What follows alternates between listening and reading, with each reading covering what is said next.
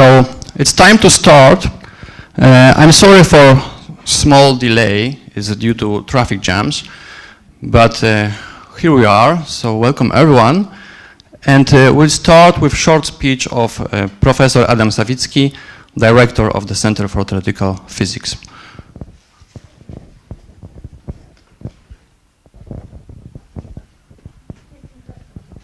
Okay, thank you, Krzysztof. It's a great pleasure for me to welcome all of you, both here in this lecture hall and online on the conference that is to celebrate our 40th Jubilee. So when I'm saying our, I mean the Center for Theoretical Physics, Polish Academy of Sciences. So as many of you know, this conference was supposed to happen 1 year ago, but the coronavirus pandemic mixed our plans and we were forced to move it, to postpone it. The fact that we are here today would not be possible without an amazing work done by the local organizing committee, and in particular the head of this committee, Professor Pawłowski, who is over here. So we should thank all of them for their determination to make this conference happen. So the Center for Theoretical Physics was created 1st of May 1980, and I should probably say something about the history of the center, but the problem is that I was born 4 years after it was created, so it's hard for me to tell anything with details, but fortunately in just a few minutes time there will be a very nice talk by Professor Białynicki-Birula, the creator of this center and the first director, who will tell us all the details about how it was created and the whole history of the center. What I can tell you is just probably my experience with the center. So my story with the center started in 2008 when I joined a summer internship with Professor Marek Kuś, great scientist and also a person with amazing personality. So I did my master's, my PhD here, then I spent some time abroad, but I always knew that I actually want to come back. And in 2016 it happened, and I'm really very happy that I am back here, and I am currently the director of this institute.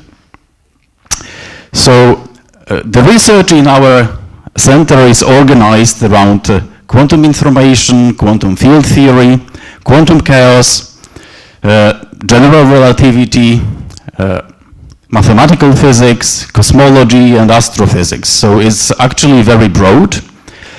And today we will have many interesting talks, and also in the following days, concerning those subjects. So what I can say is just I wish you many inspiring discussions after the lectures. Thank you very much.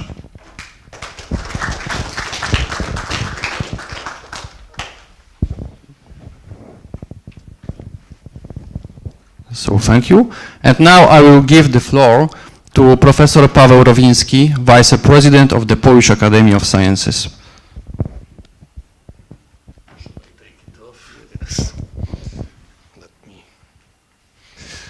Good morning, ladies and gentlemen, dear colleagues, distinguished guests.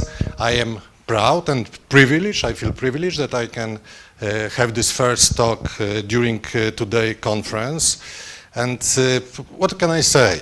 40 years old, it seems to be a very nice age. Some of you didn't achieve this age yet, some of you already are after it. So like with humans, it is the age that you are mature enough to start very brave undertakings, and to not to make mistakes, but also you are young enough to be, what I mentioned at the beginning, very brave with different projects. And this is what I really like about the center, and I have to say that I'm very much impressed the number of projects that you are currently involved in, which is really a great achievement for relatively small and young institution like the center, which is 41 years old at the moment, actually. And so what I would like to say at the very beginning, that it is mostly the celebration of the institution, but it's also the celebration of the people who are involved in the work here. And I think it is the main treasure, the people who are the collaborators here. I'm very much impressed that how much this institute increases in number over the years. So you are growing and growing, and I believe this institute might become much larger in the future. And personally, I feel kind of a brotherhood with your institute, because actually what you are doing, it is to use the language of mathematics to solve different physical problems and the problems of physics. And I have to say that my job is the same, so I use mathematics for slightly different area, for geophysics, but I believe it is quite close area. So I feel we are part of the same family to some extent. And what I would like to say at the end, that congratulating you, we decided at the Academy of Sciences that the Institute should get one of the most prestigious awards of the Academy, the medal of the Polish Academy of Sciences, and this is what I would like to hand to the director of the Institute. So, first of all, this is the diploma. Actually, the diploma is in Polish, but it is for special services for development of Polish science, of let's say science in Poland, because I don't like the word Polish science, and what is also associated with the societal role of science. And this is the diploma, and there is a special medal, especially for you, medal of the Polish Academy of Sciences. I just want to show that it is, but you need to have glasses, that it is especially for the center. So, okay. So please. Thank you very much. And what I can say, congratulations. So I wish you very nice and fruitful meeting, and I'm sure and I believe this meeting will be something that you will remember for many years. Especially, this is probably one of the first meetings that we can meet in person. So during this pandemic time. So thank you very much. Congratulations.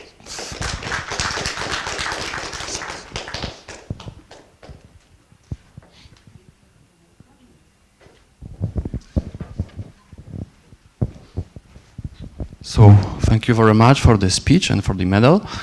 And now I will give the floor to Professor Leszek Sirko, the President of the Polish Physical Society.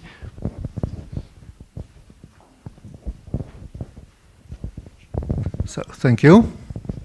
On behalf of the Polish Physical Society, it's my great pleasure to congratulate professors, employees, alumni of the Center for Theoretical Physics, the 40th or probably even 40 plus one anniversary of the center. So I sent the letter to the director, and I read a few sentences in Polish, so that's about short. W imieniu Polskiego Towarzystwa Fizycznego oraz własnym składam na Pańskie ręce serdeczne gratulacje z okazji 40-lecia powstania Centrum Fizyki Teoretycznej. Centrum zostało założone z inicjatywy profesora Iwo Białynickiego-Biruli, tegorocznego laureata medalu Mariana Smoluchowskiego, najbardziej prestiżowej nagrody naukowej Polskiego Towarzystwa Fizycznego.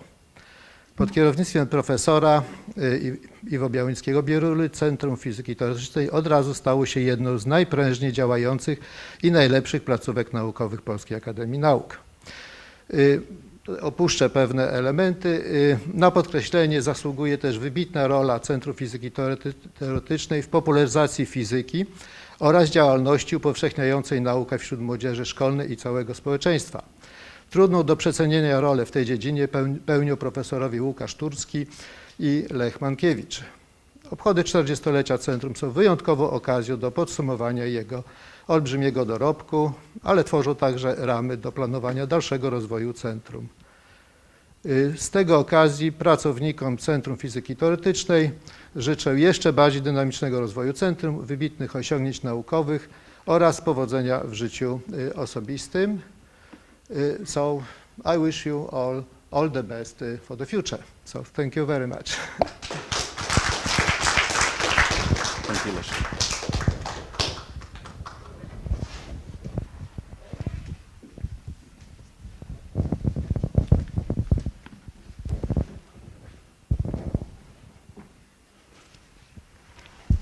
So, thank you. And now I will give the floor to Professor Marek Sarna, the President of the Polish Astronomical Society. Please. Thank you very much. I represent Polish Astronomical Society, as colleagues said. Unfortunately, I prepare my letter for you in Polish, and it will be difficult to translate immediately. Therefore, I read my letter. W imieniu astronomów skupionych w Polskim Towarzystwie Astronomicznym składam serdeczne gratulacje z okazji 40-lecia Centrum.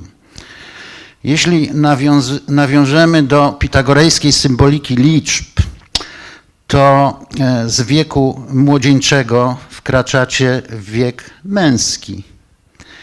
Chciałbym przywołać 3 bardzo osobiste obrazki dotyczące CFT. Pierwszy określiłbym mianem prenatalnego, a więc moje studia na Wydziale Fizyki UW, gdzie byłem m.in. kolegą Maćka Lewensteina i Marka Kusa. Okres ten zamyka egzamin magisterski, gdzie jednym z egzaminatorów obok profesora Paczyńskiego był profesor Jerzy Kijowski. Tak, starałem się przekonać go, że głęboko rozumiem zasady termodynamiki. Jeśli udało się, to tylko dzięki kursom prowadzonym przez profesora Łukasza Turskiego. Obrazek drugi to zaproszenie przez kolegów CFT do uczestnictwa w pracy w ramach Rady i zetknięcie się z projektem PO w Sky profesora Lecha Mankiewicza. Wreszcie obrazek trzeci to posiedzenie Rady Polskiej Agencji Kosmicznej, gdzie obecny prezes, profesor Wrochna, wspominał o projekcie PO w Sky jako o ważnym etapie w jego drodze naukowej. Podsumowując, posłuszę się myślą kapelana panien wizytek księdza Bronisława Bozowskiego. Nie ma przypadków, są tylko znaki. W imieniu Polskiego Towarzystwa Astronomicznego życzę dalszej pięknej aktywności, niesłabnącej pasji oraz fascynujących odkryć oraz aby wasi absolwenci, tutaj w cudzysłowie, od doktora do profesora wygrywali konkursy o pozycje naukowe w instytucjach astronomicznych, bo do tej pory to było tak, że nasi koledzy, że wspomnę tutaj profesor Bożenę Czerny, Agnieszkę Janiuk czy Wojtka Helwinka, przychodzili do was. A podsumowując, wiek męski zobowiązuje. Dziękuję bardzo.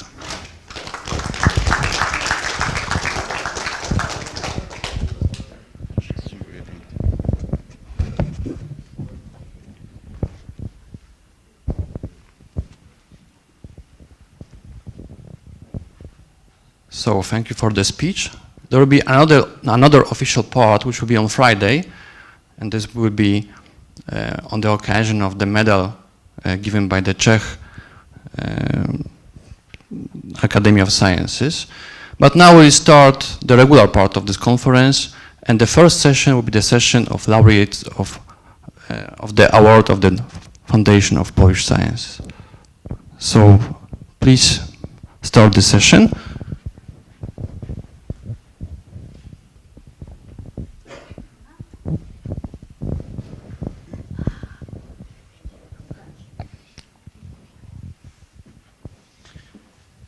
So good morning, everybody. I am very much privileged that I can lead this session because this is the session during which speakers will be first will be Professor Białynicki, who was creator. Pardon? Who was the creator of the center, and who I'm sure that I can say it for all the younger generation of researchers, that he paved the way for creating such a big institution, large not at the very beginning in size, but I would say in spirit. As Krzysztof said, this session will be devoted to our laureates of the highest Polish distinction in science, namely the Foundation for Polish Science award. And we have 3 such laureates among our, now maybe 2 among our co-workers, but we always treated Maciek as somebody who is so close with us, Professor Lewenstein, that I can happily say that he is also our person. So let's start without too much delay, and Professor Białynicki, please.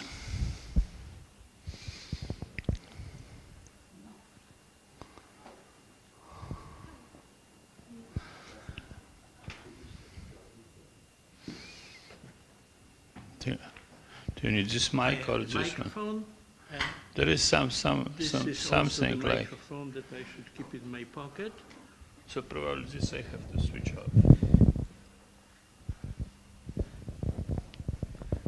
If I know how to do it. Tak, to na głowę idzie.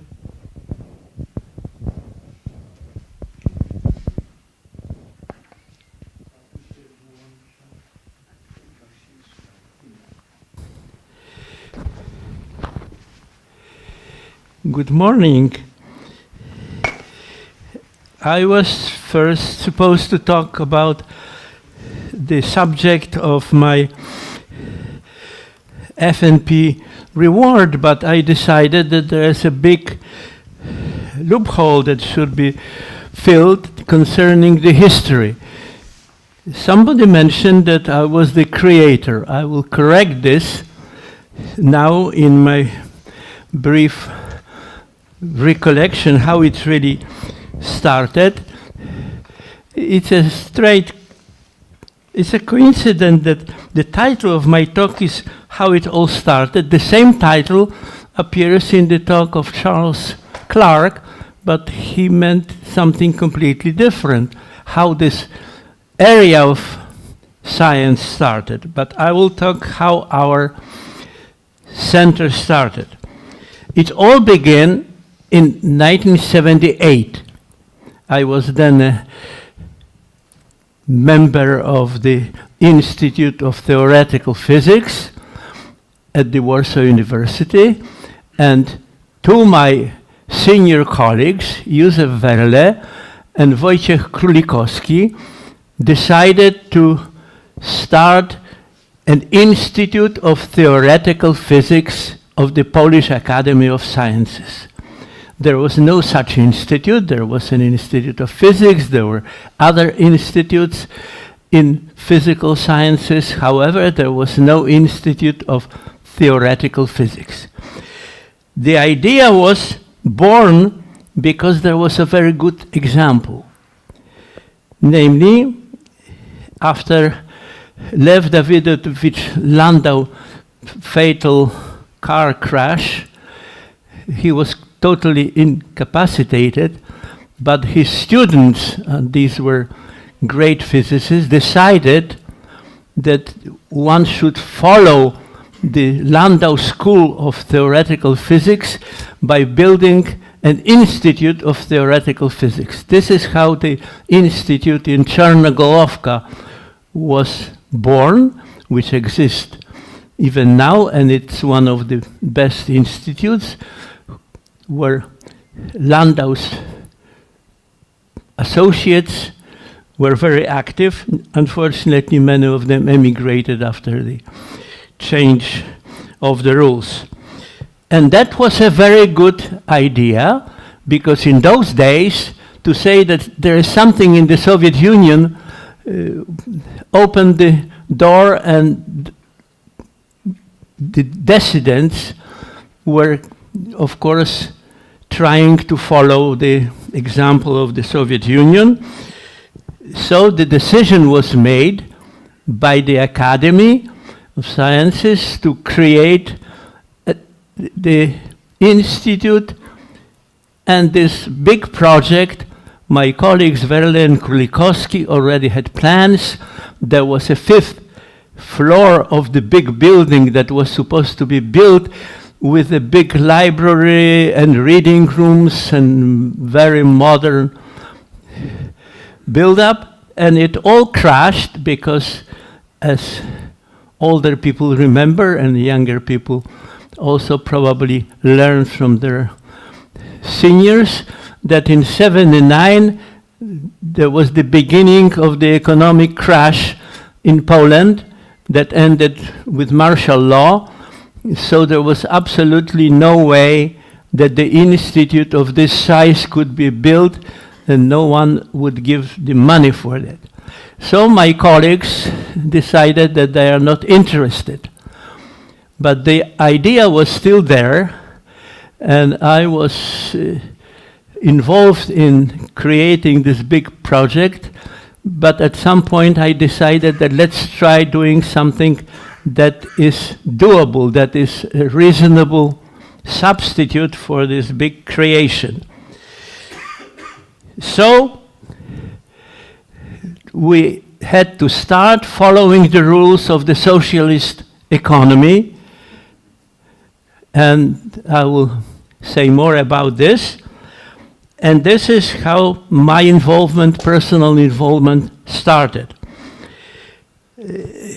Of course, in the decision-making circles of the academy, I was an insignificant participant, so we needed somebody who will carry out this project, who had some real powers. And this person was Jan Rychlewski.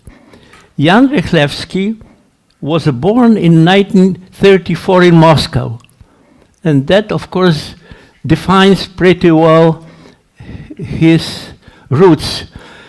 In those days, there were many Polish communists that ended up in Moscow, escaping the, one may say, the harsh life for them in Poland. So those are the roots of Jan Rychlewski, but he was a different communist.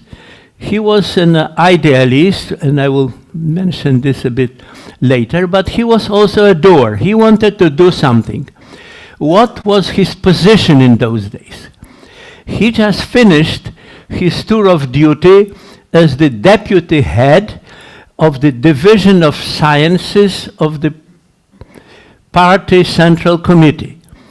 In Poland in those days, there was this duplication. There were ministries and there were departments of the Central Committee. And of course, the decisions, important decisions, were made by the party, and the ministries played the administrative role only. However, the fact that when Rychlewski finished his tour of duty as the member of the political branch of power, without being promoted to the full head, means that he was not really trusted, because he was not an ordinary apparatchik that would be very useful, because he had too many ideas of his own. So here comes Jan Rychlewski, and when the process of creating, he was given another position which was very convenient for this particular purpose. Namely, he was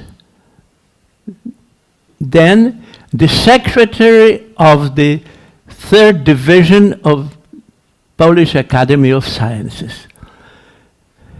And that was an idea of Professor Kuratowski, a famous Polish mathematician, who decided that it would be useful to have as a secretary somebody with whom he can talk. And Rychlewski was kind of a scientist. His special field was the theory of dimensions. That was kind of Polish specialty. There was a mathematician, Stefan Drobner, who developed this field, and that was the area where Rychlewski got his professorship, and he became a member of the academy. So he now had the position of the secretary of the division. This is what now is called dziekan Wydziału Nauk Ścisłych I Nauk o Ziemi, and he decided that he will create the center. Of course, it was not the center. At the beginning, the plan was to start with something of a lower rank, namely with zakład. Now, there is no word in English for zakład. If you look in various dictionaries, the first choice, of course, is bet. Bet is a zakład.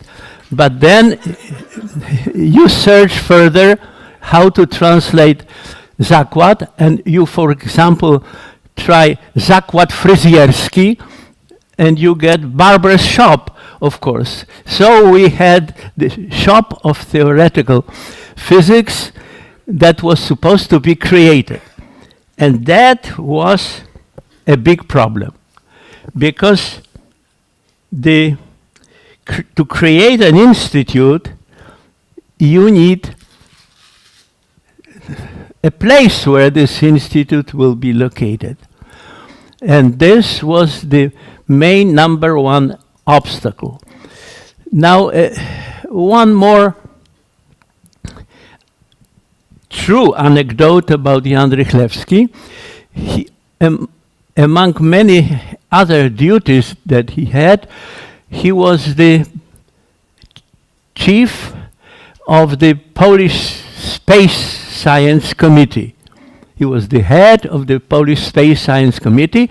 He was responsible, for example, for preparing Mirosław Hermaszewski to become the cosmonaut. Cosmonaut is the counterpart of astronaut, of course. So he was even present at the launching base in Baikonur, together with Wojciech Jaruzelski, who watched how poor Hermaszewski was beamed up into space. Fortunately, he landed safely. So, how is this connected with our center? Well, he went to New York as this head of the Polish Space Committee, because at the United Nations in 1979, there was discussion about sharing information about space, etc., etc., and there was an agreement signed, so there must have been a Polish representative, and who is better than the head of the Polish Space Committee. So here comes Rychlewski, a devoted communist, to New York, to the center of the enemy base. After getting a room in a hotel, very nice hotel, it was overlooking Central Park. So he went out for a walk in Central Park. In Central Park, he saw a group of young black people. In those days, one would say Negroes, but that is now forbidden. So he saw these youngsters. And of course, his heart opened up. Here are these poor people.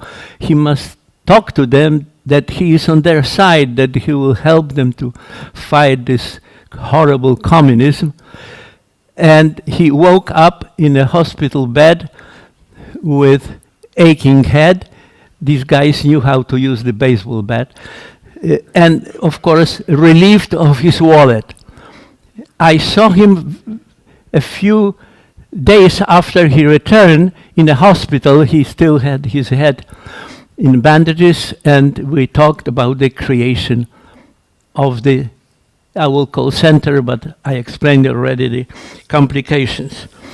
So here was the problem, how to start the center, and of course building a new headquarters was absolutely out of the question. We had to find some place to live. And none of the institutes of the academy would give us even one room, not to speak of 2 rooms that we really needed. So here comes again Rychlewski. He happened to play tennis with Alexander Kopecz, who in those days was the minister of the machine industry, and in his jurisdiction there was the Institute of Electronic Technology, which still exists and is sharing space here. So Rychlewski went to Kopecz, and Kopecz just ordered the director of the Institute of Electronic Technology to give 2 rooms. And these are the rooms that we still have. And this is how the institute was created. It finally had an address here and could start functioning. At the beginning, there were 4 of us: Jerzy Duszyński, Kazimierz Rzążewski, Łukasz Turski, and myself. And of course, I have to mention 2 ladies who are absolutely essential in the functioning of our institute, and those were Danuta Śledziewska-Błocka and Teresa Barańska. They really took the heavy duty of keeping track of all the regulation, all the administrative work, relieving us from these rather unpleasant duties. So here we are. The institute in the form of zakład already exists. We have 2 rooms, and we started hiring people, and the first gifted young physicist was Maciej Lewenstein, who got his master's thesis under Kazimierz Rzążewski at the university, and he joined our center. A few words still about Rychlewski. When Polish People's Republic became just Poland, he left Warsaw, he went to Olsztyn, and he created in Olsztyn the division of mathematics and informatics at the University of Mazury and Warmia, and he was the first chairman of the department. He is still warmly remembered. He died several years ago. So, what happened next? Well, very quickly, director of the Institute of Physics ordered the repair crew. In those days, every institute had everybody.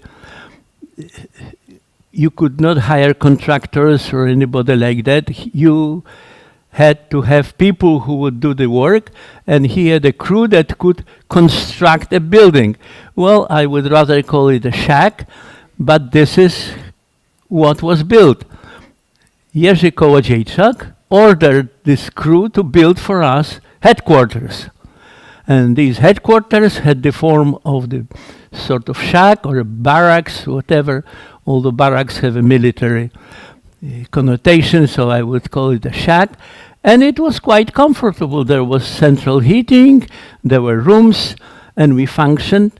More than that, we were very well located behind the cafeteria of the institute. So when the martial law was introduced, soon after our institute, well, next year after the institute was created, we were so well hidden that we did not have a commissar. Every institute of the Polish Academy of Sciences had a commissar who had to be controlling the actions of those scientists that could not really be trusted, and we had none. We were absolutely free to do whatever we wanted. We couldn't do much, but anyway, we did not feel the pressure of any political force. By the way, later we never really acquired the status that could be used to process various foreign trips, for example. So every time in those days, to send somebody abroad, and the visits still functioned in those days, you have to have an opinion of the party secretary. We didn't have any party, and therefore we didn't have a secretary, but again, the Institute of Physics, I have to admit that, was serving us with help, and the secretary of the institute would sign the paper saying that this person could go abroad. So this is how it really started. If there is anything that I should add here, no, I think I have more or less explained to you how it all started. And then, of course, we grew and we grew and we grew, and now it is a sizable institute. We never expected at the beginning that we would have so many members of our institute. And this is partly due to the generosity, among other sources, the Foundation of Polish Science, who provides funding, and of course also the governmental funding is. So many of our present employees are foreigners. I would say roughly, and Adam Sawicki will probably correct me, it's about half and half now. Am I correct? Almost. So you see how international we became, and I hope that we will keep it this way. Thank you very much.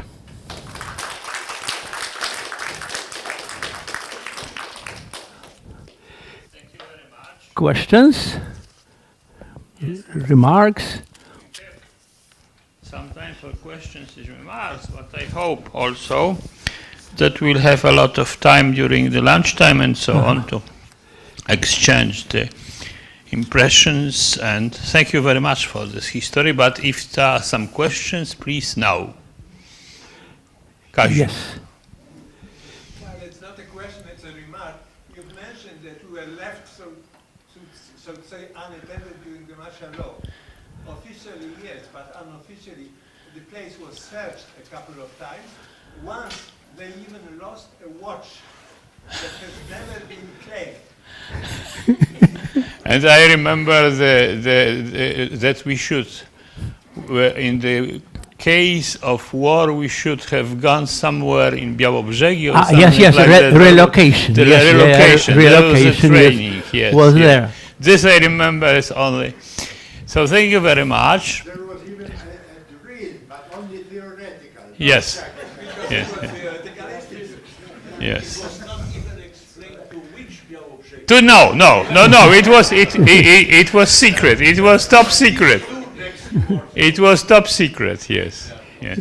I remember that at that time we have already with us Martin Wilkens, who was definitely in the enemy's camp, but who somehow sneaked into this training about relocation. Yes.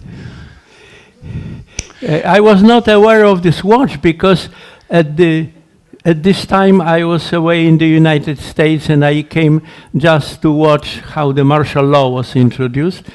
So I should have been present.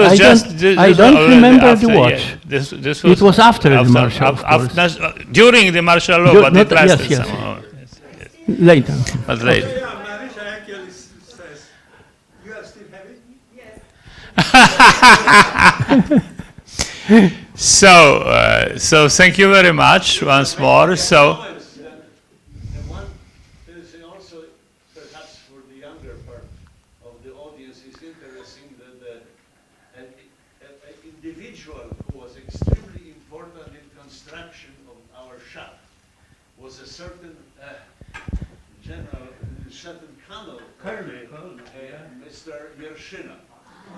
Yes. Dr. Yershina, who, by the way, died in December 1920, and our shack is simply here, but if you will ever go to Vienna and spend some time at the building which belongs to the Polish Academy of Science in Vienna, then in the entrance hall there is a giant marble plate with explanation that this building was rebuilt during the time when the president of the Polish Academy of Science was blah, blah, blah, and deputy blah, blah, blah, and so. At the end, there are huge letters, Dr. Jerzy Duszyński. Yes, that's true. About this doctor's degree, there was a problem because, as he told me, his doctorate was blocked by Rzążewski for some reason that Yershina did not explain, but he then left the army and became the... Well, he left the army for other reasons. He said that this was because his doctorate was blocked by Rzążewski. I mean, he took a job at the kind of, I don't know, is a resort or a home of the science work in Mondralin. And I remember only once in my life was in Mondralin, and it's a nice place, by the way. And I drove in, and there was an individual dusting the entrance to the building. And sure enough, that was Colonel Dr. Yershina, who was a manager of that institution, and later on he became a head of the security company, which was he together with his wife and his son, and there was a case where I'm famous that they have been involved in very strange operations. Mr. Yershina was So, thank you very much. This is how it all started. Yes. So I also use this notion of creator because obviously there was this administrative and formal procedures which had to be somehow managed, and this was very important for this. But for me, obviously, it was scientifically, and Professor Białynicki was this the teacher of all us. Direct or indirect, so that's why I always think of him as a creator of this. I joined the center much later, because after my habilitation at the university, but during these 8 years I was at the university, I always felt very much attached to the center, more than to the university, I must admit. So, okay, so it was already mentioned that the center started with 4 seniors now, okay, but at that time young professors, and one of them was Kazimierz Rzążewski, whom I now ask to say something about his research. I understand more than about the history. Please, Kasik. Okay, thanks.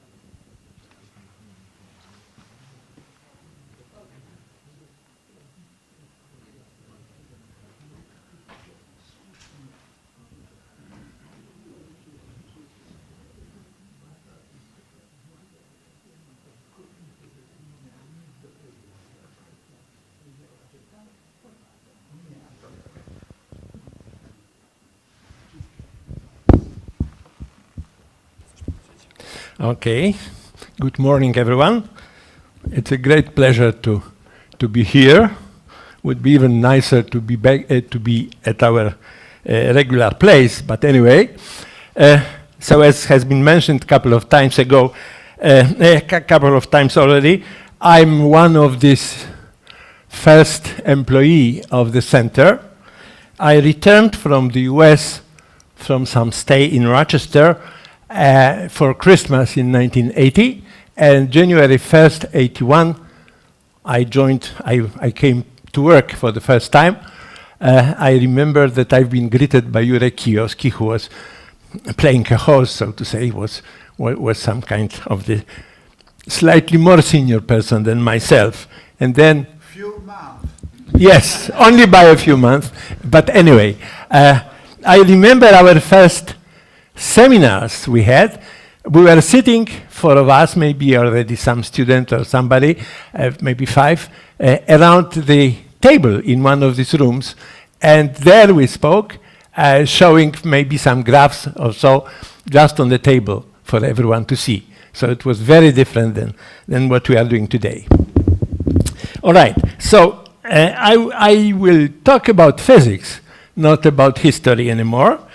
And I will talk about fluctuations of the Bose-Einstein condensate, but as the introduction to this subject, I will say a few words about climate change. We are told time and again that the average temperature of Earth is rising, and some experts, with a gloomy face, are trying to scare us by saying that if this average grows by 2 degrees centigrade, then it could create a havoc and there would be a disaster. It's very hard to really scare me, at least, with the idea that the temperature in July will, in Poland, will go from, say, average 21 to average 23. I would even say that will be a little bit nicer. However, I'm not claiming that climate change is not an important issue. But what I want to stress is that the average is not telling much about it. Fluctuations are much more important. They are rarely mentioned, And I am afraid, I'm not an expert, of course, but I'm afraid that even the best models that climatologists have, they are too weak, so to say, to really predict or talk in a meaningful way about fluctuations.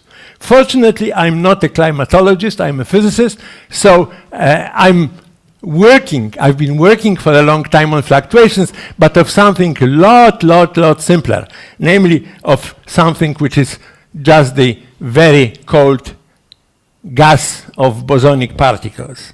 And that will be the subject of the talk today. So everything for me started in 1997, or maybe even a little earlier, with our collaboration with Mariusz Gajda on these fluctuations. We have done some, I would say, nice work, and then over the next years, a lot of young students were working with me on the subject. Things were moving very slowly until about 3 years ago, when finally this subject ceased to be really the purely theoretical or academic one, because the first experiments were done and these fluctuations were measured. That has been done by our colleague Jan Art and his wonderful team of experimenters from Aarhus in Denmark, and we are really happy to collaborate with them over the last, say, 3 or 4 years. So this highlighted with a different color names of the coworkers at the bottom of my list are those who are now working with me and collaborating, as I say, very closely with Jan. Okay, so everything has started, or so to say, a revival of the interest in the notion of Bose-Einstein condensate, of course, came in 1995 with the very first experiments where these dilute gases were cooled to the temperatures of nanokelvins, and then these bosons collapsed, so to say. They are typically kept in the magnetic or optical traps that are nicely modeled by just the harmonic oscillator. And the condensate is just in the simplest ways, is some kind of a macroscopic occupation of the lowest level, just the ground state of this harmonic oscillator. And what you see in this picture are 3 different images of the density profile of the gas. On the left, it's uninteresting, it's a thermal gas above the critical temperature. In the middle, there is already emerging, we are below the critical temperature, and the emerging peak in the center is the condensate. And on the very right, there is the lowest temperature they could achieve. Almost everything is in this peak in the middle, so almost all atoms are in the ground state. Now, when I'm talking about fluctuations, it's just the discussion of the balance, so to say, between those thermal atoms which are around the peak and those atoms which are condensed and which are within the peak. Now, the description of such a complex thermodynamic system is, in statistical mechanics, is usually done with the help of what Gibbs has introduced, namely in terms of ensembles. And there are different ensembles considered depending on the constraints that are put on the system, or in other words, depending on the control parameters that characterize the system. And the most restricted one is called a microcanonical ensemble. It's the system, it applies to the system which is perfectly isolated from the outside world, both in terms of exchange of energy and in terms of exchange of particles. So control parameters in this ensemble are energy and number of particles, and typically in the textbooks also the volume of a system. As I said, experimenters typically keep our present-day condensates in the harmonic trap, so the volume V is actually replaced by the frequency of a trap as a control parameter. Now, as I said, the energy is the well-defined control parameter in this ensemble, but of course everyone would like to see temperature somehow as the macroscopic parameter describing the thermodynamic equilibrium of some system. And one can introduce the temperature in the microcanonical ensemble. For that, one needs this very important function gamma, which is just the dimensionality of this energy surface. Number of states of a given energy and given particle number, you have to know how to differentiate to compute the temperature. Well, it's much harder. You have to know the gamma. Now, the next in order is the canonical ensemble, for which control parameters are temperature and still n. So temperature means that there is exchange of energy with the outside world, but the number of particles is still constant, so there is no flow of particles in and out from the system. That is widely used, of course, but even more often in connection with the condensation is the use of grand canonical ensemble, which should be used to describe the system which is not only in contact with the heat reservoir, but also with the reservoir of particles.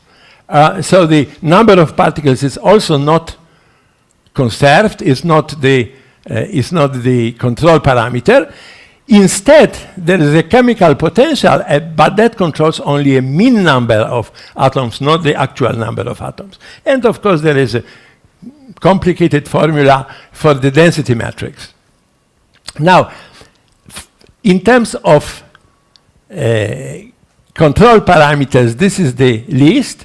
In terms of difficulty of using, that would be in completely opposite direction. Grand canonical is the easiest to compute, canonical harder, and microcanonical awfully difficult. Okay, so let's look at the microcanonical ensemble of the most oversimplified case, namely one-dimensional harmonic oscillator. We've got atoms there, and suppose we know that the energy levels are equally spaced, so they can be measured in terms of just the integer. Let's think of not dropping physically, but counting energy from the ground state. So in other words, this 1/2 famous 0-point energy will disappear. And then let's look at all the states to look at this gamma, yes? All the states for which the total energy will be 5. Now here, all the subsystems for which all these configurations for which the total energy is 5 are enumerated. They are listed here, and they are divided into equivalence classes according to the number of atoms which are outside of the condensate, which are excited. 1, 2, 3, 4, 5, and that's it, because if I would like to excite 6 particles, the energy would have to be at least 6, yes, and I have only energy 5. So if I have such a table, then of course computing all the statistical properties of this state is very simple. You define these probabilities and you compute mean, you compute variance, and whatever you want. I want to draw your attention into one fact, namely that even though I've been using, to describe this slide, I've been using the language of this called atoms and harmonic oscillator and so on, this is in the same time just a purely combinatorial problem of partitions of number 5 into sum of other integers, smaller integers. So in other words, unrestricted partitions is just the total number of configurations, so this gamma, and so-called restricted partitions would be those partial things, yes, that are in the columns here. this question of number of partitions of a given huge integer is a very well-known and old mathematical problem. I usually attributed the first introduction of this question to Euler, but then Krzysiek Pawłowski found a reference even 100 years earlier to some letter of Bernoulli to Leibniz, where he mentioned this as a very interesting question. How many, what is the number of partitions of a given integer? Now that has been solved asymptotically slightly more than 100 years ago by Ramanujan and Hardy. And here is the formula, which is really telling what is the total number of partitions for huge integer. They didn't know, of course, that they are helping, in some sense, us to understand the thermodynamics of the isolated sample of bosons, non-interacting bosons in one-dimensional harmonic oscillator. But let's go closer to physics. Well, the simplest thing that one should compute, or can compute, and is computing, is of course the number of condensed atoms as the temperature is increased. Of course, this number is decreasing, and for the three-dimensional harmonic oscillator, this formula that is written here is telling us how is it really decreased. It's a third power, as you see. This result is actually universal because it happens in n going to infinity limit in all three ensembles. However, already Schrödinger in the 40s of last century noticed that if you look at the variance, then these ensembles are not equivalent. And here is the picture showing this variance, or actually dispersion for this picture, for these basic ensembles that I mentioned, for 1,000 particles. As you see, a grand canonical is completely crazy. This is this green thing that goes over the roof. That disease has been noticed by Schrödinger, but also micro and canonical are not at all identical. They differ, and they differ even for n going to infinity. I will talk a little more about it. So, these are the very first two PhysRef letters that we've published in 1997. The first one with Mariusz Gajda, as I mentioned, he was my first co-worker in this area, has the same title as my talk today, Fluctuations of Bose-Einstein Condensate.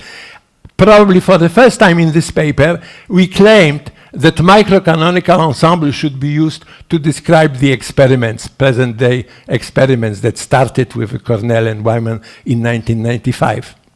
In the second paper, we have many more authors, including a very smart, at that time, young Belgian student, Patrick Navet, where we found asymptotics in the microcanonical ensemble.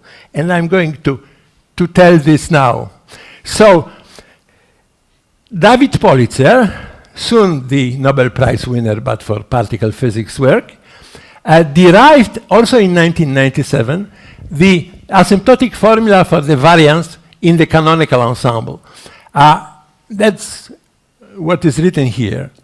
Just a couple of weeks later, together with this Patrick Navet, Mariusz, and several other authors, we solved the problem in microcanonical ensemble, and my claim that this is smaller than the canonical is obvious, is evident, because there is this negative term, yes, in the parentheses, in the microcanonical, which of course makes the second formula smaller than the first one. For later, I will refer a couple of times to the ratio of micro to canonical ensemble fluctuations.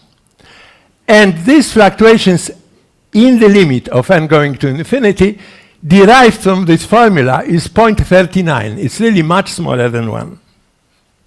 That shows how different these ensembles are. Okay, so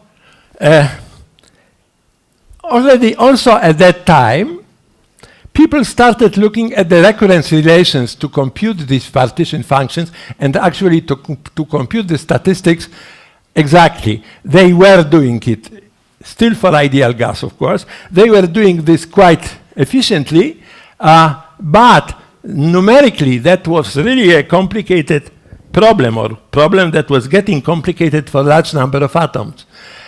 Martin Wilkens and Christoph Weiss found the way of computing partition functions in canonical ensemble by some recurrence relation. The relation you can see here. So if we have all the smaller number n z's, then we can get the higher one. So by iteration, you can go higher and higher and higher. With today's computers, one can really get to about 1 million particles. It's a lot harder to do analogous recurrence type calculation in microcanonical.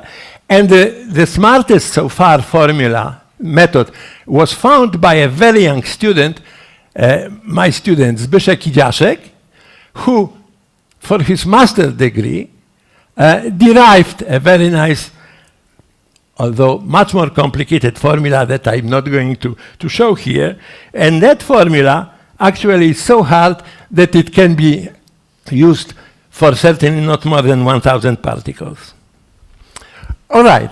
So what you see here are the results for 10,000 particles in canonical ensemble computed with the method that I just had on the previous transparency. So they are exact results, but of course numerical. The very characteristic feature of this variance is that it grows cubically with temperature and then suddenly drops right below the critical temperature, drops to almost zero, to practically zero.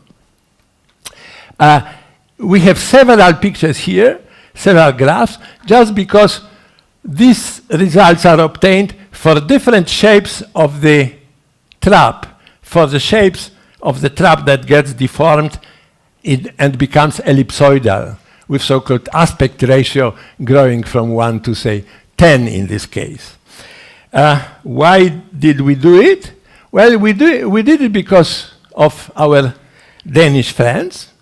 PRL, that has been published slightly more than 2 years ago, was for the first time showing comparison of the computed and calculated fluctuations of a condensate with, so to say, a reasonable agreement. I would not exaggerate. These scattered points are, of course, the experimental ones, and the red curve is the best thing we could do numerically for using ideal gas and canonical description.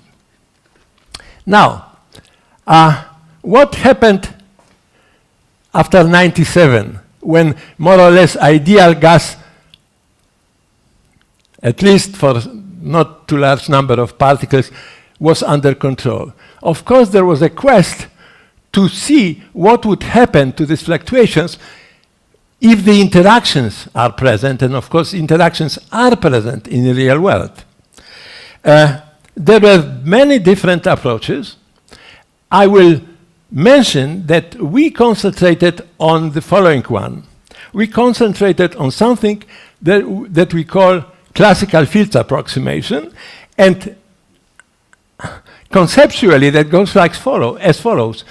If we remember the way electrodynamics was developing, of course, first we had classical electrodynamics, culminating with the discovery of Maxwell equations, but then came problems with the blackbody radiation and Max Planck, who introduced quanta of radiation, and then now we know that actually electromagnetic field consists of quanta called photons.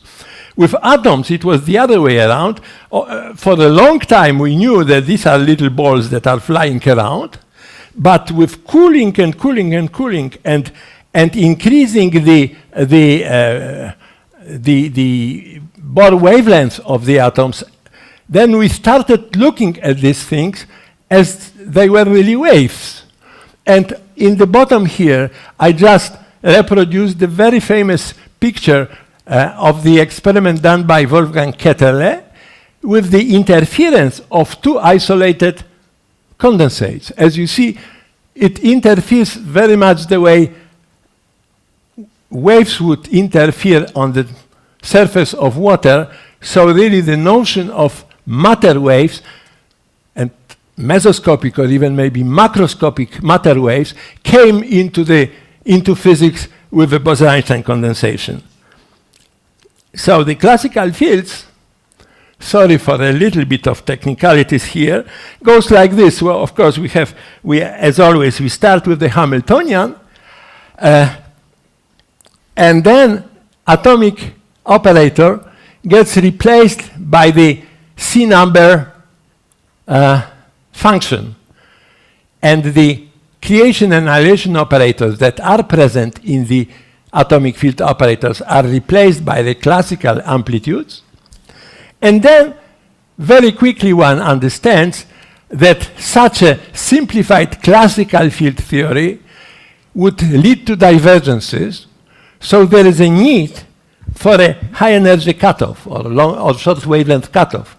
That's a curse, so to say, of the method, because the results, final results, do depend on this cutoff in a significant way.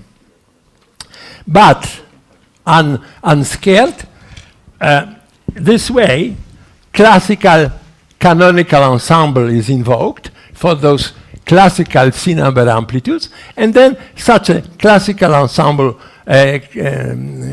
probability distribution can be modeled using the computer, using Metropolis algorithm, and that's what we were doing for many years, improving, correcting, and so on, always condemned with this need for the cutoff.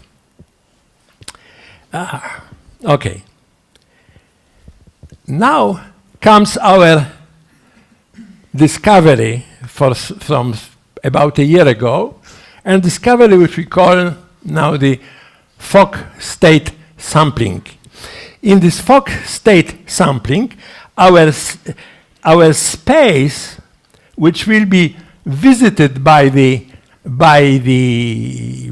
Metropolis algorithm again, consists of Fock states, states which are defined by well-defined perfect integer occupation of each energy level in the trap. Of course, these occupations should add up to the total number of atoms. And we want to create a cloud of points in this space that would, of course, obey the canonical distribution. How do we do it? Well, we need to define this Metropolis dynamics, this random walk in our space, and that is done in the following way. So we have to tell how probable is jumping one atom from level J to level L. For that, we first to compute probability distribution of starting, of getting out, and that is just proportional to the number of atoms in the given state. In other words, every atom has the same chance to jump. But then we have to also tell what is the probability distribution of arriving at the given given L. And for that, there is a similar formula, but this formula which differs by one, and that is actually something that is reminiscent of the stimulated versus spontaneous processes that include bosons, even photons. The stimulated process, or boson enhancement as we are calling it, is this first an L in the probability. But this +1 takes care of the spontaneous processes. So processes that would be there even if some level is completely empty. That could also happen, that this will be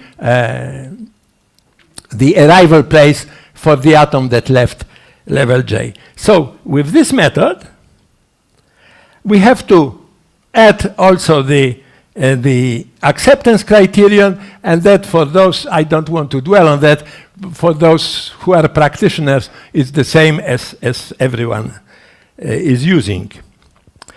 Okay, so what do we get using this method? Well, first we get the same that we already had. We can check, for instance, how well our method is reproducing these exact results using this recurrence relation of Wilkens and Weiss. And these are these crosses. You see, it really works beautifully.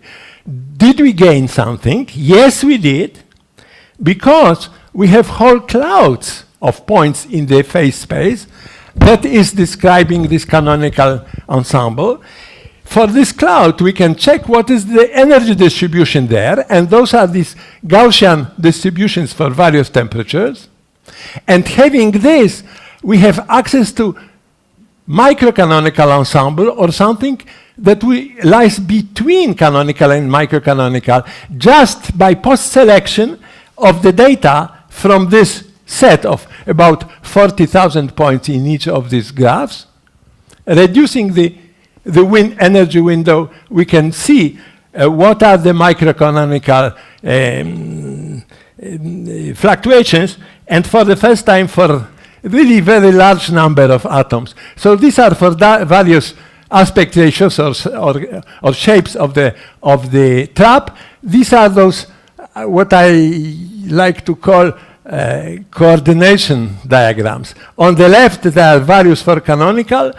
On the right, the energy window shrinks, and in the limit, we are getting values for microcanonical. All right. What? Go. Oops, sorry. I have to go back to the...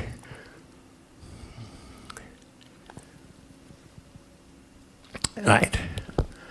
So now these are the results, this S parameter for a growing number of particles and for various aspect ratios. Bottom line is this 0.39, this asymptotic value. As you see, as number of atoms grows, this ratio is decreasing, but decreasing rather slowly.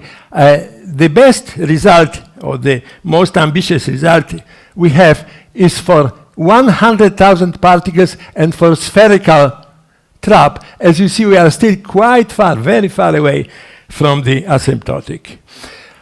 So this is I would say, the greatest achievement of the statistical analysis of the non-interacting system. All right. Now, of course, with such a method, we can also go one step beyond and try to see what happens for interacting system, for weak collisions in the system. And for that, there is a vast literature. There are all sorts of results that are summarized in this picture. And this picture is showing, again, this aspect, this ratio of, this ratio of interacting peak fluctuations to non-interacting peak fluctuations. So everything above my red line would be a prediction that these fluctuations grow because of interaction, and everything below is a prediction that these fluctuations decrease due to interaction. As you see, if they would vote, those decreasing fellows would win. But physics is not done by voting. Jumping ahead, I can say that this is still an open question, whether I should be precise, weak repulsive interaction between bosons is increasing or decreasing the peak fluctuations. Now, here is this year's PRL again with our Danish colleagues. And this is the most important picture from that paper. Let's start with the lower one. They improved somewhat the analysis of their results, and they found out that the best fit to the distribution they obtain experimentally is way below, about 20% below canonical one. So clearly, we told them what they are looking at and what we together are looking at is very close to microcanonical fluctuations. That's the object of our paper. Now, above is the theoretical diagram that we produced for that paper that includes the exact result for canonical, of course, for 1,000 of particles, those full circles, microcanonical results obtained via our way, and for both micro and canonical, the weakly interacting results, which are open shapes. As you see, for both, we are seeing increase of the peak fluctuations at all. And so in other words, we are in this, within the minority for the diagram that I've been showing before. The work is still in progress. We have new ideas how to go even further, but we have to wait another couple of years for another anniversary for these results to really be finished. So I'm almost done. I want to say that, okay, we understand these fluctuations quite well, but there are open questions. One of the interesting open questions is the role of interaction, and also a role of interaction with relation to this experiment in Denmark, which is, as I said, way below canonical, but also above microcanonical. And we are not sure whether this is due to the interactions or whether this is due to the fact they are post-selecting things not in a perfect microcanonical way, which is actually my belief that it is so. But that's an open question, and the question that we are going to address shortly. Thank you very much.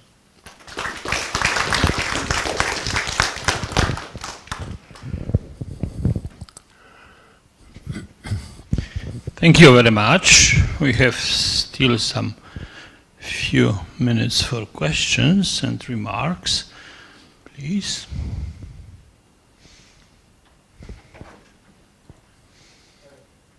Can one imagine theoretically something in between microcanonical and canonical ensemble, some new kind of ensemble? Yes and no. Yes, absolutely. I believe that they are somewhere in between, but I have no idea what should be the control parameters that would define such an ensemble. I rather think it's kind of a dirty microcanonical than some fundamentally new ensemble. Marek? Right.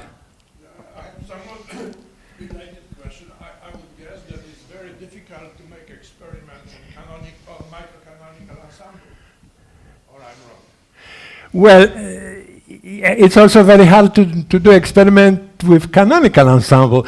These are theoretical notions which are, of course, only approximately realized in the real experiment. However, these present-day experiments we are talking about are done with the really nearly perfect isolation from the exchange of energy. Otherwise, of course, everything would heat up because the environment around is, of course, not in nanokelvin region, but also they are isolated from the exchange of particles. And always, when I say so, I have to say to a very good accuracy. There are always some stray atoms around. There are also losses during the experiment due to the free body collisions. And and everything makes it a dirty microcanonical rather than microcanonical. But experimental results of our colleagues clearly show that they are way below canonical. In other words, that they are just because there is no thermal bath around.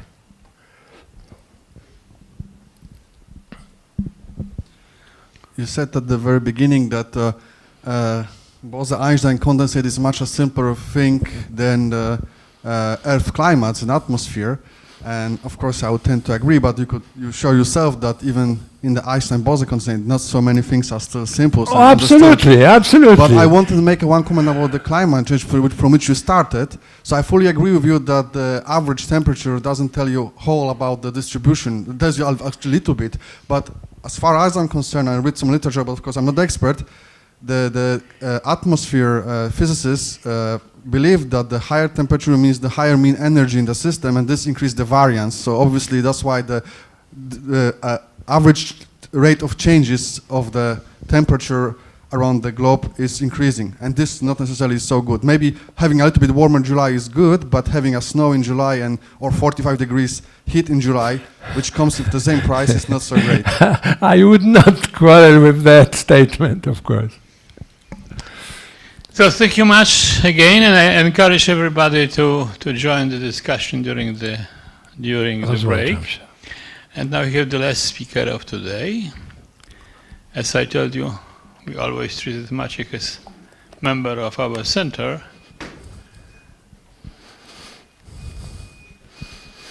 So, Professor Maciej Lewenstein. Do you need this mic or this device which was... So I have to speak for the mic.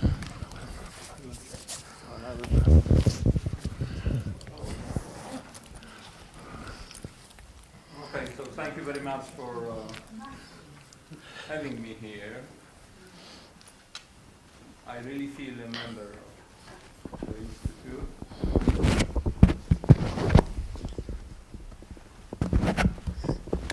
Should I take this? Yes. Yes. I will remove the mask, yes.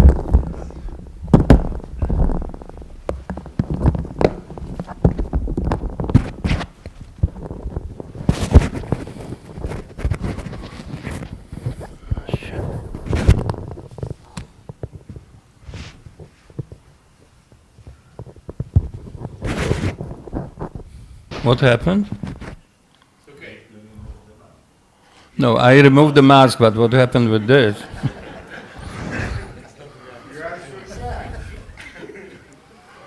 It's a normal PC, so.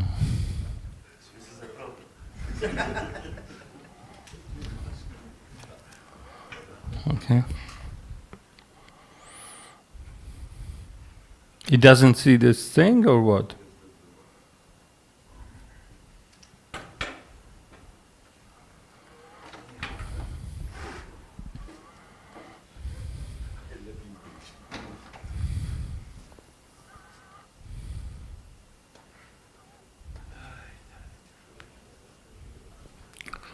Włączyć i wyłączyć? No.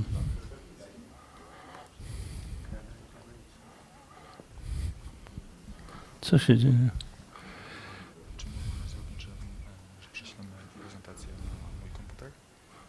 No, możemy tak zrobić oczywiście, tylko tam jest jakieś jeszcze...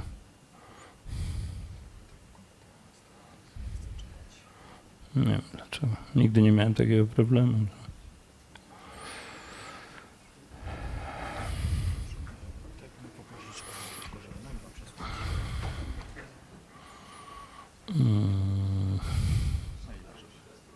Gdzie tu? No tak, tylko muszę zobaczyć, gdzie tu jest.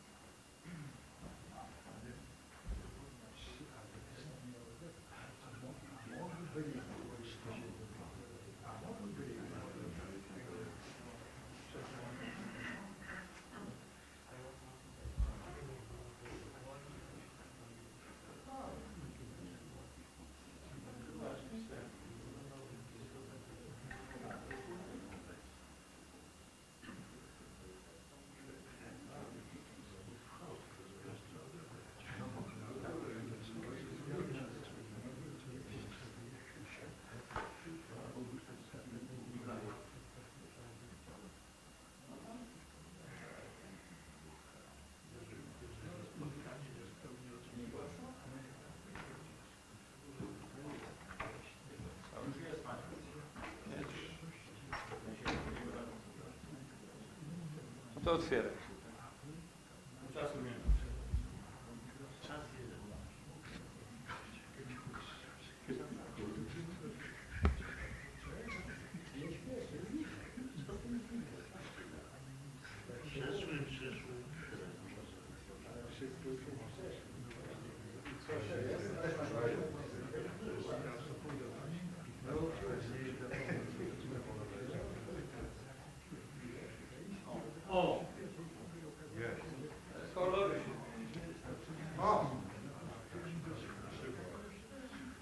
Krzywo miało być.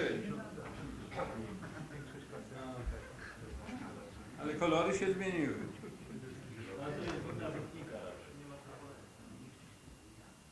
Dobra, daj mi ten aparacik i deskę.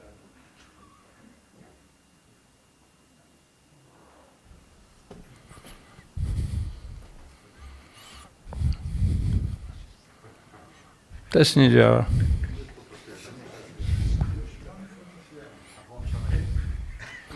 A może nie być włączone, to prawda. Gdzie to się włącza? Ale gdzież on jest? No, ciemno jest. Który to jest? Włącz.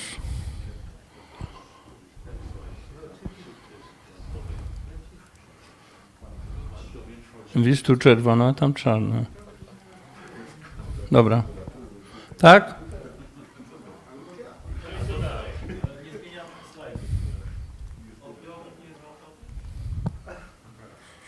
Nie zmienia slajdów. Może bateryjka nie działa. To on zmienił.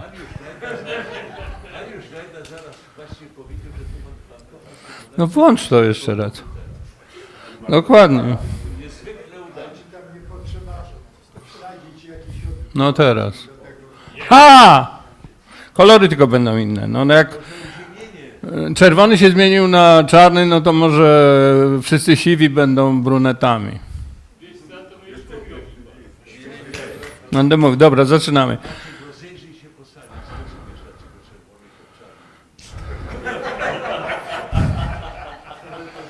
Okay. I will comment on that later. So when I was asked to speak, when I landed, I will speak in this Foundation of Polish Science Prizes session. I had a dilemma because, in fact, I got the prize for quantum simulators and quantum information, more or less, and that were works mostly done in Gila, Saclay, Hanover, and IGFO, and not. It was already, roughly speaking, after I left Centrum, not completely, but that was it. So I had a dilemma, but fortunately, fortunately it only worked once. Co to jest? No? Oh!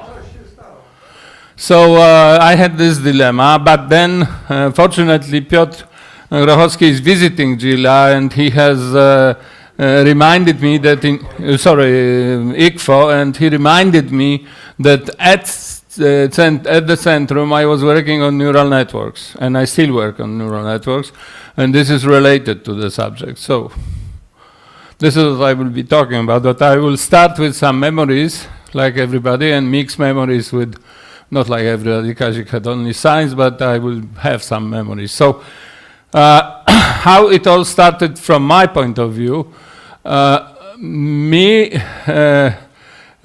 and Marek Huś decided go for diploma works at the University of Warsaw to Zakład. Again, the word linguistics is important. I translated in German Abteilung, but I don't know. Quantum electrodynamics and statistical physics of Iwo. And that was actually not our choice. We wanted to go for mathematical physics, but the Dean Pniewski said, no, it's enough of this mathematical physicist, and therefore we decided for this. I'm sorry, Marcin, but are you sure about the name of the Abteilung? No. Wasn't it field theory and statistical physics? Yes. That's what yes, exactly.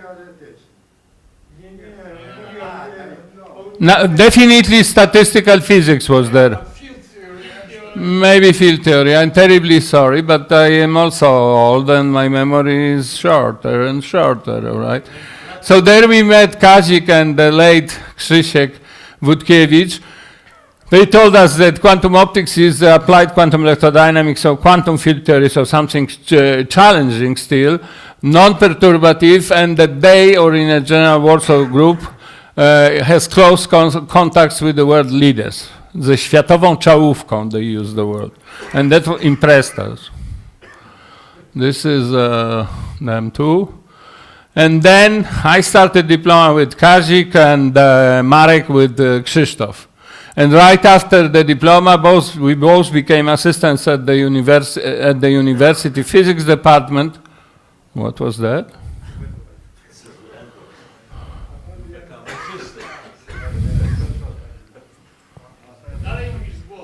Okay, and then I got the offer from Iwo and Kazik to move to Zakład, Center for Theoretical Physics, and this was in, I think, 1st of July of 1980, so I was the 5th column, you may say, okay, very important role was played for me at that time by Łukasz, who has defended me from going to the army in 1980 a couple of times, if I remember, or maybe even 3 times. Anyway, sorry, before this.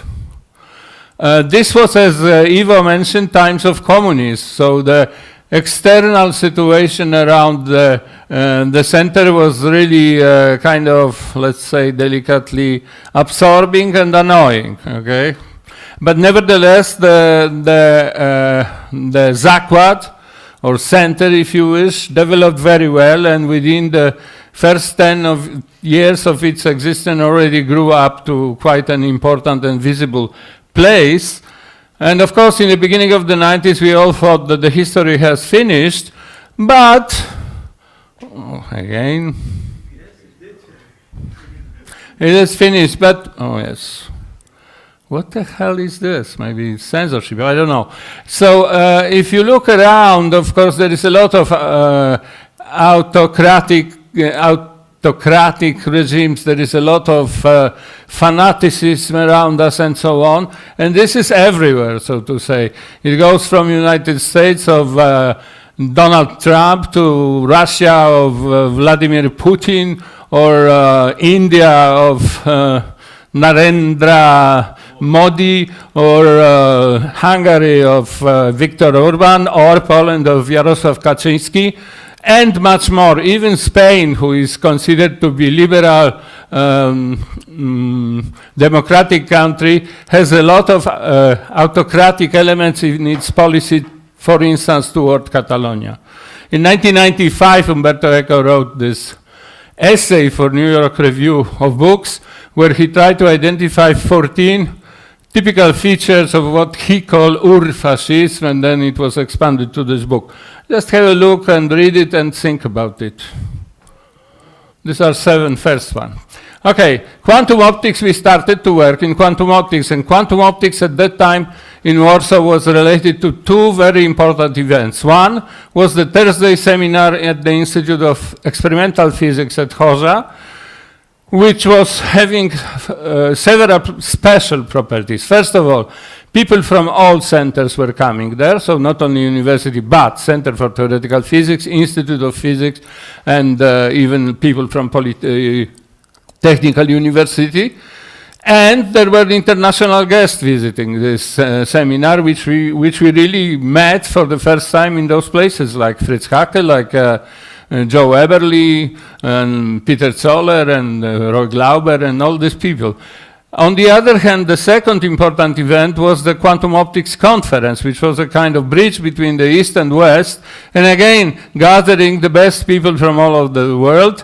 The pioneer of these conferences was the late Adam Kujawski here in the photograph. This works? No, I expected that. And it was also a window to the world for all of us. However, Right after my PhD, which I started with Kazik by finishing Essen with Fritz Haeckel. Fritz told me that quantum optics was not a separate discipline of theoretical physics. It was rather, he was a product of the Stuttgart School of Physics, of Hermann Haken and Wolfgang Weidlich. It was a part of statistical physics. So he, in a sense, pressed me, you have to work on statistical physics. So I started to work on critical dynamics and similar things, a normalization group. This is Fritz kissing a goat, the late Fritz, unfortunately. Oh, yes. And then at that time I was going to Essen quite frequently. Marek was there as a Humboldt stipendiat, and Essen started the Sonderforschungsbereich 407 Unordnung und große Fluktuationen, devoted to, in particular, disorder, later quantum chaos. But I started to work on spin glasses and neural networks. Okay, when I was in Warsaw, I started to look to collaborate with people on these neural network issues, and my ex-wife, Basia Lewenstein, who is a sociologist herself, and Beata Miel, her colleague. These are, by the way, slides from my honoris causa lecture at the University of Warsaw. So up is Basia, the below is Beata. They have recommended me to Andrzej Nowak, who became my main collaborator in this interdisciplinary application of statistical physics to whatever, including social sciences. We collaborated with two top social scientists from Florida Atlantic University in Boca Raton, Bib Latane and Rob Wallaker. Okay, so now the lecture itself. So the lecture will be about from CFT to FNP, how machine learning adds quantum simulators. This is the group, which is very big still, and includes many people. So the PhDs working on different areas, as you can see. I have even one composer as a postdoc. I will mention that later, unfortunately without musical thing. I dedicate this talk to these people who influenced me very strongly. So Fritz is, of course, my friend and my mentor. Andrzej Kosakowski, I consider him to be my friend, and he passed away this year, right? If I remember. And Peter Witek, who was the guy who pioneered really quantum machine learning in ICFO. He was postdoc in ICFO, but unfortunately died most probably under the avalanche in Himalaya a couple of years ago. So the outline is classical neural networks, something about learning, and then something about storage capacity of quantum neural network, and then about relation of machine learning and quantum simulators. So let's go to the point. The colors are lousy, but it's not my colors. Classical neural networks. Okay, so let's start to talk about real neurons first, what they are. These are the electrically excitable cells in the brains of various species. I think you should ask Daniel Wójcik about it, what it is. Really, he can explain it much better than me. How do they look like is here. A picture, which actually I will comment about it. So this guy has, maybe you have another pointer. Hey, Paweł. Another pointer you have? Ten nie działa. Nie, przełącza, pointer. Nie działa. Bateria jest, jak to się mówi, do wymiany. O. A, to ja źle naciskam. Dobra, on ma, like every cell, it has a nucleus, it has a very long tail here, which is called axon, and axon with the synaptic terminals and synaptic connections connects this neuron, o Jezu, to the other neurons here. But here to the dendritic tails, if you wish, it is exactly connected to the axons of the other neurons. This was essentially described, I think this is even picture from Santiago Felipe Ramón y Cajal, the only Spanish Nobel laureate in sciences. Severo Ochoa also got the Nobel Prize, but at that time he was American citizen, so you may consider it or no. Severo Ochoa in the 50s.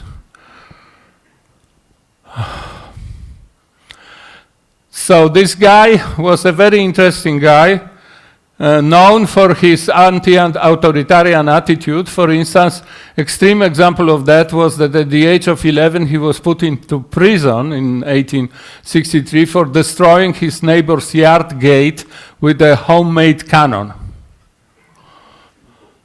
This is his picture as a young man, and this is a table from the beautiful museum of Ramón y Cajal in Ayerbe in Navarra, where it starts that I have assisted in the school, but attended a little and learned even less. Obviously, I don't recommend it to your kids or grandchildren. No. Unless Minister Czarek makes really strong reform. But and the school has to be reformed, as we know from our friend Łukasz, in a really 21st century way. But anyway, he has been essentially educated by his father and went up to the Nobel Prize.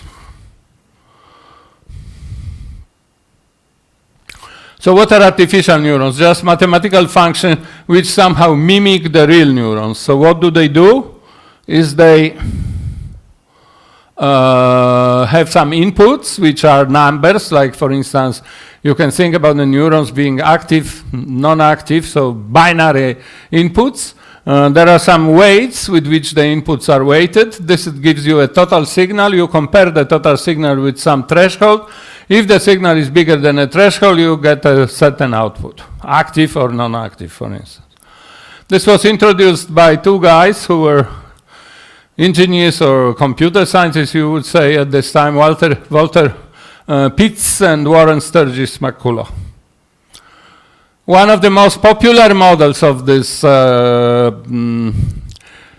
artificial neurons or neural networks was a so-called perceptron, and which is nothing else but just a single neuron, in this case with the threshold put to 0. But it's the same thing. I have inputs, I have weights, I multiply inputs by the weights, I sum them, and I check whether they are bigger than 0 or not, and then I make a corresponding output. Now, this was introduced by Frank Rosenblatt, who was working actually, I think, in the IBM labs, and then it created a lot of excitation in the community of artificial intelligence because everybody was thinking that this will solve everything. However, very quickly came two guys whose names are Minsky and Papert, and I show them photos maybe because this is Marvin Lee Minsky and Seymour Aubrey Papert, both professors of engineering, I guess, at MIT. Unfortunately, both passed away a few years ago. And they have proven rigorously that if you have a set of inputs that you want to classify, like dogs and cats, which you can represent always in some multidimensional vector space. If these dogs and cats can be separated by the hyperplane, then the perceptron can do it. But if this is more complicated situation like that, the perceptron cannot do it. It's a linear classifier. And that was very sad news for artificial intelligence. The so-called winter of artificial intelligence started at that time. They put all their results in a famous book, Perceptrons, that was published in 60s, I guess, or end of 50s even. But then came connectivism, or the era of quantum, neural networks, and neural networks which are combined sets of perceptrons can do everything indeed, including obviously this. One of the examples of those are attractor neural networks. I'll explain you what it is. Attractor neural network is really a dynamical system, dissipative and dynamical system, which in the simplest case, you can imagine this is something like kinetic Ising model. If you think about the neuron states to be described by Ising spins, up for active, down for the, inactive, then the states of neurons at time t, you sum them over the weights, which I denote Jij now. So this is the signal going from J to I. Okay, so this is the total signal coming to the neuron I at time t. If it is bigger than a threshold, then correspondingly the neuron I at time t plus 1 is up or down, or is plus 1 or minus 1. Okay? You can think about it that there is a Lyapunov function, which is kind of cost function, which in the course of this dynamics is minimized. So if you start here, you will go to the minimum of this Lyapunov function, and this will be like an attractor in this dynamics. That's why I called attractor neural networks. Okay, and obviously they are stationary states here correspond to memorized patterns or memories. This kind of system is a pattern recognizer and associative memory. Why? Because of course the guys who are close to this one will go here, but the guys who are close to that one will go there. So it will associate different inputs with the corresponding memories. And recognition in this process corresponds to attraction toward stationary state. Again, I have nothing. Example of this attractor neural networks is the famous Hopfield model, which is essentially the same, except that Hopfield proposed Jij to be symmetric. So influence of J neuron on I is the same as I on J. And then this means that this is really a model that corresponds to minimization of the energy of a Ising model. That's why for physicists it's very appealing. Because now if you think about the picture that I showed, this is Hopfield. That was in the beginning of the 80s. So if you think about this picture, what you see here is indeed dynamics in the landscape of energy in which the attraction to attractor is really minimization of state toward the closest state or local minimum of energy. If we add thermal noise to this dynamics, which you do often, then this will be minimum of free energy. Okay, stationary states are minima of energy, of free energy. Again, this is pattern recognized, content addressable memory, and recognition is the same as before.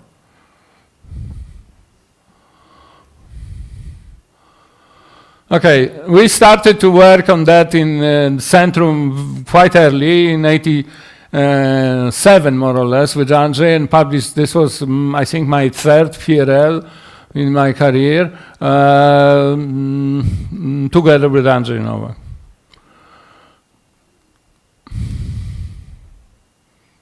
One problem that is very interesting in the context of neural networks of this sort, and all sorts actually, all kinds, is the problem of storage capacity. How many patterns you can store, how many stationary states you can have in such dynamics? Well, obviously this is like digging holes in a sandbox. If you have a given space and given size of the sandbox, you cannot dig too many holes, because at some moment they will start to overlap. So, and this scales, of course. Okay, so the number of holes that you can do, even if you have a very big sandbox, will scale somehow proportionally to the size of the sandbox. And this is actually what happens. I mean, if you want to store, for instance, random patterns, so these patterns are here enumerated by the letter mu. I is the number of the neuron. So this is, let's say, a sequence of plus minus ones. They are random, independent, identically distributed variables with probability 1/2 up, 1/2 down. And we want that this dynamics has these patterns as stationary states. And then it turns out that, again, this goes to Hopfield. First was done by numerically. So if P is much smaller than N, number of patterns much smaller than number of neurons, then you can store these patterns with very small errors, exponentially small errors. If, and therefore the system works as this pattern recognizer and so on.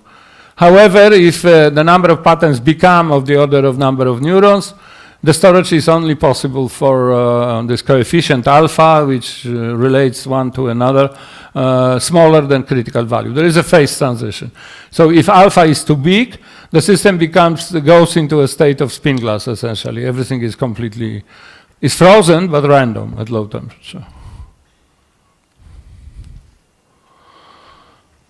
Okay, also, this was one of the subjects that I was working on with Wojtek Tarkowski, who was my second PhD in the Centrum, and our, so to say, speciality was looking for storage capacity of neural networks with correlated patterns, so patterns that had some correlations. They were not identically distributed, blah, blah, blah, but rather they had some correlations. Okay, learning. So learning is adapting connection. This is like in neurophysiology. Synaptic connections can change. You can build new, they can strengthen, weaken, and so on. Again, the person to ask is Wojciech.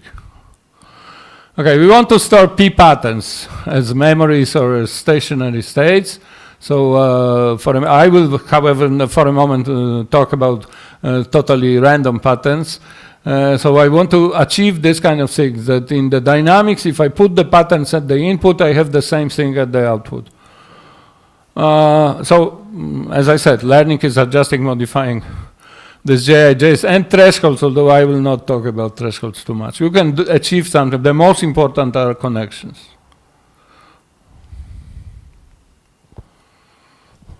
J in the second psi.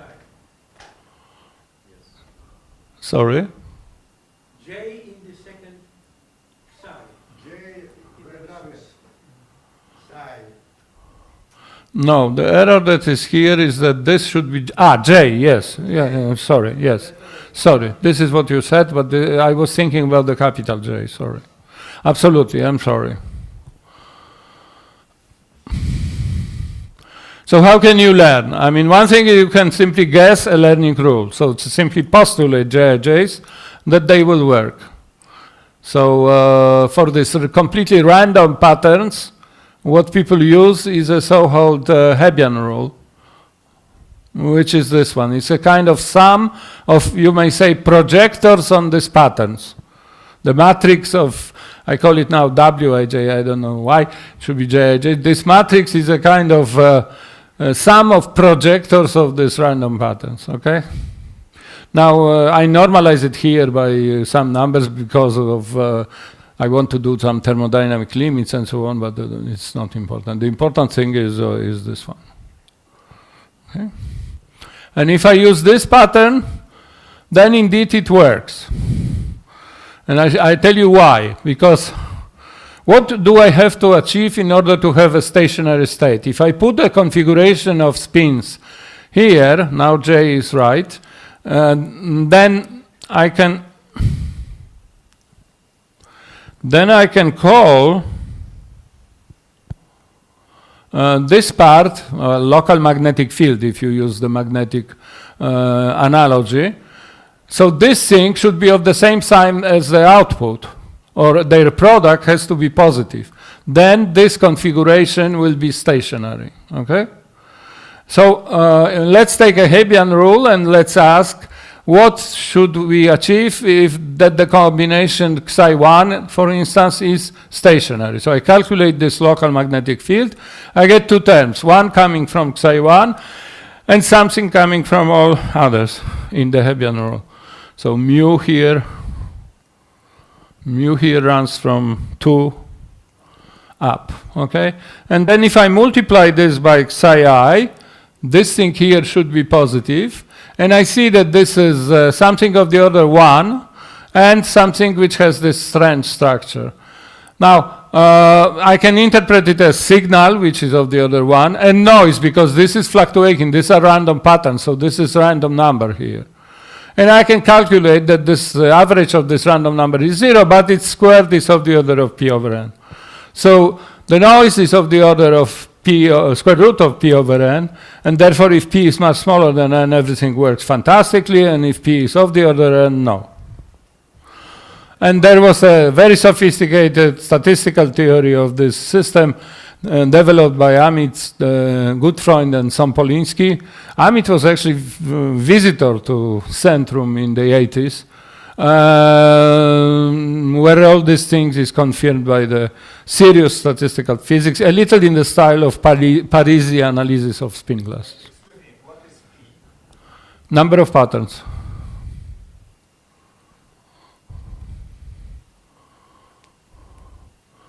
P is the number of patterns, okay? And as I'm saying, if P is proportional to n with some alpha, then you start having problems. If P is much smaller than n, number of patterns much smaller than number of neurons, then you can have simple thing. Okay.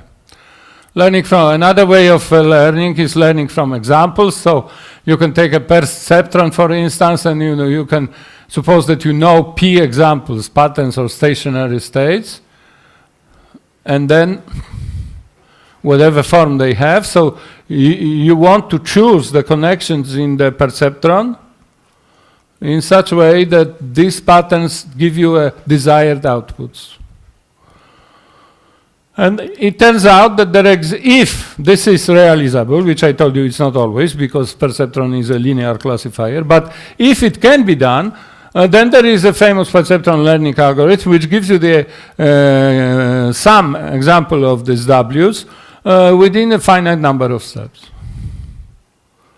And this is rigorous. There are similar algorithms existing for feed-forward multi-layer neural networks, which are neurons on input give signal to neurons in the second layer, in the third layer, and output, etc. This algorithm is called error back propagation, and this is essentially the steepest descent method, in which the cost function is a global error that the network is doing at a fixed value, at a given value of connections, okay? So you change the connection in order to minimize the error. The same thing for attractor neural network. But I want to mention to you another approach to learning, which is by Elizabeth Gardner, a young Scottish physicist who died, unfortunately, she only wrote 3 papers, but all very influential. She died of cancer very young. So her approach is also to consider the same kind of dynamics, where this local field is now normalized by square root of n for some reasons, because it's a different calculation. And then what she does is the following. Instead of asking about algorithms or learning rules or something like that, what she does is she normalizes, first of all, the space of connections. So she says the connections jj, sum of the jj squared is n. So it's a vector of the length square root of n. And then she asks how many of all possible perceptrons in this normalized perceptrons fulfill the task that we want. So first of all, she calculates total volume in the space of perceptron, which is nothing more but the sphere of the radius square root n. And she calculates the volume of those that fulfill the task. So they are normalized, but apart from that, they have to have a property that these local fields multiplied by output have to be bigger than 0. She introduces additional kappa here to make it more stable or whatever you call it. Now, and then she calculates relative volume. Relative volume of those who fulfill to those who do not fulfill. And of course, if this relative volume is big, that's fine, because that means there are many machines that you can find and you can realize. That means that many algorithms probably are possible, etc. If it shrinks to 0, no chance. And then there is really a phase transition here, which is related that you cannot have too many patterns. Again. So now let me go a little to storage capacity of quantum neural networks. And first I go to back to Centrum in the 80s. So that was my obsession always, to generalize this neural networks to quantum case. And the first attempt was with a PhD student of Łukasz, Mariusz Olko. So what we did, we formulated the neural networks, which was actually fully classical. But I will tell you what was quantum there. The neurons were like two-level atoms emitting spontaneously photons. So the whole dynamics was corresponding to something like that. That was these neurons were excited and then randomly were making click. And these clicks were, the information was stored in a sense in these clicks. So it was really a system of two-level atoms, if you wish, but in the limit in which there are not too many quantum things because they will describe a classical stochastic process. Okay? But we called it quantum in quotation mark. And for this kind of system, we also were able to calculate the storage capacity for this kind of system, although it was quantum in quotation mark. But it was my obsession, indeed. And in 93, when I was in Gila, and maybe before already in Saclay, this was probably one of the last papers where I have Centrum address. This dagger is for Centrum. I wrote a paper on quantum perception, really quantum. So here the machine is a unitary transformation of the density matrices. And the question that I ask, how many relation input-output I can have in which the inputs are one-dimensional projectors on some states in Hilbert space, and the outputs are k-dimensional projectors. A kind of minimal, so to say, solution. It's not a very intelligent paper, but it was one of the pioneering ones.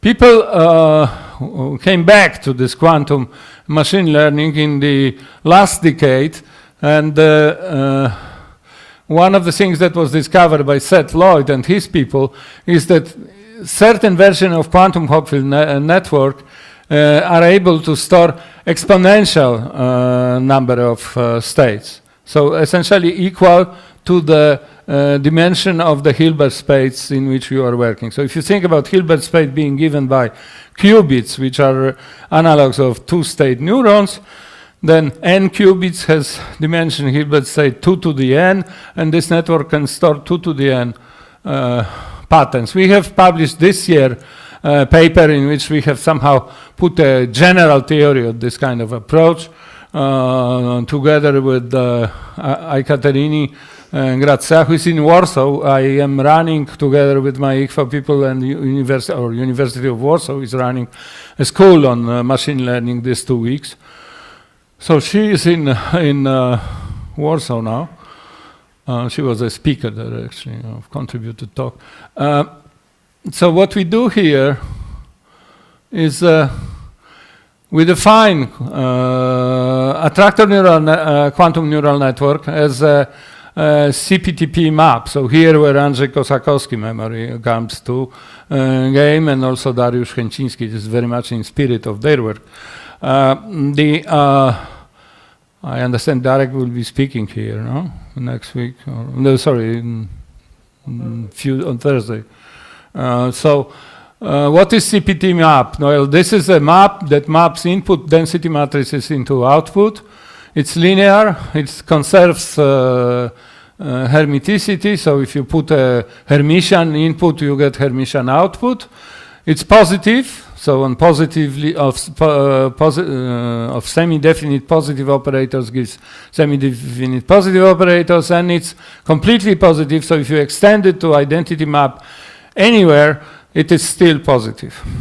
So these are the physical maps which actually were in a sense introduced in a famous Gorini, Kosakowski, Sudarshan paper, in Choi papers, etc., etc. Okay, and the trace preserving is obvious. So roughly speaking, this is how it looks. Oh yay. You have these maps really act on the space of density matrices and somehow contract them to the stationary state. And the question is how many stationary states you can have. And the main results of this paper are, I mean, first of all, how can you interpret it? You can interpret it as evolution for finite time, so you get inputs at time 0, you get outputs at time t. Evolution for infinite time, inputs at time 0, outputs at infinite time. Or evolution for infinitesimal of time, like here, from t to t plus delta t. Stationary states are again stored patterns, and we want to ask how many we can have.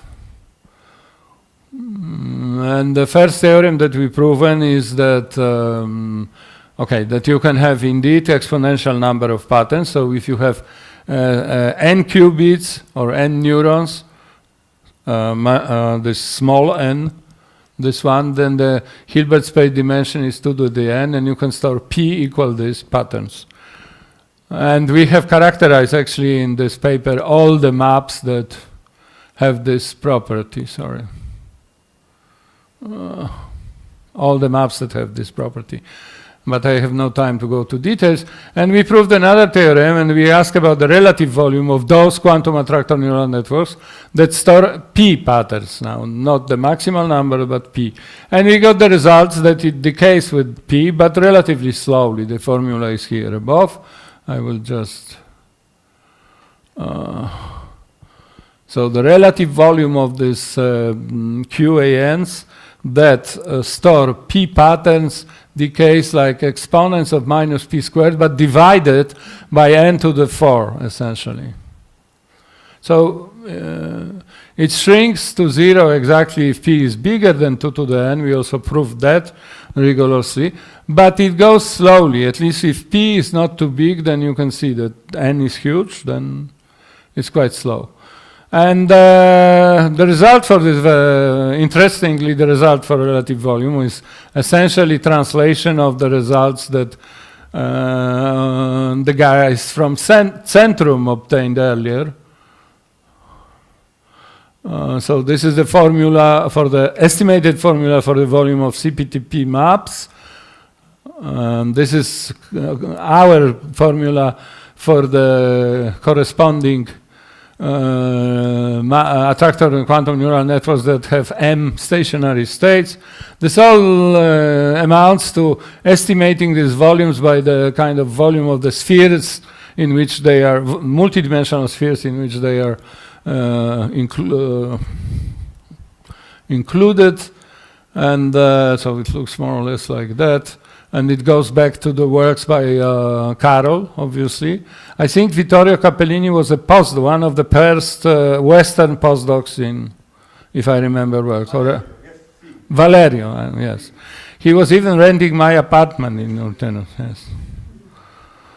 Fantastic guy. Okay, so now our last few slides about quantum machine learning and quantum simulators, the main subject of the talk. What are quantum simulators? There are many interesting quantum phenomena, like, for instance, superconductivity. They have important applications. They are often difficult to be described and understood with the help of standard computers. And why not using simpler, better, and controllable quantum system to simulate them? And this was introduced by Feynman, who has also termed them quantum simulators. Okay, these are quantum computers of special purpose.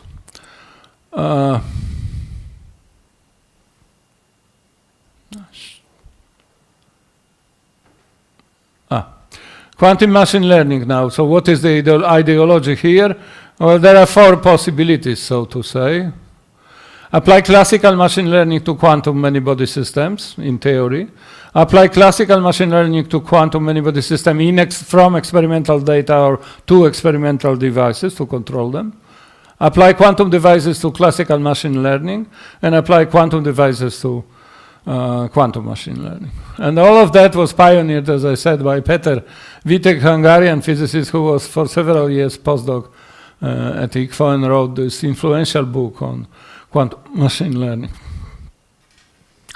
So I give you 3 examples. This is actually classical machine learning applied to classical physics, but it can be easily generalized to quantum physics. What we do is we try to characterize single trajectory of the random motion, in this case a Brownian, anomalous Brownian motion, via machine learning. So this is collaboration with a group of Maria Garcia Parajo, sorry. Pájaro is a bird in Spanish, so it comes automatically. Parajo in ICFO, who is a specialist of single particle tracking. So she made some photos of trajectories of single particles. Now, these single particles in biological media normally can diffuse like Brownian motion, normal, or anomalous. In particular, if they have physical, important biological functions, very frequently they diffuse with the so-called subdiffusion, slower than Brownian motion. And then the question is, from one trajectory, can I guess what is the alpha, what is the coefficient, what is the power with which the mean square displacement in this diffusive motion grows? In Brownian motion, this growth is linear in time. In subdiffusion is with the power which is smaller than 1. In superdiffusion is faster than 1. And you want to do it from single trajectories. And it turns out that you can do it quite efficiently with machine learning methods, just by looking at relatively even short trajectories. This is also important because this is what they get from experiment.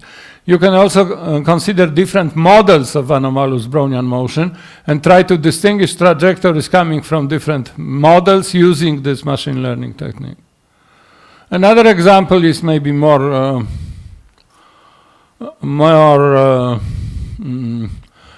interesting for quantum, which is really you can try with machine learning to recover, to build, and to learn something about the quantum phase diagrams in quantum many-body systems. So in this case, it's a Bose-Hubbard extended model, so with nearest neighbor interactions, which you can realize with dipolar gases that Tilman Pfau, I guess, will talk at this conference.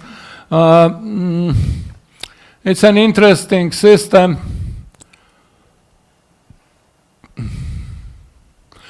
It has 5 phases, actually. Mott insulator, so this is like 1 atom per side in the lattice.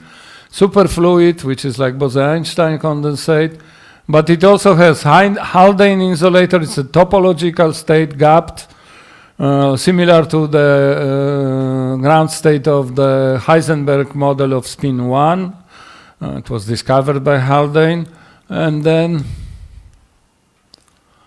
there is also a region, which is here, which is a coexistent of superfluid and supersolid. And this region was the one on which we really focused. There is also density wave, what they call, which is nothing more but checkerboard Mott insulated with 0 or 2 atoms per side. We are close to filling 1. That's why 2 atoms and 0. So on average 1. And this is what we studied in this paper. And in a sense, we studied new properties because people didn't know it so well. And then last example is, again, and this is application of classical machine learning to experimental data. This is collaboration with Klaus Zengstock, experiment by Christoph Weitenberg. Niklas Cumming is a PhD student from that group. He's in Warsaw now at the school. Anya David is also in Warsaw at the school, and Alexandre Dauphin is at the school. They all enjoy Warsaw. And what is done here is that they have in the experiment realized a so-called Haldane topological insulator. The phase diagram, depending on some parameters characterizing the system, have these 2 blobs, which corresponds to non-trivial topological phases with Chern number plus and minus 1, whatever. And they characterize it, this data with the sophisticated machine learning technique, including the attempt to interpret this neural network thing, which is a very hot and challenging problem.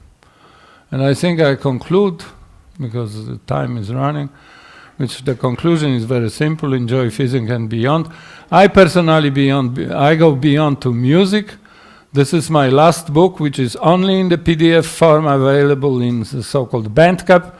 1,350 pages is description of the discs from different countries, 15 euros for 1,350 pages. And it comes with the CD of avant-garde group from Barcelona. I had the music here because I told you I have composer in the group. We are working on incorporating of quantum randomness into compositorial process, and I wanted to give you the example, but because of computer problems, I don't think it will work. Anyway, it's a composition by another composer who collaborates with us, whose name is Andres Levin Richter, who is kind of Catalan or Spanish analog of Eugeniusz Rudnik or Józef Patkowski, the guys who were responsible for Polish Radio Experimental Studio. He made similar thing in Barcelona called Phonos. He was assistant of Edgar Varese and actually collaborated with Varese in Columbia, Princeton Experimental Music Center and things like that. And he wrote this: I am going to have a concert in the Sonar Festival. I mean, I will say 2 words, these musicians will do it, but quantum music, okay? Thank you very much.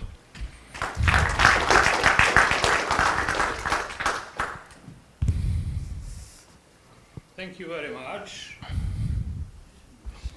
Thank you very much. So I think you had a glimpse at what we are doing and what we were doing and what our collaborators and our distinguished guests are doing here in the Center for Theoretical Physics. So I really, now we have a break, but after a break I invite you to the next part of our exposition of what we are doing. But maybe there are some questions to Maciek.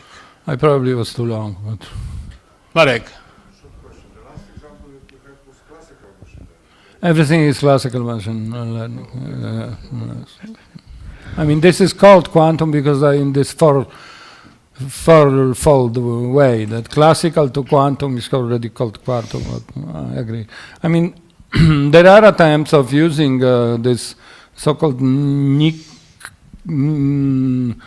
noisy intermediate scale quantum devices to do machine learning, to combine with machine learning. So, because machine learning itself is an optimization problem, so you can try to apply these guys to use the optimization problem. It's all classical. Yes. It's a classical machine learning applied to quantum data in this case. Okay, it can be applied to quantum theory. It can be applied to quantum data. But so far we don't have quantum devices. Okay, we use these quantum randomness generators, if you wish, to some things, but...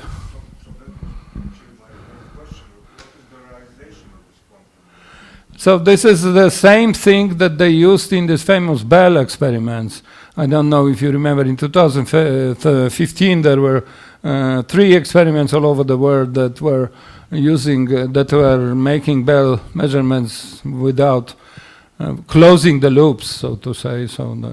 And this was based on random number generators developed in ICFA by the guy whose name is Carlos Abellan, and collaborating with Morgan Mitchell and Valerio Pruneri. These are essentially, they generate laser pulses, and the phase of this laser pulses, the overall phase of this very short pulses is random. And then they digitize it to plus and minus, okay. So it's not certified randomness, which you can achieve if you use exactly Bell correlations, all right? Although, of course, it's a, how do you say, it's a Devil's circle, because in order to make Bell correlation, you have to randomly control the measurements, and for this you need true randomness, which, and so on. But, yeah. I understand there's a few words from Łukasz, yes? Well, I have a probably wrong question to the wrong person, but anyway, you have been telling us a lot about the neural networks.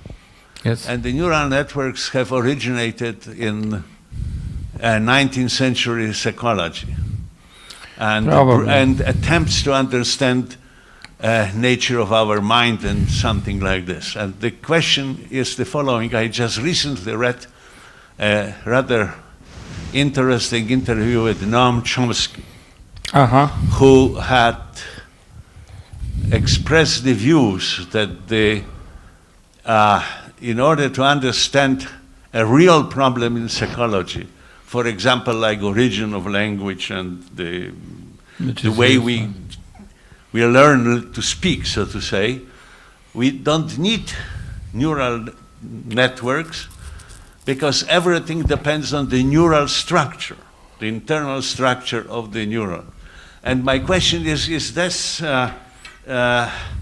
something the neural network physicists are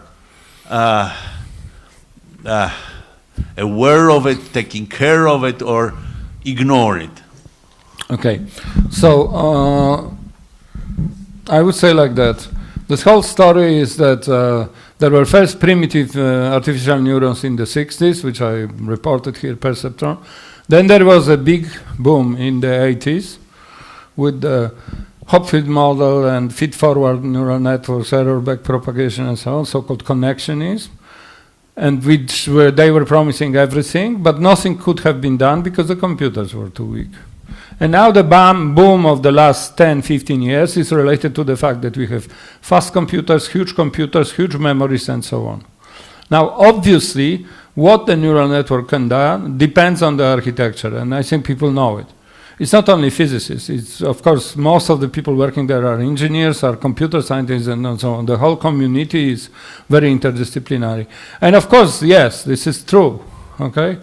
In particular, there is a lot of machine learning used in this automatic, it's not language acquisition, it's more like translations and this kind of stuff. And they are probably having the best results possible nowadays. But again, it is possible. So it's not answering the question of Chomsky, how the language is acquisited. I, of course, know that he thinks that there is this apparatus here in the brain, and there is a certain click which, when you are small, puts you into Polish or into Japanese, and you might have problems if you are in an environment. Or kicks you to become Chomsky. Yes, so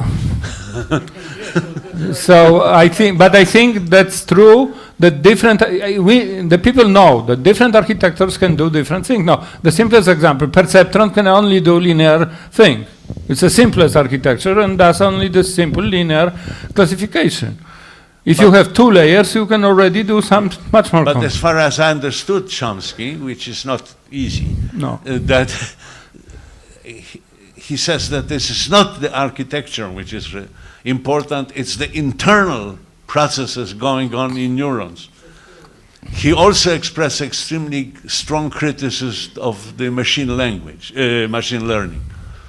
That's why he's... Okay. I'm asking the expert, what should I think about that statement?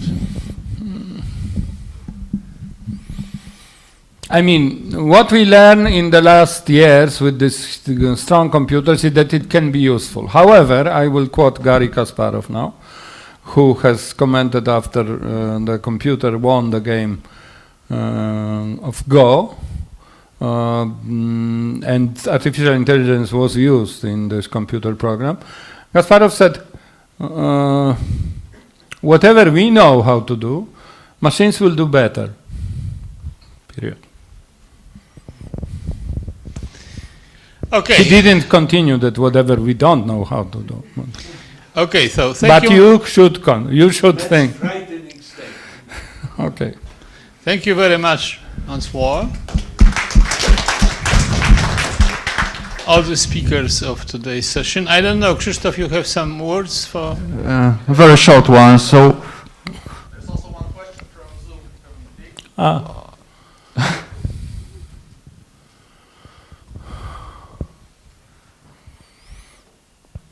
So the question is, but with 2 to n stored patterns, what is the robustness of such a storage?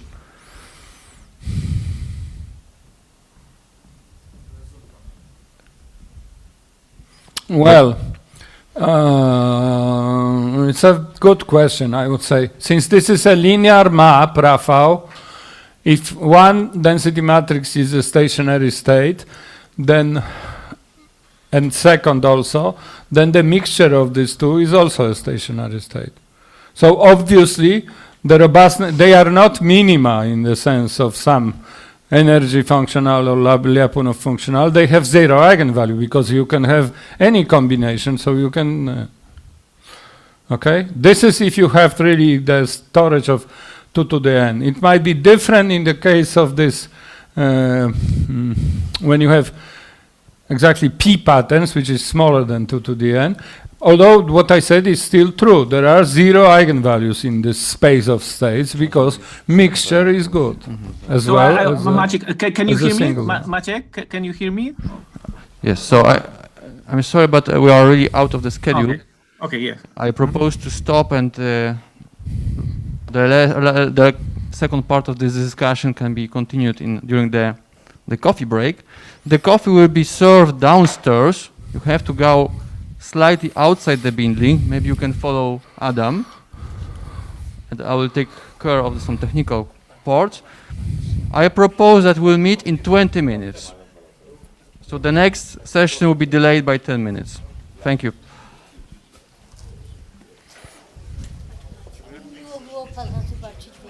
Bardzo mi miło również.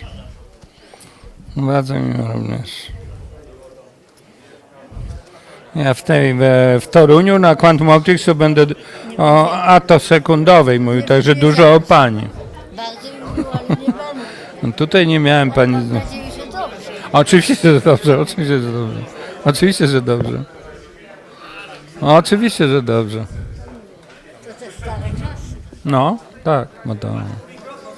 A, przepraszam. Oddaję. Maciek, mikrofon oddaj. Dziękuję bardzo. Właśnie. Ja byłem świadkiem takim. Chociaż mikrofon. Już? Daj mi sobie numer sterowy.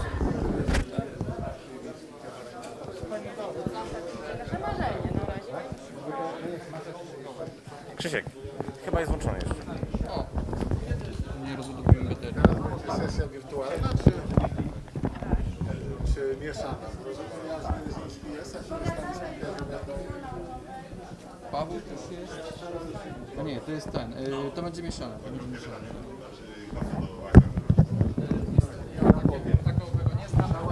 Welcome z wykrzyknikiem z dużym dachem.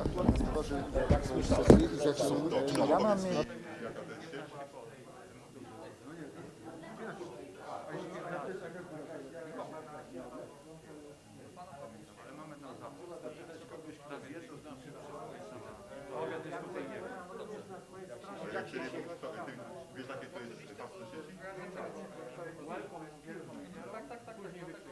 Dobrze, a jak się nazywa sieć? Konferencja?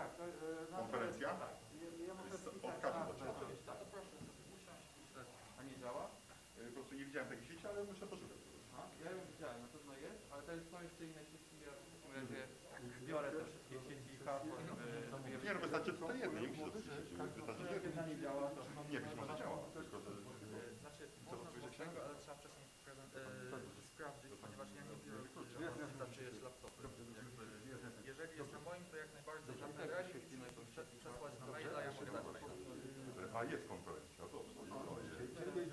Wtedy będzie na pewno działać, tylko może trzeba po prostu dać ale po pierwsze. Bo teraz z kolei w tej sesji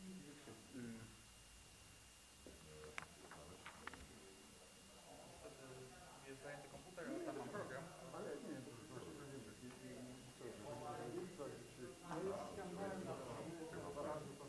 My podamy jeszcze drugi, ale dobrze. Właśnie Paweł, to wspaniale. Dobrze, ja mam prośbę.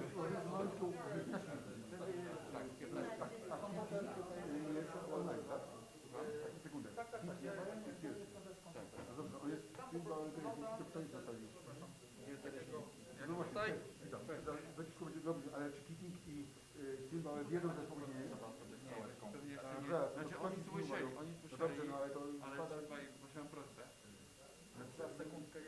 Chciał Pana poprosić o po prostu o chwilę rozmowy. Dobrze. Bo w tym momencie, o 12 mamy mówić 35 minut, wypadałoby napisać maila i to teraz, nie mówię później, no bo to automatycznie jest będą właśnie takie ja też mówię, ale ja nie byłem w kontakcie, więc bo nie upada, że nie wiedział co robić. Panie profesorze, bo to chyba Pan. Dobrze, to ja też mogę poprosić maila, ale tutaj ktoś się pracował, no i taki mail Dobrze. I czy wtedy będzie puszczony po prostu na razie będzie puszczony prezentacja zdalna? Tak. Jakakolwiek prezentacja to poproszę po prostu mi albo przesłać na maila, ja podam maila wtedy, albo dać na Pendrive. Nie, ale chciałbym powiedzieć, że nie chodzi. Teraz będzie prezentacja mówiona z Zooma. Dobrze, idzie Zoom, chodzi o to, że idzie tak. Zooma będzie też pokazane. No to będzie, dobrze. Dobrze. To ja to zostawiam sobie. Dopiszę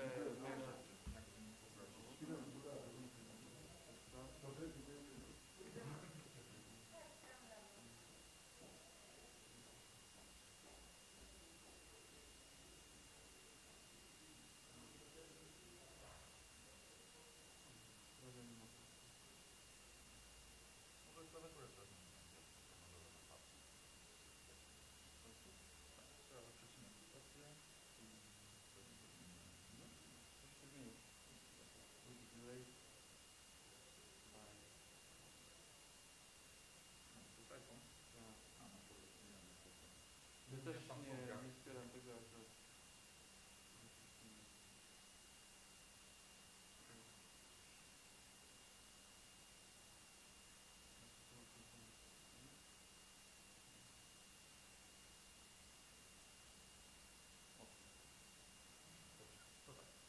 Pierwsza rzecz, ja nie jestem w stanie wziąć odpowiedzialności za to, jest zasady do przetestowania wcześniej. Tak, więc ja poproszę wszystkie prezentacje były u mnie na komputerze, wtedy ja chciałem zaproponować, żeby Pan 5 minut przed albo 5 minut przed, żeby przetestowali, bo wtedy można przerzucić na przykład na ten. To jest dziwne, bo to był taki laptop, który powinien działać, ale no jakby, tak jak mówię, no testowaliśmy, sprawdzaliśmy, jakby wszystko działało, więc nasz sprzęt działa. Ja to rozumiem. No tak, Dereziński druga sprawa, jeżeli chodzi o skillowa, one wszystkie mają zmienione baterie, po prostu chodzi o to, że jak się robił czarny ekran, Pan naciskał dwa przyciski, naciskał ten przycisk i on się robił wtedy czarny. Ja klikałem specjalnie, żeby go odczernić, musiałem klikać, bo jak ktoś klikał ten przycisk, to się robiło czarne. Ja na to nic nie poradzę. Pilot działa, ja rozumiem, to są profesorowie, znamienici, jakby wszystko rozumiem, tylko po prostu chodzi o to, że ja mogę też przeszkolić, w razie czego tutaj wszystko działa, wszystko jest gotowe. Tym bardziej, ja będę wszystkich on-site zapraszał tutaj przed początkiem właśnie przetestowali laptopa i wtedy będziemy pokazywali. Też jakby wszystkie działają, normalnie zmieniają te slajdy, tylko po prostu trzeba klikać ten guziczek konkretny, a nie jakby, a nie ten niżej. Dobrze. Kolejna rzecz, jeżeli chodzi o to, na Zoomie, tak jak ja teraz przed chwilką pokazałem pytanie, ludzie boją się odciszać mikrofonów. Mimo iż pisałem dwukrotnie po angielsku, że żeby zadać pytanie muszą podnieść rękę, a następnie odciszyć, wszystko by było słychać na sali, to jednak no jakby bali się, dlatego nie było warunku, bo ta sesja była przyciągnięta, dlatego nie byłem w stanie. Rozumiem, że mam zakończyć teraz. And we're going to be interested in the new eigenvalues, not the old ones. The eigenfunctions corresponding to the new eigenvalues are just green functions of the original problem. So one can write them down explicitly in terms of the original eigenvalues, that is the eigenvalues of the unperturbed Laplacian, in a way that I've done in the middle there. So we have an explicit formula for the eigenfunctions of the perturbed problem, where the perturbation is a Dirac delta function. One also has at the bottom of that slide an explicit formula for the new eigenvalues. These solve the equation at the bottom there. So it's a sum over the original unperturbed spectrum, sums of squares of integers, with their multiple. Right-hand side, we have the parameter that mitigates the perturbation. In the case of quantum star graphs, exactly match the strong coupling regime of the quantization of the shaver billiard. So as I said already, the new eigenvalues form an interlacing sequence with the old unperturbed eigenvalues. And we can look at the distance between a new eigenvalue and the closest unperturbed eigenvalue, the closest old eigenvalue. This gives a measure of the strength of the perturbation. So the average gap between a new eigenvalue and the closest unperturbed old eigenvalue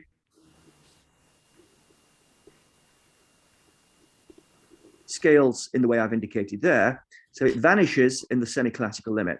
So in this sense, the weak coupling regime is a weak perturbation of the original unperturbed problem, the motion of a particle simply on the torus. And so you expect the eigenvalues to have the same distribution as the unperturbed eigenvalues, and the eigenfunctions should look like the original eigenfunctions. In the strong coupling regime, however, that's not the case. And in this case, the gap can grow with the strength with the semi-classical limit. And so one has complete mixing in this case. The new eigenvalues don't resemble the old eigenvalues because they're not too close to them. And the new eigenfunctions can look quite different to the old eigenfunctions. So what do the new eigenfunctions look like? Well, this is where we want to make a connection with ideas coming from condensed matter physics largely.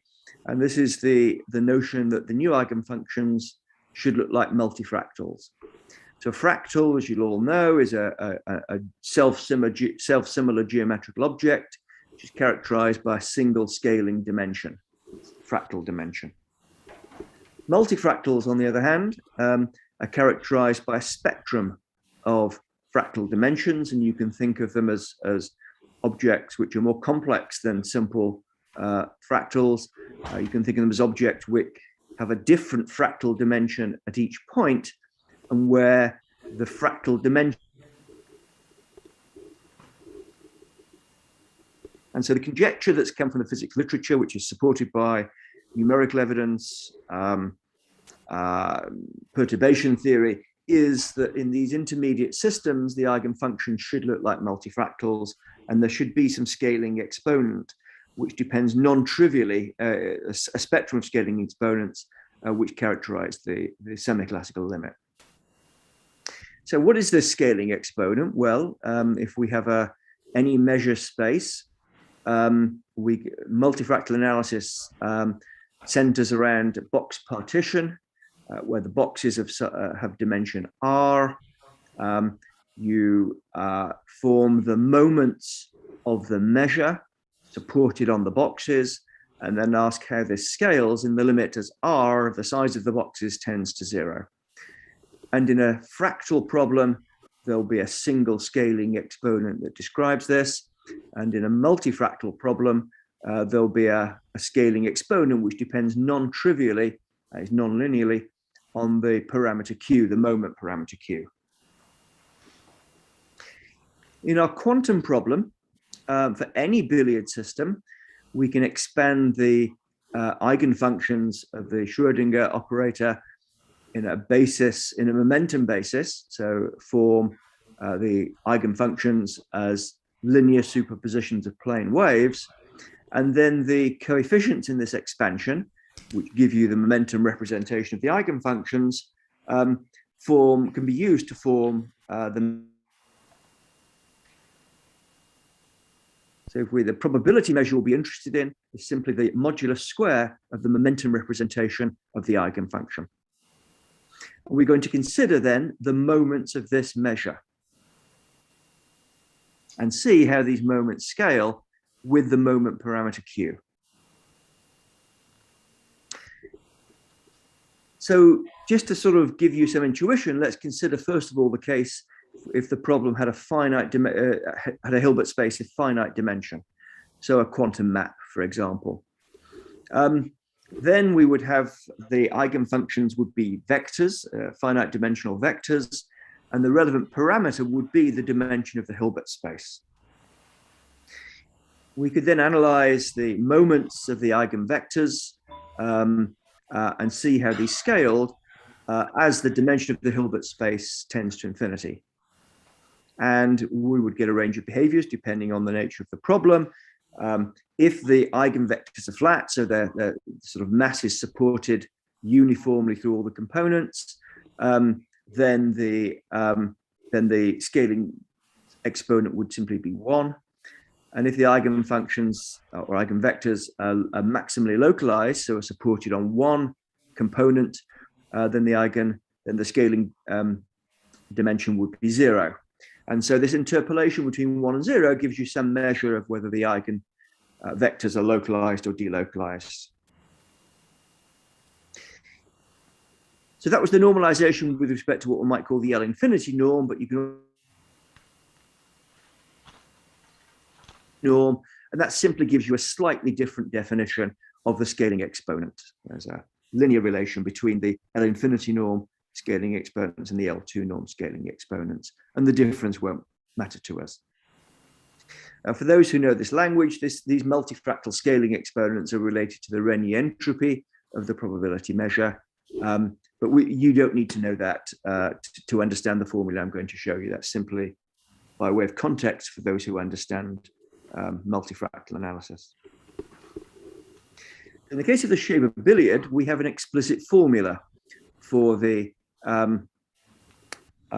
eigenfunctions. I gave you that earlier as a sum over the unperturbed eigenvalues in the form of a green function expansion.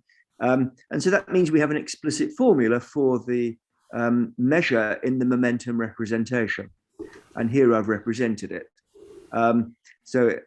Taking the momentum representation of the eigenfunctions, there's an explicit formula there for the coefficient.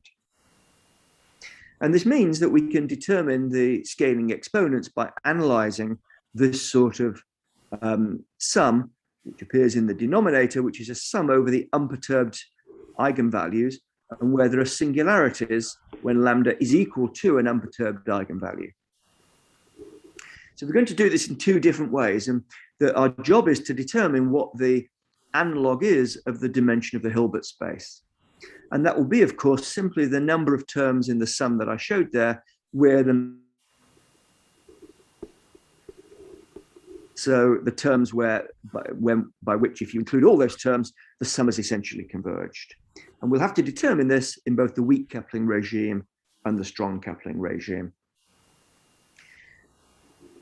So for those of you who recognize this sort of language, the moments take the form of a ratio of spectral zeta functions, which of the form that I've written here. And so the question is, how many terms in this sum really matter? Can you truncate this after a finite number of terms? And the answer is yes, these sums converge. And so one has to determine the radius of convergence of these sums to give you the analog of the dimension of the Hilbert space. So in the weak coupling regime, this is straightforward. There's really only one term that matters, and that's the eigenfunction, that's the unperturbed eigenfunction, which lies closest to the perturbed eigenvalue. And because in the weak coupling regime, the perturbation is small, the new eigenfunction essentially inherits all the properties of the old one.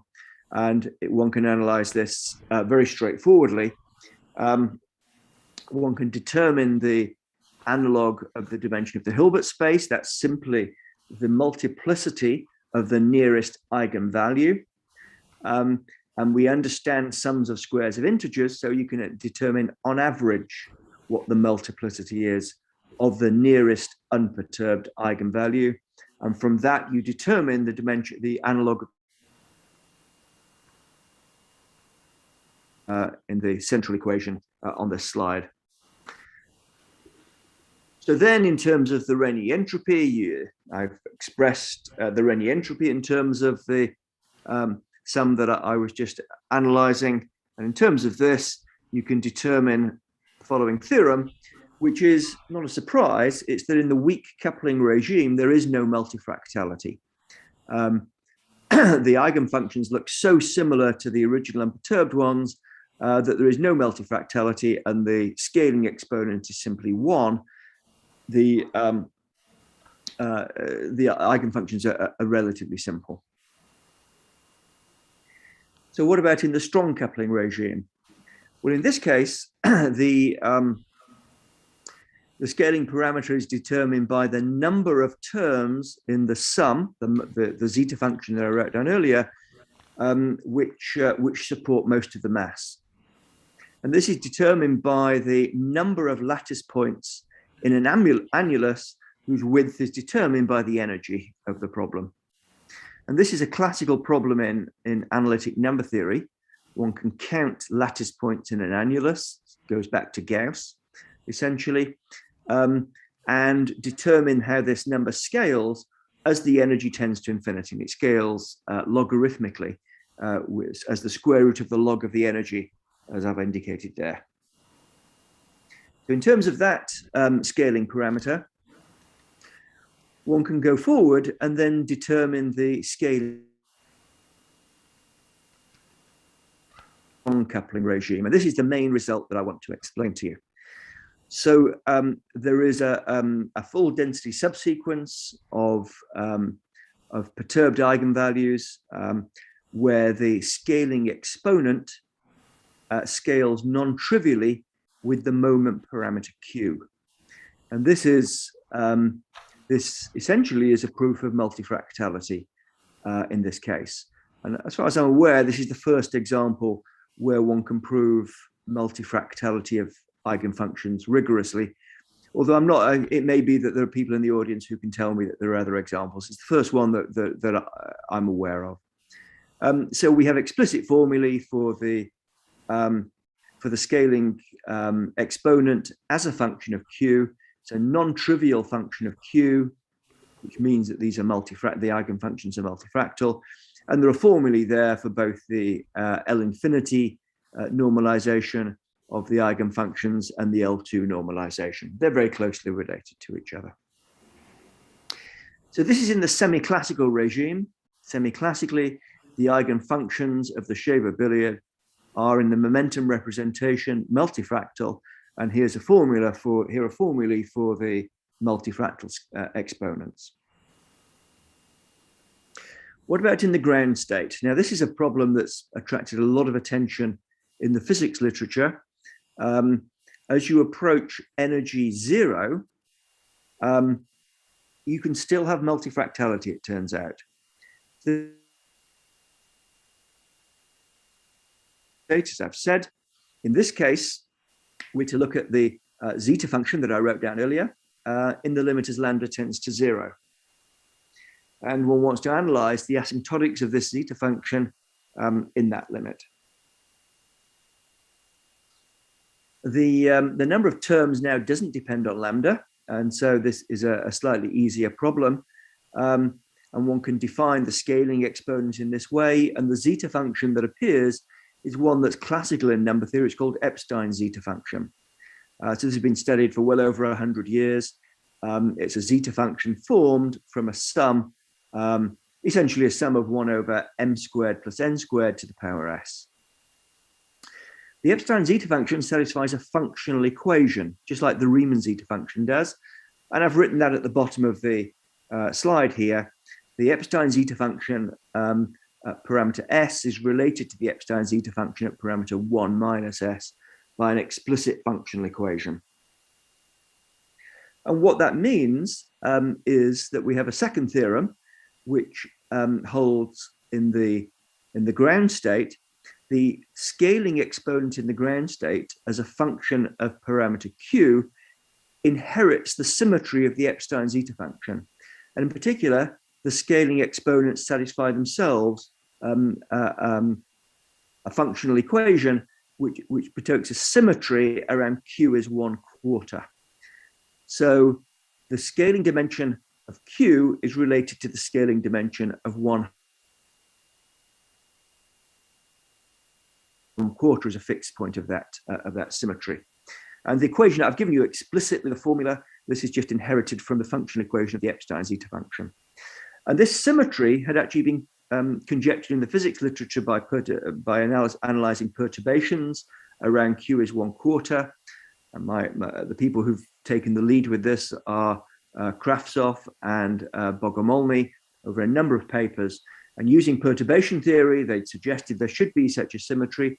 And here's a non-perturbative proof of the relation that they had conjectured using their perturbation analysis. And as I say, this just follows from a classical functional equation of the Epstein zeta function. So to summarize, there has been a long interest in these singularly perturbed problems. Scheber's paper goes back now for well over 30 years, and has been highly influential in leading us to giving us a toy model to analyze these problems that are intermediate between chaotic systems and integrable systems. They're, if you like, singularly perturbed integrable systems. They're not integrable, but they're as close to integral as you can get. And in the weak coupling regime, they're very close. But in the strong coupling regime, there's a scaling limit for them, which genuinely sits between integrable and chaotic. And this was anticipated and has been studied for a long time in people by people who followed Scheber's original work. That in these systems, you really can prove multifractality in the strong coupling regime, both in the semi-classical limit, where we have a formula for the scaling exponents dq as a function of the moment parameter q, and in the ground state, where we can establish a symmetry around q equals 1/4, which had been anticipated in the physics literature. So that's what I wanted to describe to you. This is, as far as I'm aware, the first. It's a very trivial example, but it's the first example where, as far as I'm aware, one can prove this multifractality of quantum eigenfunctions. And we believe that now, having understood how to do this, there will be other much less trivial problems where one can, which we can analyze in the same way. Thank you. Thank you very much.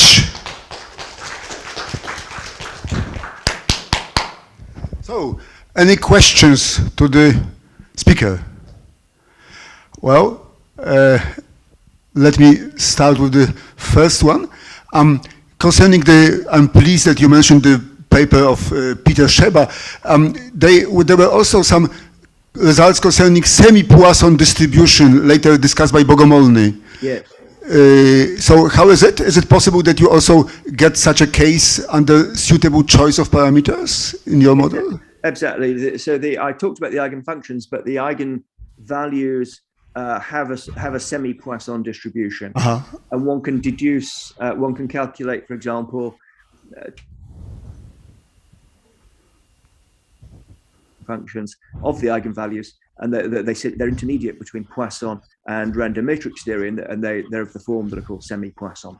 But then you can prove strictly that it is a semi-Poisson distribution? Yes, that's right. Yes. And you get the same distribution for eigenvalues in quantum star graphs as well. Thank you. What about the audience? Yes, there's a question here. Good. So, very interesting. I have a question, kind of general. So in the Scheber billiard, you can essentially prove everything and control everything analytically, or rigorously at least. What are the other examples of systems that exhibit multifractality? Somehow I have a vague remembering that people discussing in the recent years quantum thermalization often see of lack of thermalization in the system where multifractality occurs and so on. Can you comment on that? Yes. Other examples where people have conjectured multifractality would be polygonal billiards. So geodesic motion inside some domain which has a polygonal geometry. And there's a very complicated story. I'm dramatically oversimplifying, but again, there would be it would be conjecture. The other example, which is a very famous one, would be at the Anderson transition between localized and delocalized states. And that's been studied very extensively in the theoretical physics literature. I'm not aware of rigorous results in that case. That's a harder problem. Well, so one more remark concerning fractal eigenstates. There were some papers in the group of Roland Kaczmarek a few years ago. Maybe, so I'm not sure how rigorous those results were, but they studied similar properties. So I don't think they were looking at intermediate systems. I think they were looking at systems with a mixed phase space. Ah, yes. Okay. Where the classical phase space has a fractal structure, and the quantum eigenfunctions inherit that. Okay. But you're right that there is there has been interest, but that's a completely different origin. That's a classical origin, not quantum. Semi-classical origin. Thank you. That Martin Zirnbauer has his hand up. Yes. So, are there any further questions or remarks? If it is not the case, this is Martin Zirnbauer speaking. Thanks. Yes. Yes. So let us thank Jon again. Thank you very much. And we proceed to the next talk. Hello, Martin. Hi, Karol. Can you hear? Yes, you can hear us. Yes, great. Yes, thanks for visiting us online. So the next talk is given by Professor Martin Zirnbauer from Germany. And the title of his talk, wow, I'm sorry, I forgot. Is it written somewhere? Color flavor transformation revisited. Thank you, Martin. Please, go ahead. Can you see my? Yes, yes, we see you and we see your presentation. Excellent. So then I start. Yes, please do. I have something to say on Jon, but I can settle this with him in private. So I'll just proceed to my talk. First of all, it's an honor for me to speak at this anniversary, at this jubilee for the center. I thank in particular Adam Sawicki for inviting me. It's not really the case that I'm very close to the center, but I do feel somewhat connected to it. And this goes back to the Transregional Research Center that we had between 2003 and 2015, which had the CFT Warsaw as one of its 4 nodes. So going back to that time, I do know Marek and Adam. He was a student initially participating in our meetings, and Karol Życzkowski was also a member. So I feel connected, and so it makes me even happier to be an invited speaker at this jubilee. Now, what I've chosen to speak about, this color flavor transformation, is something that I introduced a quarter of a century ago. I hope you can see my laser pointer. That was in '96, and now recent developments motivated me to revisit this problem. And I'm about to publish a second paper, sort of an update on the original one. I could have spoken about a few other things, but it was pointed out to me that CFT would be a good fit for this particular occasion. Anyway, the general research area where we are is close to what we heard about in the previous talk, morally related, random matrices, Schrödinger operators with randomness. There is a number of ways to analyze. We've just heard something from Jon Keating. What our colleagues in physics do is numerical simulations. There are direct diagrammatic techniques, But this talk will be about the toolbox given to us by field theory. In the standard setting, which you could call Hermitian disorder, we look at the Hamiltonian, which typically has a random piece. This might be a random potential added to a deterministic piece, for example, free particle motion. If the randomness has a Gaussian distribution, then a technique called the Haber-Satornovich transformation allows you to trade the disorder average for an integral over supermatrices. That's a starting point for a relatively long analysis involving some approximations, leading eventually to the so-called nonlinear sigma model theory of disordered metals.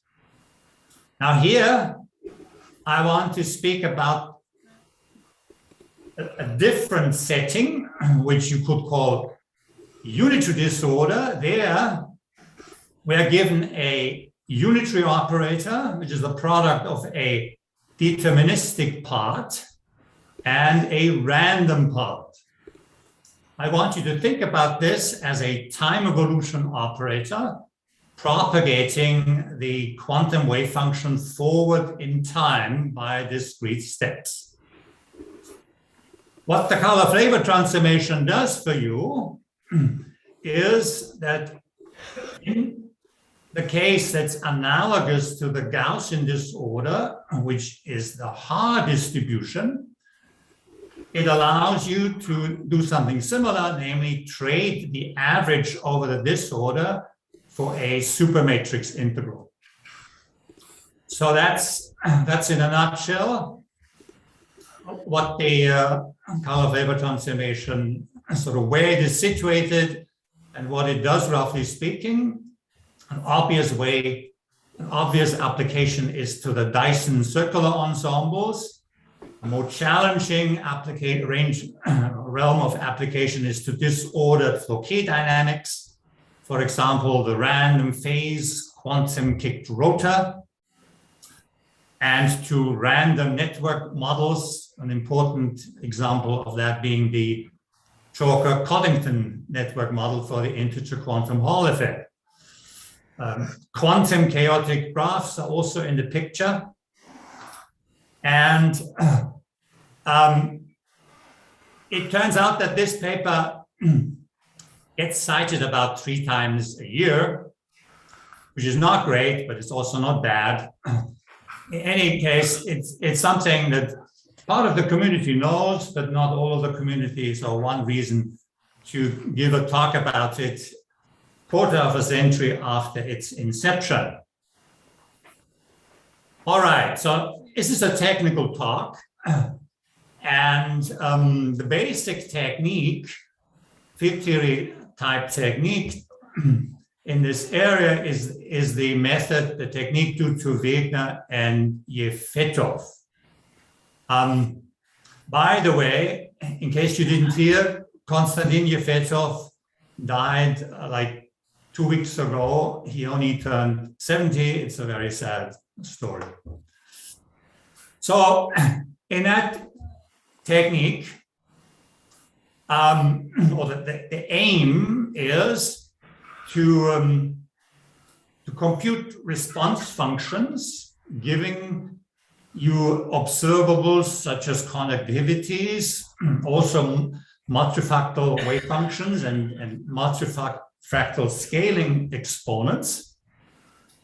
And to get access, we need to get a handle on green functions, retarded and advanced. So here I'm writing a few formulas in the retarded case. The method writes them as derivative of a ratio of determinants. The determinant denominator is expressed in this method as a Gaussian integral over commuting variables z. making a sandwich of this type. The important observation here is that because the unitary operator in the retarded sector is subunitary by definition, this quadratic form has positive real parts, giving you a convergent integral. Now, the determinant in the numerator is expressed as a Gaussian integral of analogous type over anti-commuting or Grassmann variables. So recall that we want U to be a product of a deterministic and the random part. And one step in the game is to take the average over the random part.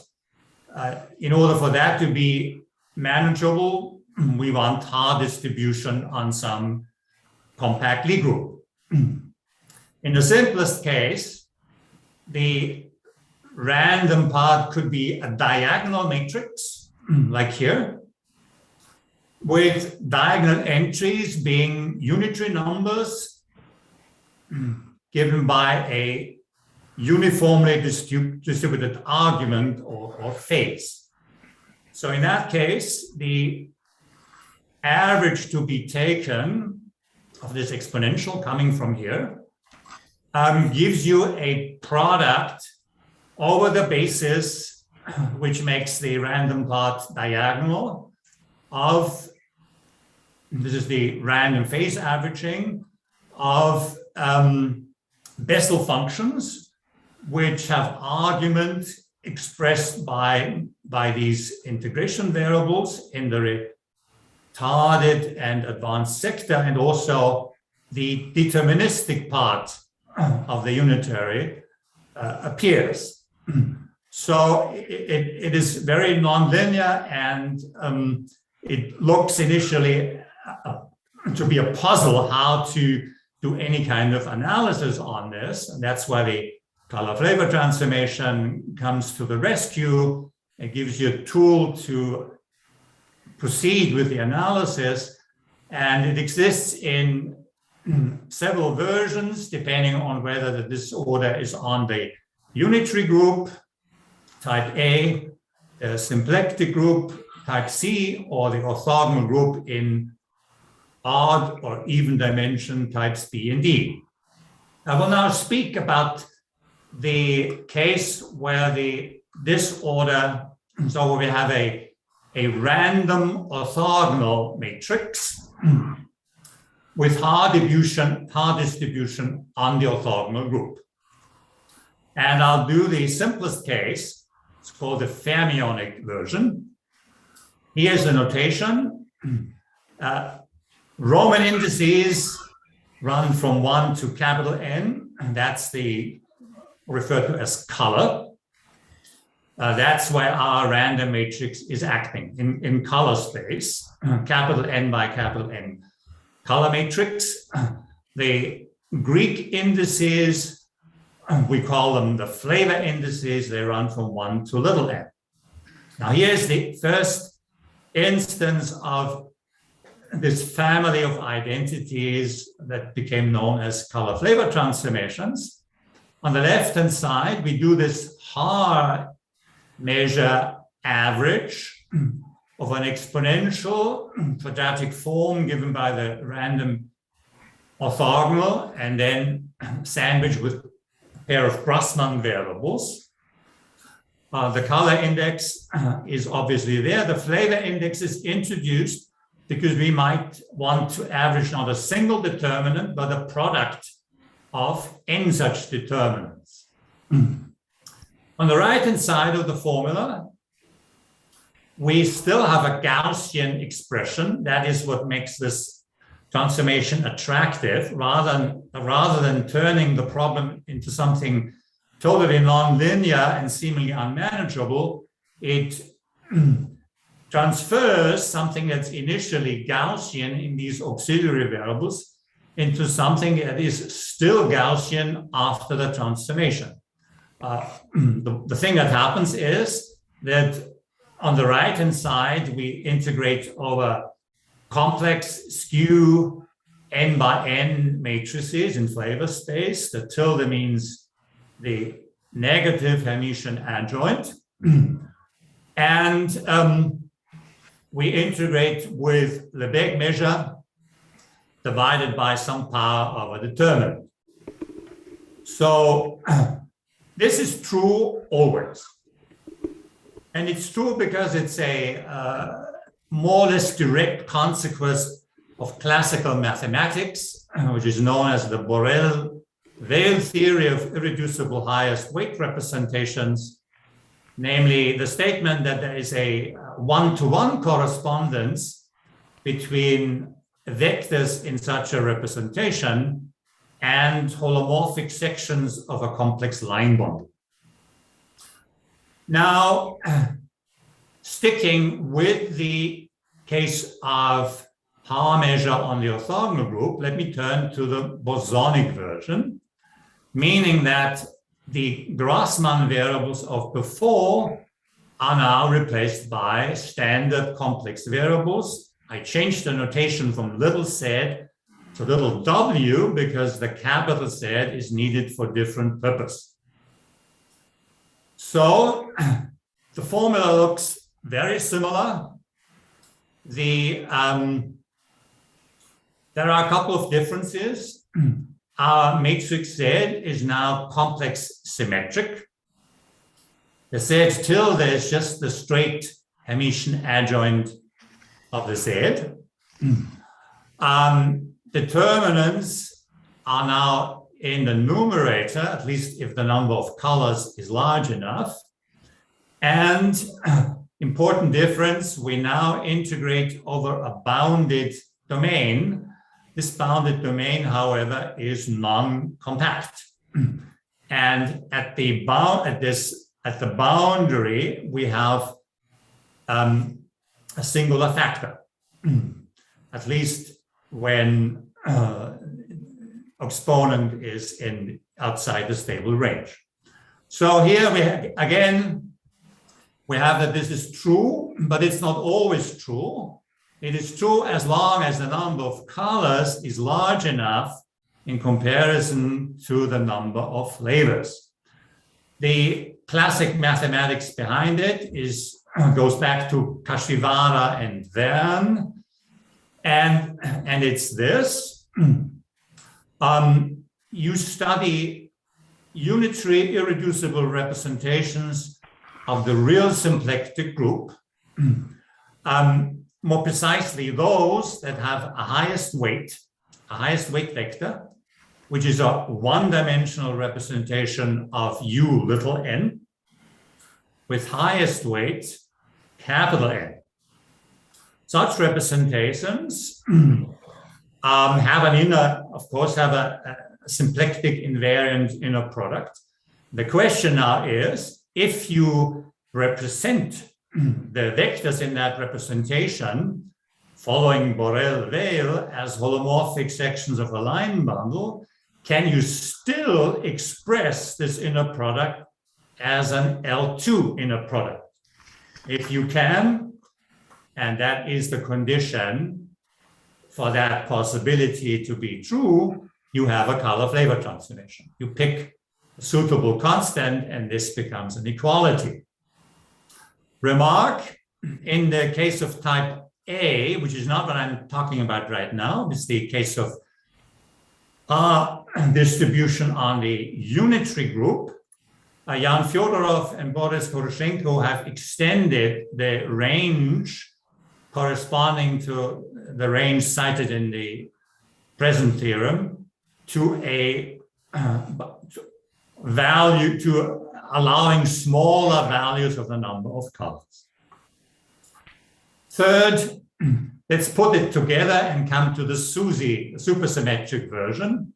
Now the flavor indices can be either bosonic, or commuting, indexing commuting variables, in which case the fermion parity function takes even value or zero, or fermion, in which case the fermion parity function takes the odd value or one. what previously was a skew matrix or symmetric matrix now becomes super skew or super symmetric, whichever you prefer. It is encoded here using the fermion parity function. So now we have these variables psi, which can be either commuting or anti-commuting, depending on where the index is in the sum. By the way, I didn't say it, but maybe you're guessing it. I'm making systematic use of the Einstein summation convention. Every time index appears twice, once upstairs and one downstairs, we all understand that there is a sum, which I'm not writing. All right, so still looks the same. The determinant, of course, became a superdeterminant.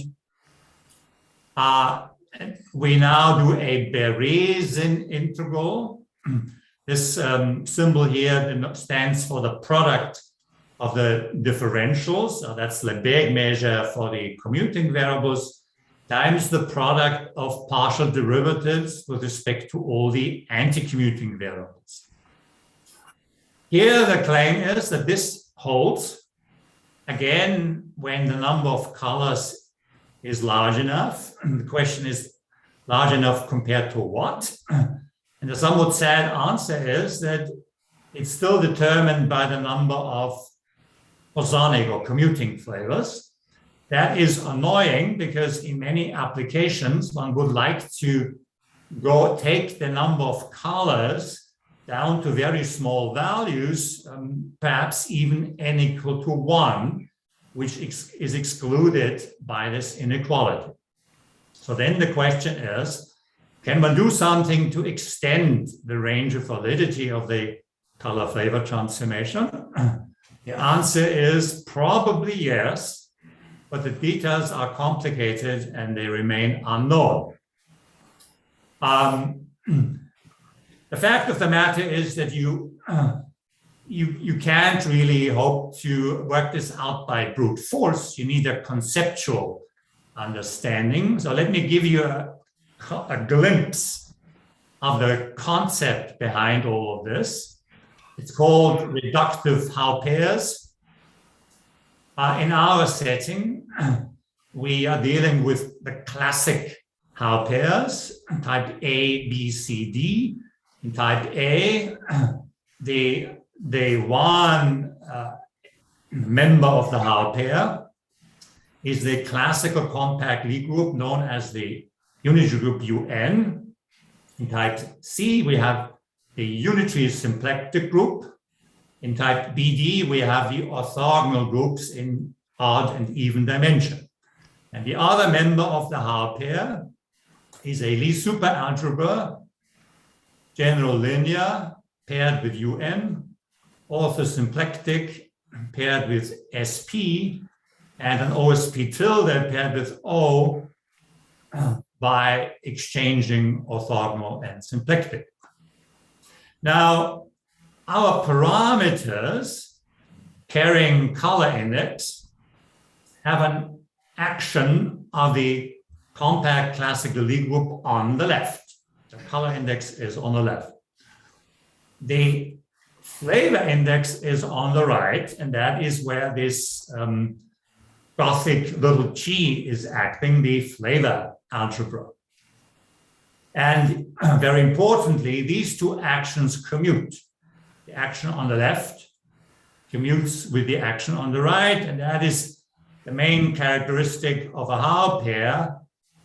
It's actually a maximal property.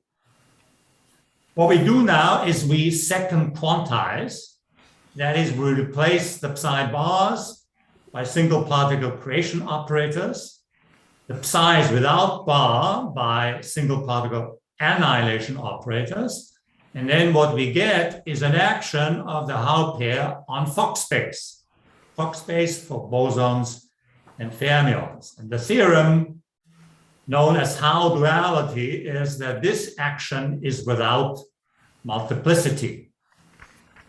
The special consequence for us is the following. We have the subspace in Fock space of color singlets. And Hall duality means a lot of things. In particular, for us here, it means that the subspace of color singlets furnishes an irreducible representation for the flavor algebra. And that leads to the following. If you apply the color group by its second quantized representation on the Fock space and carry out color rotations, and you average with Haar measure over all the color rotations, you obviously get a projector on the color singlets. But now there's a second realization of that projection. You form a density matrix from normalized, generalized spin coherent states constructed from this flavor algebra, and you average with a suitable invariant measure. And that gives you another resolution of this projector. If you now take matrix elements between standard coherent states on the left, you get the left-hand side of the color flavor transformation. If you do the same thing on the right, you get the right-hand side. So there you have an idea of what is the underlying principle giving you this magic formula known as the color flavor transformation. The issue is this integral. We're doing a Berezin superintegral over a non-compact domain. Maybe I didn't emphasize this enough. Go back to the bosonic case. This is the crux of the matter. In the bosonic sector, we're integrating over a bounded domain, which, however, is non-compact. And Berezin superintegration is not so well developed in that case. So we don't understand in general what will happen for small color number, which is a case of great practical interest. So I've done a case study in the which is unpublished, and I want to just show you the outcome here quickly. And that's done in the case of most practical interest, which is that of Haar measure on the unitary group, type A. And here is the diagram, which I could have shown earlier. It sort of gives you an idea of what's going on in this color flavor transformation. In the unitary case, we really need to distinguish between retarded and advanced, because the vector representation of UN is not isomorphic to the covector representation. That's different for orthogonal and symplectic. So we have a retarded sector with variables phi. We have an advanced sector with variables psi. We exponentiate and we average. That's the left-hand side. The color on the left-hand side is coupled. The flavor is diagonal. It's diagonal of flavor, so it's flavor uncoupled. On the right-hand side, that's the achievement of the color flavor transformation. We have decoupled the color. It's now diagonal in the color. Instead, we have a coupling in flavor. That's why it's called the color flavor transformation. And it's an equality. If you put in suitable normalization constants and you average with Haar measure on the left and with a suitable invariant measure on the right. So that's a diagram. Here's the corresponding formula in one specific case. I'm going to do one copy of retarded boson, retarded fermion, advanced boson, advanced fermion. This leads to the supermatrix being 2 by 2.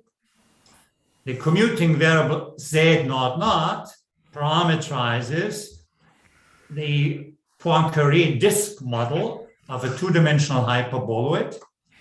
It's the interior of the disk.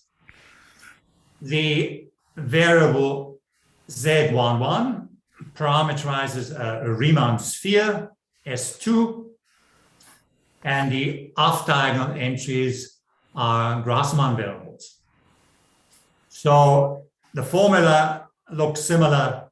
It's a special case of what we had before, just transcribed to the unitary case. We have on the left-hand side advanced and retarded contributions. On the right-hand side, we have Dereziński flat measure. We have R. So, yeah, due to this case, the exponent is just a number of colors. And there isn't very much more to say, except that in the case of one color, this formula as it stands is not true. And that's annoying because many, at least some of the applications are explicitly to n equal to 1. So we need to correct this transformation. To do so, let me introduce this notation that this standard term that I've been talking about, I will now call it the bulk contribution to the right-hand side. It's the bulk of it comes from the bulk of the Poincaré disk. But the Poincaré disk has a boundary circle. That boundary circle is sort of the boundary of the hyperbolic two-space at infinity. We parameterize it by e to the I theta, theta being this angle at infinity. And the correction term, I call it now the surface contribution, looks similar. There's still the f of before, there's still the superdeterminant. The new ingredient is an extra factor, capital omega. It has two pieces, a degree 2 piece, degree 2 in the Grassmann variables in this line, and a degree 4 piece here. That one has a derivative. So fact, I've known this for a while, but I didn't actually, I sent it to some people who asked me about this, but I didn't publish it in any journal. If you add the bulk and surface contributions, then you still have a true identity. The color flavor transformation then extends to n equal to 1. That's in principle very nice, but in practice it is terrible because due to this complicated correction term, all of the elegance and simplicity and usefulness for practical applications gets lost. Martin?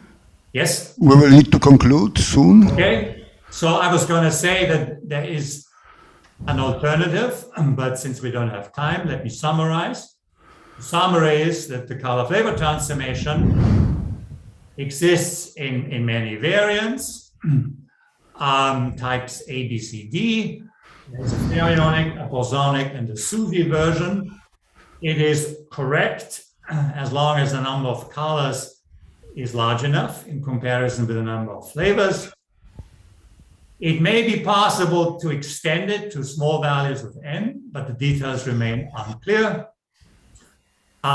In one case, I've had success in doing this extension, and the formula, which I have had no time to show, actually helped me to derive the common formal field theory for the integer quantum Hall plateau transitions. Now, this would have been another talk, but that talk would have been even longer.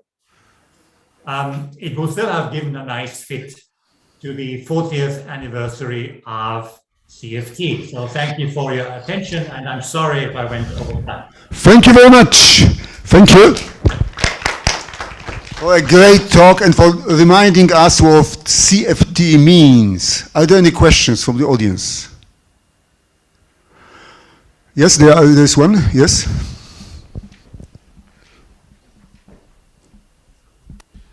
My first question is, what does it mean, subunitary? You mentioned... yeah, I mean norm less than 1. Okay.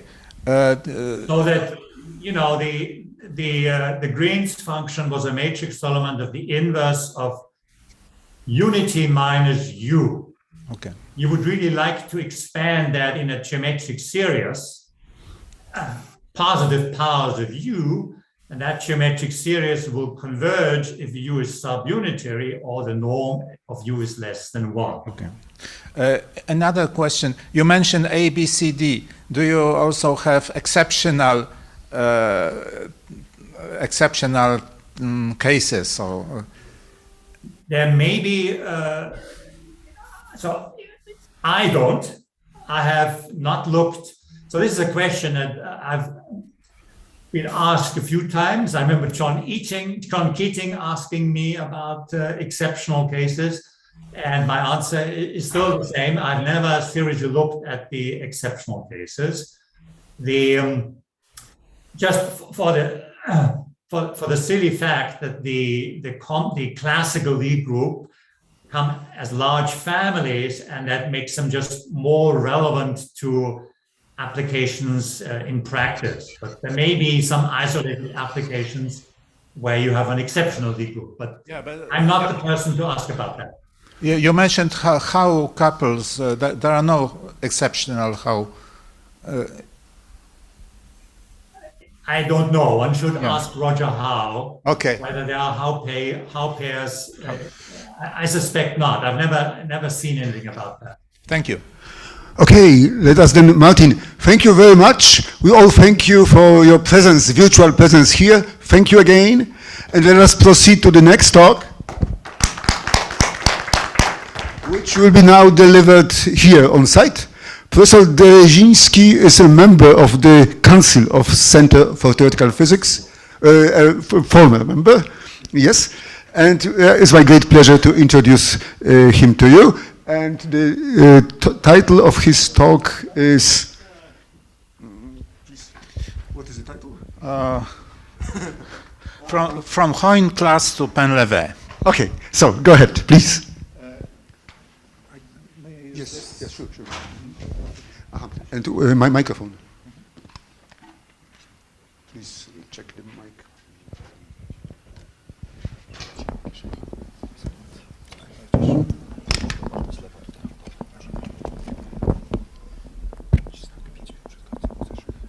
Tak, oczywiście.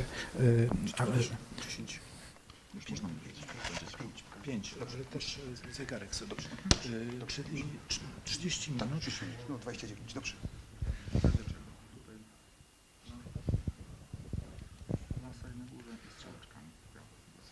Działa. Yes.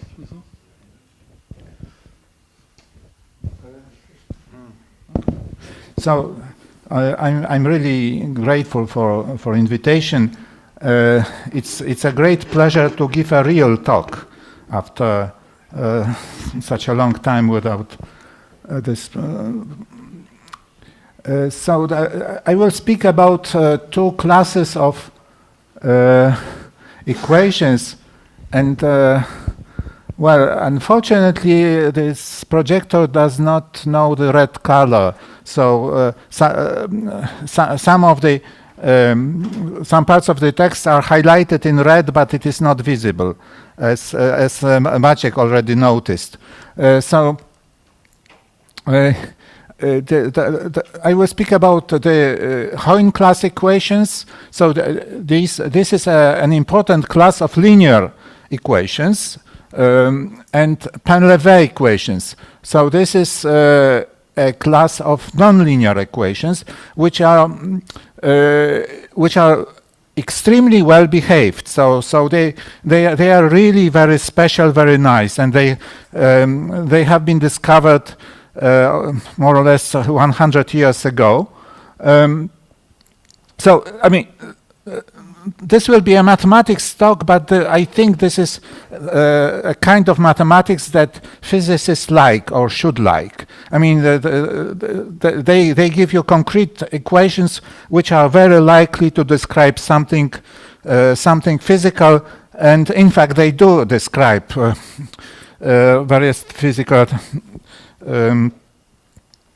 situations. And my talk will be based on a joint work together with Artur Ekert and Adam Latosiński, but it is also inspired by some by the work of Sławianow and Ley and by Ochiyama Okumura. So let me start with an introduction. So this is kind of like a course in what is usually called metody matematyczne fizyki. So consider a second order differential equation.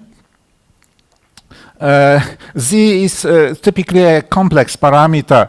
And so what is most important in such an equation are the singularities. So singularities either of P or of Q. So suppose that the singularity of P has this, the senior term is of the order m minus m and of Q minus L. Then there is a standard definition which is taught at courses, at least in physics departments, because in mathematics this I think is forgotten. So if m is less than or equal to 1 and L less than or equal to 2, then the singularity is called Fuchsian or regular singular. So these are synonyms. So Fuchsian and regular singular is in red on this slide. If you don't, if you haven't noticed. Now, if these singularities are worse than that, then one can define the so-called rank of the singularity, and so this is the maximum of m and L over 2. This is an integer or a half integer greater than 1, and it really determines the behavior of solutions around this point. So I gave the definition for finite singular points, but there is an obvious generalization for the infinity, which I didn't put on the slide, even though it is probably more important physically. But so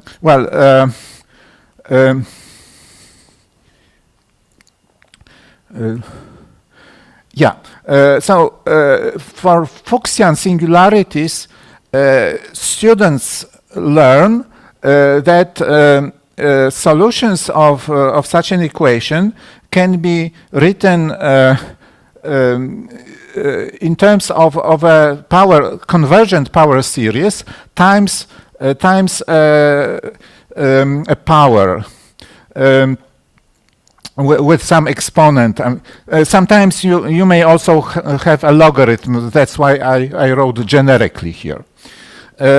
So this is very well known. It is slightly less known, but it is also classical, that if you have a higher rank singularity, then you can also write a formal solution in terms of a formal power series and a prefactor which is exponential. And so this prefactor has essentially a polynomial here, and the senior term in this polynomial is determined by the rank of the singularity. You should notice that m, I stress that m can be an integer or a half integer. So if it is a half integer, then this is actually again a multi-valued prefactor. So it's actually a very nice theory. Now, this series is typically divergent, but sometimes it is asymptotic to a true solution. There is a complicated theory about this, which goes back to Stokes. So there are Stokes lines and etc. But I don't want to speak about that. Now, suppose that an equation has a finite number of singularities, a finite number in the whole Riemann sphere. then you can write down what are these, what are the ranks of these singularities, and after the semicolon, this corresponds to infinity. Infinity is kind of a special point. So, I mean, many linear equations with rational coefficients can be classified according to their type, and the type is given by a sequence of such numbers, I mean, integers or half integers. And I will use underlined one to denote a Fuchsian singularity. There is a reason for underline. I don't want to explain this one. So this is still an introduction. I mean, kind of essentially what should be taught in a good course on mathematical methods in physics. So Riemann equations, these are second-order equations with 3 Fuchsian singularities. One of them can be put at infinity. So this is kind of a very standard, very well-known class which goes back not only to Riemann but even before. And it can be always written in such a form. I mean, you can see that there are two finite singular points. At infinity, there is another one. Now, if we multiply this by the, I mean, you can transform it to such a form where tau is, it's easy to see that tau becomes a polynomial of degree at most 1, and eta times sigma, a polynomial of degree at most 2. Now, if it is also interesting to consider confluent cases of this equation. Now, confluent means that a limiting case. And then there is a class which is called Riemann class equations. At least some authors call it Riemann class equations, and they have the same form as here, as this triangle. Now the conditions are on the degrees of these 3 functions. So sigma now is any polynomial of degree at most 2, not necessarily a polynomial with 2 distinct roots. So now, when you do a confluence, then when you take a limiting case, then a second degree polynomial can become first degree or 0th degree, or the 2 roots can merge. And this leads to useful and important classes. So this is still an introduction and kind of a pedagogical table, just to make things, just to show something which is familiar, I guess, to every physicist, or at least to every older physicist, because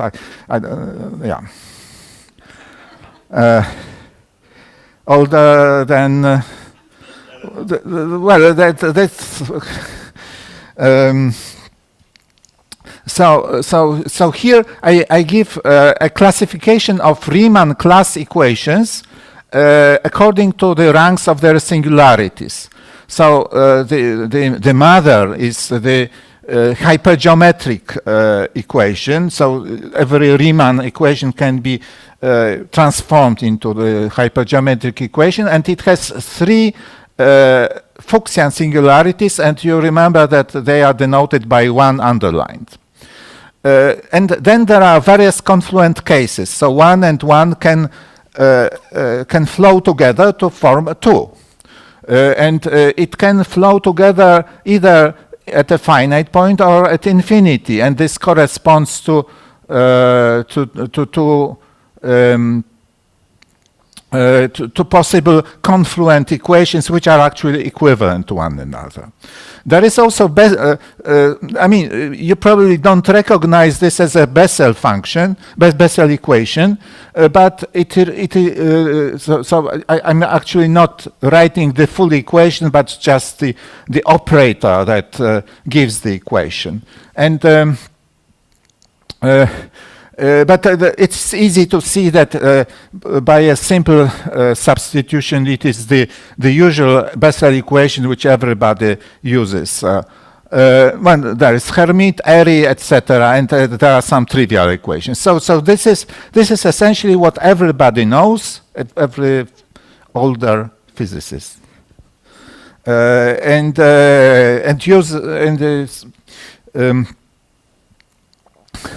now, Heun equations are kind of a step above. So this does not belong to the standard curriculum, but still it is it is still relatively manageable, and it is very useful. So these are Heun equations are second-order equations with this is a misprint. With 4 Fuchsian singular points, one of them put at infinity. So instead of 3, you have 4. And so this is the form. And we do a similar transformation. I mean, we multiply, we get rid of some of the numerators. Not all of them, but so that one can write it like that. Tau is a polynomial of degree at most 2. Sigma, so eta does not have to be a polynomial, but multiplied by sigma has to be a polynomial of degree at most 4.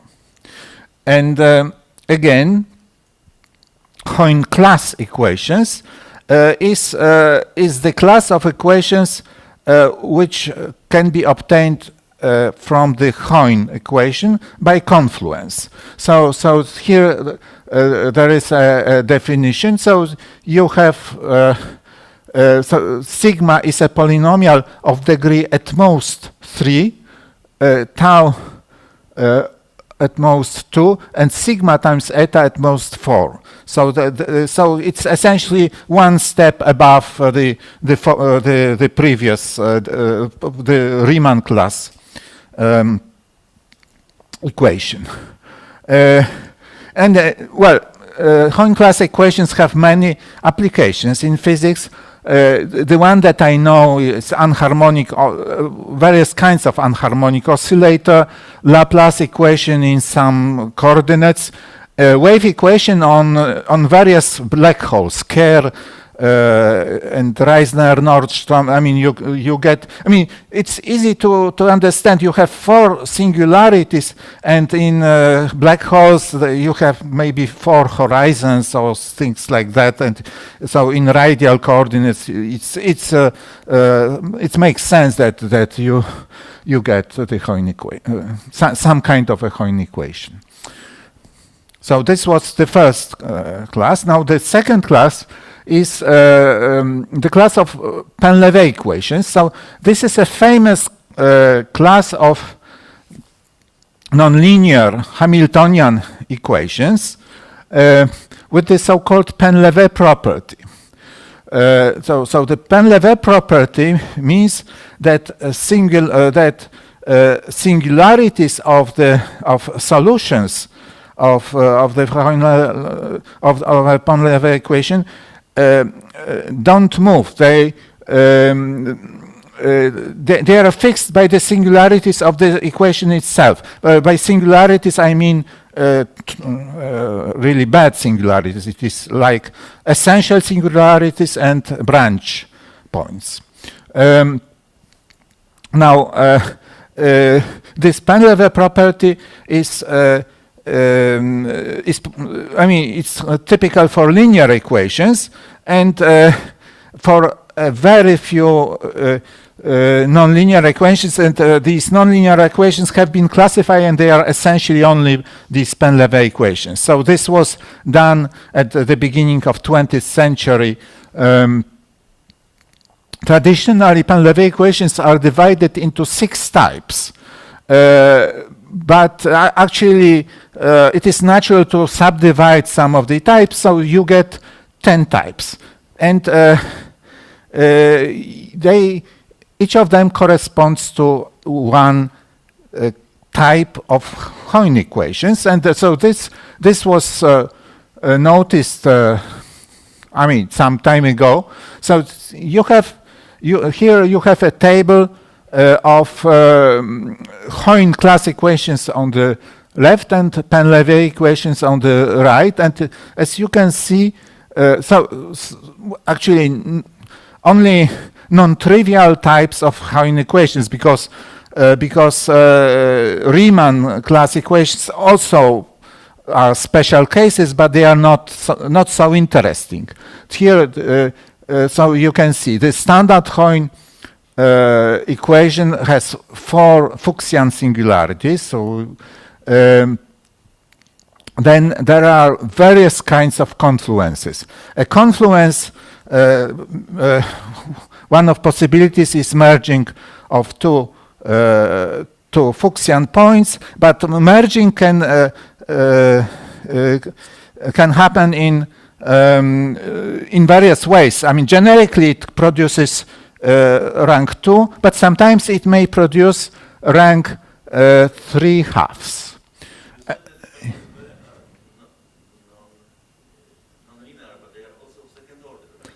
Yes, they are second order, yes.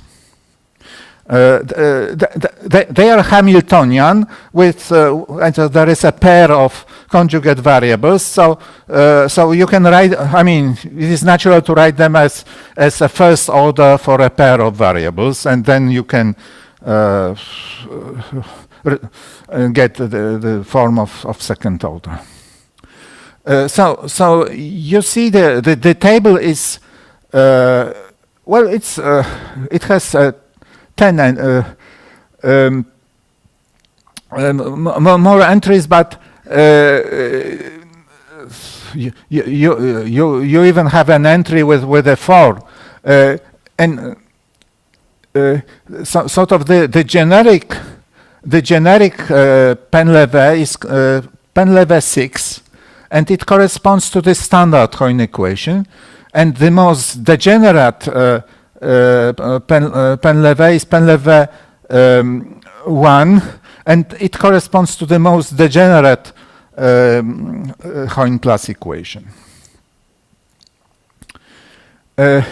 Now, actually, the rank, as I mentioned, the rank can be an integer or a half integer, but you sort of if it is a half integer just by 1/2 smaller, then it is a cousin of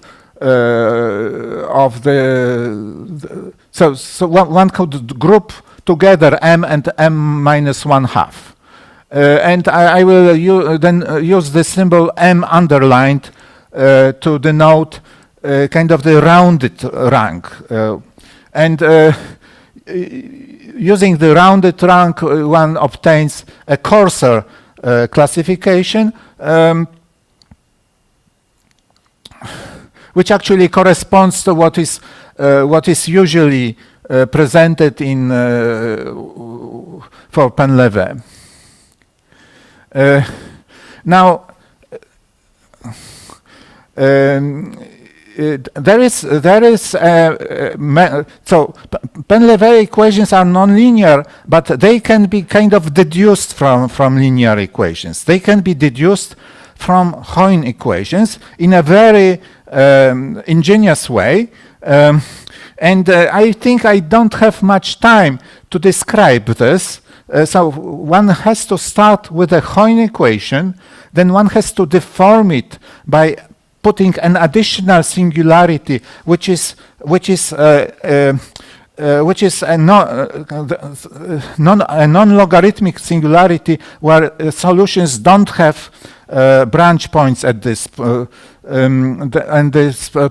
This is quite rigid, and this means that this has to have a special form, and conditions of for a constant monodromy. Monodromy, so this means you go around the singularity and you pick up something. So they lead to a set of nonlinear differential equations which can be interpreted as Hamilton equations, and they are the Hamilton form of Painleve equations.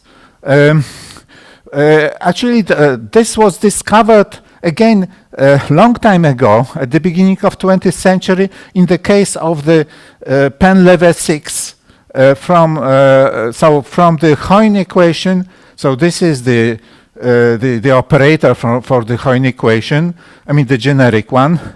Then you deform this. Then after some you have to do something, and you get Painleve 6 Hamiltonian and the Painleve 6 equation.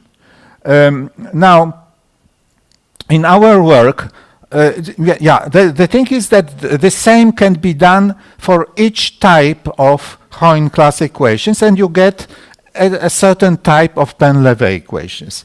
Now, in the literature, each case was handled separately. In fact, in a similar way, but still one has to do it case by case.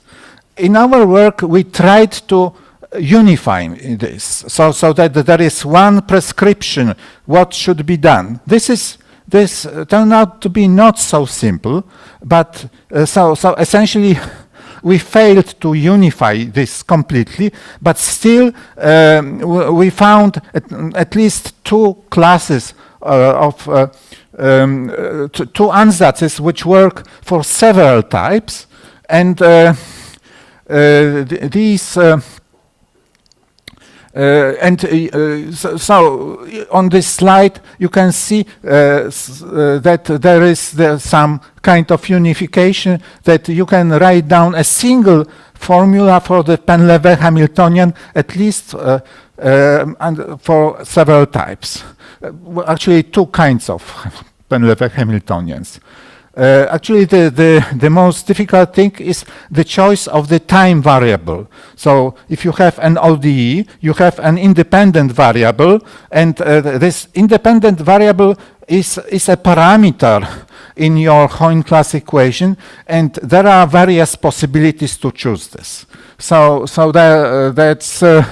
that's actually a certain complication, which actually means that these cases had to be subdivided even more. But still,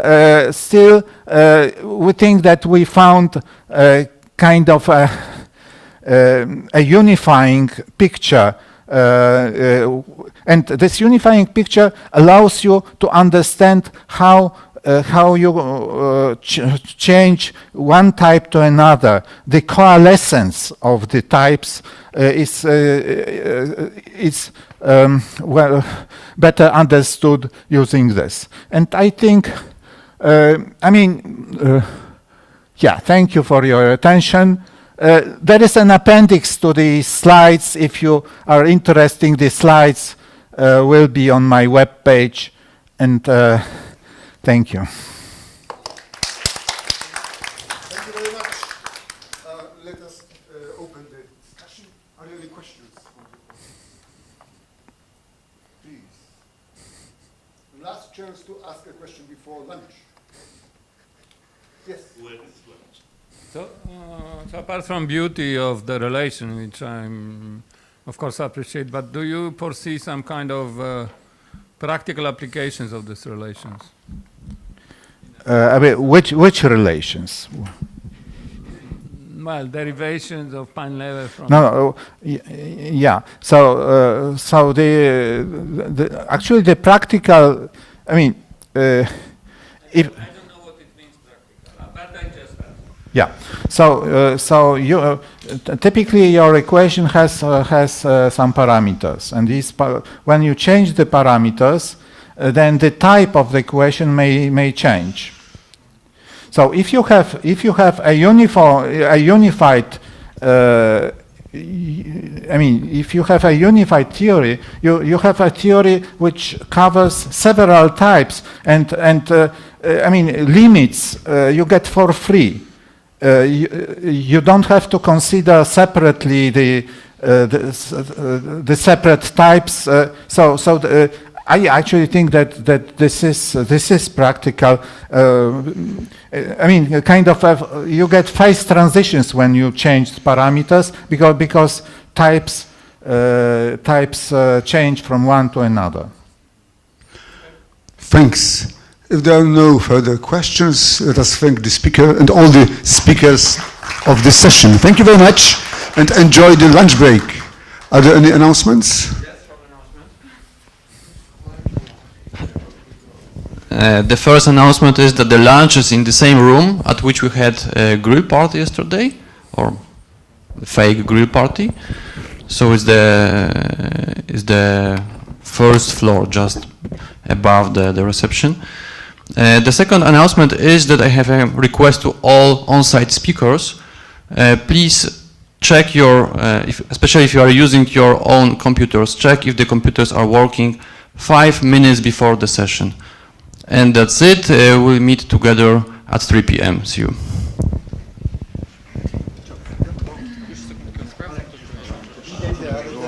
Jeszcze mam pytanie. Jak jest Krzysztofie, nie 5, tylko 10 minut.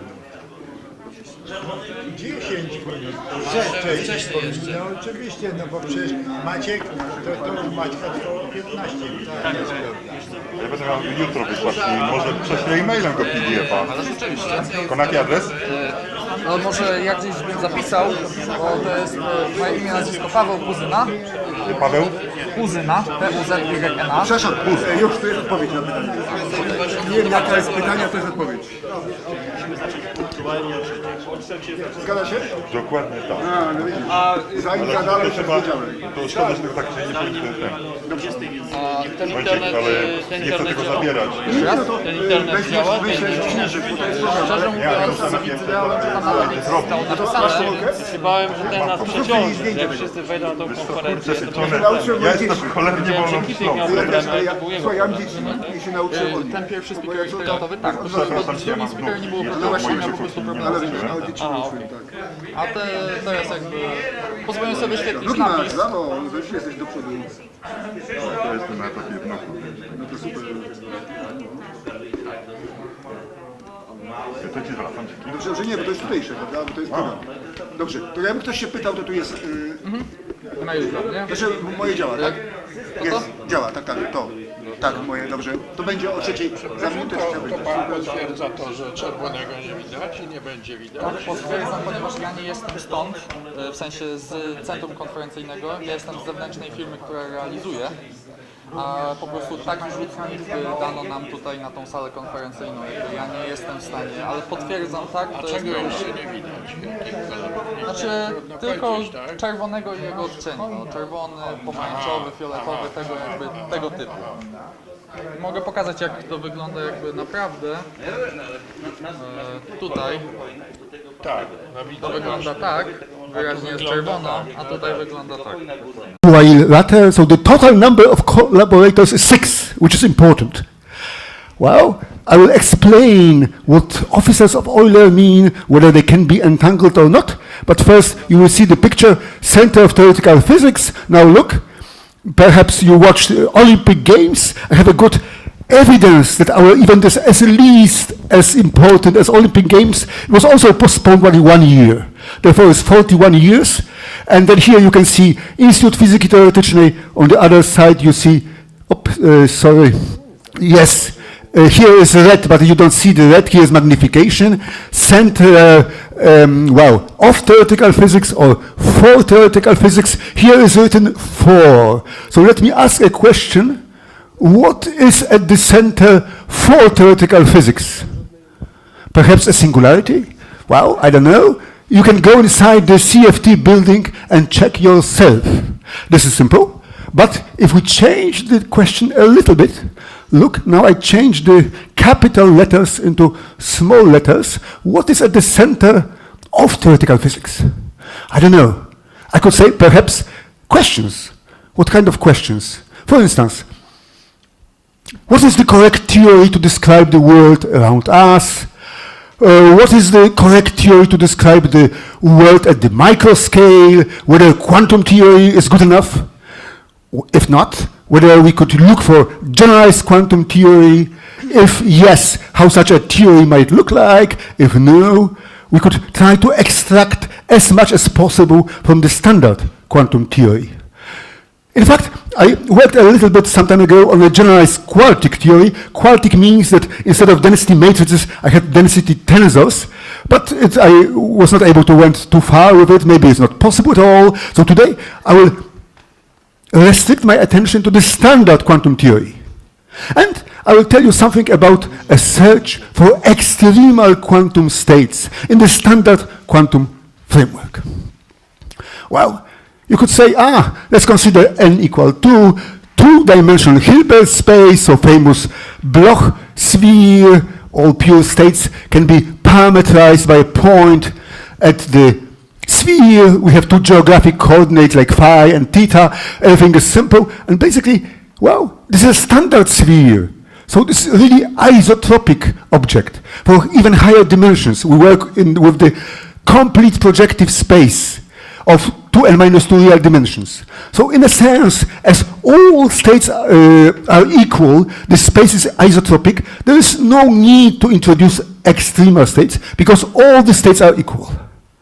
So what is my talk about? Well, the situation changes if we impose some structure to the system. For instance, there could be levels of different energy, or we could say, this is not a simple system, but the system, let's say, consists of two or more parties. And in this way, imposing additional structure, we imply that some states are distinguished. I can even say here it should be maybe in red, some states are more equal than others. Okay, well, what about now? Thank you very much. Good. So let's consider the simplest case, a composed 2-qubit system. Well, then of course there are separable states which are distinguished. On the other side, there are maximally entangled Bell states. So they are also distinguished. They are as much entangled as possible. I will explain it in a second. So we can say that those states, Bell states, are more equal than all other states. So now you will see what is my aim of this talk. We are going to search for some, well, this should be green, extremal states. And such a search is well justified. Because, for instance, those Bell states, distinguished into 2-qubit setup, are very useful for various applications in quantum technologies, quantum information. Even though I'm not talking about quantum information, I'm somehow upgraded. I feel upgraded at the level of mathematical physics. Thank you very much. You could think about some possible potential applications in the theory of quantum information, even quantum technologies, which to some extent rely on existence of Bell states. So, now to be more precise, a little bit of technicalities, but very simple. We consider this bipartite Hilbert space, so two subsystems, one object here, one there. And we define separable states, they're just states with tensor product structure. And then all other pure states, which are not of this product form, they are called entangled. This is very simple for pure states. And as I already mentioned, in the case of 2 times 2, there exists the famous Bell state.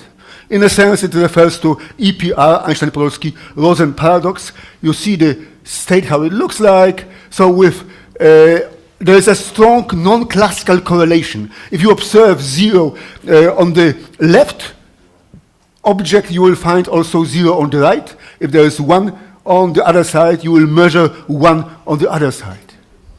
And then let me emphasize again that existence of such states is of course perfectly allowed by the standard quantum theory and is not in contradiction with general relativity, so the information cannot go faster than light.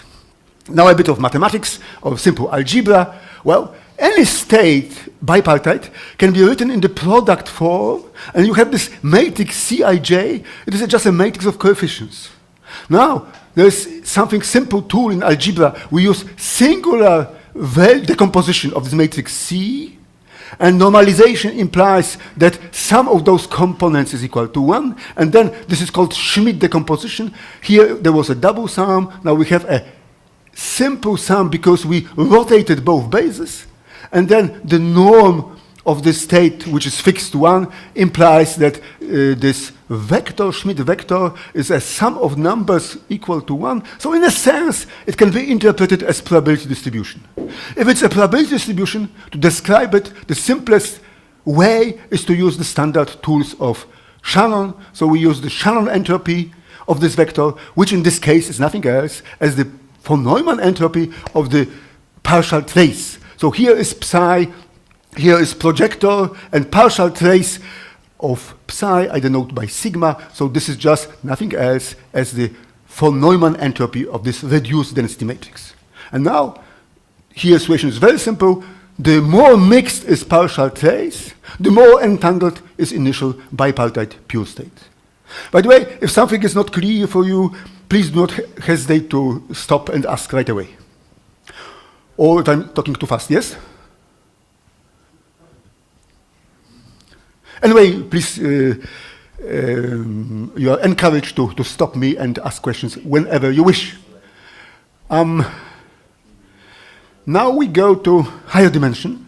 Bell state, I repeat, is the maximally entangled state for 2 qubits, but for 2 systems with d levels each, sometimes in slang, we call them in our jargon qubits or qunits. The situation is simple. There exists a generalized Bell state which has all Schmidt coefficients equal, and of course it maximizes the entropy. It's called entanglement entropy because the partial trace is maximally mixed, which has a very nice interpretation. Due to Schrödinger, you have such a situation, the state is pure, so literally its entropy is 0. You know everything about bipartite state, but you know nothing about subsystem, because entropy of the partial trace is maximal.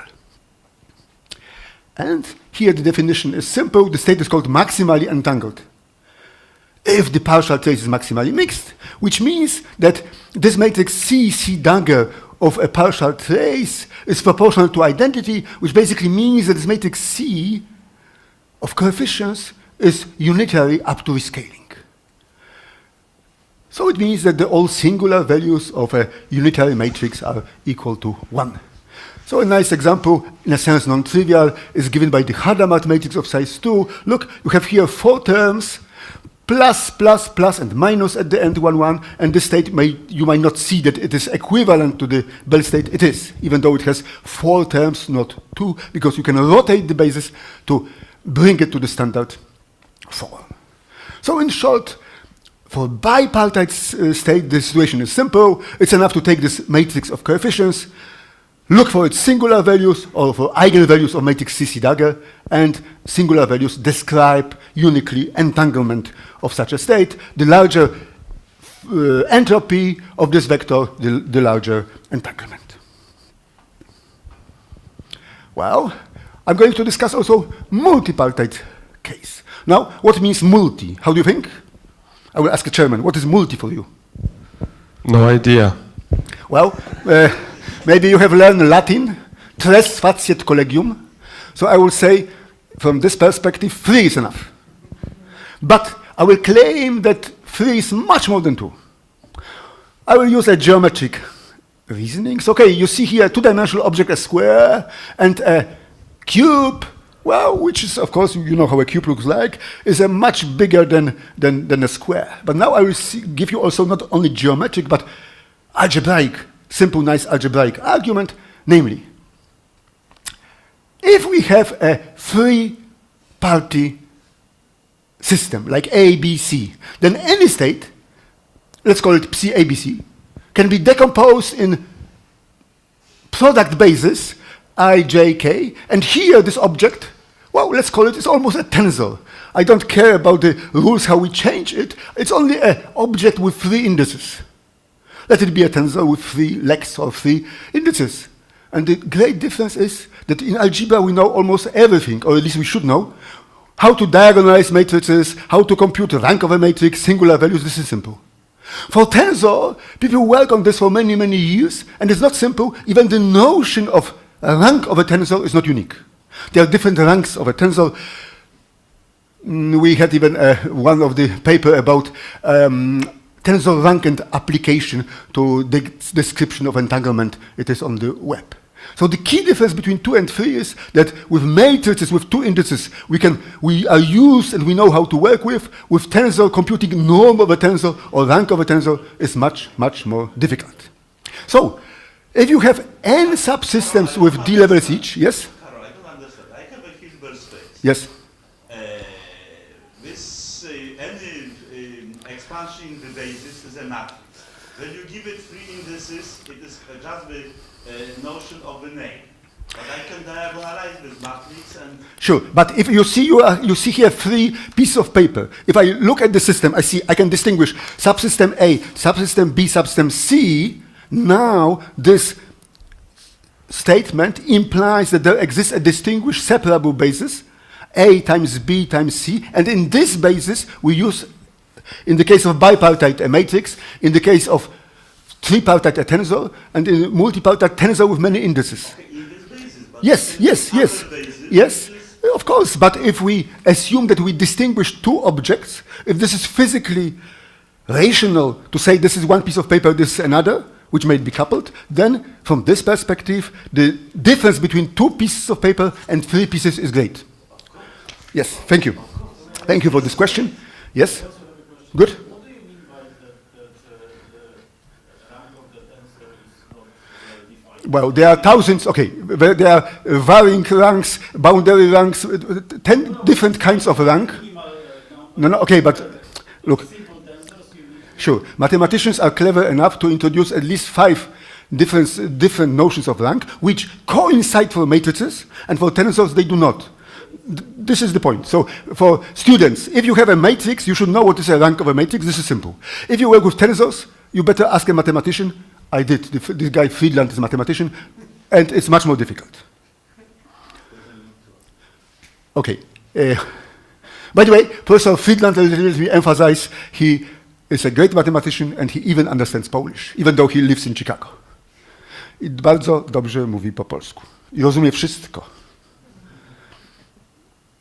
So, going back to physics, if we have now a system of 3 or more pieces of paper, subsystems, with d levels each, we can now pose a simple question.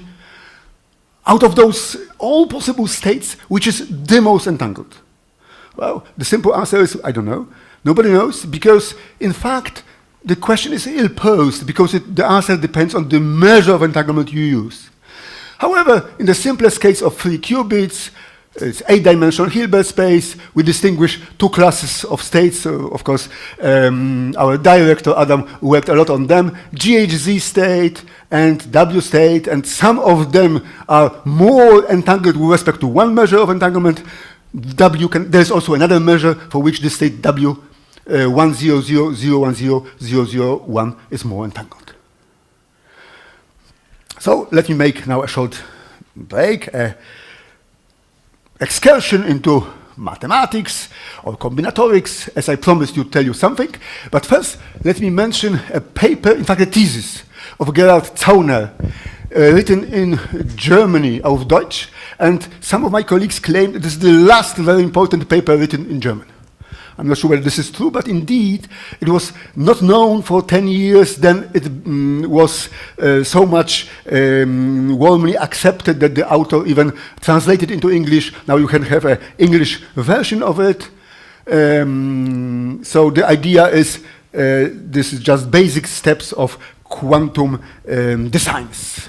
And what will be the design? Well, let me now first start with a classical design. I usually have some deck of cards with me. It's not the case here, but let's assume you have 16 cards. Okay, some of them are red, some of them are black. You don't see them. But the idea is very simple. You have 16 cards, 4 aces, 4 kings, 4 queens, 4 jacks, and you want to form out of it a square in such a way that in each row, each column, there's only one ace, one king, and so on. And of course, such patterns are known for ages. In fact, they are called mutually orthogonal Latin squares of size 4. So a single Latin square concerns only one digit. The second, let's say the suit, gives you the second square, and mutually orthogonal means that each of those objects is different. There are no two aces, let's say, of clubs. Also, they are called Greek or Latin square because Euler himself, he used not cards, but he used basically Greek letters and Latin letters to denote those objects. Well, for n equal 2, it's easy to show there are no solutions because if you put ace of, let's say, of clubs here and king of clubs there, you cannot put queen of clubs nowhere because there would be two clubs in the same row or same column. So it's easy to see that such objects do not exist for n equal 2. For n equal 3, 4, 5, they do exist. Oh, sorry, I repeat the work of Maciej, who was not able to find the correct. It's dark over there. Yes, well, sorry, I went in the wrong direction now, sorry. No, I'm now going, yes. So the point is that those objects exist for size 3, 4, 5, and something strange happens for n equals 6 or d equals 6 here. In fact, there are no two orthogonal Latin squares, there's only a single one. And even Euler was the first who noticed this, and he formally first posed a question. Since it's 6 times 6, there are 36 officers. The motivation, I would guess that he had a grant, military grant. He was working in Petersburg, and the idea, the story says, that there should be a military parade in front of Tsar, and there were 36 officers from 6 different units of military with 6 different ranks, so with different uniforms, and they asked Euler to find such a constellation that in each row, each column, there is different uniform, and it was not possible. Even Euler himself, such a great person, was not able to formally prove this statement.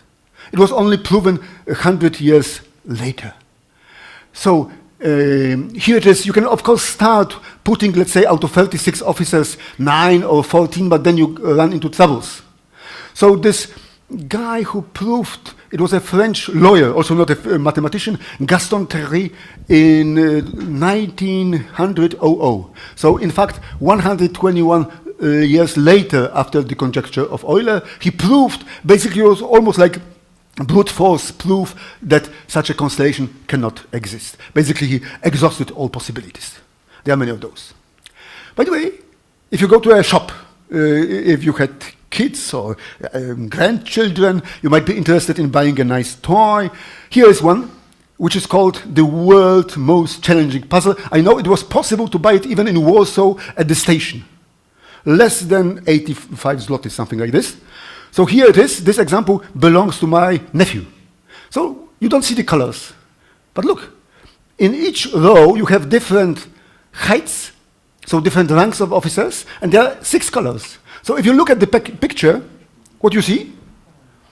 You see exactly the pattern of Euler. So he was arguably wrong, because here is a good example which you can buy and play. So the idea is simple of the game. You have to put it away and then put it back in such a way that all the rules are satisfied. So it's, for a mathematician, it's a great challenge to understand what it is here. And then, as usually, mathematicians are usually right. So Euler was right. But this is what? It's a physical representation of the Euler problem. If you really work hard enough, you can localize 4 pieces which are, in a sense, fake. They look like 6 height, but they are in fact 5. So of course it's a kind of cheating here, but the game is very nice. So if you can buy it and have a good excuse to buy it to your kids or grandkids, please do. Very nice game, which was introduced to the market only relatively recently.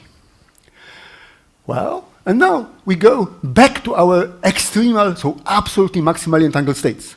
The definition is simple. You take an even number of qubits, and we defined absolutely maximally entangled, so I'm a state, if for any choice of half subsystems, if you trace out and consider reduced state, it's maximally mixed, which means you have 4 objects, 1, 2, 3, 4. If you choose 2, put it aside, those 2 will be maximally entangled with respect to those 2. But if you make a swap and consider those two systems, those pair A and C will also be maximally entangled with respect to C and D. This is the idea. Maximally entangled for any choice of, for any splitting of four parties. And of course, in some sense, Bell state is a trivial example. It is also Ame state, but trivial, of 2 qubits. So this notation is 2 is the number of parties, and here is dimension. And then a great surprise. Higuchi and Sudbury already 21 years ago, they have proven that such a state does not exist for 4 qubits. If you have 4 qubits, you cannot find such a state which obeys those rules. Why? Because in a sense, there are so many constraints, you can find maximally entangled state for this partition, and even for this partition. But if it's so, it will not work for the last partition. However, the situation changes if you increase the dimension, and there exists such a state for Q-treats, Q-quarks, Q-queens. And now comes the question, whether it exists for D equals 6. So sometimes we say for Q-hex. And our relation, there's a nice relation between the problem of Euler, Greco-Latin squares, and our extremal Ame states. Here it is. So here is the Euler notation, alpha, A, so Greco-Latin letters. Here is bridge notation, and here is informatics notation. And now look, let's consider they're of course equivalent. Now, from this object, we can easily write down such a state. In what sense? We take 2 first digits as address, so 0, 0 is the first square. We read the contents 0, 0, put such a term. Here is position 01, 1, 2, we put second term, and so on and so on. There are 9 terms altogether, and this provides such a state, and it's easy to show that because in each column, each row, there are different cards of different suit and rank, this implies the desired property for our Ame state. Moreover, such a state allows us to write immediately so-called quantum error correction code. In a sense, we choose first row of those terms which start with 0, and we say that 0 will be replaced by 0 tilde, which is obtained from those 3 terms here. You see, this line is exactly equal to the 3 last digits from the upper row. 1 is obtained from this row, and 2 in blue is obtained from this row. So there's a strong relation, and nice, yes, between Ame states, problem of Euler, Greco-Latin square, and quantum error correction codes. Well, why do we care about those states? Because they are useful. They are useful, for instance, for the case of teleportation, other tasks in quantum information. For instance, having such a state, Ame, we can teleport 2 Q-treats between any pair, chosen pair, chosen out of 4 users to the other pair. For instance, from the pair A and C, like those two, to another pair. And this is not possible if you have other states. With GHZ state, you cannot do it. Then it's also possible to find a relation with perfect tensors and holographic codes. I hope to tell you a little bit more about it. But now, a question. In February 2021, this is a table of existence of such states. Here is the number of parties, and here dimension, and this was the only open case. So here's the result of Higuchi. Here this black means does not exist, green means exists. The table is much longer by Huber and Widerka, and this was the question mark. 6-4, this is the key case important for us.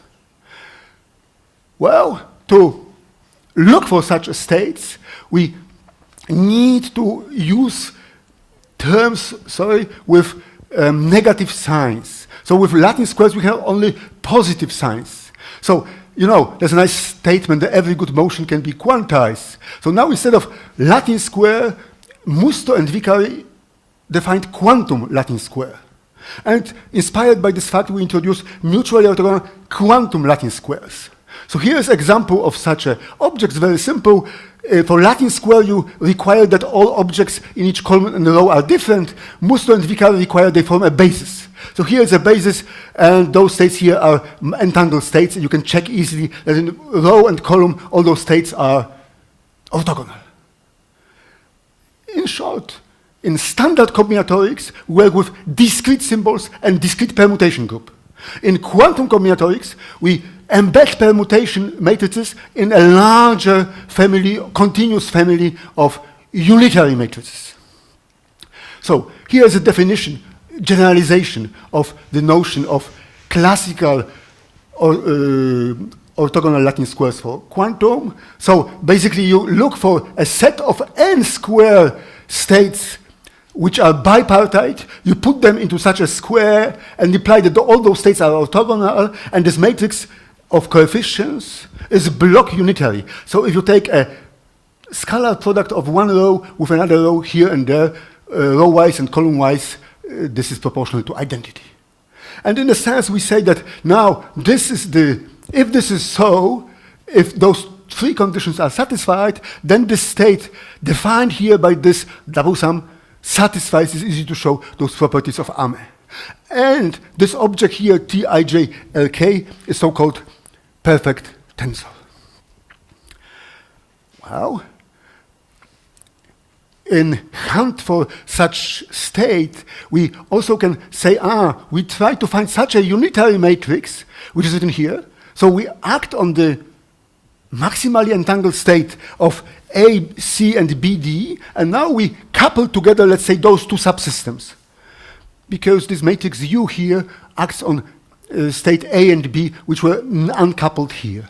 And in a sense, so this U couples those states together. We look for such a unitary matrix of size 36, which maximizes the entangling power, which means average entanglement after action of this bipartite matrix.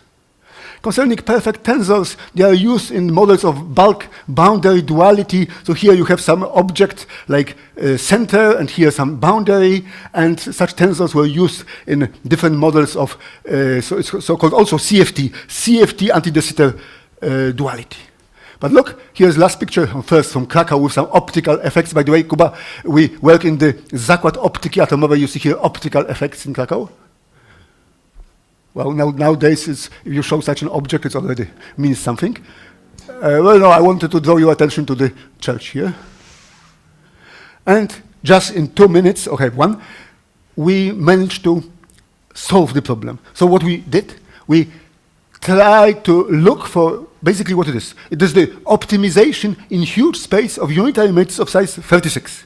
So I don't have time exactly to go into details, so I will just show you the result. So here was numerical view of the matrix of size 36. We found that it has block structure, and then we could rotate it locally to bring it to such a form, and after suitable permutation, it has such a nice form. It has 9 blocks of size 4, and then here we could check that each of this block is unitary. We could even solve equations for unitarity, and it happens that the solution is fully analytical, is given by the golden ratio, 1 plus square root of 5 over 2. Therefore, we tend to call the state golden state.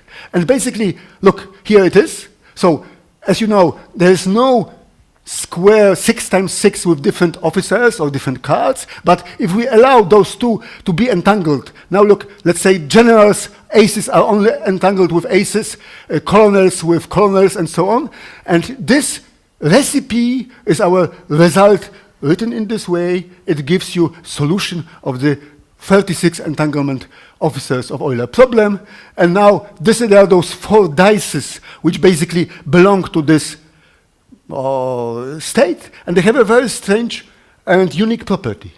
Namely, any pair of those dice is unbiased, but if you choose any 2 of those and measure them, you can uniquely determine the outcomes observed by measuring other dice.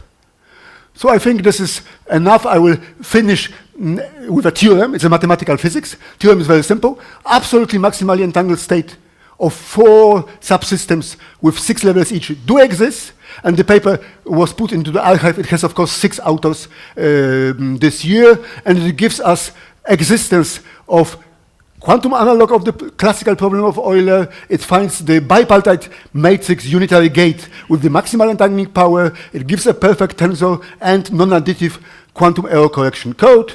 And then the last statement is, I wish that center for theoretical physics will also be a center of theoretical physics, and all the best for the next 40 years. Okay, thank you very much, Karol. Thank you for the talk. And now there is a time for, let's say, 2 short questions, if there are any. Rafał. So how many different examples you expect of this? Because I understand that you found one example, yes? Or this is a whole family? Of course, it's a whole family because you have a unitary freedom. You can rotate them locally. Okay. So in a sense... Apart from local unitary Okay, freedom? apart from locally, look, very good question. We have some species we found numerically, but it's now not so easy to check whether they are actually locally equivalent or not. So basically, I don't know yet the answer to this question, but it's of course an interesting open problem. So it's a one class? Yes, yes. Perhaps. And then I can also add to this question another one. Our state is complex. It has complex phases which are crucial for this solution. So there's another question whether there exists a real, so orthogonal matrix or a real armor state. I don't know. Okay, any more questions? I don't see, then let's thank Karol again. And we move to our next speaker, who is Adam Sawicki, CFT, our director.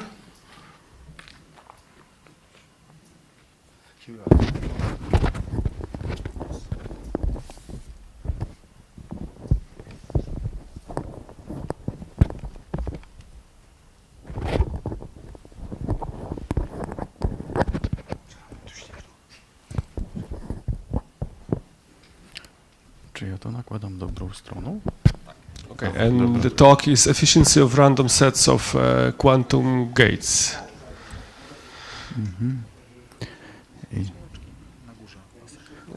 Adam, the ground is yours. Okay, thank you. Okay, so as Jarek said, I will be speaking about quantum gates, their efficiency, and what is happening when we are choosing them at random. So let's say that I will risk to be trivial rather than unclear, so I will make some elementary revision of the notions which are needed for me to state the results and to show you what we were doing. So maybe let me come back to the first slide. So this is the joint work with Piotr Dulian, who is a third-year student at the Warsaw University Faculty of Physics. So let me start with the definition of a quantum circuit.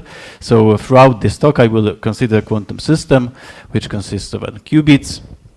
And then what is the quantum gate? So it is just a unitary matrix from the group SU to the power n. So the unitary means that it satisfies this equation. So here you have the example of a special unitary matrix in dimension 2. And then we can also distinguish some k-qubit gates, so they will be the matrices from SU to the power k, where k is smaller than n. Okay, so now what are the universal quantum gates? So let's say that we have a set, U1 up to UK, from our group. So this is a finite set of quantum gates. And then we can build some words from the alphabet from U1 up to UK. So words of the length n are denoted by Sn. So if those words of the length n, when n goes from 1 to infinity, fills densely SUH, we say that the set S is universal. Of course, it's natural to somehow quantify what does it mean that it's dense. So one can introduce some kind of a metric or a measure of distance on the unitary group. So I am choosing the distance which is just the Hilbert-Schmidt distance. So we have the measure of distance, and then we can say that the S is universal if for every element in our group and every epsilon there is such an n, that there is a word of the length n which is epsilon close to this any element of U. So for every element I can in my group I can find a word which is epsilon close. So this is the definition of the universality. This is also connected to the notion of the so-called epsilon nets. So a set of matrices, unitary matrices, is an epsilon net if for every U there is some element in this net X such that it's epsilon close to U. You can draw some pictures and so on. So some time ago, I was really interested in how to check if someone is giving me some matrices, how can I check if they are universal or not. So actually, here you have two references to some papers where, together with Kasia Karnas, we developed some kind of procedure for checking this universality. Okay, but let's say that we have those universal universal gates. So then the question is how fast I can approximate other unitary transformations. So from now on, I will assume that my set is actually symmetric, and by symmetric I mean that whenever I have some unitary matrix in this set, the inverse is also contained in this set. And under this condition, there is this famous result of Solovay and Kitaev, which says that actually if I have this universal set, then I can approximate any element in the unitary group with the sequence of the length, so constant a times log to the power 3 1 over epsilon. So I'm speaking only about SU2 to make things easier, but there are similar theorems for any dimension and actually for other compact groups. Okay, so if you look at this formula, then you of course see this power 3 and also this constant a. So this 3 is somehow connected to the dimension of a group, and this a depends on a set. So there are sets for which this a will be bigger, and there are those for which it will be much smaller. And also, of course, you can ask if is actually 3 optimal here. Can we have, for example, 1? So why those questions are good questions? So nowadays we have those imperfect intermediate quantum devices, and it actually matters if you are using 100 gates or 10,000 gates, for example, because errors are much bigger for a bigger number of gates. And it is important what kind of generators you are using, what kind of universal sets you are using to obtain your circuit, because sometimes you can do things much faster with smaller number of gates than in some other cases. So the choice of the set S is actually important, and somehow in the mathematics it is determined by this constant A. So we want to understand how A depends on S, and of course what is the story behind this power here. So for the power here, we can very easily calculate what is the optimal power in the Solovay-Kitaev type of theorem, and this is just some kind of a volume comparison argument. So we take SU2, so we take a ball which has a radius epsilon, and of course there are those well-known inequalities that the volume of a ball can be bounded from below and from above so y epsilon to the power 3, because SU2 has the power 3. So then we consider the best possible case. So our generators generate a 3 group. So there are no relations. So every time I compose those matrices, I get something new. So I have to calculate how many words of the length n I have. So this is kind of easy. So number of words of the length n times the upper limit for the upper bound for the volume must be bigger than 1. So this is the condition, such that I have which guarantees that I will have an epsilon net. So if you solve this equation, you can see that this is basically log to the power 1 over epsilon, and then there is something which is connected to the number of generators. So you cannot do better, to be honest. But then you may ask, what are the sets of the generators which actually realize this fact that the log is in the power 1 and that this value here is kind of optimal? And for this purpose, one needs to study the so-called averaging operators. So let me quickly define what I mean by this. So we have our group SU2, so I will do everything for SU2. So then I can consider L2 functions on SU2, and I can define the averaging operator with respect to the H measure. So this T with the index SU2 acting on F, it just averages a function F over the entire group with respect to the H measure. D mu will be always H measure. Okay? And now I have a set of gates, and for this set of gates I can define the other averaging operator, which I will call TS, and it simply averages over the set S. Yes, so I'm shifting my function F with ui and ui to -1, and I'm dividing it by the number of elements in this set. Okay, so it's natural if you look at this. So if this if TS averages over S, then the powers of TS will average over the words of the length n. So the T to the power n averages over the words of the length n.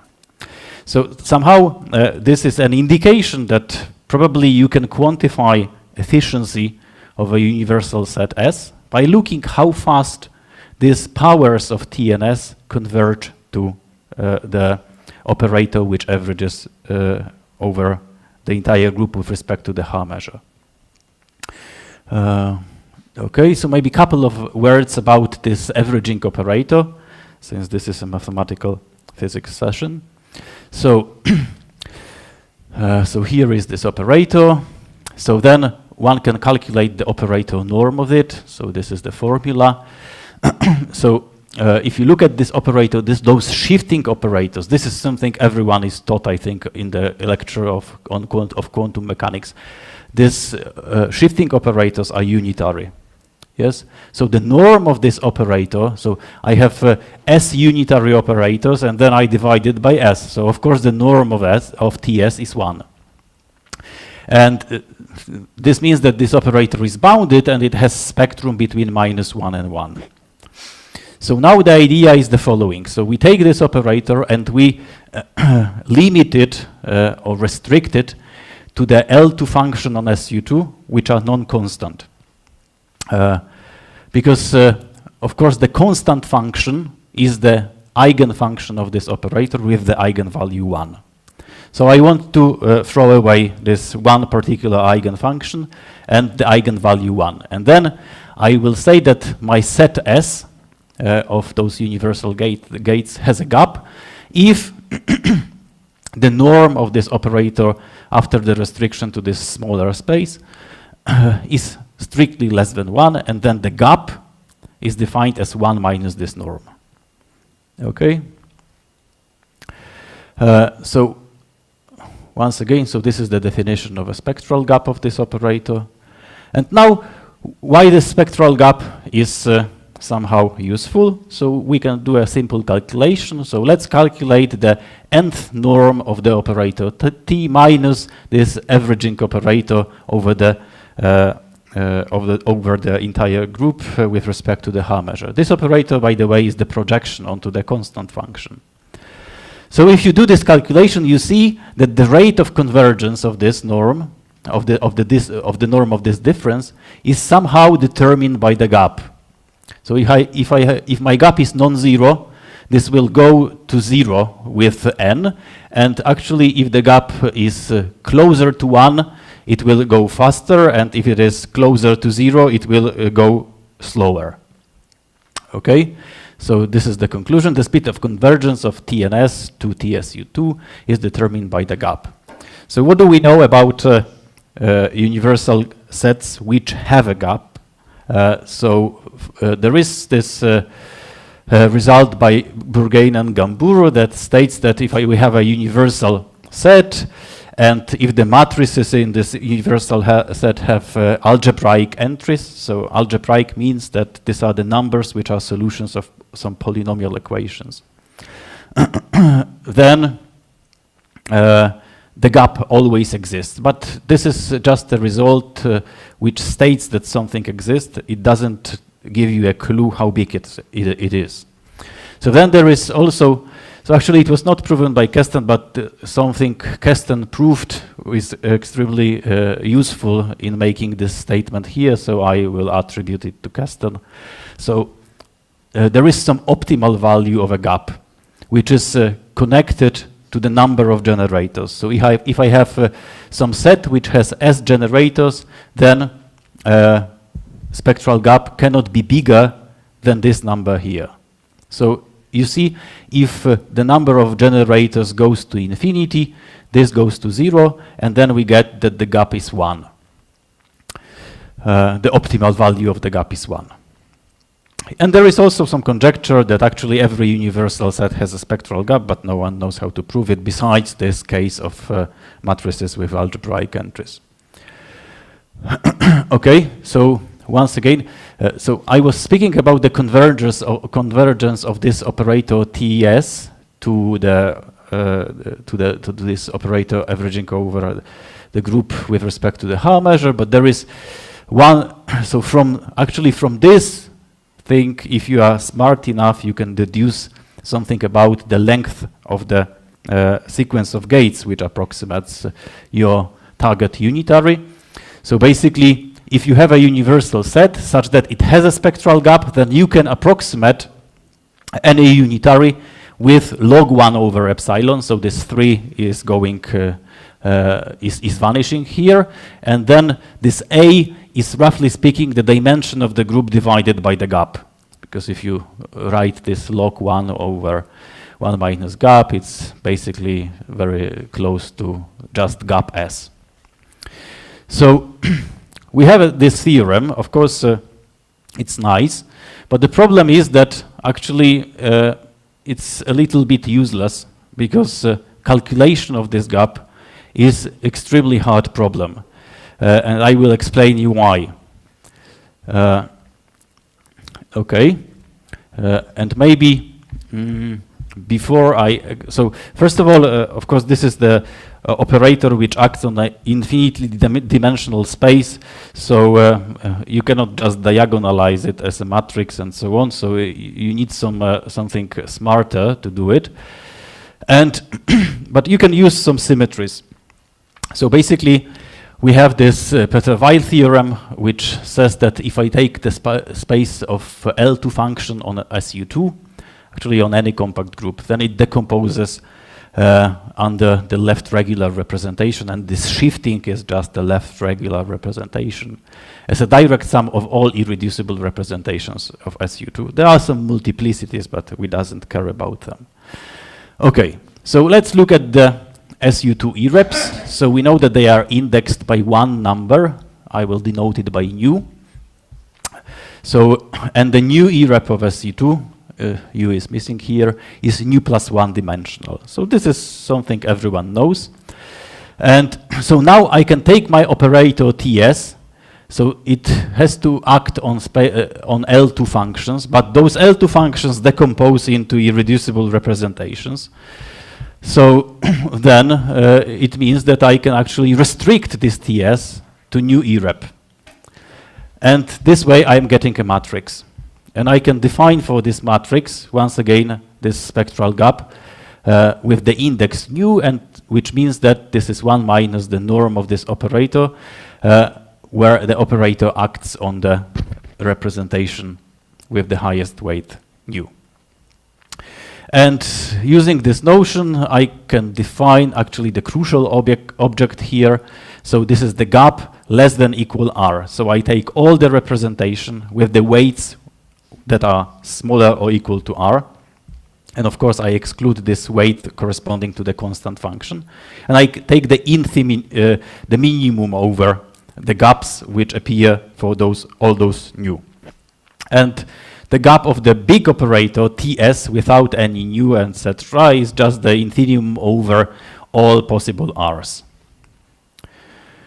Okay, so do we know anything about the spectrum of this operator TS nu? So under some assumption, we know something, and actually those assumptions will be natural for me in the case when I'm taking the gates randomly. So if I assume that actually the group generated by my universal set is free, and of course it has the set is symmetric itself, then the spectral measure, yes, so I have here a matrix. So everyone knows what is the spectral measure of a matrix. So it's just a discrete measure which is non-zero in the values that correspond to eigenvalues of this operator, yes? So then I take the spectral measure of this operator, and what I am doing is I increase nu, yeah? So I'm taking higher and higher dimensional representations, and then it turns out that this spectral measure mu nu converges to a well-defined Kesten-Maki distribution, which is given by this formula here, and this lambda optimal is given by this formula. Okay, so it's connected to this optimal gap, which I mentioned just a few slides ago. What is interesting here is that if you take actually sigma to be 1 over, I should probably say something before I do this. So there is another nice spectral measure and some convergence in the random matrix theory, which is connected to the semicircle law. So you take Hermitian matrices n by n, you look at the spectrum, you have a spectral measure, and then this spectral measure, when the dimension of this Hermitian random matrix from the Gaussian unitary ensemble, the spectral measure converges to the semicircle, so-called semicircle measure. So if you put in the semicircle law instead of sigma 1 over root s, and you say that s is actually quite big, or actually you can even say that s goes to the infinity, then those two measures start to be the same. So this Kesten-Maki somehow with the number of generators converges to the semicircle law. Okay, and this is somehow also a crucial observation for me. Okay, so for what else I can use this gap on the scale R or at the resolution R, so this gap over all representations up to the weight R. So we can use them for so-called delta approximate T-designs. So what is a T-design? So this is a collection of points which I am choosing from my group, and if I take polynomials up to the degree T, then if I average over those points, I will get exactly the same result as I average this polynomial over the entire group with respect to the H measure. Okay, and it turns out, so I will just skip this whole explanation. It turns out that this gap is connected to the delta approximate T-design. So if I want to have a T-design for SU2, then the gap on the scale T2 has to be bigger than 1 minus delta. So basically, we want to have big spectral gap, because if the spectral gap is big, then we have a nice delta approximate T-design, and also we don't need actually calculation of the gap for the entire operator over all the representations, because if I want to consider epsilon approximation of my unitary transformations, it's enough to know what is the gap on the scale roughly 1 over epsilon. So what can we do? So the whole point of this talk is to understand what is happening if I randomly choose some sets of gates from my unitary group, yes? So I randomly choose with respect to the H measure, k elements from SU2, and I form this set. I repeat this this experiment, I don't know, 10,000 times, and then I want to know what is the distribution of this gap less than equal R, what is the distribution of the gap restricted to one particular representation. So here is the, very quickly, what are the results? So I take 10 generators, actually 5 generators and their inverses, and I can make a plots for R equal 10, 100, and 1000. So this is the gap up to the representation with the weight 10, with the weight 100 and 1000. So what you can see is basically that if you are going from 100 to 1000, the plot is actually almost the same. Actually, the difference between those two plots is completely negligible. It's within the error which we make by choosing just, I don't know, 10,000 sets instead of taking all possible sets. also the same is, so I increase the number of generators. So what you can see is that this gap is moving. So here you didn't have like a very big separation. So the separation was somewhere here.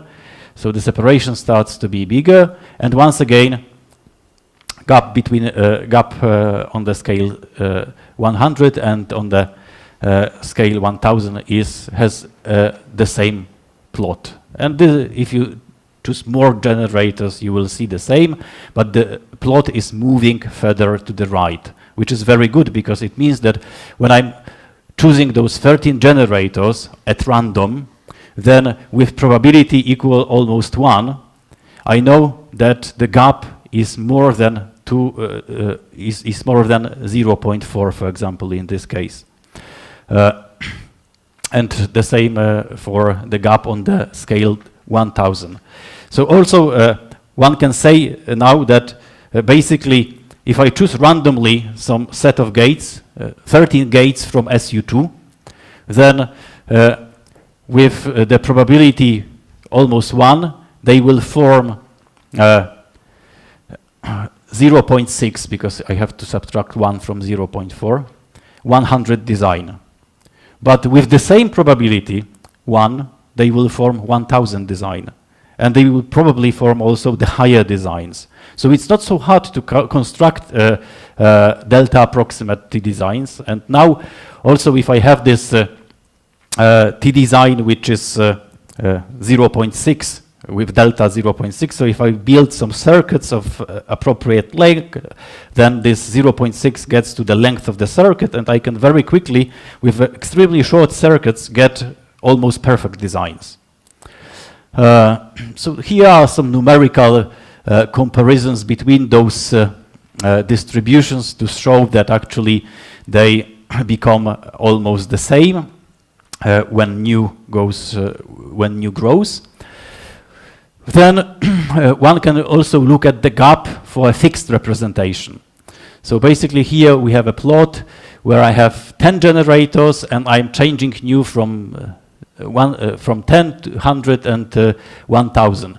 So then the distribution of the gap for the small nu, so for 10 is this, then for 100 is this, and then for 1000 is this one. And this line here is the optimal value of the spectral gap. So if dimension of the representation goes up, the distribution of the spectral gap concentrates around the optimal value. Okay, and this phenomenon is true for other numbers of generators. We just wanted to check if this is something special or not. So basically, now you can understand why we have this stabilization of the distribution, because look, so actually this is so not visible, but maybe this one will be nicer. So here I have the plot of the gap 100 up to 100. So I taken infimum over 100 representations, and then I'm adding another representation with the weight 102. And its gap is actually concentrated around the optimal value, but the intersection of those plots here is quite small, and only on the intersection anything can happen, because I anyway have to take the minimum over this. So since the intersection starts to be smaller and smaller, when I'm going with the nu to infinity, the intersections tends to 0, and I get this kind of a stabilization. Okay, so let me summarize because I run out of the time. Yes. Okay, so we have the following somehow I will call it results. So we know that this distribution of the gap for randomly chosen generators, when R goes to infinity, it quite fast approaches some fixed distribution. So this is what we get from our numerics. We also know that the mean for the for some fixed representation, the mean goes to the optimal value of the gap, but the standard deviation goes to 0 when the dimension of the representation goes to infinity. we also have this heuristic explanation of the process of stabilization of gap R distribution, which I just explained to you. So from what I said, we can also have some construction of delta approximate T designs. I tried to somehow indicate what's the point here. And there are some points which are still work in progress. So first of all, the quantitative explanation of all of this, not just making histograms. So we are working on this, also with my PhD student, Oskar Słowik.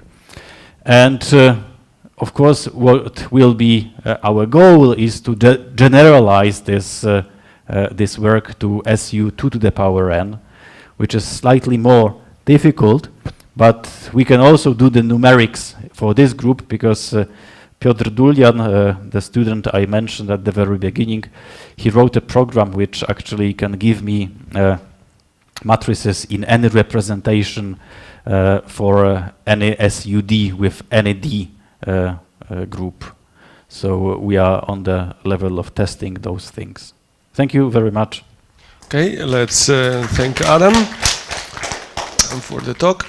And I would say one short question. Professor Dereziński.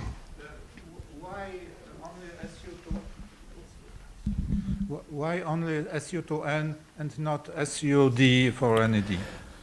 So SUD would be also interesting from the mathematical point of view, but 2 to the power n means that I have n qubits. So that's why I wrote here, but we can do it actually just for SUD where D grows or is big.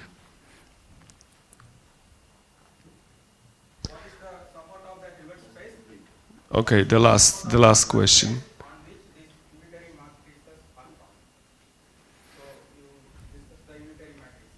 Yes.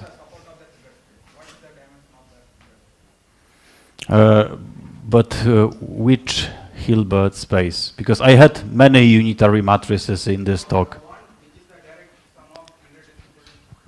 Okay. So the dimension of the new representation. So if I have an irreducible representation with index nu, then the dimension of this space is nu plus 1.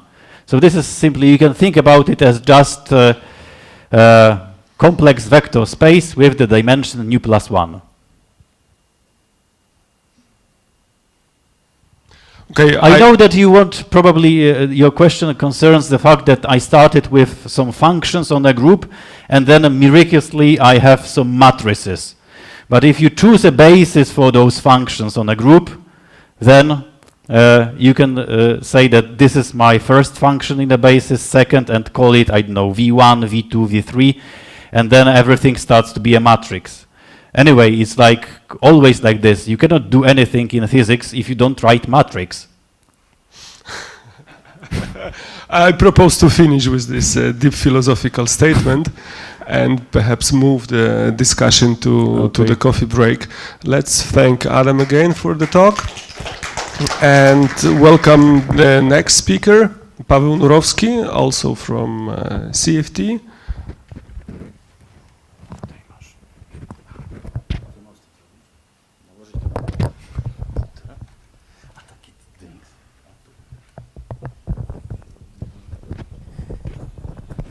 To się robi tak po prostu. To się wkłada do kieszeni. Jeszcze raz. Tu.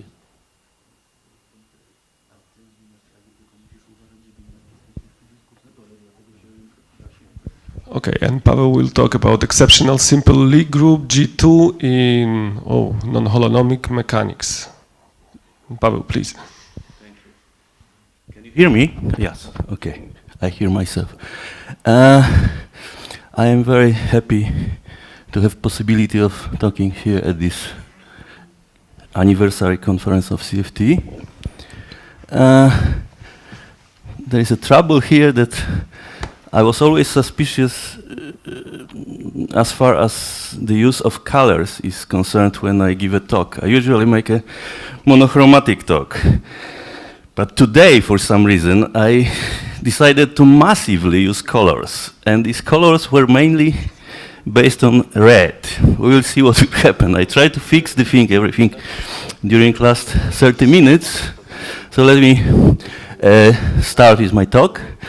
The goal of my talk is to provide a physical realization of the, for some people, mysterious exceptional simple Lie group G2. Actually, I will show how to realize the split real form of this group as a symmetric group of simple mechanical systems. Okay? So before passing to this main part, which means this realization, I will give you a few historical remarks. So one of the most spectacular achievements of algebra and perhaps the whole mathematics is the classification of simple Lie groups. This result of Wilhelm Killing, and he published this in 1887. Interestingly, at that time he was in Braniewo, in Poland, nowadays Poland, in Warmia. He was director of Liceum Hozjanum, which is the seat of Uniwersytet Warmińsko-Mazurski. Uniwersytet Warmińsko-Mazurski emerged from this Liceum Hozjanum, in which Killing was first teacher, then rector, and he was there precisely in this time, because then he moved to Germany, back to Germany, but the classification of simple Lie groups that he made was precisely when he was there in Braniewo, or Braunberg, which belonged to Eastern Prussia or something, to Prussia. Does this university acknowledge this Braniewo Lyceum? I think so, yes, yes. There was, okay, yes, yes. The people in Olsztyn know that the university came from, first it was pedagogical school, but now it is university, but it started from this Liceum Hozjanum. It is why I'm talking about this at international conference, you know. Okay.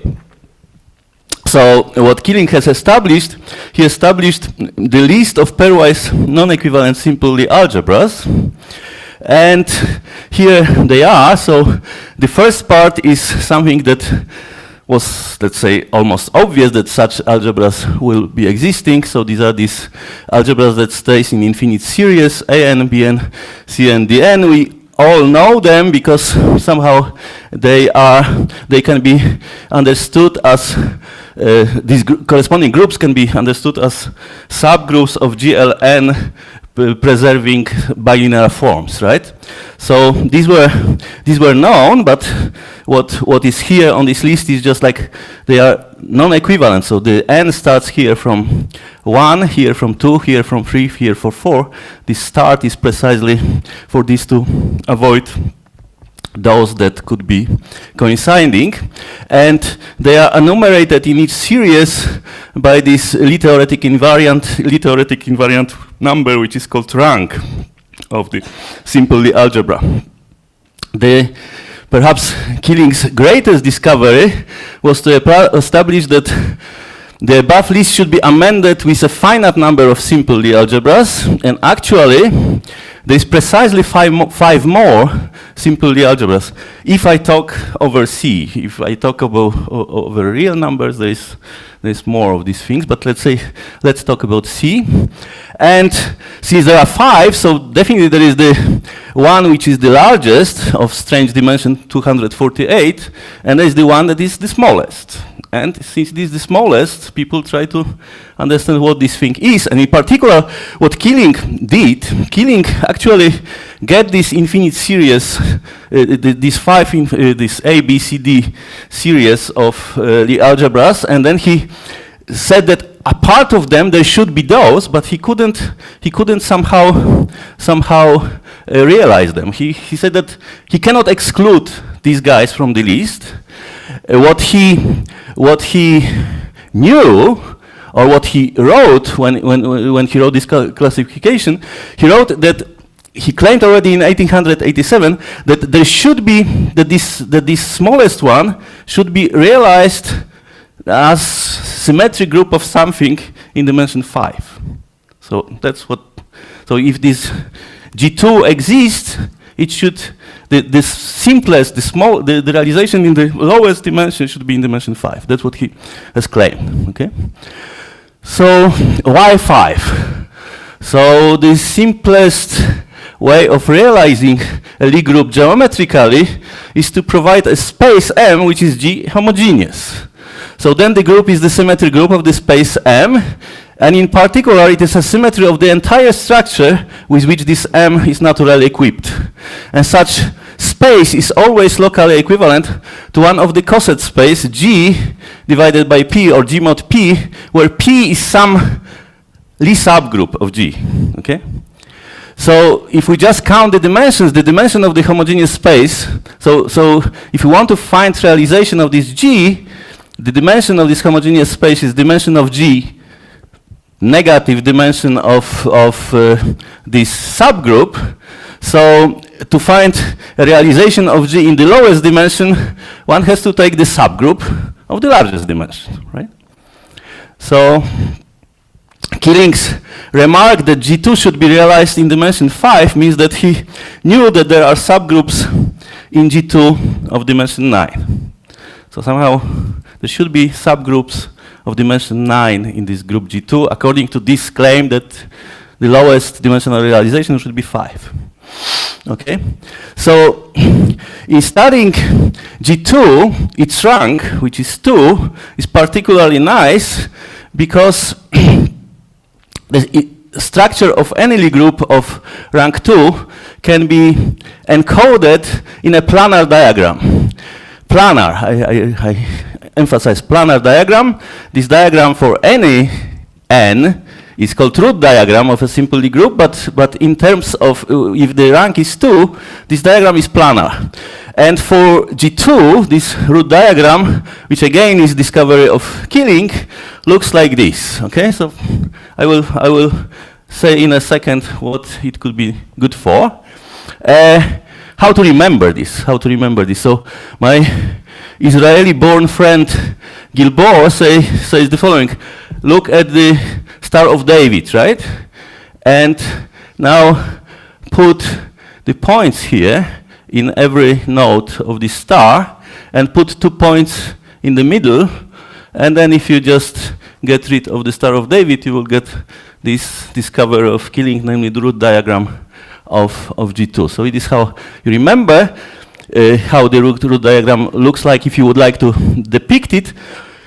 So there are these 12 points in the nodes of the star, and there are these two nodes in the center, which correspond to something which is called Cartan subalgebra. Okay, so let me say again, put it in my setting as I had it. I prefer to have the vectors here. So what this thing is good for? This thing is good for to understand what are the commutators in this Lie algebra.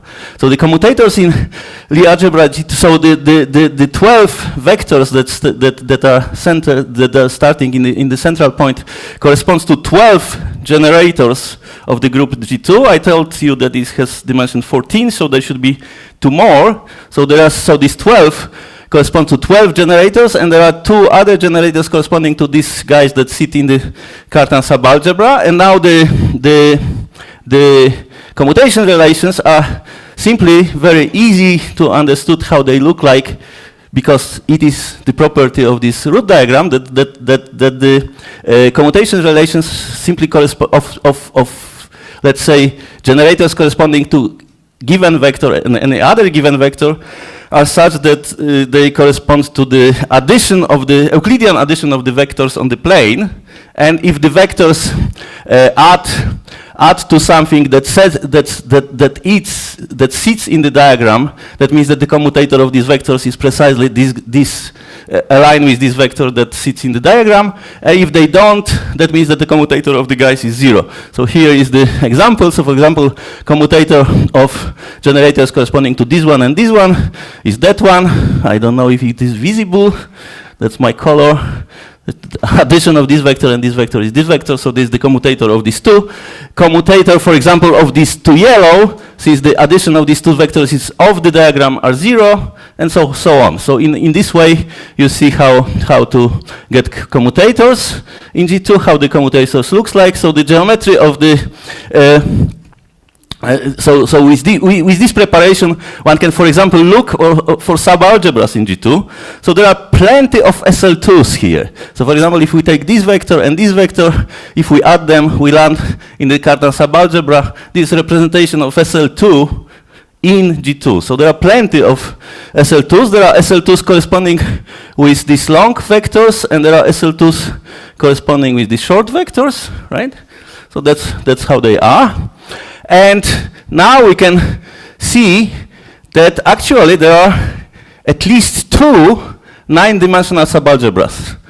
This was red, now it is white, but I hope that it's visible. You can see that if you take this vector, this vector, this vector, this vector, this vector, this vector, this vector, there are 7 plus 2 in the Cartan subalgebra. If we start adding them, you will never go in this other part. So this is definitely 9-dimensional subalgebra. Likewise here is the same. If you take these blue guys, we'll start adding them, you will be just in something 9-dimensional. So there are at least 2 9-dimensional subalgebras in G2, and you see that they are different, because here this one corresponds to long root and this one corresponds to the short root. They are definitely 2 different G2s. Actually, they are, that's what you can see from the picture, but actually, if you just try to study, then you will see that they are non-equivalent with respect to the conjugation in G2. And these 2 subalgebras, these 2 9-dimensional subalgebras in G2 are actually parabolic subalgebras. So what parabolic means? That's a complicated definition what parabolic subalgebra in a simple Lie algebra is, but let's say if you want, I can give you characterizations. These are, for example, one of the characterizations, perhaps due to Grothendieck, is that these are those subalgebras that their killing orthogonal complement is nilpotent, for example. But it doesn't matter. The only thing, the only thing I want you to remember from here that we have at least 2 different 9-dimensional subalgebras in G2, and they are actually parabolic subalgebras. Okay.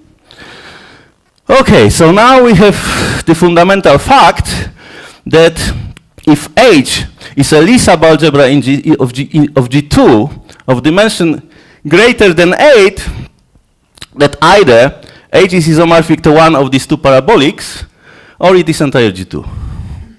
Or it is, so there is, in other words, there is no bigger subalgebra in G2 than these 2 parabolic ones. Okay. So therefore, the smallest dimension, of G2 homogeneous space, therefore, is 5, because the biggest subalgebras are 9-dimensional. Who proved this theorem? Say it again. Who proved the theorem? I think Keating. No, Cartan. Definitely Cartan. Everything which was not proven by Keating was proven by Cartan, but you know, I neither read German nor French. Everything related to this what I'm saying. But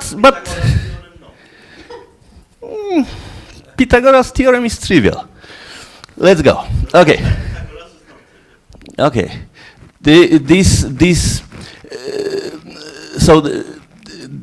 G2 homogeneous space must be necessarily locally diffeomorphic to either this G2 divided by 1p1, one of the parabolic 1 or parabolic 2. Okay. Okay. So now the question is, so we see from the root diagram that there should be at least two different 5-dimensional realization of G2 in homogeneous spaces of dimension 5. There should be 2 different, because it's either locally equivalent to G2 by P2 or G2 by P1. So now the question is, as I said, if you have a homogeneous space, everything that this homogeneous space carries on it naturally is something which will be this G2 symmetric. So the question is, what kind of geometric structure this G2 by P2 or G2 by P1 have on it, okay? And this again you can see from this root diagram. It is why. Okay, but before this, I need one very small preparation, which is something which is called gradation in Lie algebra. But I will not tell you much. I will only tell you that it turns out that that simple Lie algebra admit a number of R gradations. So what does it mean? It means that they can be split onto a direct sum of vector spaces with sort of like symmetric split. So it goes from minus R to plus R, and the dimensions of the opposite guys are the same.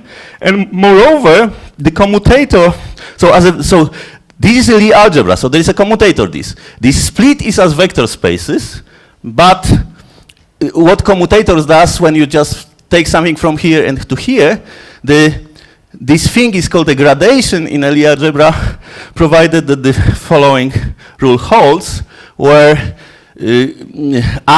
j plus k is 0 whenever j plus k is beyond R, right? So that's what a gradation in the Lie algebra is, actually in the simple Lie algebra, because in the simple Lie algebra it is like symmetric with respect to the 0 on both sides.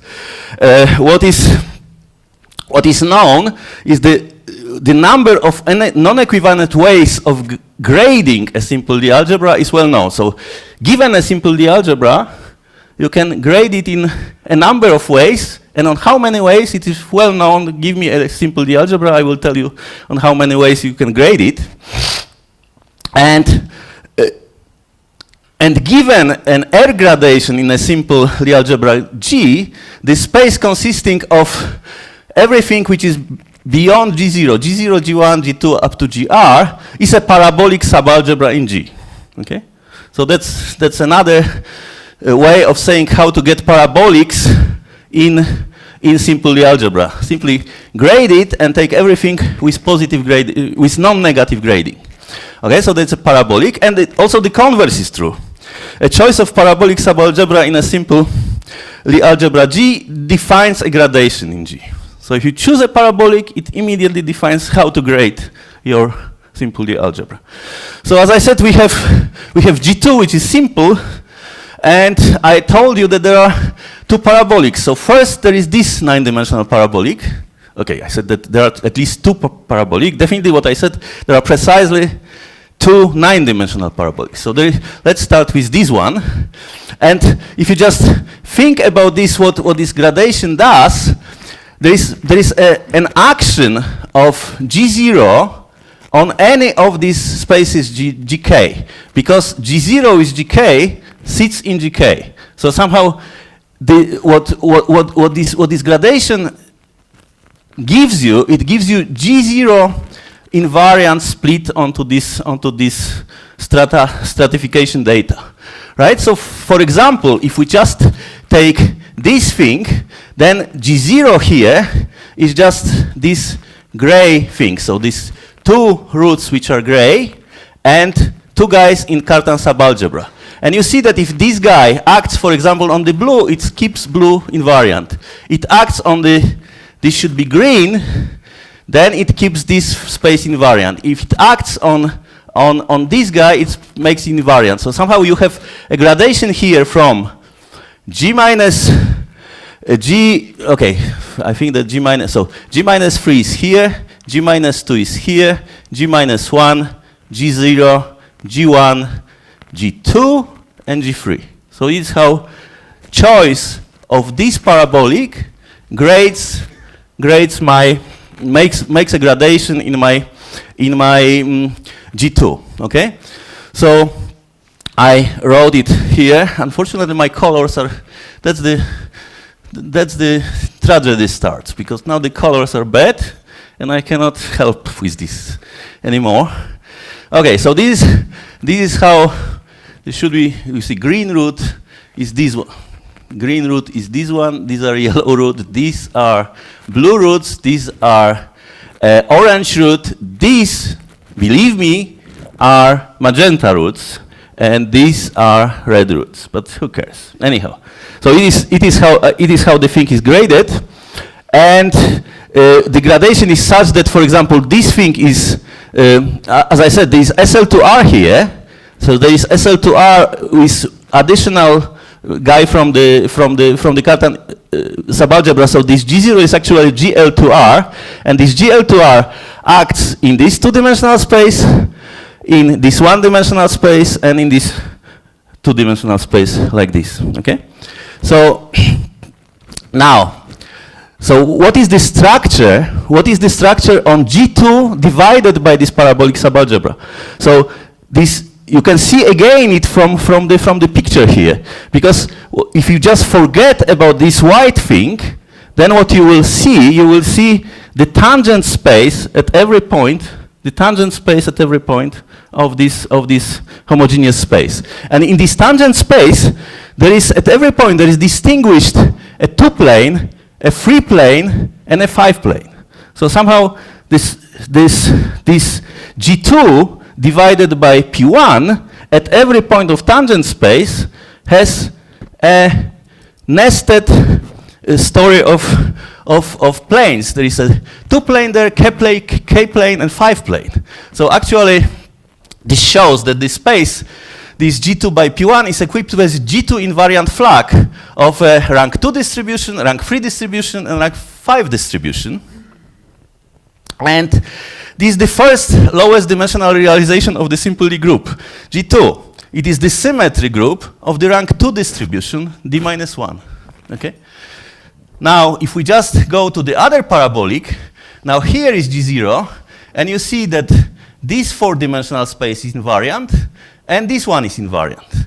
So now we have something different than before. If we just divide G2 by this P2, we will get a 4-plane and a 5-plane. And on the manifold, at every point, we will have a contact distribution, which is rank 4, and such that the Lie bracket produces the 5th one. And moreover, GL2R acts on this, so there is a rank 4 distribution in dimension 5 with an action of GL2R on it, and actually irreducible action of GL2R. So that's what the structure this other space has, right? So summarizing, the structure on G2 by P1 consists of a particular rank 2 distribution, such that its commutator with itself produces free distribution, and its commutator with this free distribution produces the entire tangent space. This should be green color, this thing, I'm sorry. And the other structure is the structure of a contact distribution, which should be green color, and a GL2R structure in this rank 4 distribution.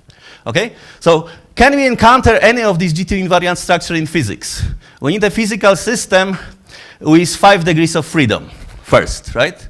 So this is easy to get. For example, I want to describe a possible position for 2 smooth rigid bodies, B1 and B2, that roll on each other in the free space. Okay?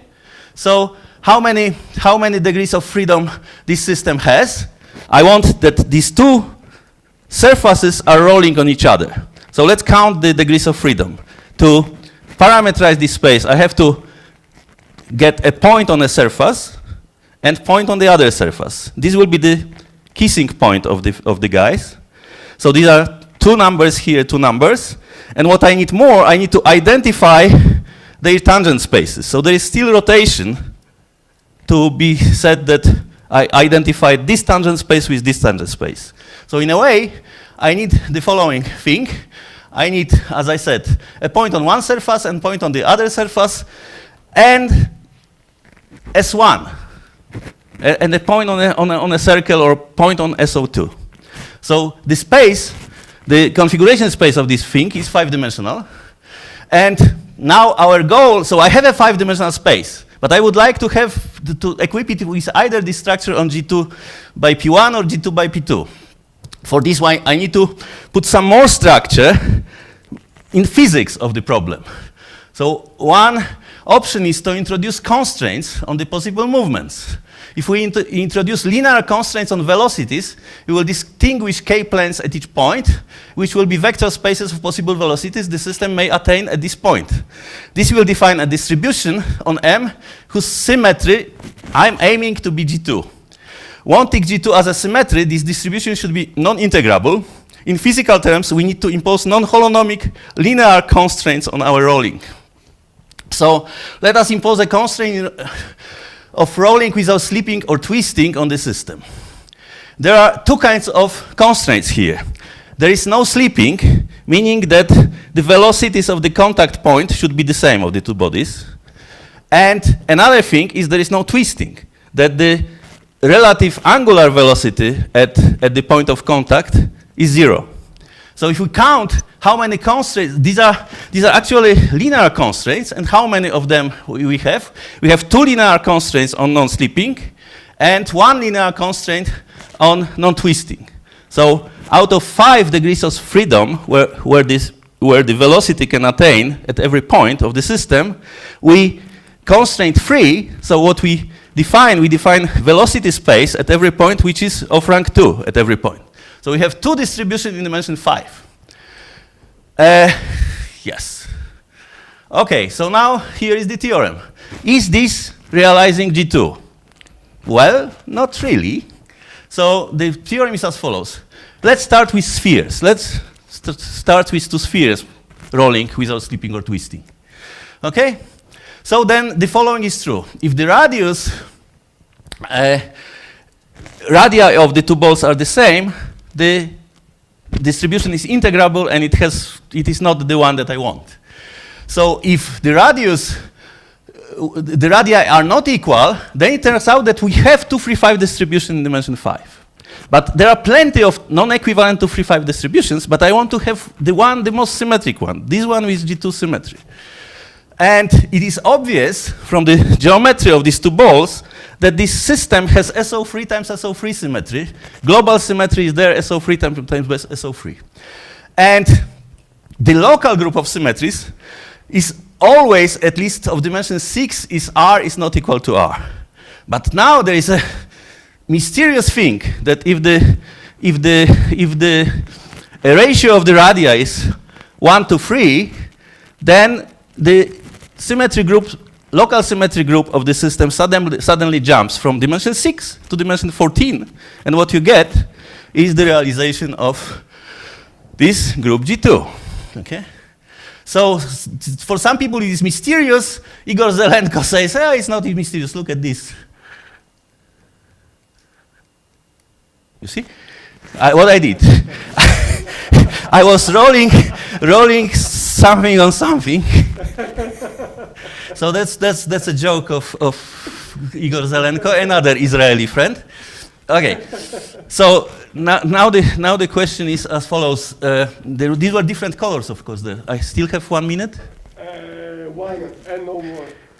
1 minute, okay. So this is the thing that is not mine. This is the thing. This is due to Robert Bryant. He made it around the year 2000 that these 2 balls rolling on each other without slipping or twisting exhibit G2 symmetry when the ratio of the radii is 1 to 3. But then I ask if I can find other rolling objects without slipping or twisting that still have this velocity distribution to have G2 symmetry. And it turns out that there are 3 more. There are at least 3 more. We found it with my friend Daniel Ahn. And in each of the 3 additional pairs, one of the bodies is the plane. So actually we found surfaces that rolling on a plane have G2 symmetry of their velocity distribution. And they are always surfaces of revolution. And strangely enough, 2 of them can be realized as algebraic surfaces in R3.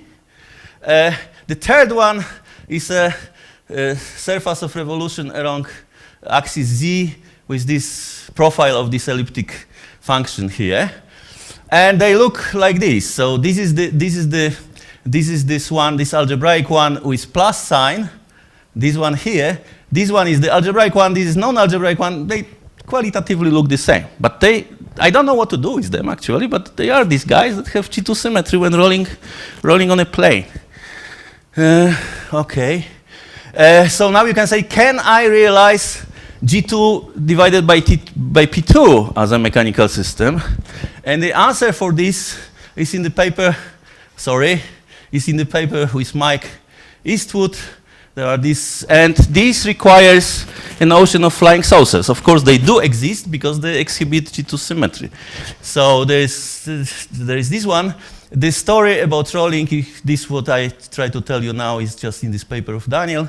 And we also attempted with Gilbert to realize G2 in lower dimension than 5. And this is quite a nice story, but I have no time. Thank you very much. Thank you very much, Paweł. Thank you. And questions?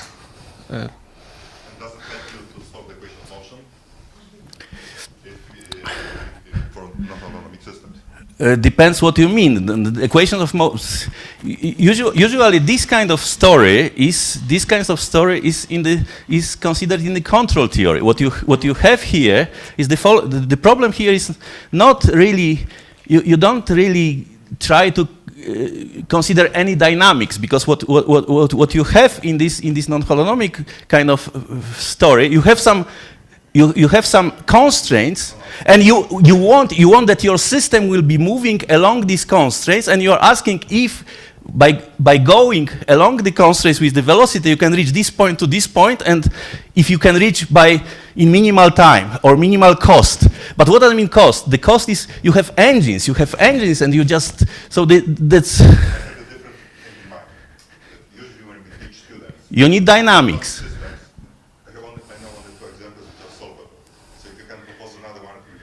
What does it mean solvable? I'm asking.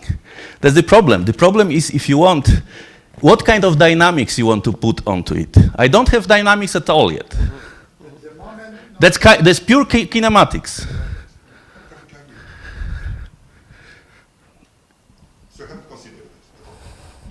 I did.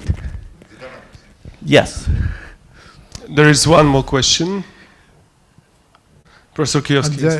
The small 1/3 radius, the small ball is rolling inside or doesn't matter. outside, The same. That's the same. It's the same. It's really local property. It is why you can think that you roll inside, or you think that. I usually think like this, but my friend Zelenko wants to roll it differently. Okay, one more.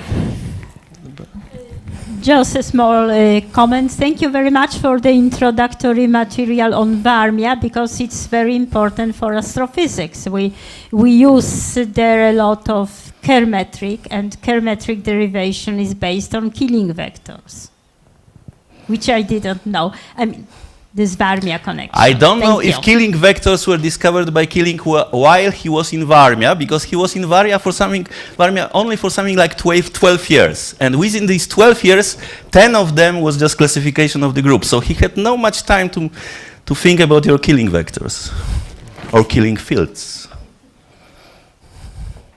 Okay, any more questions? Then me. Paweł, can you give like a short hint? How do you prove that those rolling surfaces realize G2? Like I'm trying to visualize, yes. like just the idea of the proof. The idea of the proof is very, very dirty. So the dirt here is as follows. As I said, if you have a 5 manifold and you have a 2-3-5 distribution on it, and you have another 5 manifold and 2-3-5 distribution, in general, there is no local deformosity that brings this one to this one.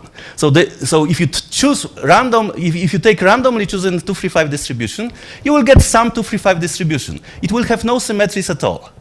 Now you want to pick up that has the max. It turns out that G2 is the maximal symmetry of the 2-3-5 distributions. So the question is how to prove that you have 2-3-5 distribution which has G2 symmetry. The answer is you have to calculate curvature, certain curvature. But this curvature, because of this gradation, G minus 2 G minus 1, G minus 2, G minus 3 is of very high order. The lowest order component of the curvature tensor is of dimension 6, of order 6 in terms of derivatives of the given structure. But this invariant is well known. It is well known which invariant should vanish if and only if for 2, 3, 5 distribution to be flat, therefore having G2 symmetry. So to find these surfaces that we found with Daniel, we had to solve partial differential equations in dimension 5 with of 6 order, which were horribly nonlinear. Okay, great job.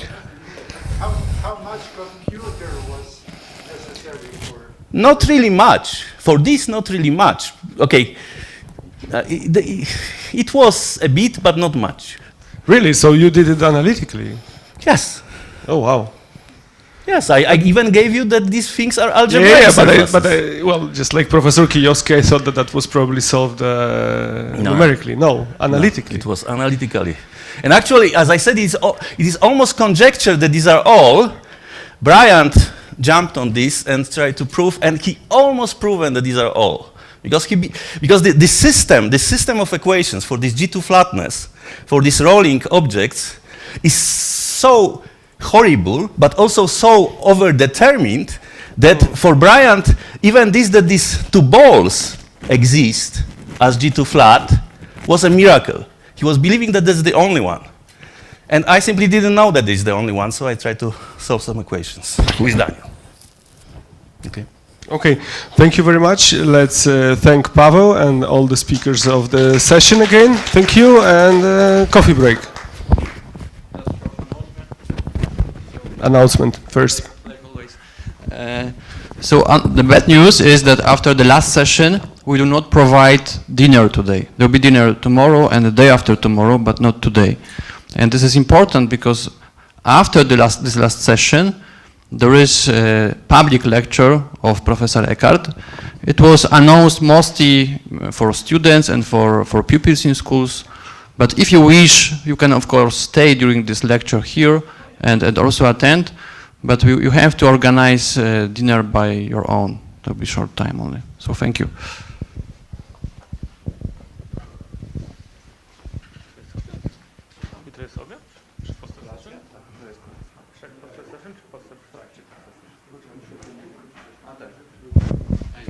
And we meet at 5. 5 after 5 maybe. 5 past 5.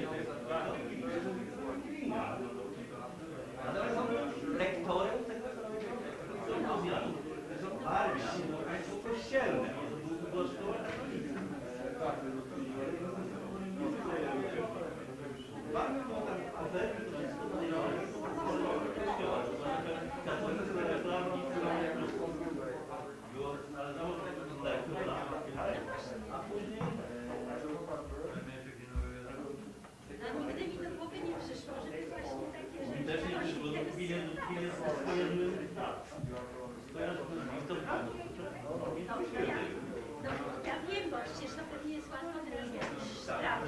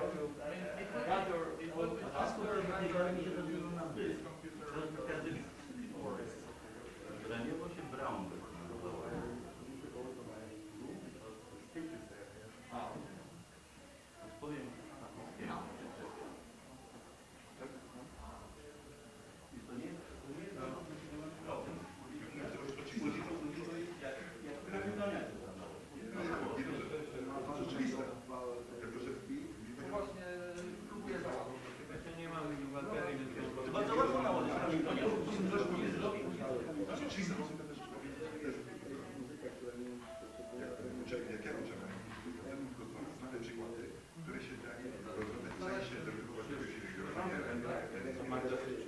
I to są takie związane konwencje, bo oczywiście najprostsze to wziąć konkretny przykład już. Nie, to Hamiltonian najlepszy, bo to jest Hamiltonian jest zero. Jest kwadrat, jest kwadrat.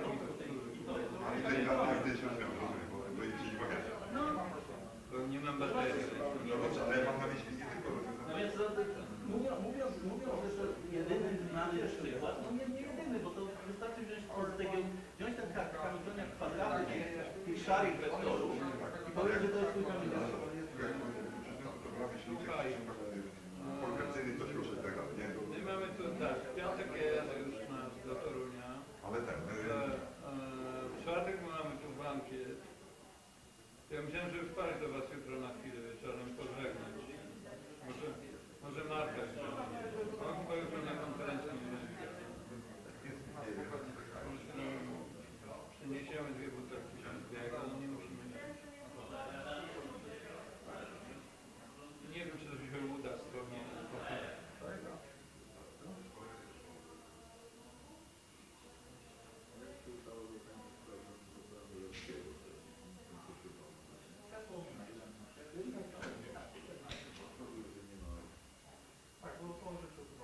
My to napijemy się herbaty, jak tak. Ale żeby nas nie karmiła szlakiego, nie robiła sobie. Okej? Ja tylko chciałem się w zasadzie pożegnać. W piątek tak. Dobrze? Czy to było tak koło... Ja to pokażę tutaj na Zaraz z nim porozmawiam. Jakieś owocowe, tutaj się kończy jeszcze jedna sesja. Piątek do Co? Prawo, lewo? Prawo? Nie, teraz to jest jeszcze jedna sesja. Nie wiem. Ile ta sesja trwa? Ktoś wie? Co? Ile ta sesja trwa? No to 7 gramy już chyba. Ja idę tego pójść. Potem ja pojadę do kontaktu będę... Dziękuję bardzo, jak ktoś by Pana poprosił.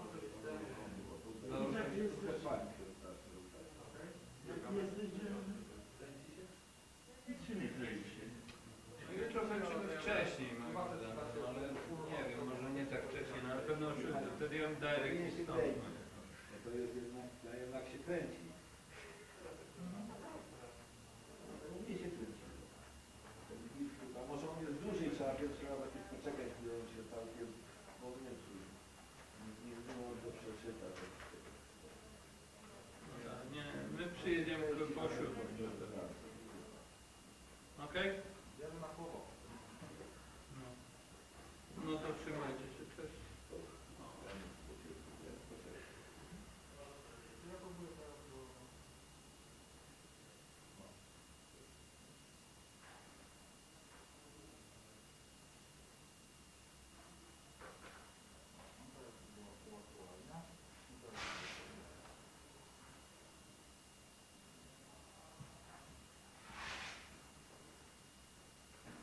No spokojnie, chwilę pomyślę.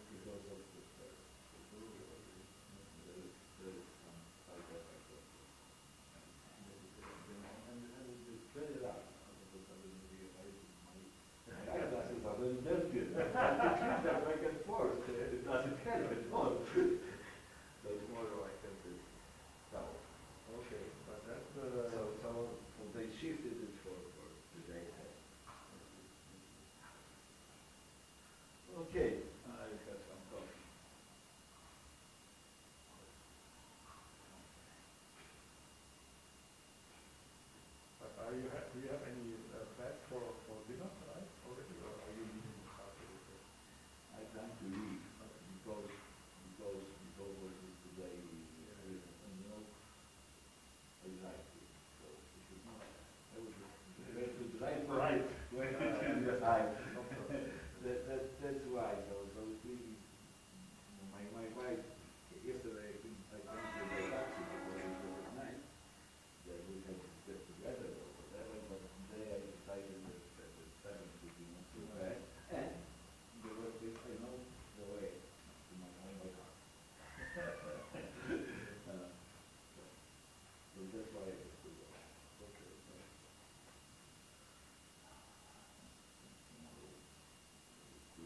Maybe I will come back on Friday. So I have to be completely depend how. All right. So can I help you first, and then I will solve the problem with algebra. Okay. Okay. So, Algebra is not so important.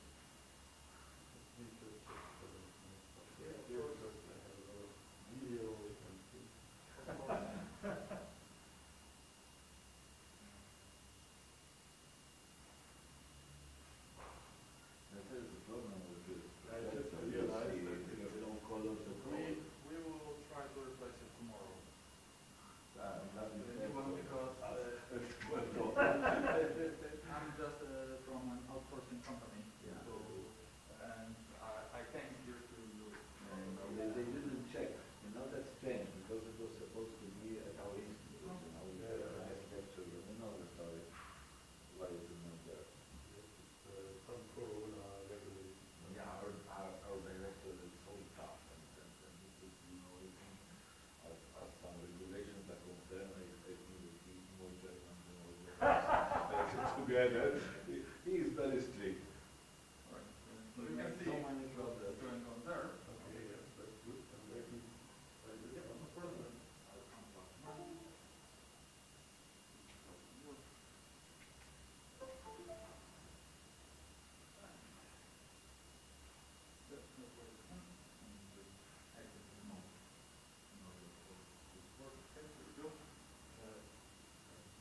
I want to use, and if I go to the presentation mode, then on the lower part, here. And now if I do this,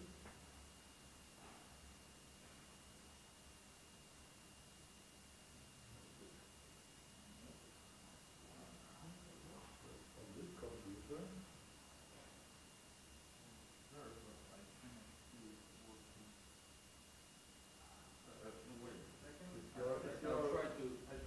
is your screen up or down? Usually if you have two screens, you have to define whether the second screen is Yeah, here. yeah, but I want to make it so it's just one. Okay. Yeah. Yeah, you can duplicate the second screen. Now try it.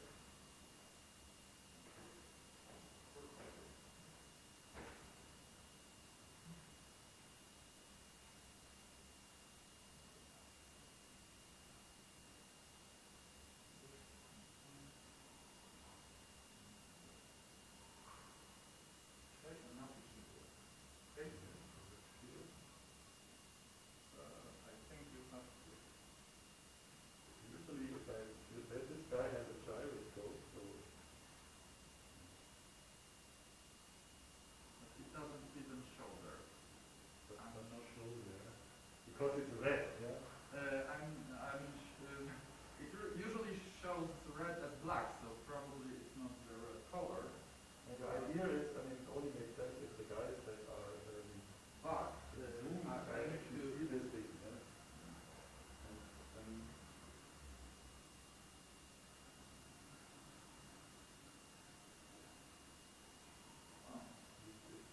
different using them. But maybe you should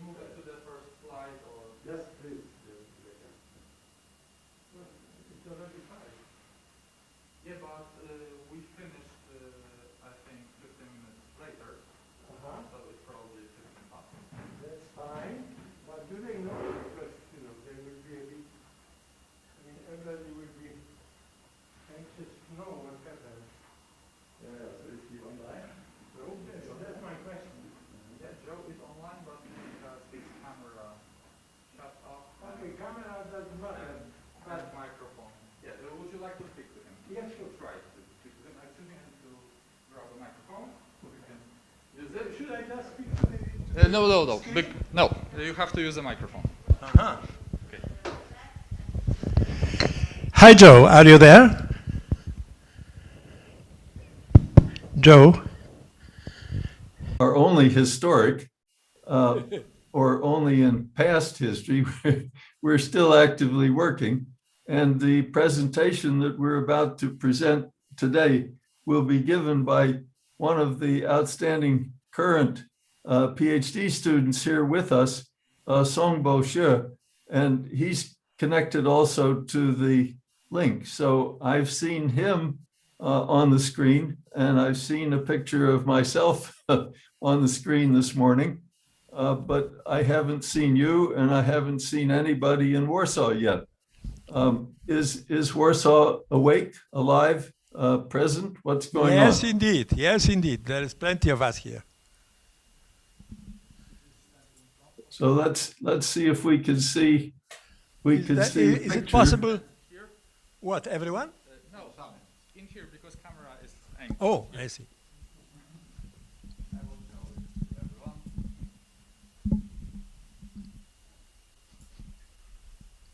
Oops.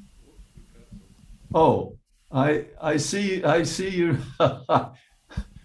you very vaguely now. Yes, okay. I believe now that you're here. Sure. And the screen is under control of Songbo, and so he'll proceed after we present our congratulations to the 40th anniversary of the center itself. That's a remarkable achievement. I can remember when it began. But we must look to the future. So let's have our message now, the message from Rochester, from the Center for Coherence and Quantum Optics. Songbo, can you begin? Yeah, sure. I can begin. Can everybody see the slides I'm giving? Yeah. Okay, very good. So, hello everybody. I am Songbo, and today I'm very happy to attend this meeting and share some recent results by me and Professor Eberly about the newly discovered triangle measure for tripartite entanglement. If you want to know more details, this is the link to our original work. So let's get started. So quantum entanglement by its name is a very fascinating and striking feature in modern physics. And when it comes to multipartite entanglement, so it gets even more striking and even more mysterious. Experimentally, scientists have already successfully prepared multipartite entanglement for a large amount of qubits. And multipartite entanglement has already been seen as a useful resource in protocols like three-party teleportation. But one question still remains, that is, how can we measure, how can we quantify the genuine multipartite entanglement, abbreviated as GME? So how do we measure GME, and what does the genuine even mean in such a scenario? So in this work, we are going to answer these questions by using a geometric triangle. So, but before we go to multipartite entanglement, I want to have a quick review on the simple and well-known two-qubit entanglement. The two-qubit entanglement is mostly about dependence. It's saying that the knowledge of one qubit can certainly affect our knowledge about the second qubit. Basically speaking, if we consider a product state, something like this, we know that there is no entanglement. And this is because we just know that the second qubit is in the state 0. And whether we know that the state of the first qubit, the second qubit, the state of the second qubit won't change. but things are very different for an entangled state. For example, the Bell state. If we don't know the state of the first qubit, then we don't have a very clear mind about the state of the second qubit, because it's half the chance it's in the state 0 and half the chance it's in the state 1. But once we got the knowledge of the first qubit, if it's in the state 0, then the second qubit will be the state 0, and so is the case for the state 1. So this Bell state is called to be maximally entangled. And of course, there will be states in between. That is, it's entangled, but it's not that entangled. So these states are called partially entangled states. It's like the knowledge of the first qubit can affect the knowledge of the second qubit, but the effect is not that strong. So we want to give a measure of the 2-qubit entanglement. And a measure means that we assign a real number to these different states. And the number should be 0 for a product state because there is 0 entanglement. And the number should be maximal. Usually it's 1 for a maximally entangled state, that is the Bell state. And if it's a partially entangled state, then the number assigned to this state should be between 0 and 1. And then a very well-known example for a 2-qubit measure is concurrence. And its expression is given by sine 2 theta for a Schmidt decomposition like this. So now I want to add one more qubit, and let's consider 3 qubits. So what kind of entanglement can we talk about in such a 3-qubit system? We can still talk about 1-to-1 bipartite entanglement by just neglecting one of the qubits. So by just removing one of the qubits, we are left with 2 qubits, and we can consider the pairwise entanglement between the left 2 qubits. And because we have 3 qubits, then we can have 3 such pairwise entanglements. For example, for the W state, it's very interesting that there is no pairwise entanglement for a GHZ state. And then for a W state, it can be calculated that the squared form of concurrence, the pairwise squared form of concurrence, are given by 4/9 for this W state. And in addition, we can consider the 1-to-other bipartite entanglement. That is to say, we single out one of the qubits and consider the other 2 qubits as a larger party called the other party. And then we consider the entanglement according to this bipartition, that is the 1 qubit to the other larger party. And we have 3 such bipartitions. So we have 3 such one-to-other bipartite concurrences. So for example, the GHZ state, it can be calculated that the 3 one-to-other concurrences are maximal. That is, they equal to 1 for the GHZ state. And for the W state, the values are a little bit smaller than the GHZ state. The concurrences are 8/9 for W state.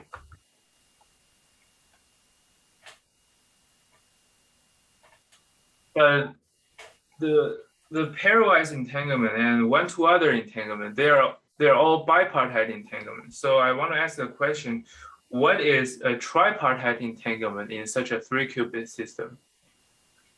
Then a very naive thinking, but which turns out to be correct, is that for a genuine tripartite entanglement, since it's genuine, so all the 3 qubits have to join the game. So what does that mean? So take a look at I should probably get a laser point here. So take a look at a left figure. So we can see that there is some entanglement here between qubit 2 and qubit 3.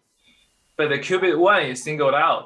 So the qubit 1 is not actually joining the game. So in such a system, we see that there is no genuine tripartite entanglement, because according to this bipartition, C1 squared is equal to 0.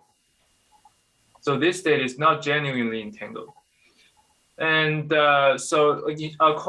in order to get a genuinely entangled state, so according to our analysis, we have to admit that the C1 squared, C2 squared, and C3 squared, all of the three entanglements have to be positive.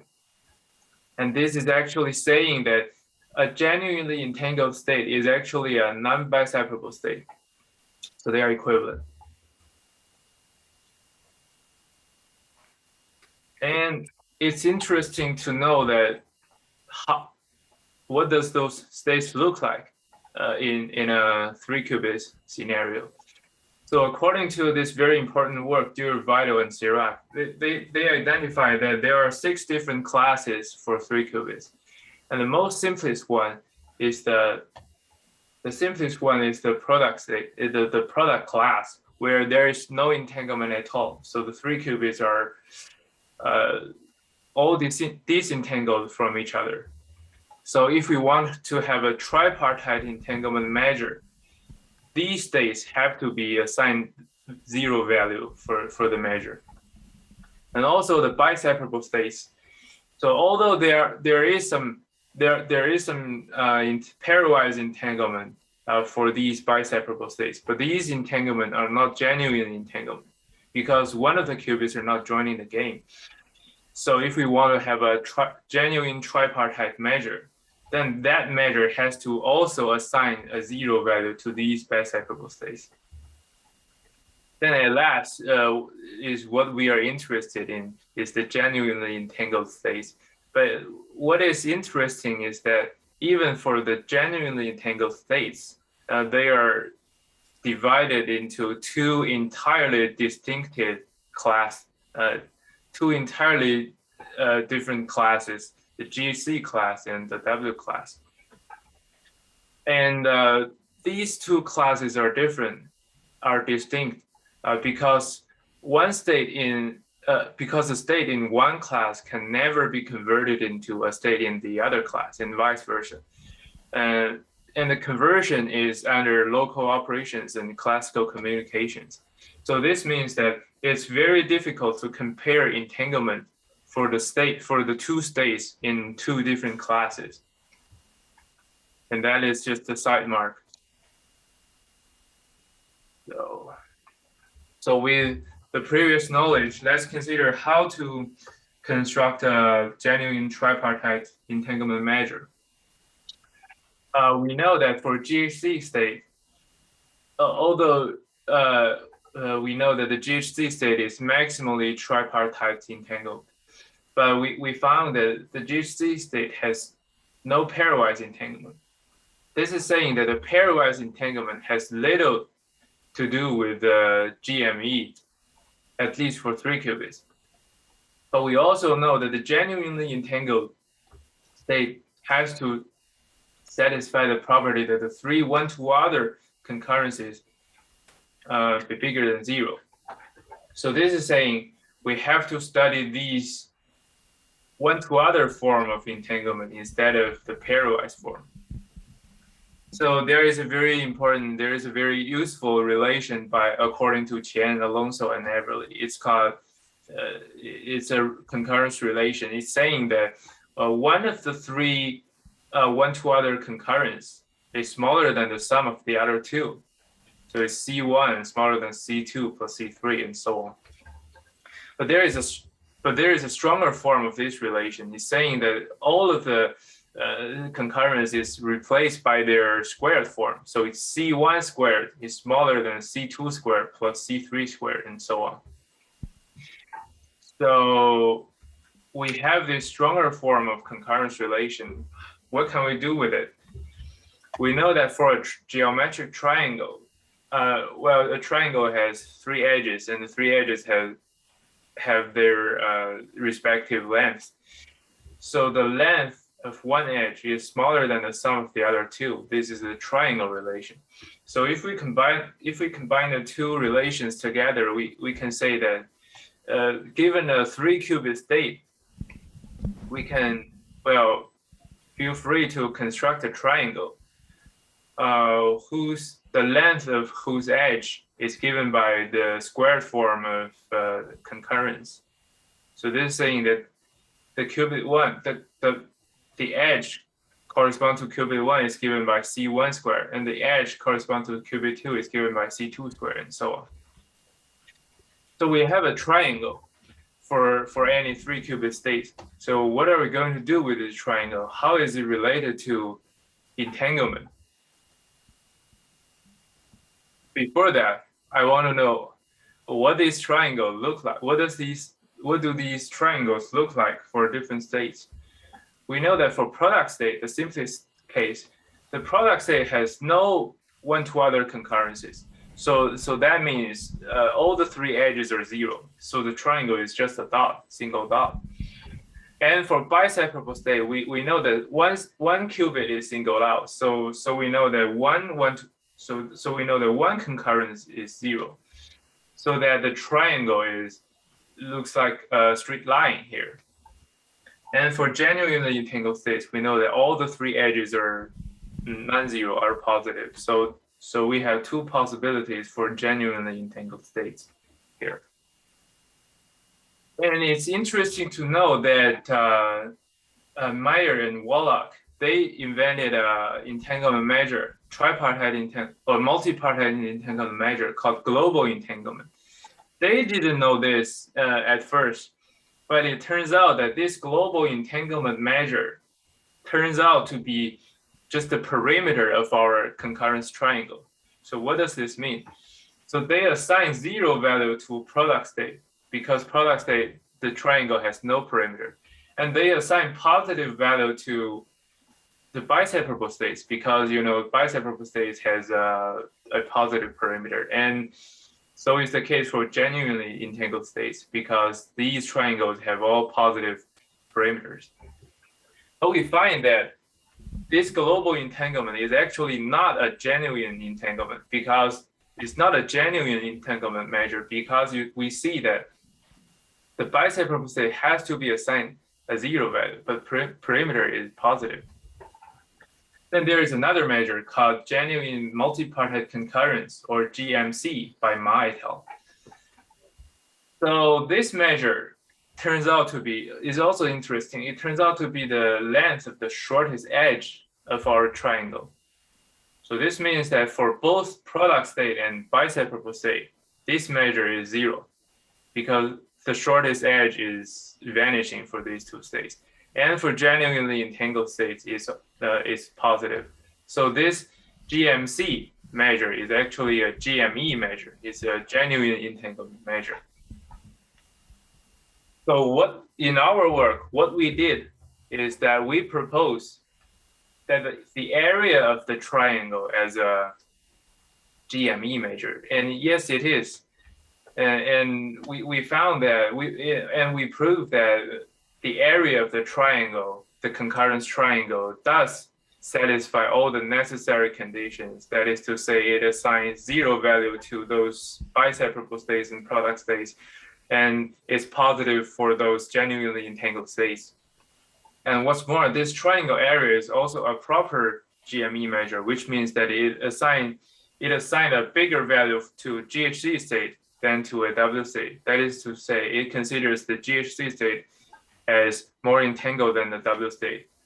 So we gave it a name, the concurrence field, to our new measure. But if anybody is listening closely to me, he might want to argue with me and say that I am cheating. Because, for genuinely entangled states, there are 2 possibilities. One triangle has non-zero area, but the other triangle has 0 area. So if I'm using the triangle area as a GME measure, then it will assign 0 value to one of the genuinely entangled states. But how can that be possible? But in our results, we proved that this red triangle that is genuinely entangled states, but with 0 area, this triangle does not even exist. So there is no concurrence triangle that would have a look like this. So we are safe now. So we can definitely and confidently say that the triangle area is indeed a GME measure, satisfying all the conditions. And now, what is the performance of our new measure, and how does it compare to the GMC, which is also a GME measure? So we consider two states, this state and this state, and their concurrence triangle are placed above the two states. And it can be found that the first triangle has a larger area, but a smaller shortest edge. And the second state has a smaller area, but a larger shortest edge. This is saying that the concurrence field, our new measure, considers that the first state is more entangled than the second state. But the GMC, the old measure, considers the opposite way. It considers the second one is more entangled than the first one. And one could easily argue that probably the concurrence field is the areas, but the area depends on all the three edges in order to calculate the area. But the GMC depends on only the shortest edge, so it depends on only one edge. So this is saying that the concurrence field can contain more information than the GMC because it contains all the three edges. This can be seen easily by the second state and the third state. These two states are definitely two different states. So, and this difference can be detected by the area measure because they have different areas. But they share the same shortest edge. They are both 0.5. So this difference cannot be detected by the GMC, the old measure. So I want to make a quick summary of our work. I firstly make a quick review on 2-qubit entanglement and introduce the concurrence as a measure to entanglement. Then I add one more qubit and say that there could be pairwise entanglement, one-to-other entanglement, and the genuine tripartite entanglement in such a system. And there are different classes, and for 3-qubit states, the states are divided into 6 distinct classes, product class, and biseparable class, and the 2 genuinely entangled classes. And then in order to construct a tripartite entanglement measure, I use this concurrence relation, but in a stronger form. Then the concurrence triangle is introduced, and which imply at least 3 possible measures, the perimeters, as a measure called global entanglement, and the shortest edge as a measure called GMC, and the area is our new measure called the concurrence field. And I compare the different GME measures and found that the area can contain more information than the old measure. And we thank Professor Chen for several valuable discussions, and the financial support was provided by NSF grants. So thank you for your attention. Thank you very much for the very clean lecture. Should the questions be addressed to the speaker or to his boss? Oh, we can both respond. Go ahead. Go ahead. So, questions.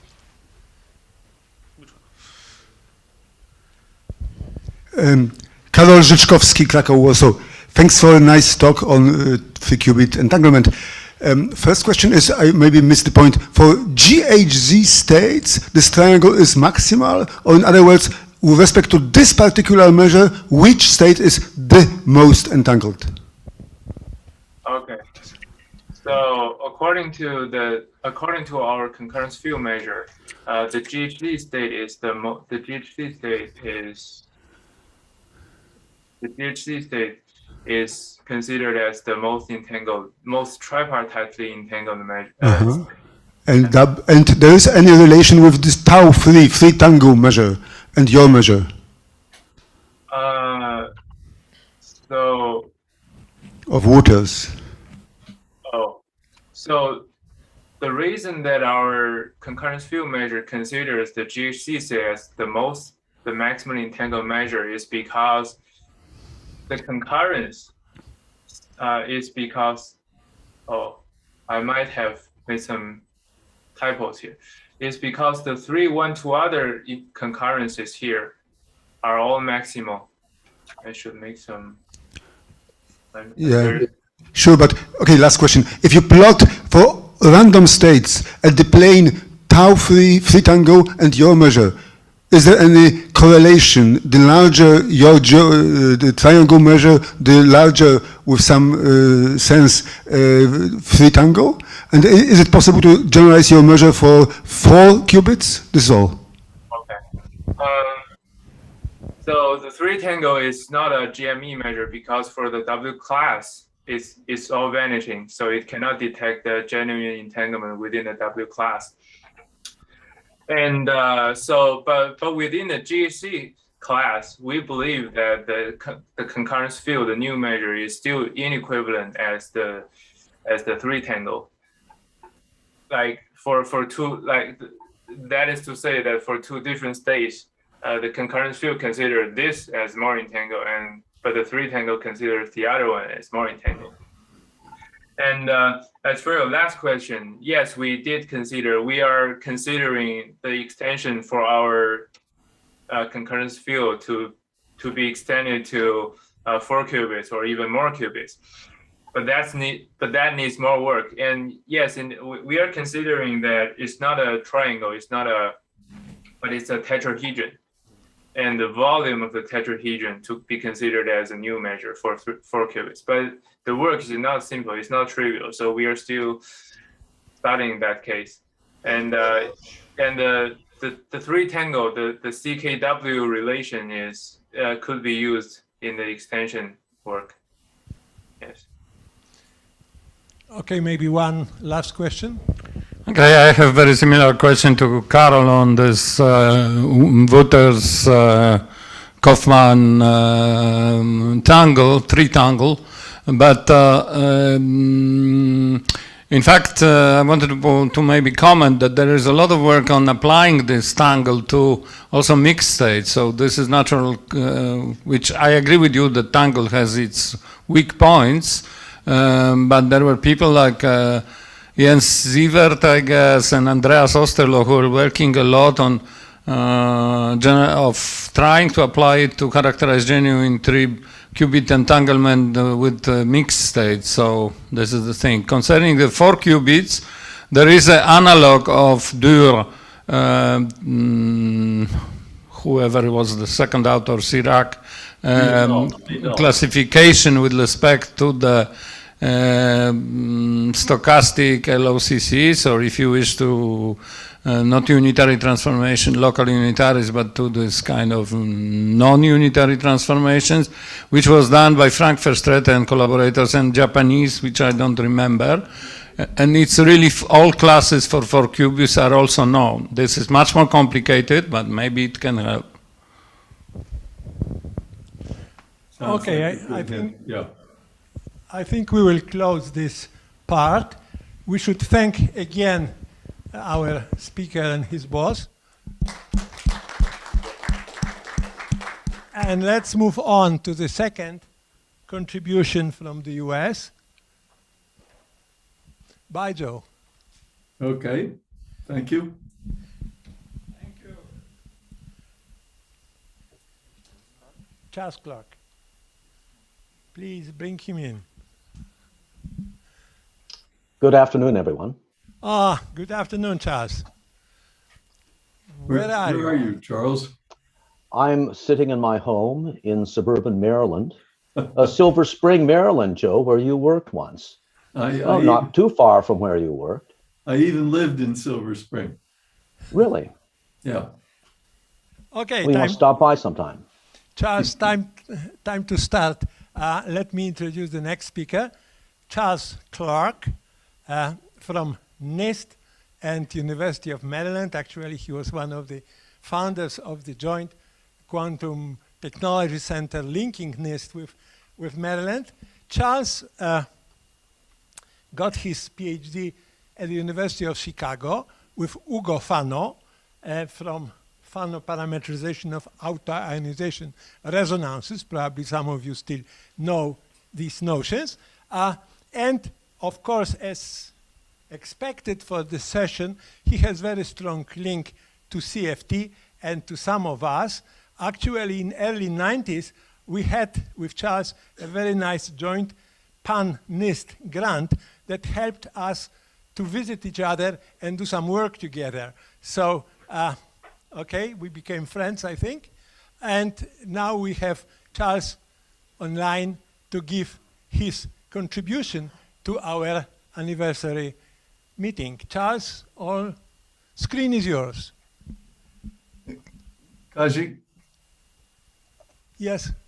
Could we ask Charles to turn on his own video so we could see him sometimes?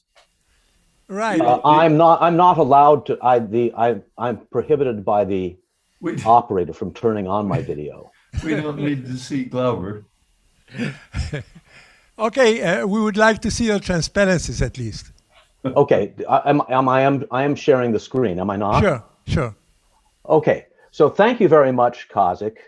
It's really a pleasure to be back here. And in preparing this talk, I went and looked up the record of my visits to Poland. And I remember what a great time we used to have at the quantum optics meetings. I went to the first one, my first one in Szczyrk, 1993, and then two more. And I was looking for a conference photo on the internet. And this is the only one that I could find. It's from a document from Czesław Radzewicz.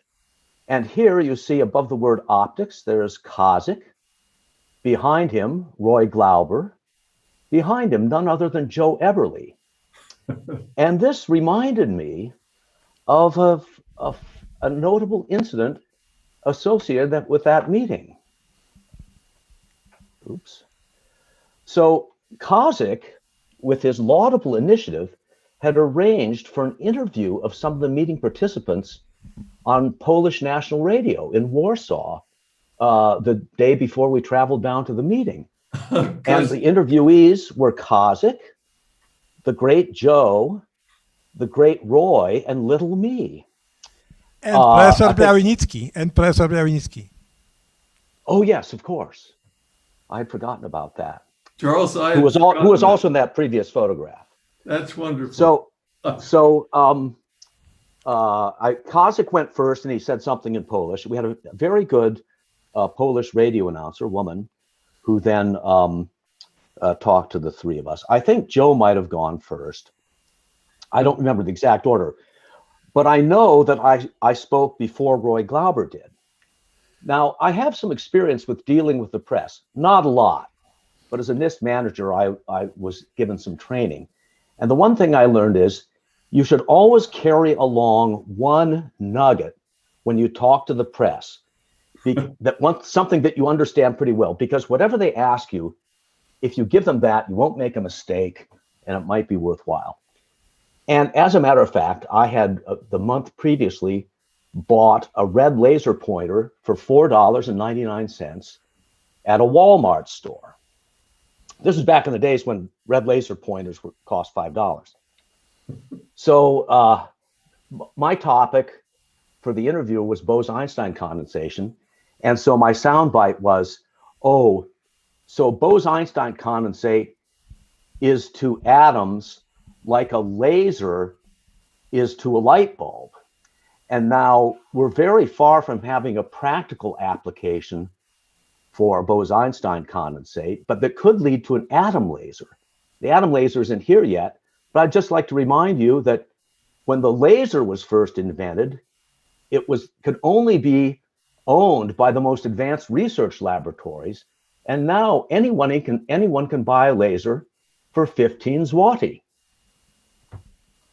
Then Roy came on and he said, I doubt very much if a laser could be purchased for 15 zloty.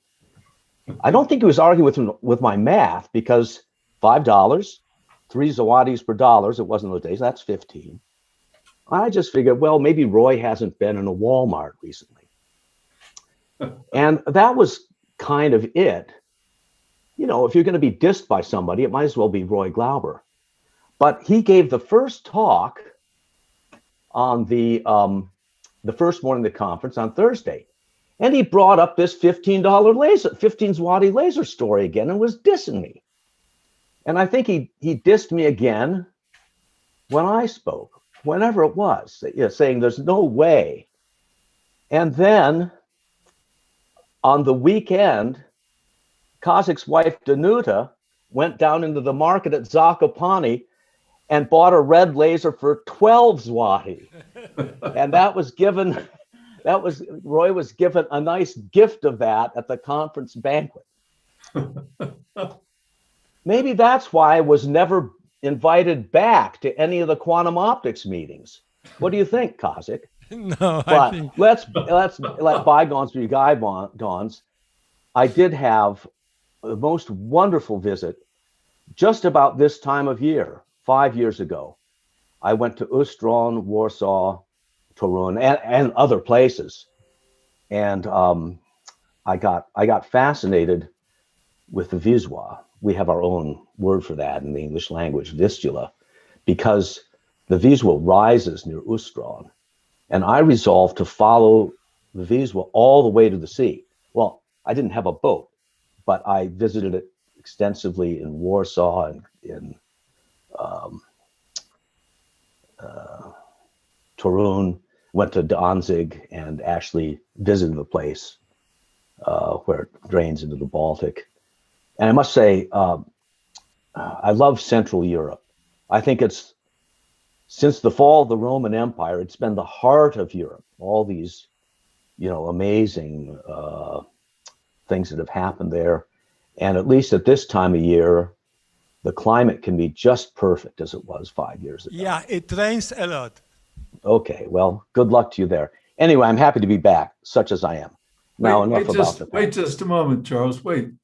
Yes, I want Kazik to tell me who's the person right behind Mostovsky. Oh, I don't know. I don't see.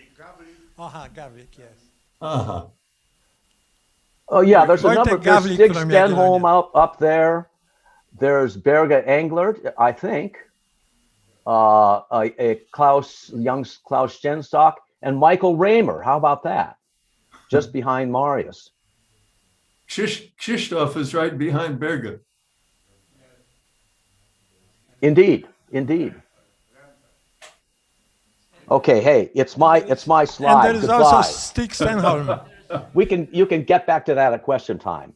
So okay. I'm going to continue along the cold atom and neutron line and just go over some simple things that I find fascinating, and they're sort of motivated by.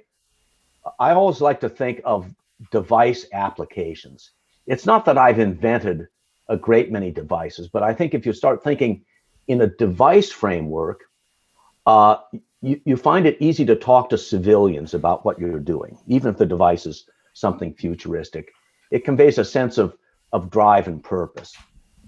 So angular momentum Bose-Einstein condensates, old story.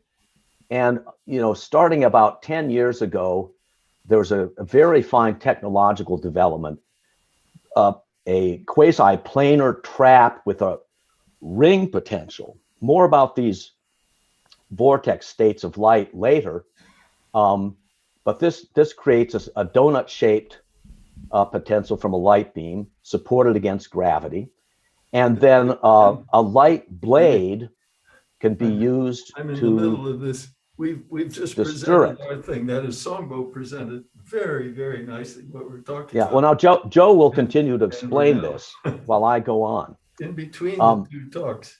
The a lot of talk with Kazik and so you can stir the condensate in Poland and so on, and induce rotation. Kind of reminiscences and so on.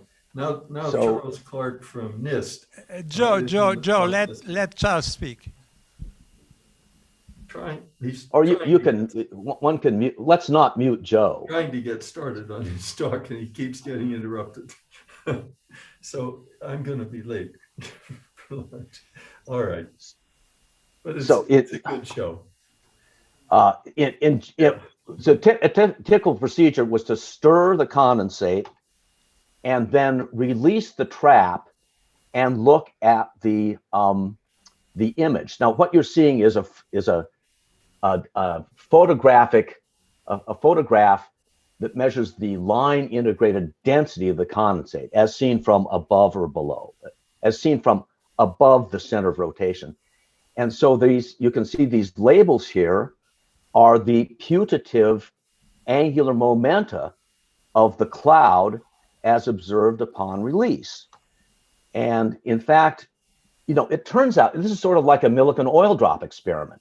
You're actually trying to measure by direct observation a quantized angular momentum. Now, what's really seen is, you know, some sort of histograms, and the clarity of separation depends quite a bit upon how you let the condensate drop. But you can see that you do get well-resolved clumps, and these identifications are backed up by calculations, you know, solving the equations of motion for Bose-Einstein condensate numerically by first principles. Now, it turns out, and this is no surprise, but it's, you know, it's always astonishing. It's always astonishing to rediscover things like the Bohr model. So this condensate was stirred, right? And in stirring, you impress upon the condensate a rotation, if you do it gently enough. And so you can think of, well, the period at which you stir it determines the period of rotation of the condensate. And so you can then calculate from the Bohr model what the thresholds of the stirring frequency should be to get an integral value of the angular momentum. So in other words, this omega is the stirring frequency now. And this is the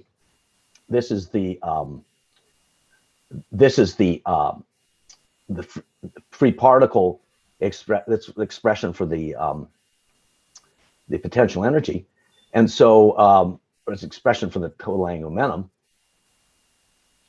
with a mass of a particle and a rotation frequency and a nominal radius of the trap. Trap is a little bit extended. It's a ring, but you take the central ring. And so you get a prediction of the sharp values of angular momentum that you can generate and get the condensate to hopefully turn on with a rotation as smooth as it could be. So and it turns out, for example, in the particular trap, these frequencies, omega, were of the order of hertz. So the first quantized rotation had a rotational frequency of a few hertz. The other thing to be said is that now this is a numerical simulation of that trap performed by my colleague Mark Edwards.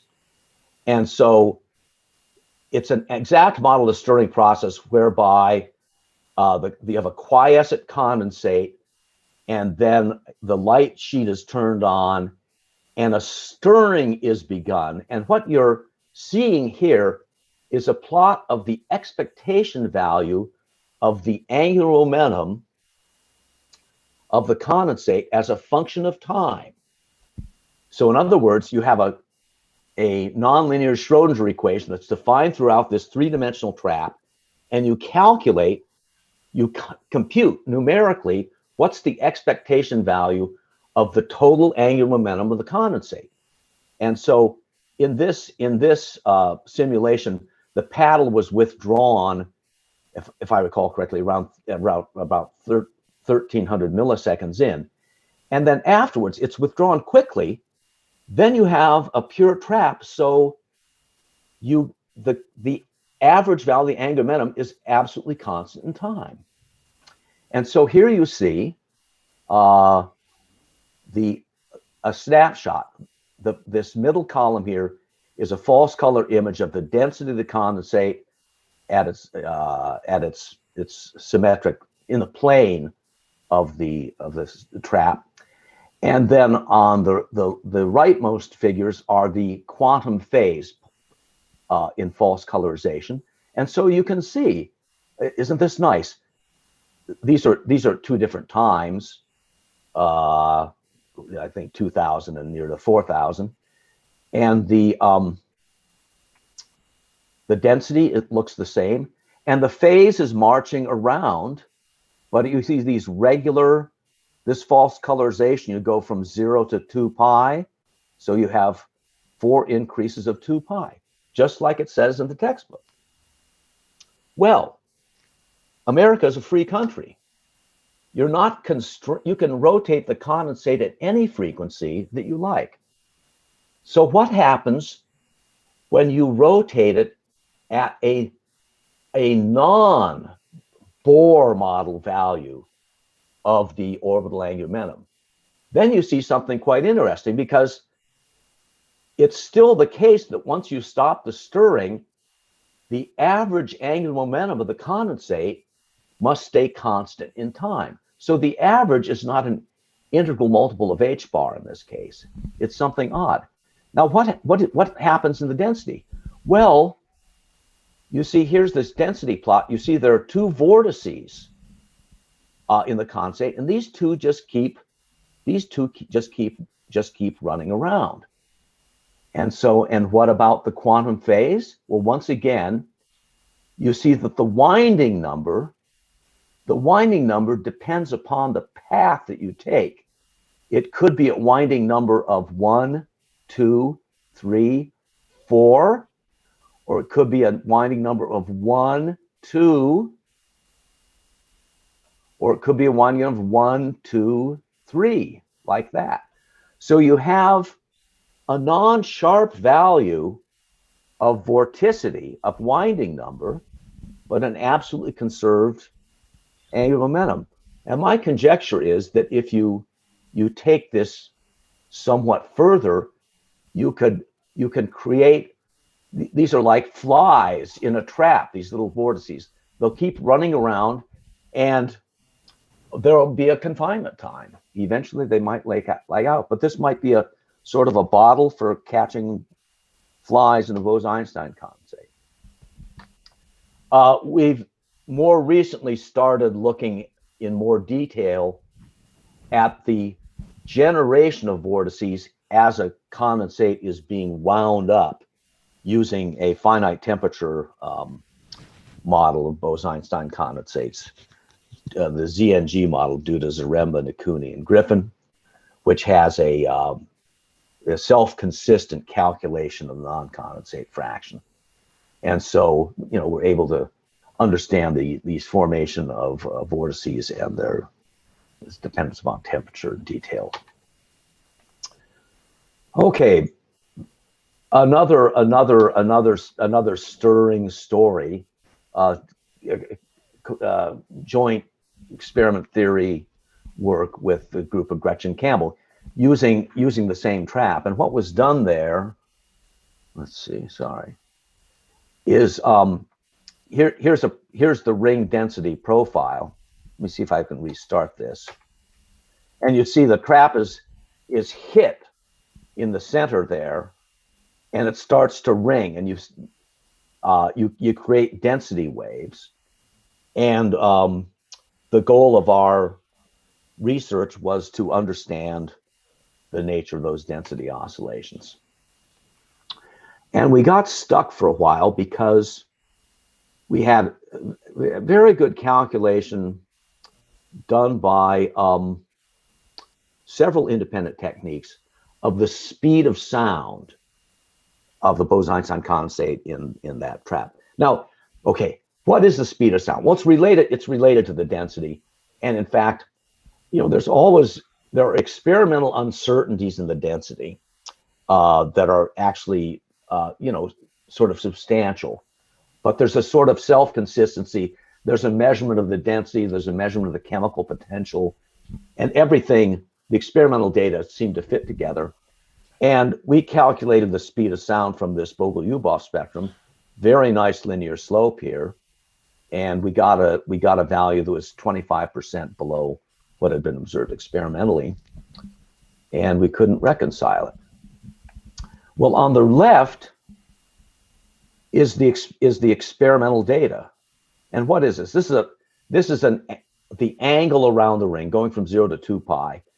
And at time t equals 0, the condensate is is uniform across the ring, and then it's struck at 0 or 2 pi. And so you get these two pulses that go off, and the experimental data show a sort of a constant slope. It gets a little bit noisy afterwards, but this is the experimental data from which the speed of sound was inferred.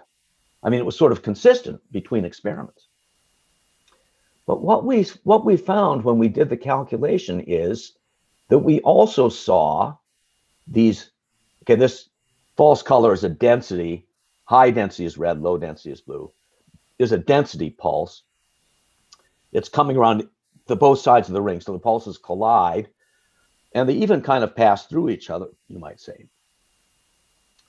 But this is clearly not the speed of sound, because what you can see is there are these subsidiary lines with a constant slope that's less than the speed of sound. These are the usual sound waves that are spawned by the Bose-Einstein condensate when it's hit.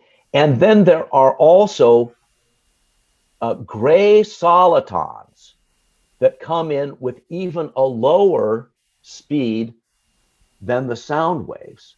So in fact, this turns out to be a shock wave with surprisingly non-dispersive characteristics and with a higher velocity than the speed of sound. Now, these things had actually been seen previously by Helena Rubinstein's group, and there's a little bit of theory of them in one dimension, but it's, you know, it's kind of a new phenomenon of, you know, supersonic flow with high degree of regularity in these ultra cold atom systems.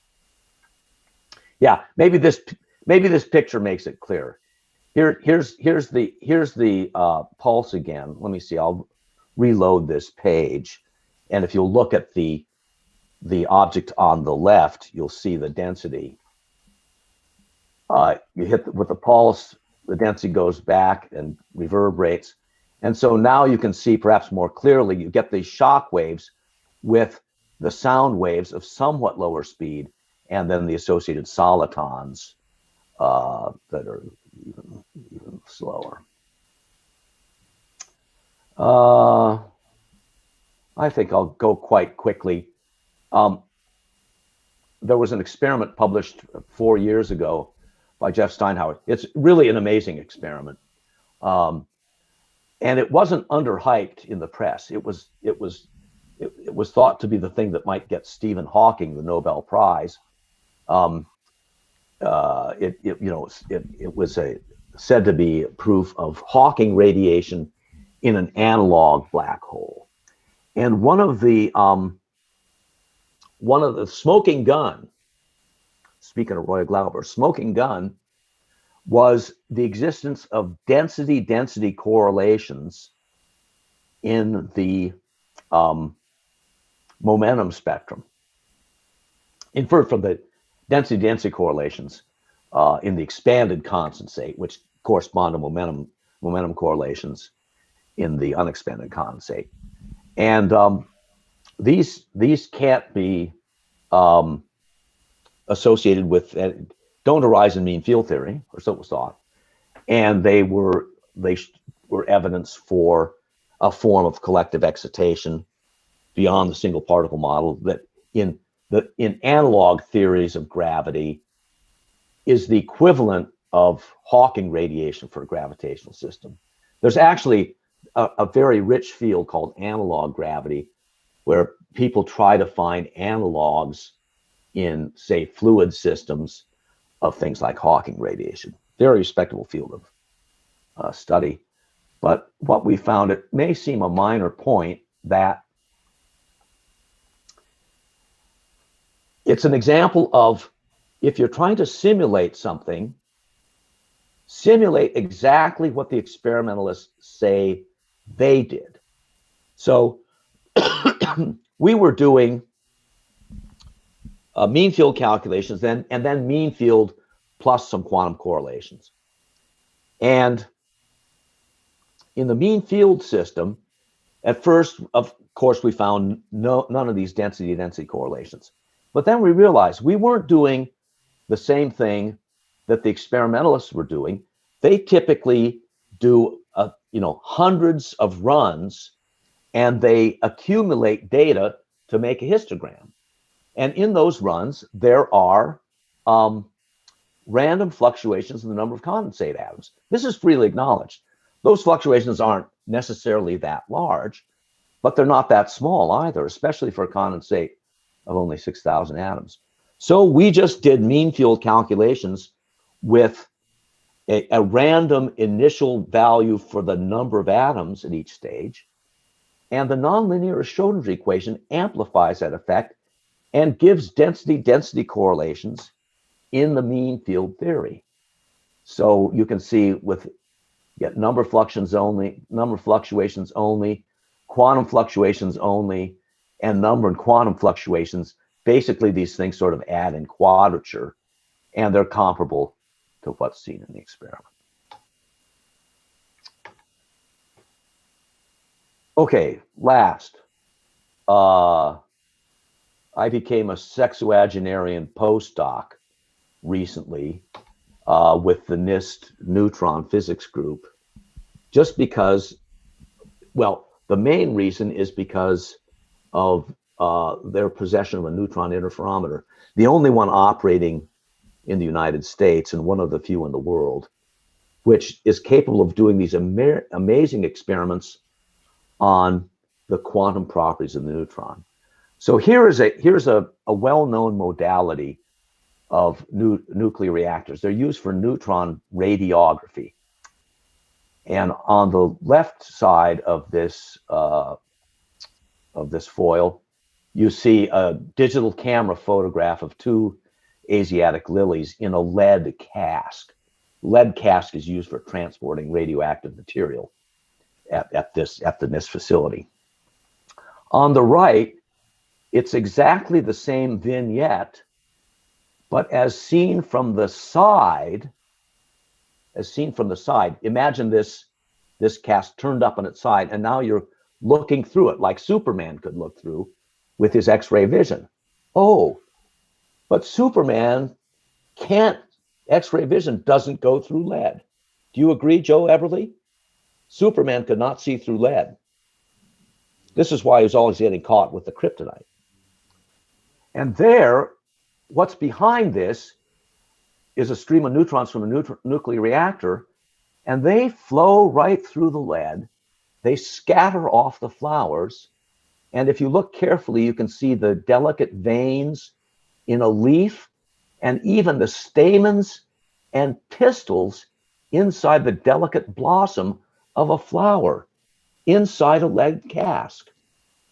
This is a well-known effect, and it shows that neutrons propagate much like optical waves with a refractive index, and they can be imaged, and they actually carry quantum coherence along that can be measured by interferometry.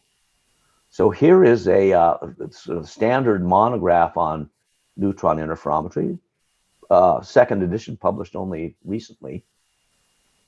Shows a schematic of a neutron interferometer. I'll show you a photograph on the next slide. But you have a neutron beam, goes into what we recognize here as a standard Mach-Zehnder interferometer. The beam goes through a beam splitter. Part of the beam travels along the incident direction. The other part is Bragg diffracted onto another beam splitter. Those two beam splitters send on beams to a final, final beam splitter that has two output ports. It's truly amazing to see this in action.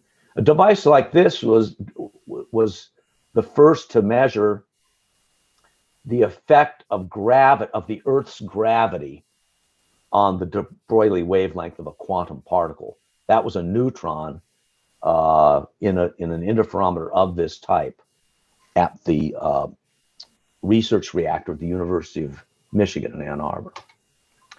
So here's an actual photograph of the of the neutron interferometer.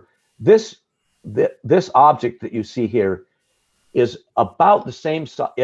It started life as a cylinder and then had pieces cut off. But this is the bulk of the cylinder. And if you imagine the skin of that cylinder, it's about the same size as a 355 milliliter soft drink can, or what we would call a 12-ounce soda can in the United States.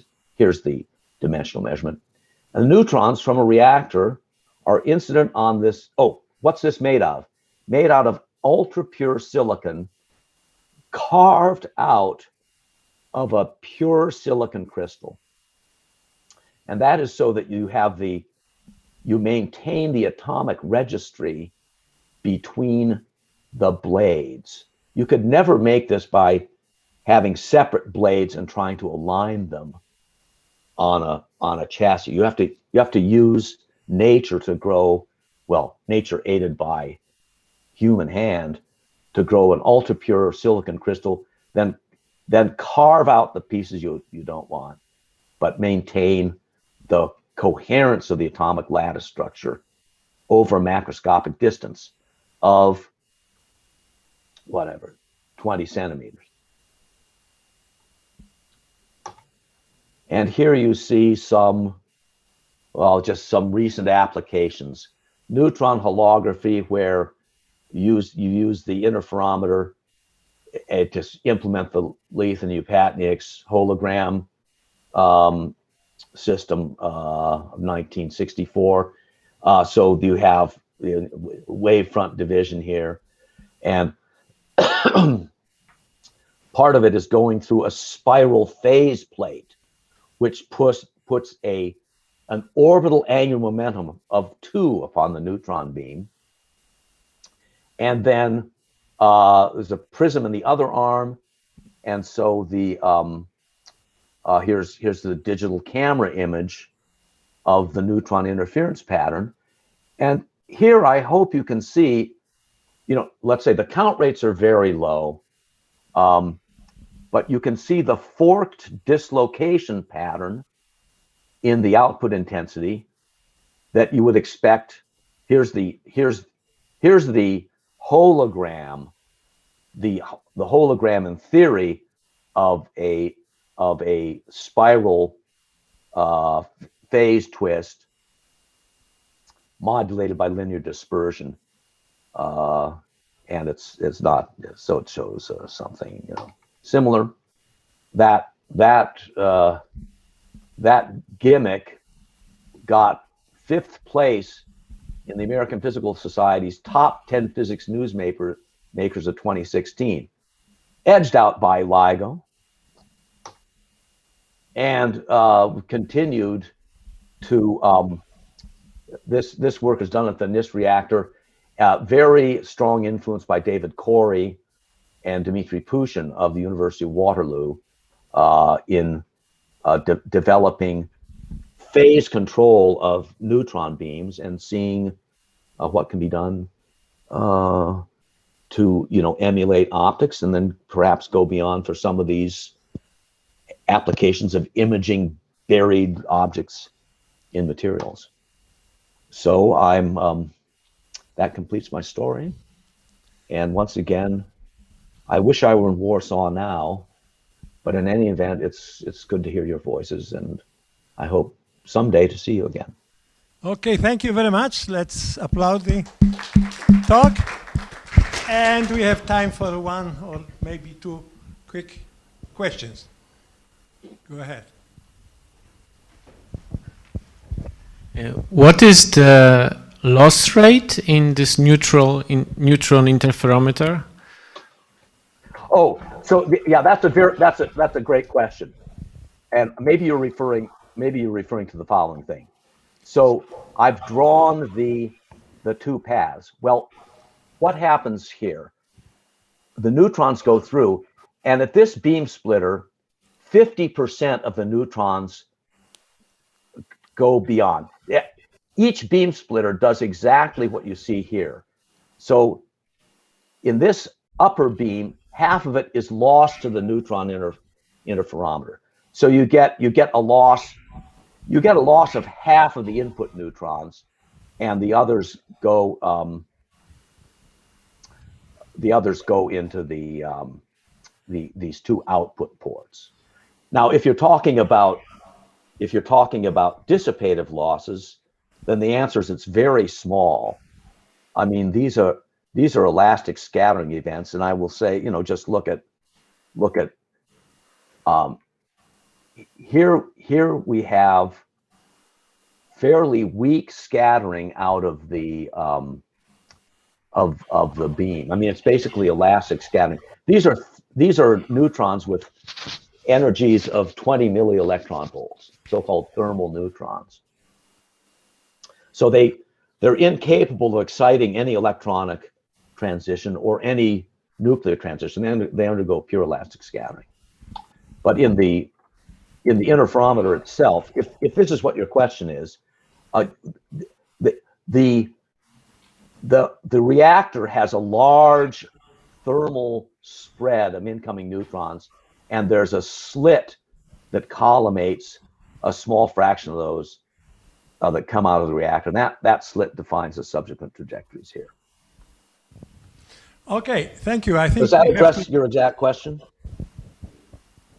Yes. Yes, thanks a lot. Okay, thank you, Charles. We have to rush with the next talk because we are slightly late. Thank you again. Let's applaud the talk again. Thank you. And we will move on to the next talk. This one is local. We are really pleased to see Tilman Pfau coming to us from Stuttgart.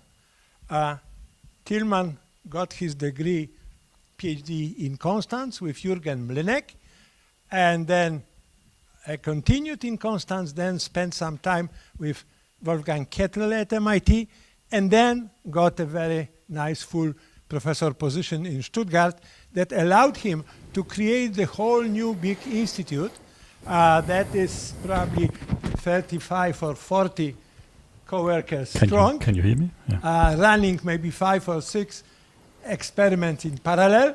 So, of course, Tilman has a lot that he could talk about.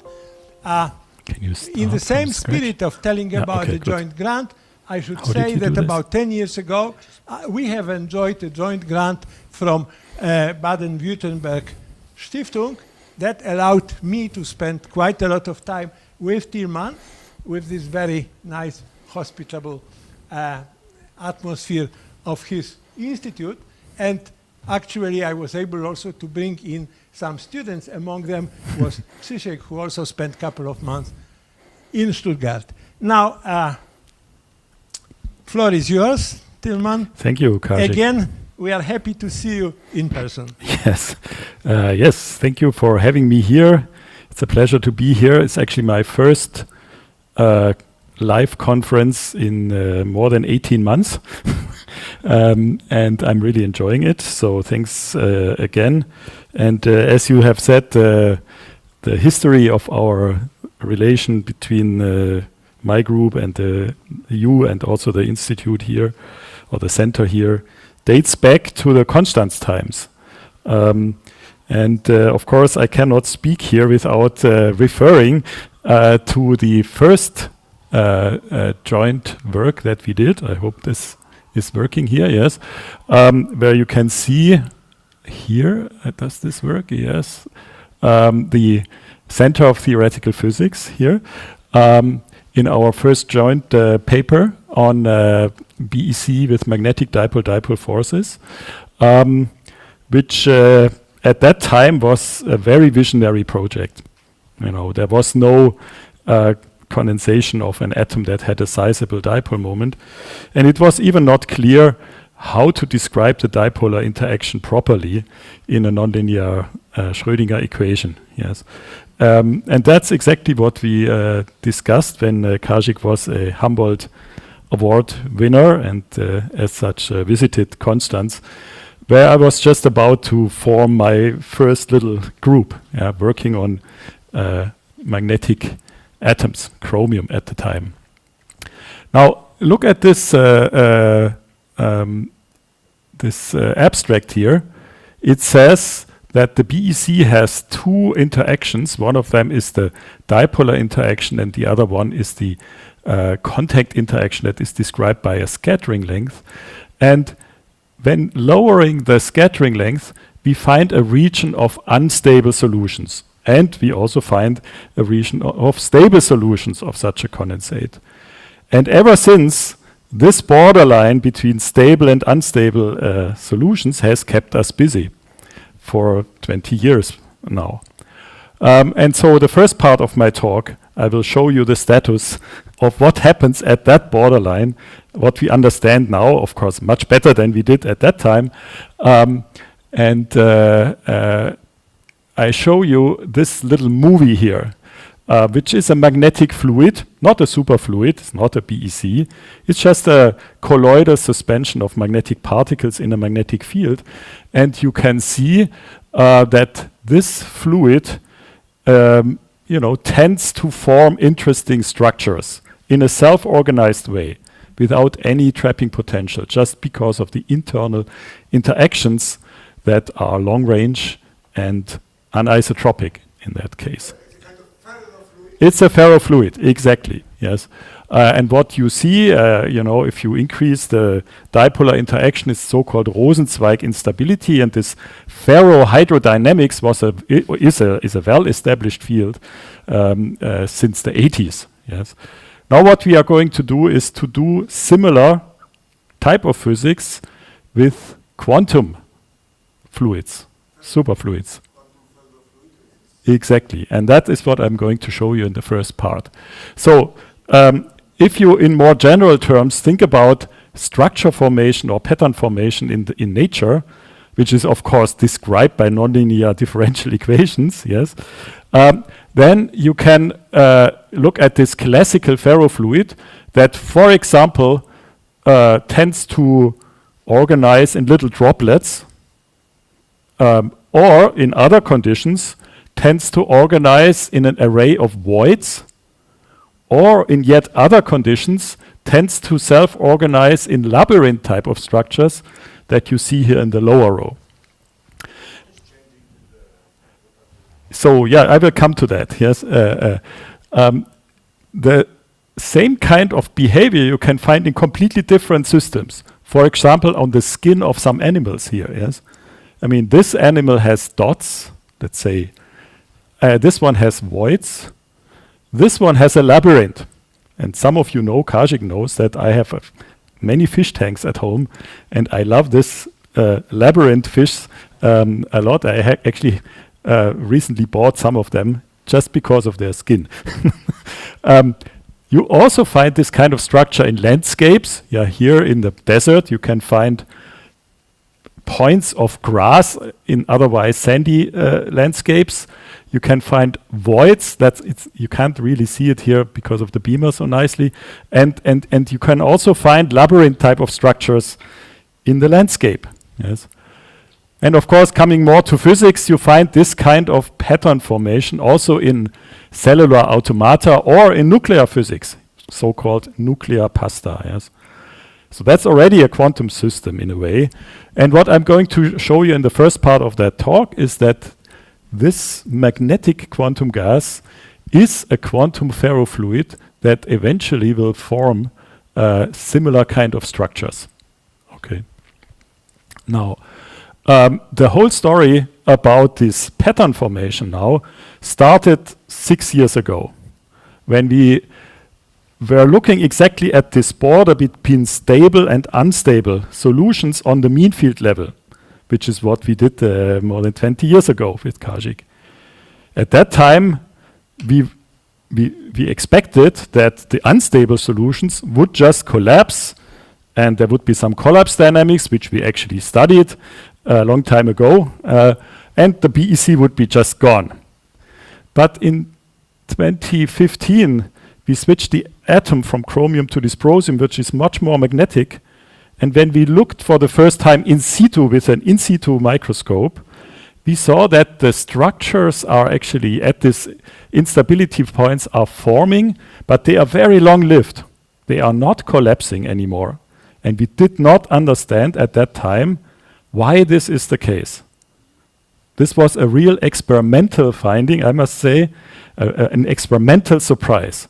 We wanted to repeat our chromium experiment, study the collapse dynamics again, and found something totally unexpected.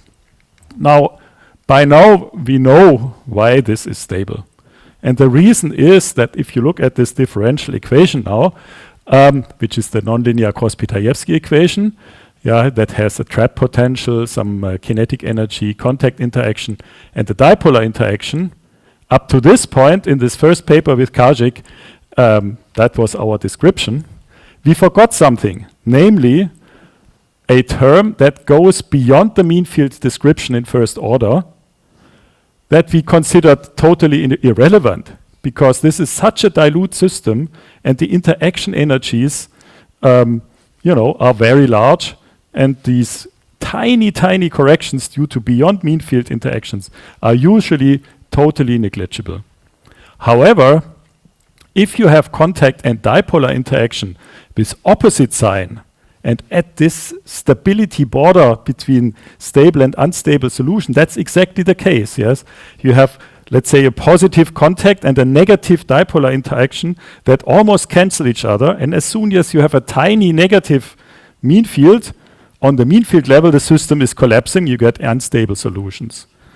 Now, this beyond mean field term is coming into play exactly at this borderline. And it's very important first to note that there is an analytic form for this, including the contact interaction and the dipolar interaction. I can comment more on this, but the important point is there's a positive sign, which means in this differential equation that this collapsing system is actually stabilized against that collapse dynamics by that quantum fluctuation term. Okay. And we found out about this experimentally by proving some scaling laws, because you notice that this beyond mean field term has a different exponent in the density. Yes, this one goes linear in density, the interactions, it's two-body interaction, and this one goes like the density to the power 3/2. So at high density, this will always win and stabilize the system. Okay, so with this new extended Cauchy-Pitayevsky equation, you can play a lot. Yes, there are now many consequences. One consequence is that one can predict that there should be bound solutions without any trap, which is just like a liquid droplet. Just like in helium, you have helium droplets that in principle can float if you compensate gravity in your vacuum chamber forever. Yes, and it's exactly this that we can observe here. This is experimental observation that we did then, right after we understood that the structure of the differential equation. And here you can see such a droplet. It's floating in our chamber for, in this case, 70 milliseconds. Of course, there are some losses and sort of atoms get lost, and then at some point, this stable solution turns into a gaseous solution, which is expanding again at some critical atom number. But up to this point, there is no trap, just a levitation field to compensate gravity, and these droplets are floating. So this is a superfluid droplet. We proved this by interference experiments. But it's 8 orders of magnitude less dense than helium or any other liquid that you might have in mind. Yes. So that's a remarkable feature that is only possible due to the interplay of short-range, long-range interaction and the quantum fluctuations. Both interactions give rise to those fluctuations, but the mean fields can compensate each other, but the fluctuations, of course, add up in quadrature. And that's, of course, very important to stabilize the system.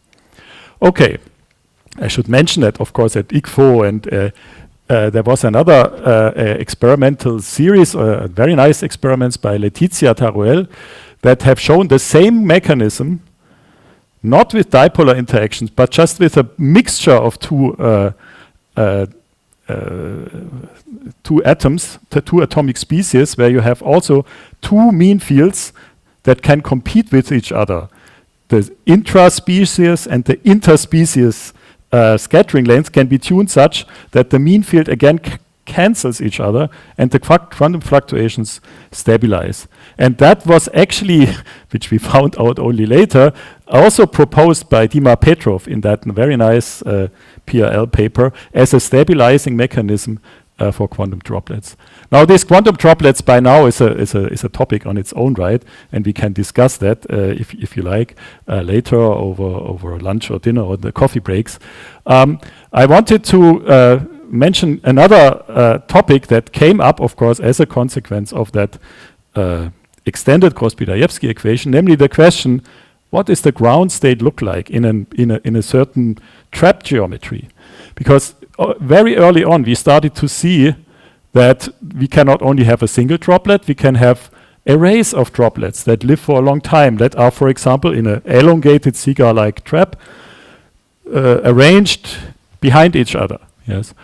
So the question then arose, can there be a ground state that has a periodic structure, just like those ferrofluids, and still have a superfluid background that is homogeneous? That is what one can call a supersolid then. Now, for me, I use a very simple-minded definition of what a supersolid is. Namely, I have a primitive phase diagram like this, where I have a thermal gas up here. I cool it down to a condensate without any trap. It's just a homogeneous liquid. Yes. And then I control something like the interaction parameters such that the surface of that BEC gets corrugated in the ground state. Okay. But the corrugation is not going all the way down, yes, such that the state that is produced here consists of a homogeneous part, the fluid part, and a solid part that is modulated. Okay. So in that sense, okay, and there are two symmetry breaking processes going on now. One is the U1 symmetry breaking upon the condensation, and the other one is the breaking of the translational symmetry, which has, of course, consequences for the elementary excitations later on.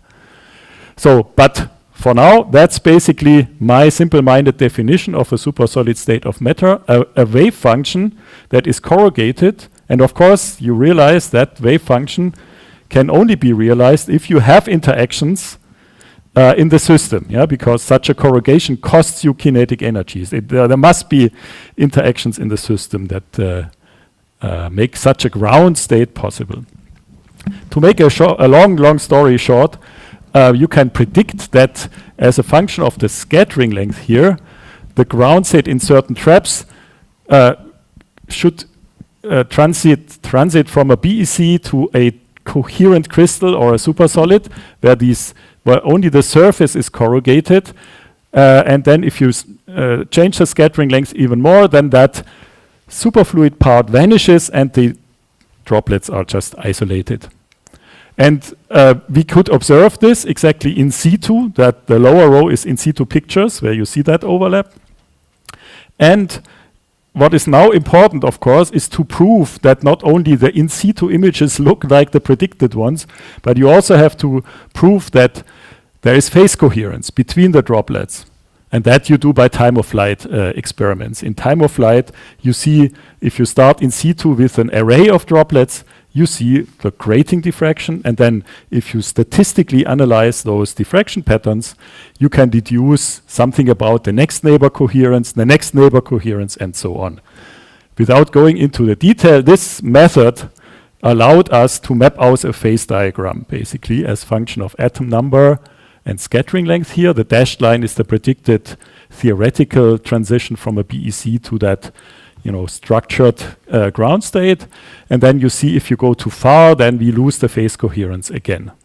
And you also see that is the scattering length, that what is required experimentally is a fine control of the interaction parameters. On the percent level, you have to control the scattering length on the percent level to, study this borderline between these formerly stable BEC solutions. And we would have said 20 years ago, everything on the left side is unstable. Yes. Now we know it's not. Yeah, if you go even further, then it becomes at some point unstable.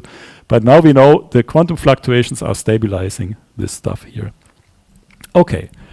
Now the story goes on and on. Of course, superfluidity has been proven, for example, by a direct observation of the low energy Goldstone mode. If someone is interested, I'm very happy to discuss this later. What's next? Well, what I show you here are numerical simulations of that extended Gross-Bidayevsky equation.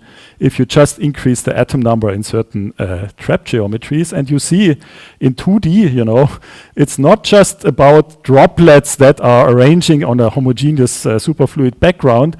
There are all kinds of structures that are showing up, and these are ground states now, not anything excited. Actually, we have a little numerical competition with Thomas Pohl's group here in Aarhus that have also published a phase diagram here. And I think by now they agree that, for example, these labyrinth structures that we found in the ground state are really the ground state. They are lower in energy by a little bit than more symmetric states that they assumed somehow they put some symmetric initial state, and then of course they found the symmetric state in the end. So here's our phase diagram. It's a little bit hard to see as the colors are missing, but all this very dark blue thing here is a labyrinth. Yes, this is now as function of atom scattering length and atom number again. Up here is the normal BEC. There is pumpkin state, as we call it, and the surface has that spiky pattern. The normal supersolid is just this little light blue stuff here on the left side. Yeah, that would be structures like this here. Yes.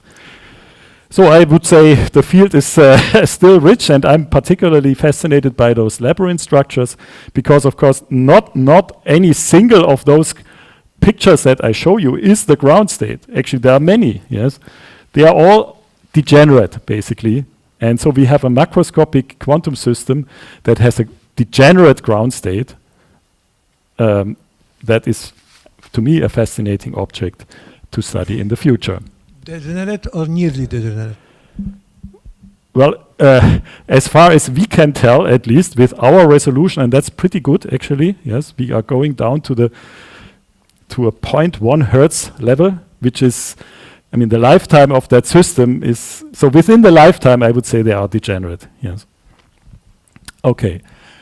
Part one of the talk, but I know that Kajik and you guys are also interested in what else is going on. You know, what are the new experimental tools that we have? And so if I still have a little bit of time, I talk about another experiment that we have set up, namely a new quantum gas microscope to study quantum gases, fermionic, bosonic quantum gases on the single particle level. So imagine your favorite quantum gas down here.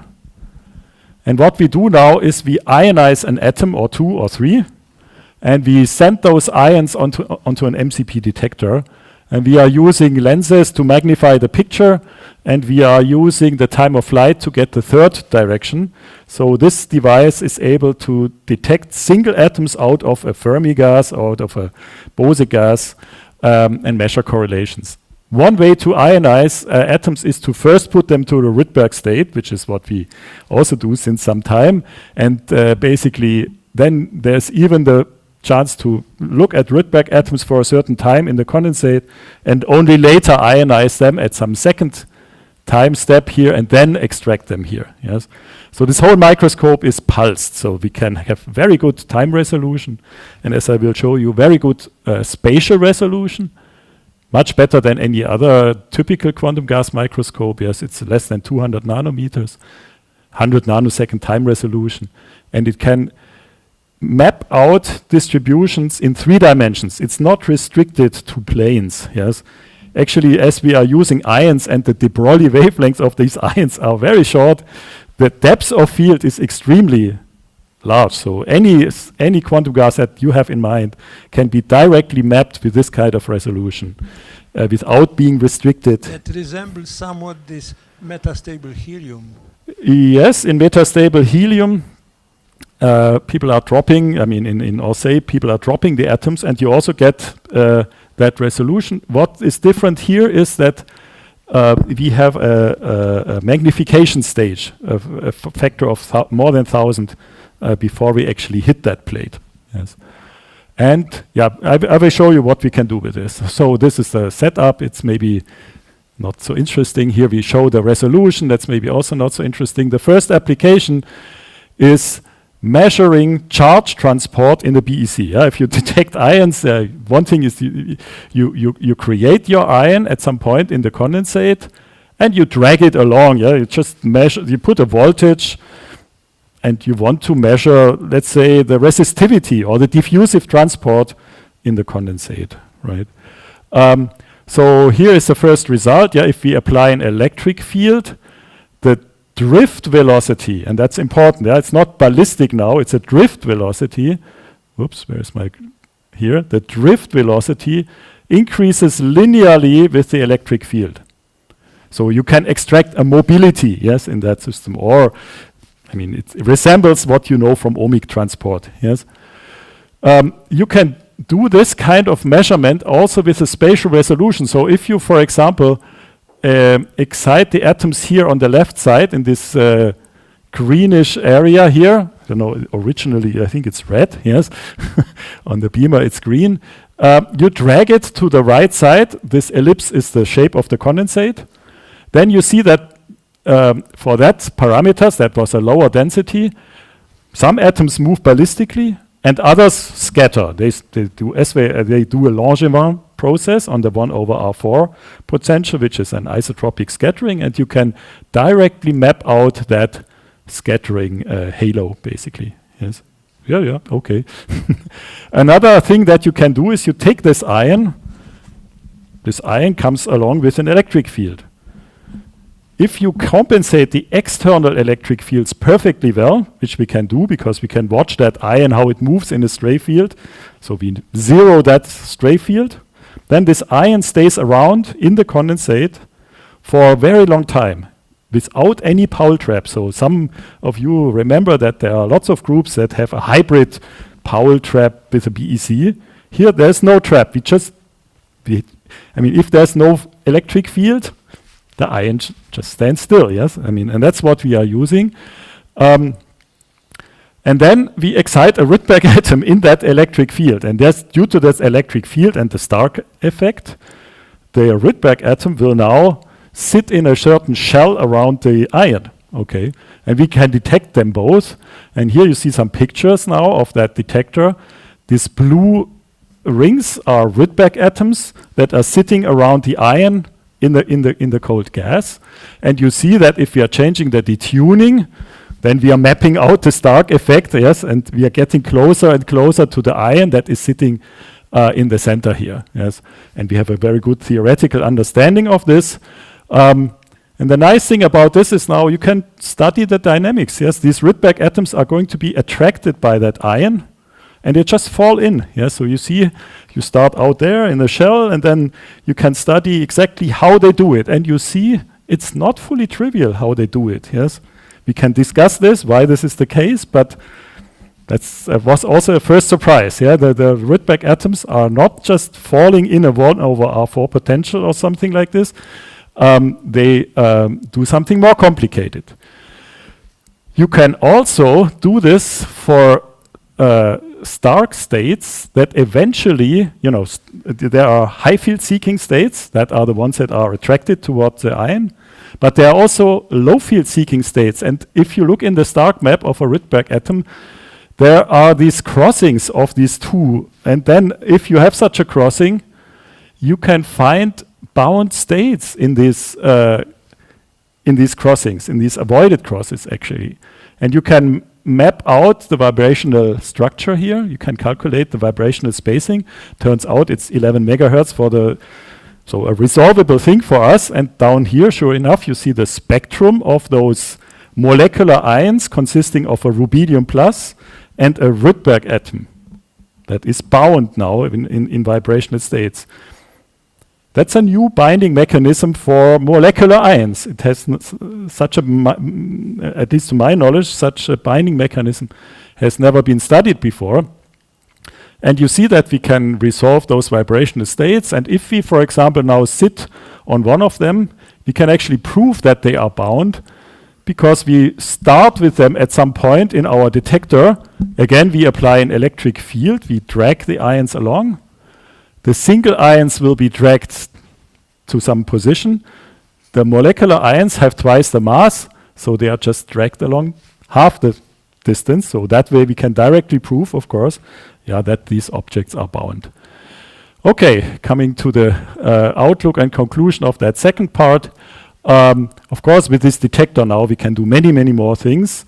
Looking at fermionic systems, polarons. We want to look at Friedel oscillations. Of course, with these molecular ions, you can now put a third particle or a second Rydberg atom and study those correlations. So we go from few to many body system and so on. So we are quite fascinated by this new device. And with this, I want to thank my team. And I should mention in the Dysprosium, since 1 year, we enjoy the presence of Martin Zwirlein, mostly online, but in the beginning he was there in person during his sabbatical. Although his sabbatical is long over, he still comes to our group meetings, and I really enjoy discussing everything with him. And I thank you for your attention. Thank you very much. Fascinating and full of new results, but I think we are so far behind schedule that unfortunately you want to go to Tilman either tonight or tomorrow to ask directly questions that are on your mind.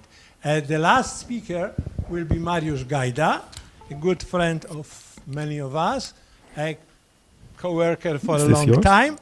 I've mentioned this is two mine, right? So papers that were joint papers with Mariusz in my morning lecture.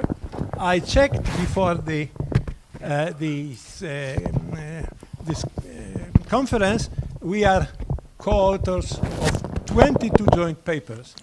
And in the spirit of telling who was the PhD advisor, in Mariusz's case it was Jerzy Duszyński. So Mariusz, go ahead. Thank you for the introduction. I don't see my presentation yet, but I will start with some historical remark just not to waste the time. I have to say that I am a sympathizer of Center for Theoretical Physics. I am working at the Institute of Physics of Polish Academy of Sciences. It was short period of, I think, 3 years when I was full-time employee of the Center for Theoretical Physics. 2 years I spent in Tucson, Arizona, thanks to Professor Białynicki-Birula, who arranged this postdoctoral position. And also it was probably about 2 years when I was part-time employee, because I was investigator in the Kazimierz Rzążewski Maestro grant. But I want to say briefly the story, how it started. I came to the Institute of Physics of Polish Academy of Sciences when I got my master's degree in 1981. So it was just the first year of activity of the Center for Theoretical Physics. And I came there because I wanted to get passport. And to get the passport, one needs a stamp in the application form that you have to handle to the police office. And it means that you had to be employed. I was a student, then I got my diploma, I was not employed, and I was planning to go for my PhD study to the Institute of Nuclear Studies. But it was Solidarity time, they didn't accept these applications yet, and I learned that there is this Institute of Physics where they do accept the application forms for PhD studies. So I came there, but I didn't really plan to stay. I wanted to move to this nuclear institute. But then I realized, because Institute of Physics were mostly experimental, it was small quantum optics theory group there, but it didn't seem as a strong theory institute, and I was somehow, I wanted to do something in theory. But then I realized that there is this center, Zakład, of theoretical physics there, that I have no idea that it exists, and I started to attend seminars. And then I was so impressed by the atmosphere there, and by members, where they only these 4 professors, Professor Iwo Białynicki-Birula, Professor Jerzy Duszyński, Łukasz Turski, and Kazimierz Rzążewski, and the atmosphere at the seminars were so great that I decided to stay there. I remember some of the seminars, which, you know, the old Zakład of theoretical physics were the secretary office, what is right now the secretary office, and the seminars were there on the blackboard. And one of the seminars that I still remember, they were very, very difficult for the speaker to go through, because it was not like lectures here that everybody is, that the speaker can go safely till the end, and then there is one or two questions. The speaker had to the audience was very active, and it was not very easy to go to the end. And it was one seminar of late Krzysztof Wódkiewicz, who started with the title of his talk, and it was so controversial that he didn't say anything more till the very end of the seminar. So it was really something very interesting for me. And then it was also in 1981, the Center for Theoretical Physics moved to this new building, because I remember that after martial law was introduced, it was seminar there, and I was sitting in the audience, and then somebody, it was the first week of martial law, and somebody entered the seminar room. We were very upset. The atmosphere was very bad, that the whole Institute of Physics area is surrounded by units of militia, of military units of militia. So that's how it started, and I have to say that being around the Center for Theoretical Physics, I really benefited a lot. I collaborated with Kazimierz Rzążewski, so it was extremely, and I still collaborate. So it was very, very beneficial for me. So I am only the small example of how important the Center of Theoretical Physics was for the entire community, also for the Institute of Physics and for people being nearby. So I always consider to be a satellite of the Center for Theoretical Physics, being at the very close orbit, and my adventure with Center for Theoretical Physics is 40 years right now. I started in October 1981. So I am almost as old. I've been able to trace the development of the center. So now that's the end of the historical remarks. I will come back to I changed slightly a title to have it simpler. It will be about Pauli principle in pictures. So it is a short story about Pauli principle and higher order correlations which are induced by this principle. And I don't know why it is not working, but I don't know how to do it.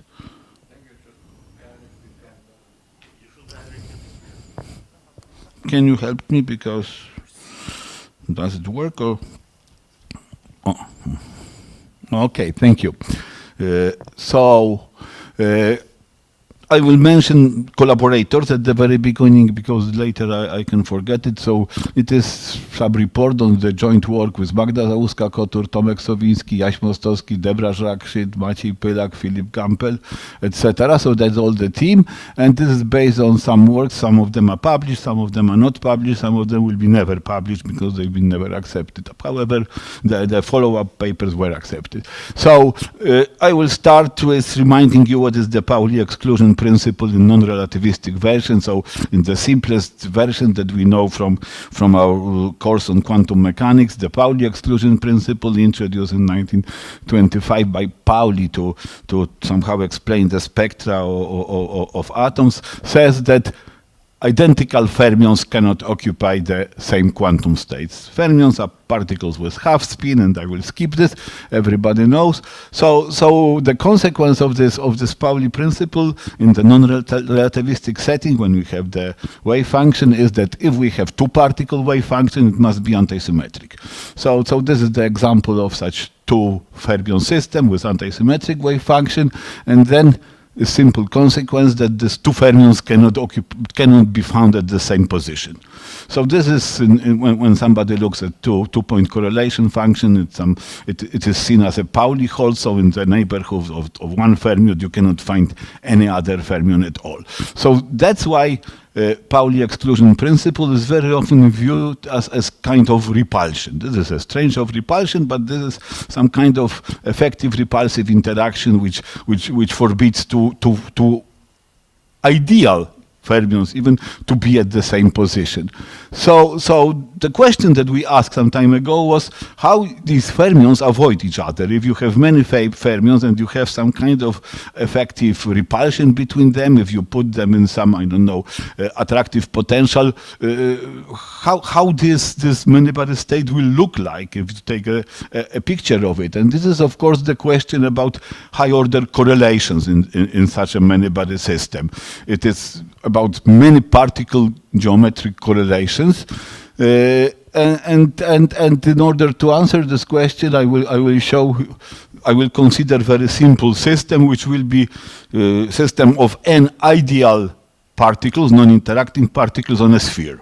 So this is the Hamiltonian, which is just simply proportional to the square of the angular momentum of a particle, and wave functions are spherical harmonic, and let us assume that we have the ground state, and we put fermions one per each quantum state up to some Fermi level, and this is the many-body ground state, and let us think in terms of high order or about the correlations function. So first thing that one can find is one body density, and one body density on a sphere, of course, there is no any particular point must be uniform, and this is a kind of the picture of the sphere with some whatever projection which we know from the geography classes where we have maps. So this is uniform distribution if we look for the one particle density function. So let us pick up one particle somewhere. This one particle is here denoted by this white dot, and then we look for the conditional probability. What is the probability of finding the second fermion out of, this is this is the case of 4 particles. So what is the probability of finding the second fermion, provided that the first one is somewhere at this white dot position, and we see clearly this Pauli hole. There is no chance to find, no big chance to find another fermion close to this white point. And then if somebody has good eyes, one can see that there is such a circle on a sphere where this conditional probability is maximal. The circle is somewhere here. And so let us look, we want to find the maximal correlations. So what are the highest possible correlations? So let us pick up the second particle somewhere at the maximum. Somewhere at the ring we choose the special position where to have very symmetric picture, but you can imagine that this one is on the pole, and then you have this ring, and you pick up the second somewhere at this ring, and then what you see is the second particle in the second Pauli hole. And this is what is this? This is conditional probability of finding a particle, providing that one is at one white point and the second is the other white point. So this is this joint probability, and then there is this vertical maximum somewhere. You should believe me that there are 2 maxima somewhere, the upper and lower place. So when we pick up the third one here, and then we have another Pauli hole, and then the probability of finding the last 4th particle is maximal somewhere here. So definitely we see that these points form some regular shape, and they were choosing in the way to maximize the high-order correlation function. So to maximize the joint probability of finding all 4 particles together, and we term these structures Pauli crystals because they have some crystalline structures, which is only induced by exclusion principle. Nothing. There is no any interactions. So I will show this is, in fact, previously I've been showing what remains after picking the particle here and looking for the other, but now I show this one that we picked up with some Gaussian probability. So this is this shape of this Pauli crystals, and I want, okay, there is nothing more that can be said, and I want, could you start the animation? So this is just in normal view, the sphere with 4 atoms which maximize the joint probability of detecting 4 particles, and you could find that they form a tetrahedron. Well, now you see 3 of them, and the 4th is somewhere. So this is this nice, beautiful structure that I explained in terms of the correlation functions.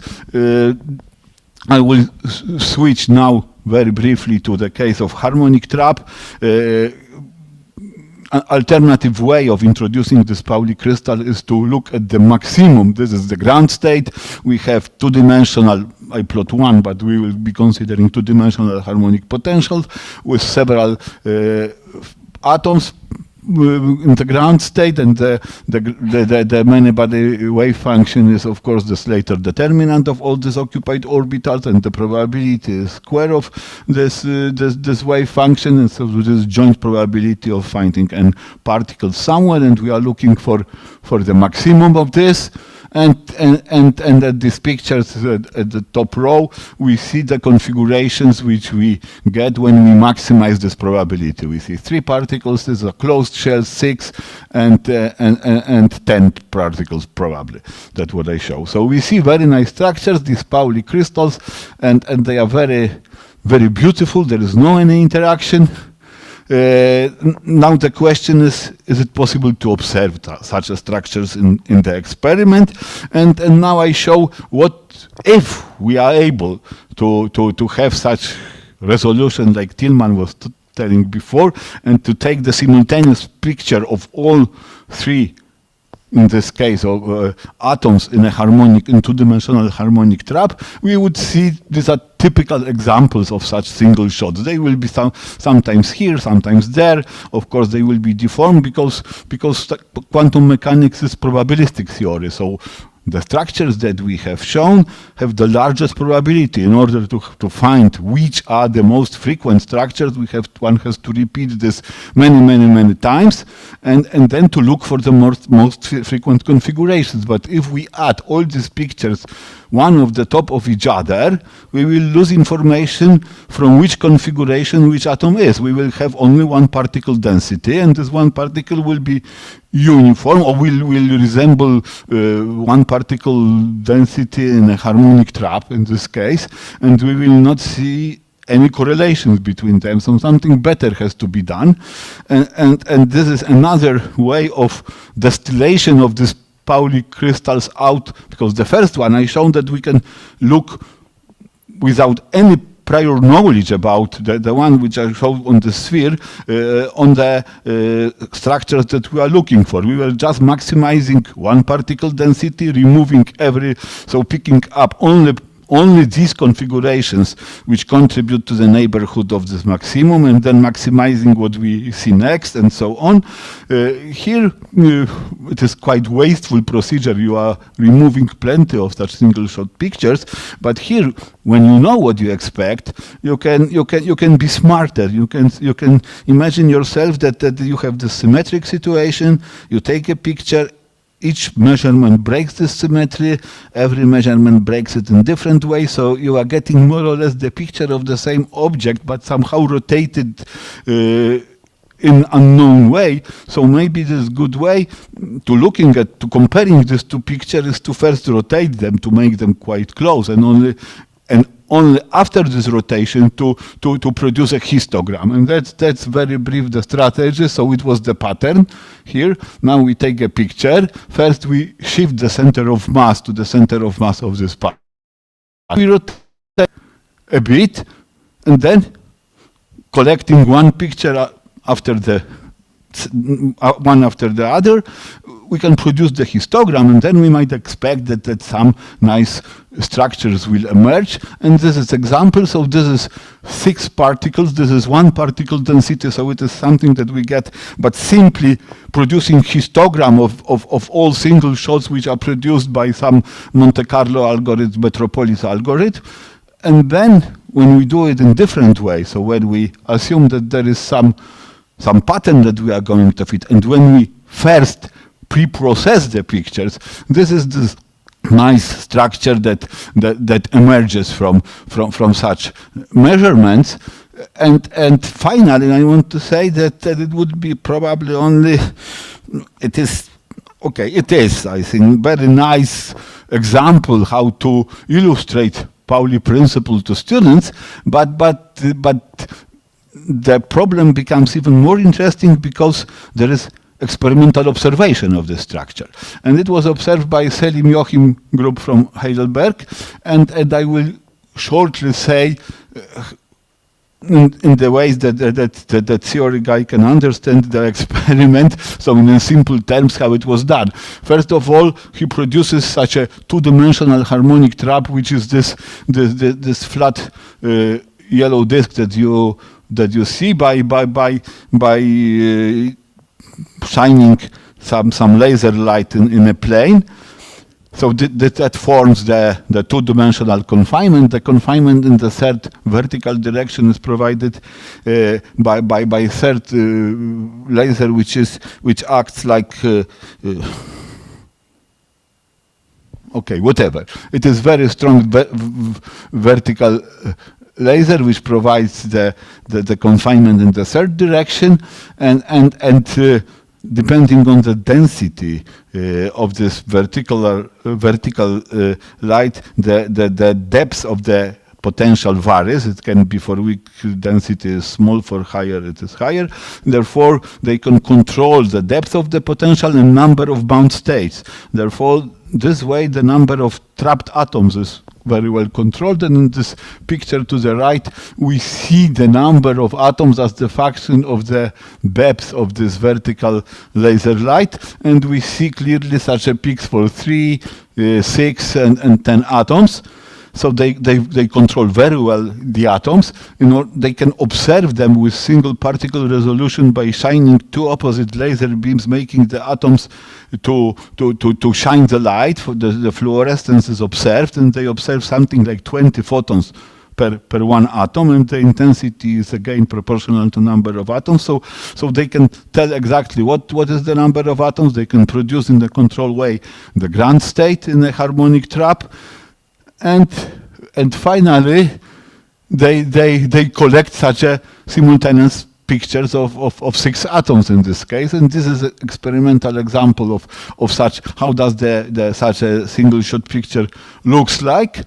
And after such a pre-processing that we described, top is the experiment, and the lower line is our prediction, and the agreement is perfect. So I think that this is the good moment to stop and to wish the Center for Theoretical. Could you play the music, please? And wish the Center for Theoretical Physics many next very prosperous years.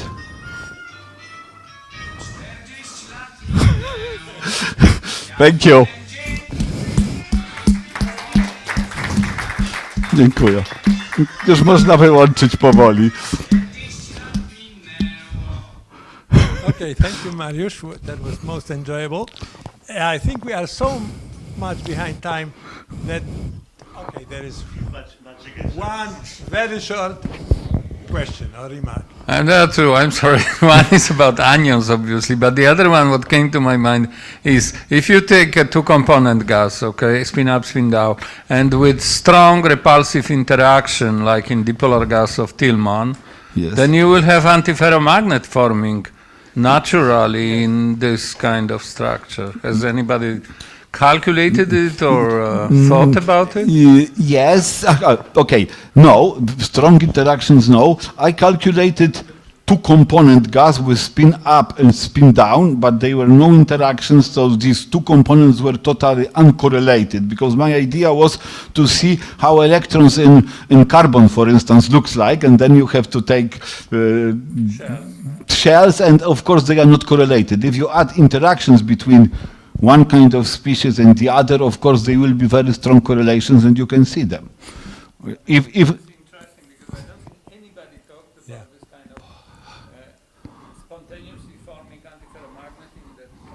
yes, not in the lattice. Very nice. But you need probably strong interaction. Yes. Yeah, that's what you've been studying with this two-component gas, right. but many atoms. Yes.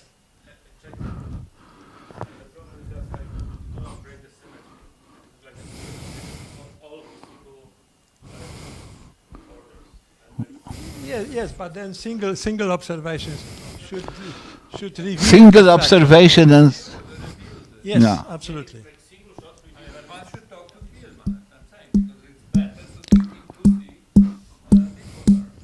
Yeah. Okay, Yeah. guys, time to stop. Very soon we will have this famous lecture by Artur Ekert, so we better thank all the speakers, Mariusz and others, Tilman, and those Americans who are probably off the line right now. See you tomorrow.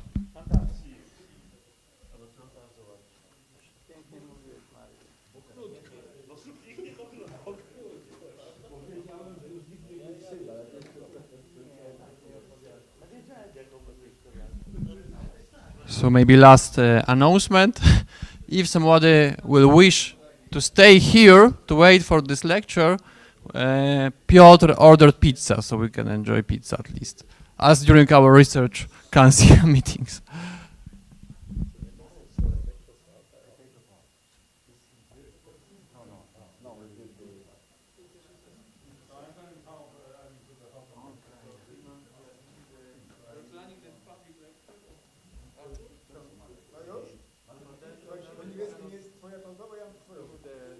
To jest chyba moja nie. Ja nie wiem teraz, ja nie wiem, czy to jest moja torba, czy ja komuś nie kradnę. Ja tam siedziałem, ale ja drugą. Masz drugą? Tak, mam ten autograf, to ja tak,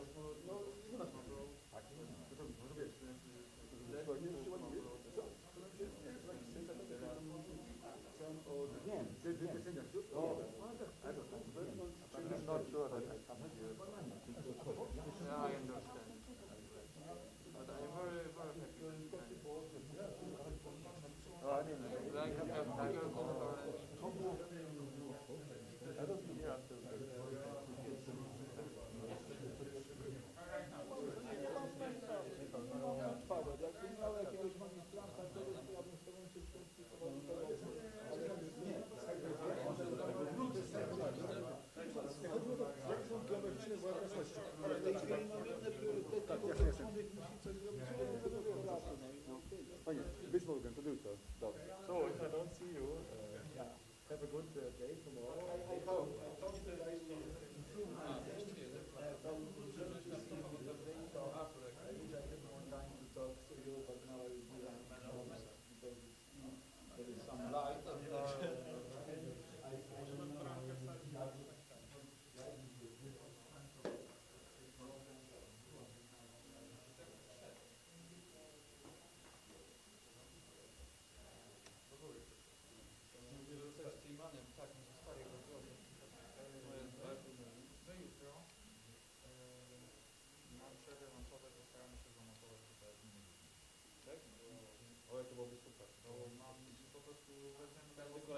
Najważniejszy rzut jaki mamy. Weźmiemy stolik i statyw, mamy mały statyw, weźmiemy stąd jakiś stolik, postaramy się go postawić albo w tym miejscu, albo gdzieś tutaj, żeby po prostu postawić, no i zabezpieczyć kabel, żeby po prostu szedł do komputera. No i jakby na rzutnik no już możemy zapewnić, że na pewno wszystko z nim będzie dobrze. No, z tym rzutnikiem to jest dzisiaj po kolejne. Dobrze, mamy pizzę, tak zapraszam. Bardzo dziękuję. To ja sekundkę, bo rozumiem, że wykład będzie na Zoomie, tak? Tak, tak. Czy studenci tutaj przyjdą jeszcze do sali, czy... Nie zapisaliśmy jeszcze. Będzie tylko kilka osób z tej konferencji. To jest pytanie techniczne. Tak, to jest. To zależy ile osób, to można 201. Tak, nie można. Tak, tak, oczywiście. Jeżeli chodzi o Zooma i pana dołu, ja go wyciszyłem, ponieważ on sobie z tym rozmawiał wtedy przez telefon. Tak, w ogóle nie było go. Tak, no właśnie pisanie kreatywne, żeby właśnie wcisnąć jego, a nie pozwól, że tak, już nie, to wszystko wygrała.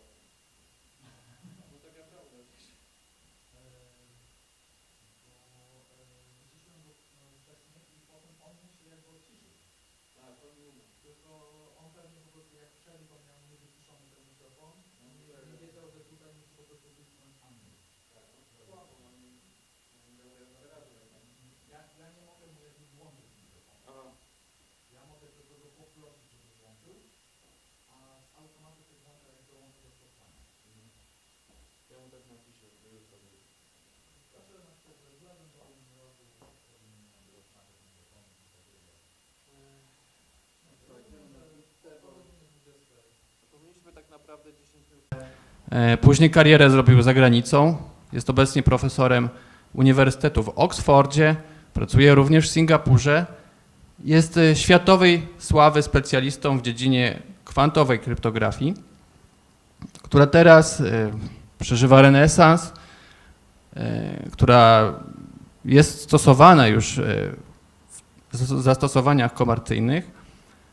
Profesor Ekert często jest wymieniany jako kandydat do Nagrody Nobla, ale w naszym środowisku jest znany też jako bardzo dobry popularyzator.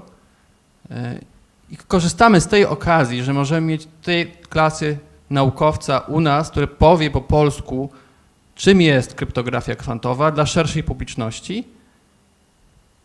Nie chcę już dłużej przedłużać, po prostu oddam głos profesorowi. Proszę. Dziękuję bardzo. Dziękuję, Krzysztof.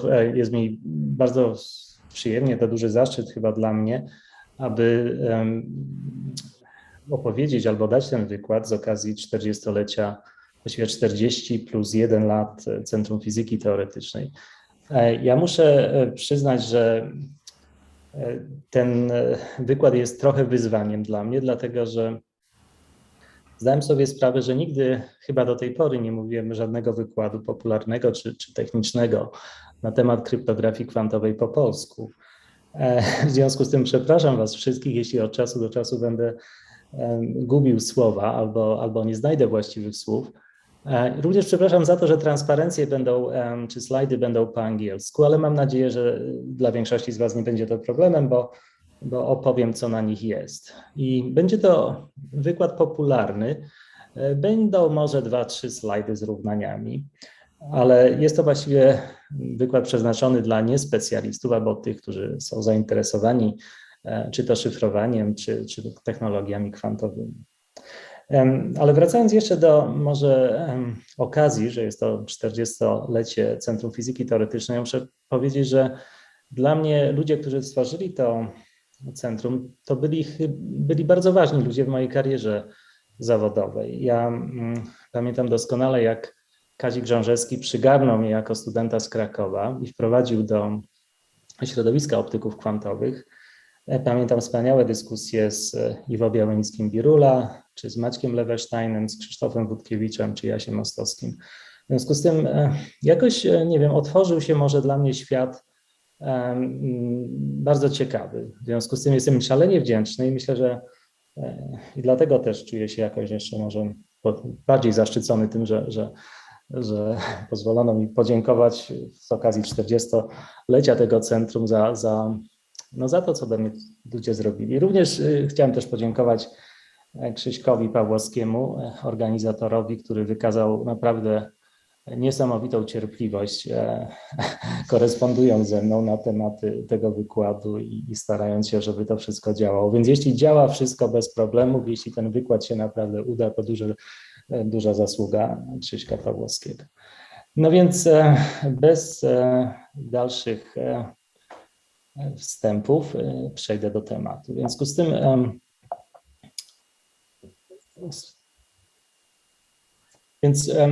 Więc mój w zasadzie wykład, jak powiedziałem, jest to popularny wykład, którego tematem jest pytanie, czy jest coś takiego jak idealny szyfr? Czy można tak naprawdę zaszyfrować informacje w ten sposób, aby nikt nie był w stanie jej odczytać? Jest to temat, który się przewijał przez całą historię, od kiedy ludzie zaczęli komunikować się ze sobą, wymyślali różne metody szyfrowania, ukrywania informacji. Także temat, jak ukryć tak, żeby naprawdę nikt nie mógł jakiego szyfru złamać, to jest dosyć stary temat. Więc ja zacznę od takiego przeglądu historycznego. Powiem Wam, w jaki sposób kiedyś szyfrowano, w jaki sposób łamano te szyfry i jak doszliśmy do pewnego momentu, kiedy zdaliśmy sobie sprawę, że w zasadzie można zrobić szyfr idealny, ale jest tam pewien problem. I ten problem nazywa się problemem dystrybucji klucza kryptograficznego. Ja zdefiniuję, co to jest i później opowiem o tym, Zupełnie niespodziewanie mechanika kwantowa wkroczyła na scenę kryptografii i w jakiś sposób pomogła kryptografom stworzyć coś, co wierzymy, że jest kluczem, co jest szyfrem idealnym. I tutaj opowiem trochę może o tym, jak pewne takie dyskusje filozoficzne dotyczące tego, czy coś istnieje, w jaki sposób jest mierzalne i tak dalej, i tak dalej. Było dużo ciekawych dyskusji filozoficznych na początku, no i może nawet do teraz są w mechanice kwantowej, w jaki sposób rozumieć tą mechanikę kwantową i pewne zjawiska. Więc ja powiem, w jaki sposób te dyskusje w zupełnie też niespodziewany sposób stały się w cudzysłowie pożyteczne, że ludzie, którzy zajmowali się ochroną danych, zrobili z nich użytek. A później już na sam koniec dam się ponieść trochę wyobraźni i opowiem o tym, w jaki sposób można posunąć tą prywatność do takich granic wręcz paranoi. To jest bardziej, że tak powiem, tak, żeby się pobawić trochę tym, co można jeszcze zrobić. Nie wiem, jak to jest praktyczne, no ale kiedyś ludzie też myśleli, że kryptografia kwantowa to nie jest rzecz praktyczna, a okazało się, że jest. Więc to jest mniej więcej to, o czym chcę mówić. Więc zacznijmy może od jakiegoś takiego sytuacji, którą chciałbym, żebyście sobie wyobrazili, jak opowiadam o szyfrowaniu. Obecnie kryptografia zajmuje się nie tylko takim prostym scenariuszem, który teraz tutaj pokazuję, że są dwie osoby, nadawca informacji nazywany często Alice i odbiorca, na przykład Bob, oraz ktoś, kto podsłuchuje, Eve, najczęściej jakaś Ewa, która chce wiedzieć, co Alicja wysyła do Boba. No więc to jest bardzo prosty scenariusz. Nadawca, odbiorca, a gdzieś tam może być jakaś osoba, która chce to podsłuchać. Obecnie kryptografia zajmuje się znacznie bardziej skomplikowanymi zagadnieniami, jakiejś autentyczności, podpisami cyfrowymi bezpiecznymi itd., itd. No ale ja będę dla uproszczenia sprawy będę analizować tylko taki scenariusz. Więc wyobraźcie sobie, że jest dobra Alicja, dobry Bob i zła Ewa, która chce słuchać, co Alicja mówi do Boba. Więc ten scenariusz wysyłania informacji, odbierania informacji zaszyfrowanej, tak jak wspomniałem, jest dosyć stary. I w zasadzie, to tak naprawdę, szczerze mówiąc, nikt nie wie, gdzie zaczęła się ta kryptografia w ogóle. Prawdopodobnie zaczęła się, przynajmniej niektórzy historycy twierdzą, zaraz jak ludzie nauczyli się posługiwać jakąkolwiek formą pisma.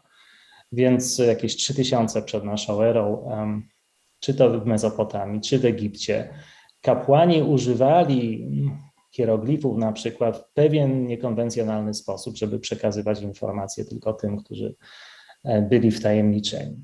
Ale tak naprawdę, jak Fenicjanie wymyślili alfabet, to zaczęła się zabawa na całego. Dlatego, że jak już się ma tych kilka skończonych symboli, litery w alfabecie, ma się tych 30 czy 40 znaków, to można je permutować na wszystkie sposoby, można je podmieniać.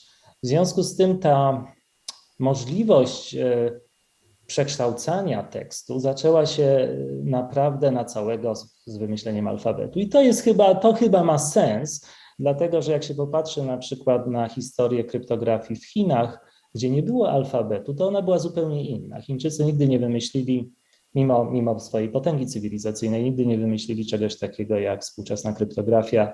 Używali różnych przemyślnych sposobów na chowanie informacji w ten czy inny sposób, no ale brakowało im alfabetu. No więc w zasadzie jak już się ma coś napisane za pomocą skończonej ilości symboli, to można, jak mówię, można te symbole przestawiać, permutować, można podmieniać. No i historycznie to te dwie metody mają nawet swoje nazwy, bo wiemy, że permutacji używali po raz pierwszy starożytni Grecy, a w szczególności Spartanie. Używali urządzenia, które jest chyba pierwszym w ogóle urządzeniem do permutacji. Był to drewniany kołek, na który nawijano papirus i pisano na tym papirusie. To była taka wstążka papirusu. I następnie tak jak widzicie tutaj na rysunku, jak rozwinięto to ta informacja na tym papirusie była poprzestawiana, I tenże papirus brał kurier, który biegł od jednego wodza spartańskiego do drugiego wodza w starożytnej Sparcie. I zarówno nadawca, jak i odbiorca mieli drążek o tej samej średnicy. W związku z tym odbiorca brał papirus, nawijał na drążek o tej samej średnicy i się informacja pojawiała. Jeśli chodzi o podstawianie, to wiemy, że Juliusz Cezar, mniej więcej gdzieś tak 50 lat przed naszą erą, komunikował się szyframi, które polegały na tym, że podstawiał za litery w alfabecie inne litery. On używał akurat, znowu, jeśli wierzyć historykom, to wszystko nie jest aż tak do końca jasno udokumentowane, ale najprawdopodobniej używał przesunięcia całego alfabetu o 3 litery. W związku z tym, jeśli byście sobie napisali alfabet A, B, C, D, tak jak to widzicie tutaj na slajdzie, i przesunęli go w lewo o 3 litery, to A, B, C by wyszło za nawias, dodacie to A, B, C pod koniec alfabetu i macie regułę do podstawiania. Za literę A trzeba podstawić D, za literę B trzeba podstawić E i tak dalej. W związku z tym można w tym momencie szyfrować informację taką jak tutaj na przykład, że atakujemy jutro w sposób taki, jak wam tutaj przedstawiłem. Bardzo prosty szyfr, prawda? Bardzo prosty, ale jednak pracował.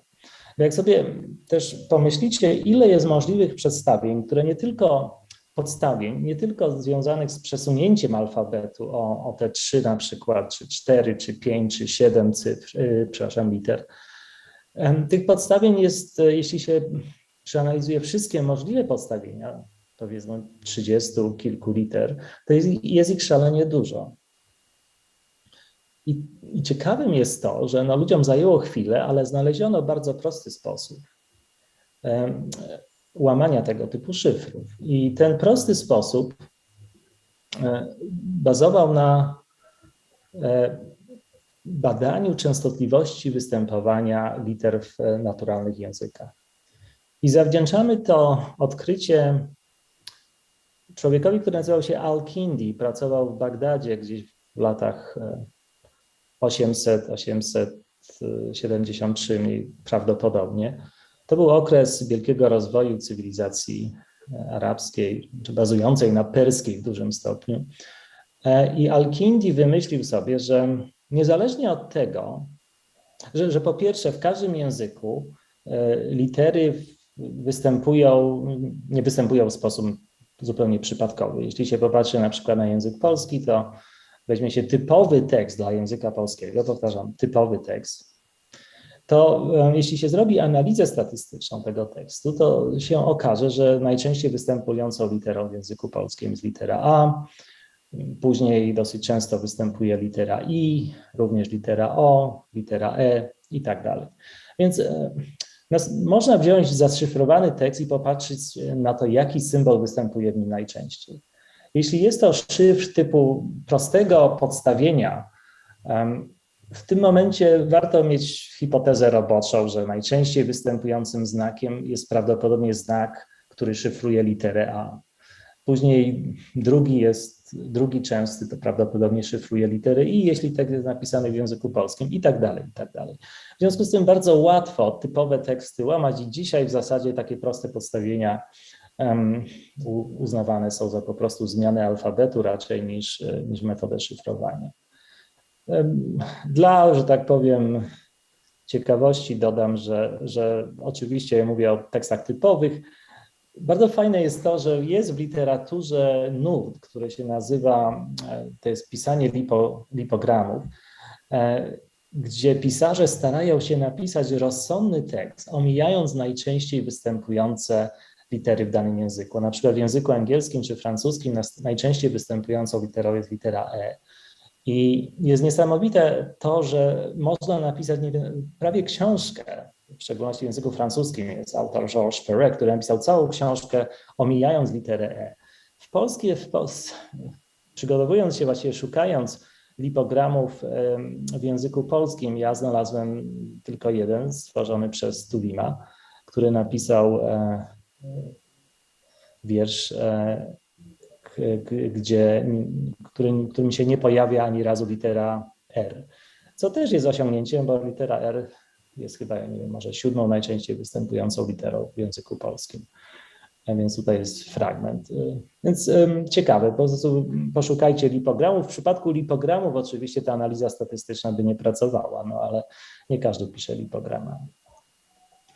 Więc wracając do szyfrów, po Al-Kinding, kiedy ludzie zdali sobie sprawę, że można szybko i prosto łamać szyfry, którym jest szyfry tak zwane monoalfabetyczne, kiedy jeden alfabet jest zamieniany na jakiś inny alfabet, ale jest to mapa 1 do 1, czyli ludzie zdali sobie sprawę, że może w tym momencie to podstawienie robić w bardziej skomplikowany sposób. Może zamiast 1 do 1 robić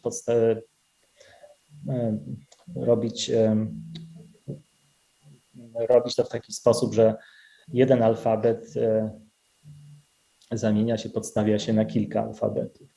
I ten pomysł jest o tyle ciekawy, że on dał początek tworzeniu pewnych maszyn szyfrujących, no bo to już było troszeczkę bardziej skomplikowane i trzeba było czasem sobie pomóc urządzeniami mechanicznymi, żeby szyfrować w ten sposób. Te tak zwane szyfry polialfabetyczne, ja nie wiem, czy jest lepsze polskie słowo, zostały, czy też no nie wiem, wieloalfabetyczne szyfry, zostały wymyślone albo przez Albertiego, który skądinąd jest znany jako świetny człowiek renesansu włoskiego, pewnie znany w większości wam jako architekt. Być może niejaki Trithemius z Niemiec, być może Winier, kilka osób pretenduje do tytułu twórcy szyfrów polialfabetycznych. Ale w szczególności Alberti jest znany dlatego, że on zaproponował, żeby szyfrować używając prostego dysku, właściwie to są 2 dyski koncentryczne, które na krawędzi dysku jednego i drugiego mamy litery alfabetu. I teraz jeśli przekręcimy te dyski względem siebie, to litery odpowiadające sobie na krawędziach pokazują nam, jaki jest system podstawienia, prawda? W jaki sposób podstawiamy litery wewnętrznego dysku, które mogą być literami tekstu, który chcemy zaszyfrować, na litery z zewnętrznego dysku. Więc Alberti używał pewnego klucza, który na przykład mówił w ten sposób, że będziemy szyfrować używając 3 podstawień. Pierwszą literę będziemy szyfrować przesuwając alfabet, czyli przesuwając dyski względem siebie o 7 liter. Drugą literę będziemy szyfrować przesuwając dyski o 14 liter na przykład, a trzecią literę będziemy szyfrować przesuwając dyski o 19 liter. I później będziemy to powtarzać. Na przykład 4. literę szyfrujemy znowu z przesunięciem 7, 5. z przesunięciem 14, 6. z przesunięciem 19 i tak dalej. W związku z tym mamy tutaj mapę z jednego alfabetu na 3, czyli co 3. litera jest szyfrowana tym samym sposobem. No ale mamy 3 różne podstawienia. No i to było trochę trudniejsze, żeby to złamać. Złamał to niejaki Charles Babbage po raz pierwszy, który znany wam jest pewnie również jako współtwórca pierwszego uniwersalnego komputera, ale to już jest inna historia. Więc to, co jest ciekawe, to jest to, że ten prosty dysk Albertiego, który jak gdyby był urządzeniem mechanicznym pozwalającym szyfrować te szyfry polialfabetyczne, stał się zalążkiem do późniejszych bardzo ciekawych konstrukcji w maszynach takich jak Enigma, gdzie te rotory to w zasadzie była jak gdyby rozszerzenie, rozwinięcie idei Albertiego tych dysków. No więc przechodzimy do bardziej skomplikowanych szyfrów polialfabetycznych, takie jak na przykład Enigma. Ja nie będę opisywał, jak ona działała, ale doskonale pewnie znacie historię. Wszyscy zawsze mówią o tym, jak złamano Enigmę, ale też warto powiedzieć, że to była bardzo dobrze zaprojektowana maszyna i warto też wspomnieć konstruktora i człowieka, który wymyślił Enigmę, to był Holender Artur Ekert. Natomiast oczywiście polski wkład do kryptologii to jest złamanie Enigmy, o którym można dużo i warto przypomnieć, że no, genialni polscy matematycy, tacy jak Zygalski, Różycki, Rejewski, jak i również ludzie, którzy prowadzili całą operację Polskiego Biura Szyfru, to rzeczywiście był nietypowy wkład i oni byli jednym z tych wielu przykładów, że jak ktokolwiek wymyśli jakąś wspaniałą metodę szyfrowania, to prędzej czy później będą genialni ludzie, którzy być może to złamią. Więc pytanie jest takie, czy naprawdę można zaprojektować idealny szyfr? Bo jak widzicie, historia mówi, że nie, prawda? Był ten szyfr z podstawieniem, znana się Al-Kindi. Był szyfr z podstawieniem wielu alfabetów, znalazł się Babbage. Były super skomplikowane szyfry z wieloma podstawieniami, no, takie jak na przykład Enigma, no i znalazł się Rejewski i jego koledzy. W związku z tym być może lekcja z historii jest taka, że nie ma takiego szyfru. No więc tak by się wydawać mogło, ale tak nie jest. Jest szyfr i twórca teorii informacji, Claude Shannon, opisał ten szyfr i udowodnił, że jest jeden szyfr, który jest absolutnie bezpieczny, jest nie do złamania. I to jest szyfr, który po angielsku nazywa się one-time pad, po polsku to jest chyba szyfr z kluczem jednorazowym. Jak działa? I tutaj też wprowadzę pojęcie klucza kryptograficznego. Otóż piszemy sobie Alicja pisze depeszę, używając alfabetu zero-jedynkowego. Można się, ten alfabet nie jest bynajmniej tajny, można używać kodu ASCII, jakiegokolwiek znanego przedstawienia liter alfabetu w postaci zero-jedynkowych. No i Alicja pisze sobie tą informację za pomocą sekwencji zer i jedynek, a jednocześnie ma do dyspozycji zupełnie przypadkowy ciąg zer i jedynek, który nie ma w sobie żadnej informacji. To jest zupełnie przypadkowy ciąg zer i jedynek, który nazywamy kluczem kryptograficznym. I ten ciąg zer i jedynek jest dokładnie takiej samej długości jak depesza, którą chce wysłać Alicja do Boba.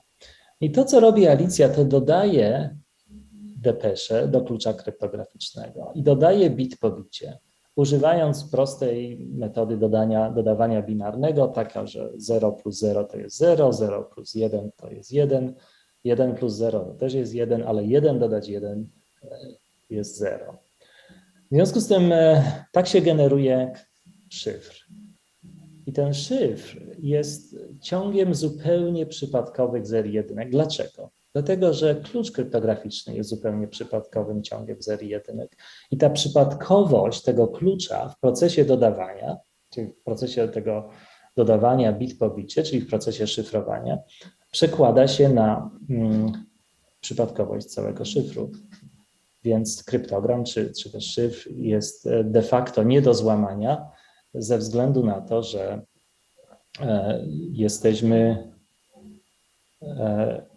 że jest nie do złamania, dlatego że po prostu nie ma tutaj żadnej statystycznej, nie widać tutaj żadnego, ta analiza statystyczna nie zadziała, dlatego że o ile w depeszy, czyli w oryginalnym tekście zero-jedynkowym można stosować metodę Al-Kindiego, prawda, i tam jest jakaś statystyka pokazująca występowanie liter w języku naturalnym, na przykład polskim, jeśli to jest szyfrowane w języku polskim, ale ta jak gdyby statystyka jest zupełnie maskowana przypadkowością klucza kryptograficznego. No i teraz ten szyfr jest przesyłany drogą otwartą. Każdy może przeczytać sobie tą sekwencję zer i jedynek.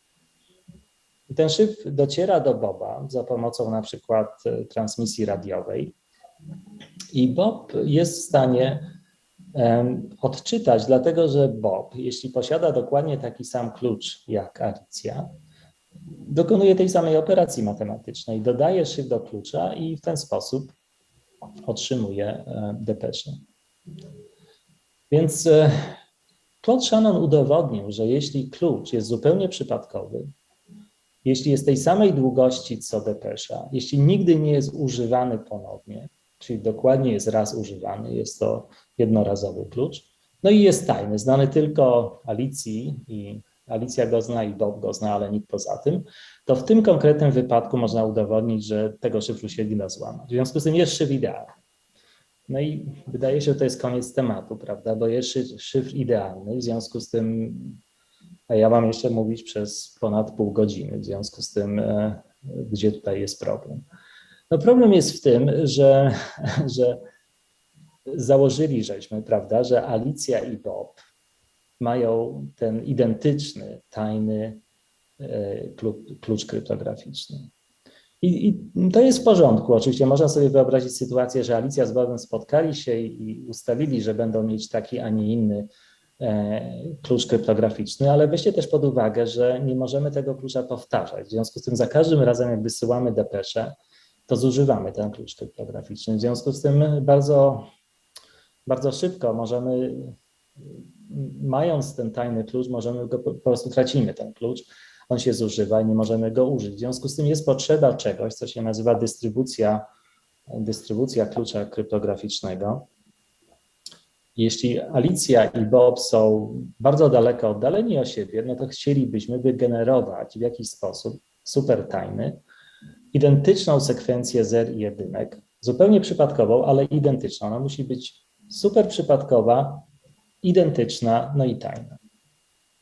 No i to jest problem, dlatego że nie wiadomo, jak to zrobić.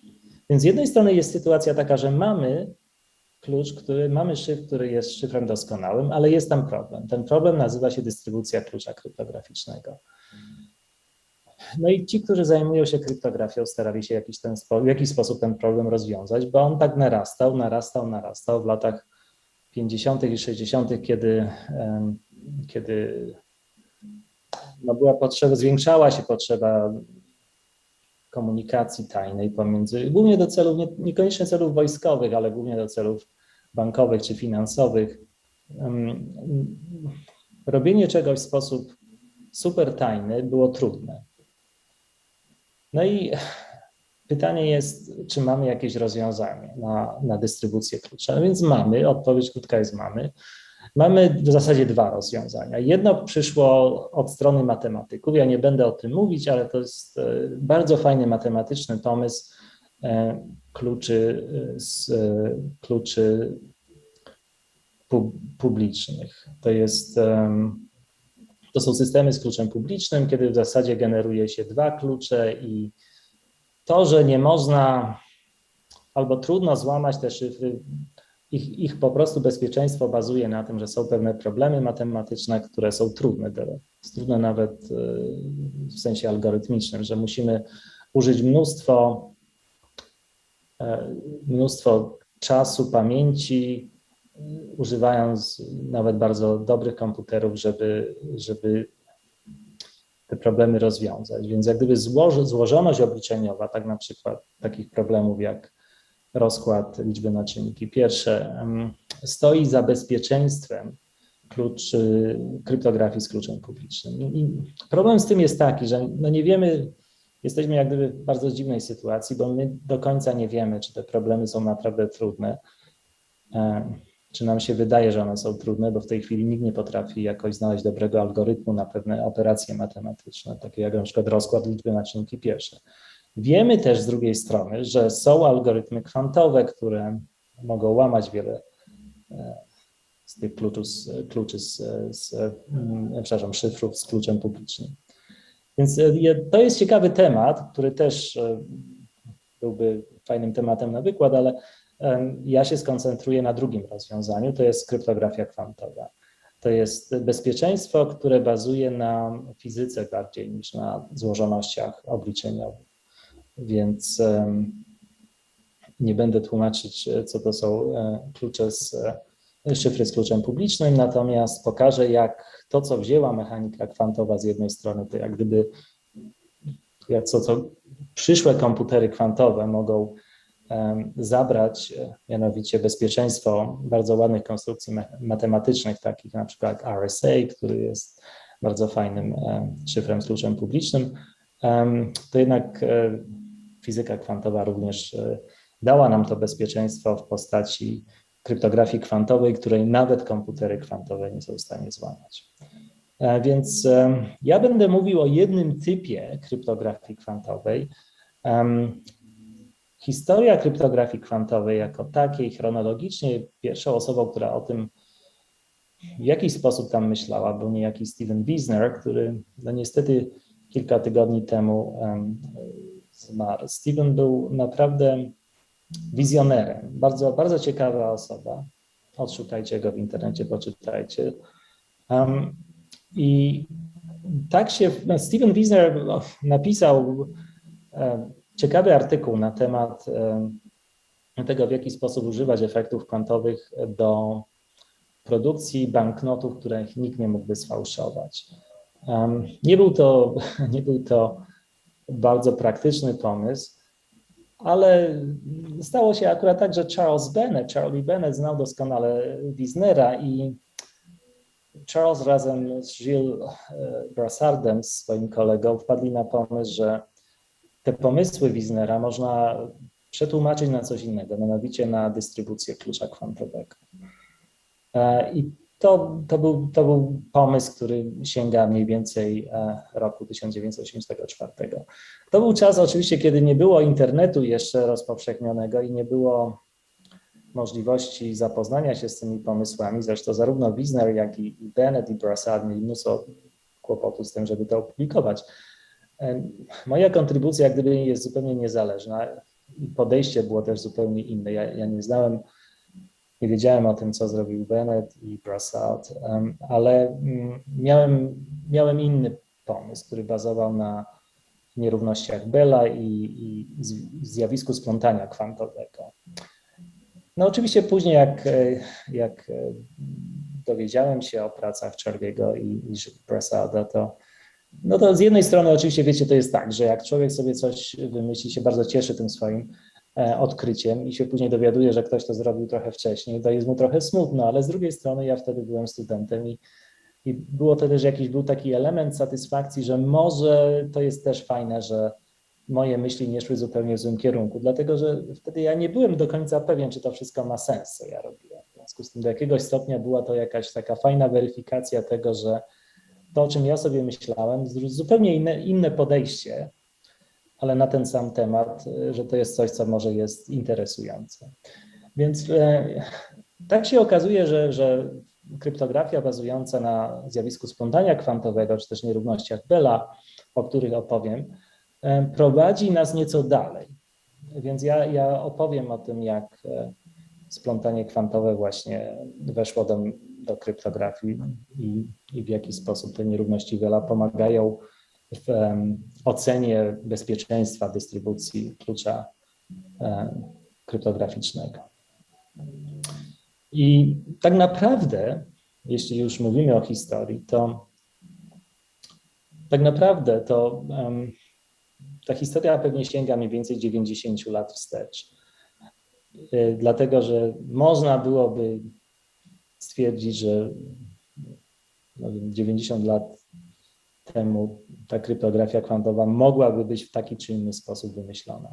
I ona dotyczy artykułu, który Einstein opublikował razem z niejakim Borysem Podolskim i Nathanem Rosenem, gdzie Einstein wykazywał jak gdyby swoje niezadowolenie ze statusu mechaniki kwantowej. I jednym z problemów, który Einstein w tym artykule poruszał, był natury takiej, że jeśli wziąć tą mechanikę kwantową na poważnie, to być może zaistnieje sytuacja taka, w którym nie będziemy w stanie powiedzieć, że jakaś własność fizyczna ma określoną wartość, można jej przypisać pewną wartość. W tym sensie, że jeśli mamy jakieś własności fizyczne, to w jakiś tam sposób kwantyfikujemy, prawda? Mówimy o prędkości, to mówimy 60 km na godzinę i wiemy mniej więcej, co to znaczy. I trudno sobie nam wyobrazić, żeby pewne własności fizyczne po prostu nie istniały przed pomiarem. Jeśli na przykład autobus jest czerwony, no to ten kolor istnieje, zanim nawet popatrzymy na ten autobus. Więc Einstein mówi, że jak się tą mechanikę kwantową weźmie na poważnie, to mogą się pojawić sytuacje, kiedy tak nie jest. I ja tutaj zakreśliłem sobie taki widzicie na slajdzie, zakreśliłem sobie tutaj ramką tekst, który mi się wbił w pamięć. Ja go przeczytałem jako student i sobie pomyślałem w ten sposób. A interesowało mnie skądinąd zagadnienie przepływu informacji i miałem świadomość istnienia problemu dystrybucji klucza jako dużego problemu matematycznego. I jak sobie przeczytałem ten urywek w artykule Einsteina, gdzie tłumacząc mniej więcej z angielskiego, Einstein mówi, że jeśli bez jakiego zaburzenia układu możemy przewidzieć absolutnie na 100% wartość jakiejś wielkości, jakiejś własności fizycznej, to w tym momencie przypisujemy tej własności fizycznej element rzeczywistości. Ona jak gdyby istnieje, prawda? No i ja sobie pomyślałem w ten sposób. No, to odpowiada dokładnie sytuacji, sytuacji idealnego podsłuchu, prawda? Dlatego, że idealny podsłuch polega na tym, że chcemy dowiedzieć się, jaka jaka własność fizyczna, która jest używana do przekazania informacji, tą własnością fizyczną, cokolwiek używamy fizycznie do reprezentacji na przykład zer i jedynek. Jeśli można się dowiedzieć, jaka ta wartość jest, bez zaburzania, to istnieje idealny podsłuch, prawda? To znaczy, że ktoś, kto chce podsłuchać, dowie się, czy to jest 0 czy 1, w żaden sposób nie zaburzając układu. W związku z tym nikt nie będzie w stanie wiedzieć, czy informacja została podsłuchana, czy nie. I skądinąd wiedząc, że ten temat, jak gdyby Einstein tutaj zdefiniował z punktu widzenia kogoś, kto jest zainteresowany kryptografią, a nie filozofią mechaniki kwantowej, to Einstein tutaj zdefiniował idealny podsłuch. No i później zaczęły się schody, dlatego że ten pomysł Einsteina był przez dłuższy okres czasu uważany jako czysto filozoficzny, dopóki nie pojawił się inny człowiek. No więc ja tutaj na tym slajdzie starałem się podsumować, chciałem wytłumaczyć może dokładnie, jak to działa. Więc wyobraźmy sobie na przykład taką sytuację, że własnością fizyczną, którą używamy do przepływu, do przesyłania informacji, jest polaryzacja. Ta polaryzacja to jest, jak wiemy, światło składa się z pojedynczych fotonów i co też było w jakimś sensie zasługą Einsteina, żeby ustalić ten worldview. Więc jeśli używamy, więc polaryzację można zmierzyć. I to nie jest tak, że jest tylko jedna polaryzacja, ale polaryzację można zmierzyć wzdłuż wielu kierunków. Można ustawić sobie filtr do mierzenia polaryzacji i przesłać foton i w jakiś sposób możemy zmierzyć, jest dobrze zdefiniowana metoda mierzenia polaryzacji pojedynczego fotonu względem pewnego kierunku, który możemy sparametryzować jakimś kątem. I jeśli to zrobimy, to dostaniemy dwa wyniki pomiarów. Więc polaryzacja fotonów wzdłuż pewnego kierunku, trochę to wszystko upraszczając oczywiście, może mieć dwie wartości, +1 albo -1 w jednostkach stałej Plancka. No więc to jest wielkość mierzalna, prawda? Na pewno można zmierzyć polaryzację fotonów względem jakiegoś tam kierunku. Więc pytanie jest takie, czy zawsze jest tak, że przed pomiarem ta polaryzacja tam jest, ona istnieje względem jakiegokolwiek kierunku. No i to jest jak gdyby pytanie, które Einstein poniekąd wątpił, prawda? Znaczy, nie tyle wątpił, często stwierdził, że tak może być, a tak nie powinno być. Więc tutaj pojawia się na scenie następny człowiek, jakieś 60 lat temu, niejaki John Bell, fizyk z Belfastu, pracujący w CERNie, w zasadzie zajmujący się mechaniką kwantową i tymi po godzinach, dlatego że jego głównym zadaniem było to, żeby pracować nad akceleratorami. No ale jak miał trochę czasu, to się zajmował problemami filozoficznymi mechaniki kwantowej. No i teraz jest z tego znany. Także to jest dla wszystkich was, którzy robią jakieś rzeczy, które niekoniecznie są częścią waszej pracy, miejcie na uwadze, że czasem możecie być właśnie znani z tego. Więc co robicie po godzinach? Więc wracając do Johna John Bell. John Bell popatrzył na to trochę inaczej. Powiedział, że wiecie co, to wszystko nie, te rozważania Einsteina to nie są tylko i wyłącznie spekulacje filozoficzne. To jest naprawdę propozycja, to jest coś, co można eksperymentalnie zweryfikować. No i stąd się wzięły niejakie nierówności Bella. Bell powiedział w ten sposób, i tutaj będą dwa slajdy, właściwie jeden slajd, które są może troszeczkę bardziej techniczne, ale nie za bardzo. Więc to jest wyprowadzenie nierówności Bella w jednym slajdzie. Więc Bell powiedział w ten sposób, no wyobraźmy sobie, że są dwaj fizycy oddaleni od siebie, jest to Alicja i Bob, którzy to mierzą polaryzację fotonów. Jest jakieś źródło, które wysyła fotony. Jeden foton jest wysłany z tego źródła do Alicji, drugi jest wysłany do Boba. Jakie to źródło, to za chwilę, ale no może być źródło, które produkuje pary fotonów. I teraz Alicja będzie mierzyć polaryzację fotonu,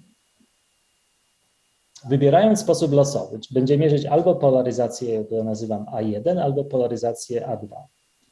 Czyli A1 to jest polaryzacja wzdłuż jakiegoś tam kierunku charakteryzowanego jakimiś kątami, A2 tak samo. W przypadku Boba mamy podobną sytuację. Bob będzie wybierać pomiędzy polaryzacją B1 a B2. I możecie sobie wyobrazić, że jeśli rzeczywiście foton ma jakąś polaryzację przed pomiarem, to A1, A2 i B1, B2 to są zmienne losowe, które mają wartość plus lub minus 1. Prawda? I możemy sobie wtedy skonstruować inną zmienną losową. Tutaj ona jest nazwana S, która, jak widzicie, jest sumą takich dwóch czynników i to jest A1 razy B1 plus B2 plus A2 razy B1 minus B2. Więc jak się przypatrzymy temu wyrażeniu, to widzimy wyraźnie, że w nawiasach, jeśli rzeczywiście to jest tak, że zarówno E1, A2, B1, B2 zawsze mają jakieś wartości, jeśli są te wartości, to w nawiasie, jeden z tych wyrażeń w nawiasie musi być równe 0, a drugie plus minus 2, prawda? Dlatego, że B1, B2 mogą być albo identyczne, jeśli są identyczne, to B1 minus B2 jest równe 0, a B1 plus B2 jest równe albo plus 2, albo minus 2. Natomiast jeśli one są różne, prawda, no to w tym momencie B1 plus B2 jest równe 0, a B1 minus B2 jest równe plus minus 2. Tak więc S może przyjąć tylko dwie wartości w tym wszystkim. Może być albo plus 2, albo minus 2. No i teraz jeśli przeprowadzamy ten eksperyment statystyczny i patrzymy, wysyłamy te fotony, to S przy każdej realizacji tego eksperymentu będzie przyjmowało wartości plus 2 albo minus 2. Czasem będzie to plus 2, czasem minus 2 losowo wybrane. Więc jeśli zmierzymy wartość oczekiwaną, prawda, jeśli zmienimy tutaj średnią, to w tym momencie ta średnia S będzie gdzieś pomiędzy minus 2 a 2, prawda, dlatego że 2 i minus 2 to są ekstremalne przypadki. 2 byśmy mieli tylko, żeby za każdym razem wyszło nam S było 2, ale czasem może być minus 2, w związku z tym S gdzieś tam się plasuje pomiędzy minus 2 i 2. I to są nierówności Bella. To jest jedna z form nierówności Bella, znana jako CHSH inequality, nierówności CHSH, co pochodzi od 4 fizyków, którzy w jakiś sposób tam troszeczkę przeformułowali te oryginalne nierówności Bella. No więc Bell z jednej strony to jest twierdzenie na temat tak zwanych korelacji klasycznych. Jeśli przyjmiemy rozsądne założenia, że są zmienne losowe, że te wartości są, jest tam kilka jeszcze innych subtelnych założeń, no to stwierdzenie dotyczące świata klasycznych korelacji mówi, że ta wartość S powinna się mieścić między minus 2 a 2. Czyli wartość bezwzględna S jest na pewno mniejsza lub równa 2, na pewno nie większa. To sformułowanie nie ma się nijak do mechaniki kwantowej. Ono jest po prostu sformułowaniem dotyczącym klasycznych korelacji i prawdopodobnie zostało zauważone przez wielu, ale było tak trywialne, że po prostu nie warto było nawet wspomnieć o takiej zależności. Z wyjątkiem tego, że, i to jest jakąś zasługą Bella, są korelacje, kwantowe, które przewiduje mechanika kwantowa, które łamią te nierówności Bella. Więc jak się okazuje, jak się robi analizę kwantową, nie będziemy wchodzić w szczegóły, to okazuje się, że tak naprawdę ta wartość bezwzględna z S może być większa niż 2, ale nie większa niż 2 razy pierwiastek kwadratowy z 2. W związku z tym to jest tak, że jest świat klasycznych korelacji i one są ograniczone przez nierówności Bella. Ta wielkość S może dojść tylko do 2. Jeśli ta wielkość S jest wartość bezwzględna S, przejdzie tą granicę 2, to w tym momencie mamy problem filozoficzny, bo te założenia, które żeśmy zrobili, że te wartości istnieją, nie pracują, prawda?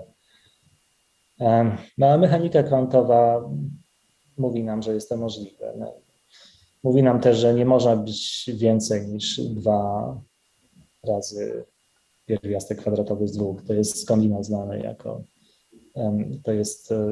zostało to pokazane przez Borisa Cyrelsona, który w tym czasie pracował na Uniwersytecie w Tel Awiwie, więc jest to znane jako Cyrelson band. No, ciekawe też jest to, no więc oczywiście jeśli są takie przewidywania, no to warto to sprawdzić. No i sprawdzono, chociaż muszę przyznać, że to nie było chyba w głównym nurcie fizyki wtedy. Jakoś ludzie nie od razu skoczyli na coś, co wydaje się być pewnym przewrotem myślowym, prawda, że te nierówności Bella pokazują nam, że nasza wizja świata powinna być chyba jakaś inna, że to nie jest tak, że wszystko, co widzimy, to istnieje, zanim zaczniemy to widzieć. Jakkolwiek. Można oczywiście, tutaj filozofowie mają, to jest naprawdę całe spektrum różnych poglądów, ja nie będę w to wchodzić, ale jakikolwiek się pogląd w tym momencie wybierze na charakter mechaniki kwantowej, żeby zrozumieć, co się tam naprawdę dzieje, no to jest to szokujące. Więc dla mnie to było też trochę szokujące, że chwilę czasu zajęło, zanim ludzie po stronie eksperymentalnej wzięli się za to poważnie. Na początku wzięli się za to fizycy, którzy chyba byli gdzieś tam właśnie tacy może nie w głównym nurcie, interesowali się tym pewnie z jakichś innych przyczyn, więc troszeczkę tacy właśnie, ja nie wiem, troszeczkę bardziej może inni pewnie, tacy, którzy się interesują tym, co chcą, a nie to, co im każą robić, prawda? I tutaj jest cała historia tych eksperymentów. Dla mnie osobiście, chyba dla wielu z nas, naszej generacji, takim kluczowym eksperymentem to był chyba eksperyment Alain Aspecta. Nie był on chronologicznie pierwszy, ale był ważny. To był gdzieś tak w latach 80., mniej więcej 40 lat temu Alain Aspect przekonał chyba większość, że nierówności Bella są łamane. Piękny eksperyment wykonany w Instytucie Dioptryk w Orsay w 1982 roku. I na tym się to nie skończyło, bo nie wszystkie te eksperymenty były takie idealne. Były tam zawsze jakieś problemy, można było się przyczepić tego, tamtego. Do tej pory są niektórzy, którzy podważają pewne aspekty tych eksperymentów. Na przykład ostatnie piękne eksperymenty, które zrobił Ronald Hanson w Delft, to jest kilka lat temu i one są i nadal są ciekawe, więc to łamanie nierówności Bella jest o tyle teraz też ciekawe, że ono przestało być niejako zabawą samą w siebie. To już nie jest tylko kwestia szukania jakichś tam rzeczy, które są niedokładne tu i ówdzie. To jest też o tyle ważne, że jak za chwilę wam powiem, te nierówności Bella również są ważne dla kryptografii. A więc pytanie jest właśnie, jaki jest związek między filozoficznymi aspektami mechaniki kwantowej, to czy coś istnieje, czy nie istnieje, zanim to zmierzymy, z dystrybucją klucza kryptograficznego. No więc intuicyjnie, nie wchodząc w szczegóły matematyczne, można powiedzieć w ten sposób, że jeśli rzeczywiście mamy jakieś źródło fotonu i Alicja i Bob dokonują pomiarów, które pokazują polaryzacji, które pokazują, że nierówności Bella są łamane, to w tym momencie te fotony nie miały jak gdyby tej polaryzacji określonej, zanim zostały zmierzone przez Alicję i Boba. A jeśli nie miały, to jeśli coś nie istniało, to nie można było tego podsłuchać, prawda? Więc jeśli tego nie można było podsłuchać, no to ta informacja zarejestrowana przez Alicję i Boba to jest tajna. W związku z tym możemy uznać, że test nierówności Bella są jakimś testem na to, że na podsłuch. Jeśli rzeczywiście są łamane nierówności Bella, to być może to tego podsłuchu nie mogło być. Jeśli zaś nie są łamane, to mógł być. No więc oczywiście, żeby to przetłumaczyć i zdefiniować poprawnie, to trzeba się troszeczkę jeszcze matematycznie nagimnastykować, bo to trzeba przetłumaczyć na język teorii informacji, bezpieczeństwa.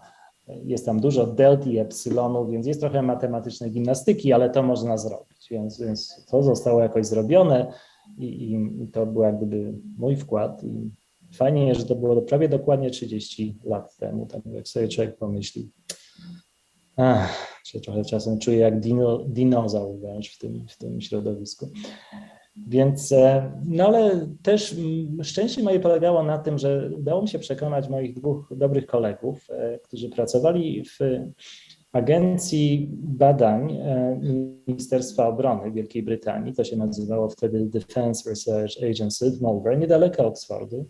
Więc John Rarity i Paul Tapster zdecydowali się sprawdzić, czy to działa w praktyce, ta cała metoda. No i sprawdziliśmy i to działało. Było z tym mnóstwo różnych śmiesznych historii. Można opowiadać dużo anegdot. Między innymi jedna z nich jest taka, że John i Paul w zasadzie nie powinni byli pracować nad kryptografią, dlatego że w Wielkiej Brytanii Ministerstwo Obrony w zasadzie się nie zajmuje kryptografią, zajmuje się z przyczyn historycznych Ministerstwo Spraw Zagranicznych, czyli Foreign Office, które też ma swoją agencję, która się nazywa GCHQ, która mieści się gdziekolwiek indziej. Tłumaczenie politykom, jak widzicie, politycy wszędzie są mniej więcej tacy sami. Tłumaczenie politykom, że GCHQ się tym nie może zająć, bo nie mają tam specjalistów, oni mają tam matematyków, a nie mają fizyków, niewiele dało się, no ale w końcu zastosowaliśmy inną metodę. Udało nam się opublikować artykuł w Scientific American, w związku z tym John i Paul poszli później do swoich menadżerów i powiedzieli: słuchajcie, no nie wygłupiajcie się, nie możecie zatajniać tego wszystkiego dalej, bo już zostało to opisane przez innych w sposób popularny, etc. No, tak czy owak, udało się zrobić ten eksperyment, to wszystko działało i to było fajne, to było w jakiś sposób coś, co wydawało mi się, że jest fajną, abstrakcyjną rzeczą, która nie będzie miała żadnych zastosowań w przyszłości, no ale po prostu nie doceniałem tego, w jaki sposób się sytuacja rozwinie. Oczywiście ten pierwszy system miał różne założenia. Tutaj staram się wymienić te założenia. Alicja i Bob zakłada się, że są w izolowanych, szczelnych, bezpiecznych laboratoriach. Informacja nie wycieka z tych laboratoriów. Zakładałem też również, że Alicja i Bob mają pełną kontrolę nad tymi urządzeniami, nad tymi, które mierzą polaryzację.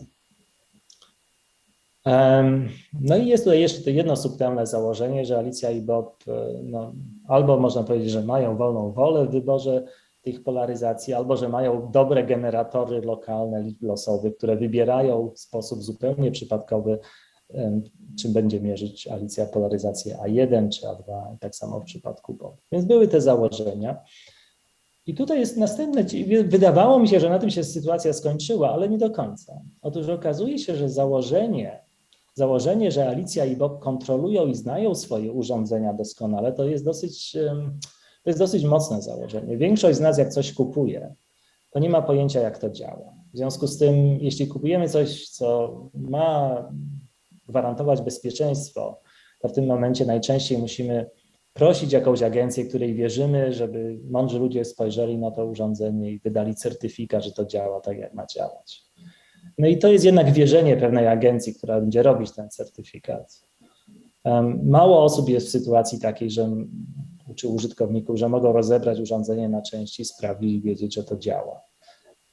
Właściwie jest to praktycznie rzecz biorąc niemożliwe. Więc trzeba tu ufać komuś, jeśli chcesz sprzedać takie urządzenie, musisz zaufać komuś, albo jakiejś instytucji, albo osobie, która zagwarantuje, że ono działa tak, jak powinno działać. No i tutaj jak gdyby znowu ciekawa rzecz się wydarzyła. Otóż okazuje się, i to jest bardzo ciekawa rzecz, że test Bella jest taki, że jeśli rzeczywiście widzimy łamanie tych nierówności Bella, powiedzmy maksymalne dla uproszczenia sytuacji, jeśli rzeczywiście to S jest równe 2 razy pierwiastek z 2, to wtedy okazuje się, że można również wnioskować w drugą stronę. Przy takim łamaniu nierówności Bella nie można tego zrobić w żaden inny sposób niż właśnie w taki sposób, jak opisałem. To znaczy, że muszą być to niekoniecznie może fotony, ale tak zwane kubity i pomiary muszą być wykonane w pewien inny sposób. Po prostu natura nie dopuszcza innej formy łamania, tak skrajnego łamania nierówności Bella.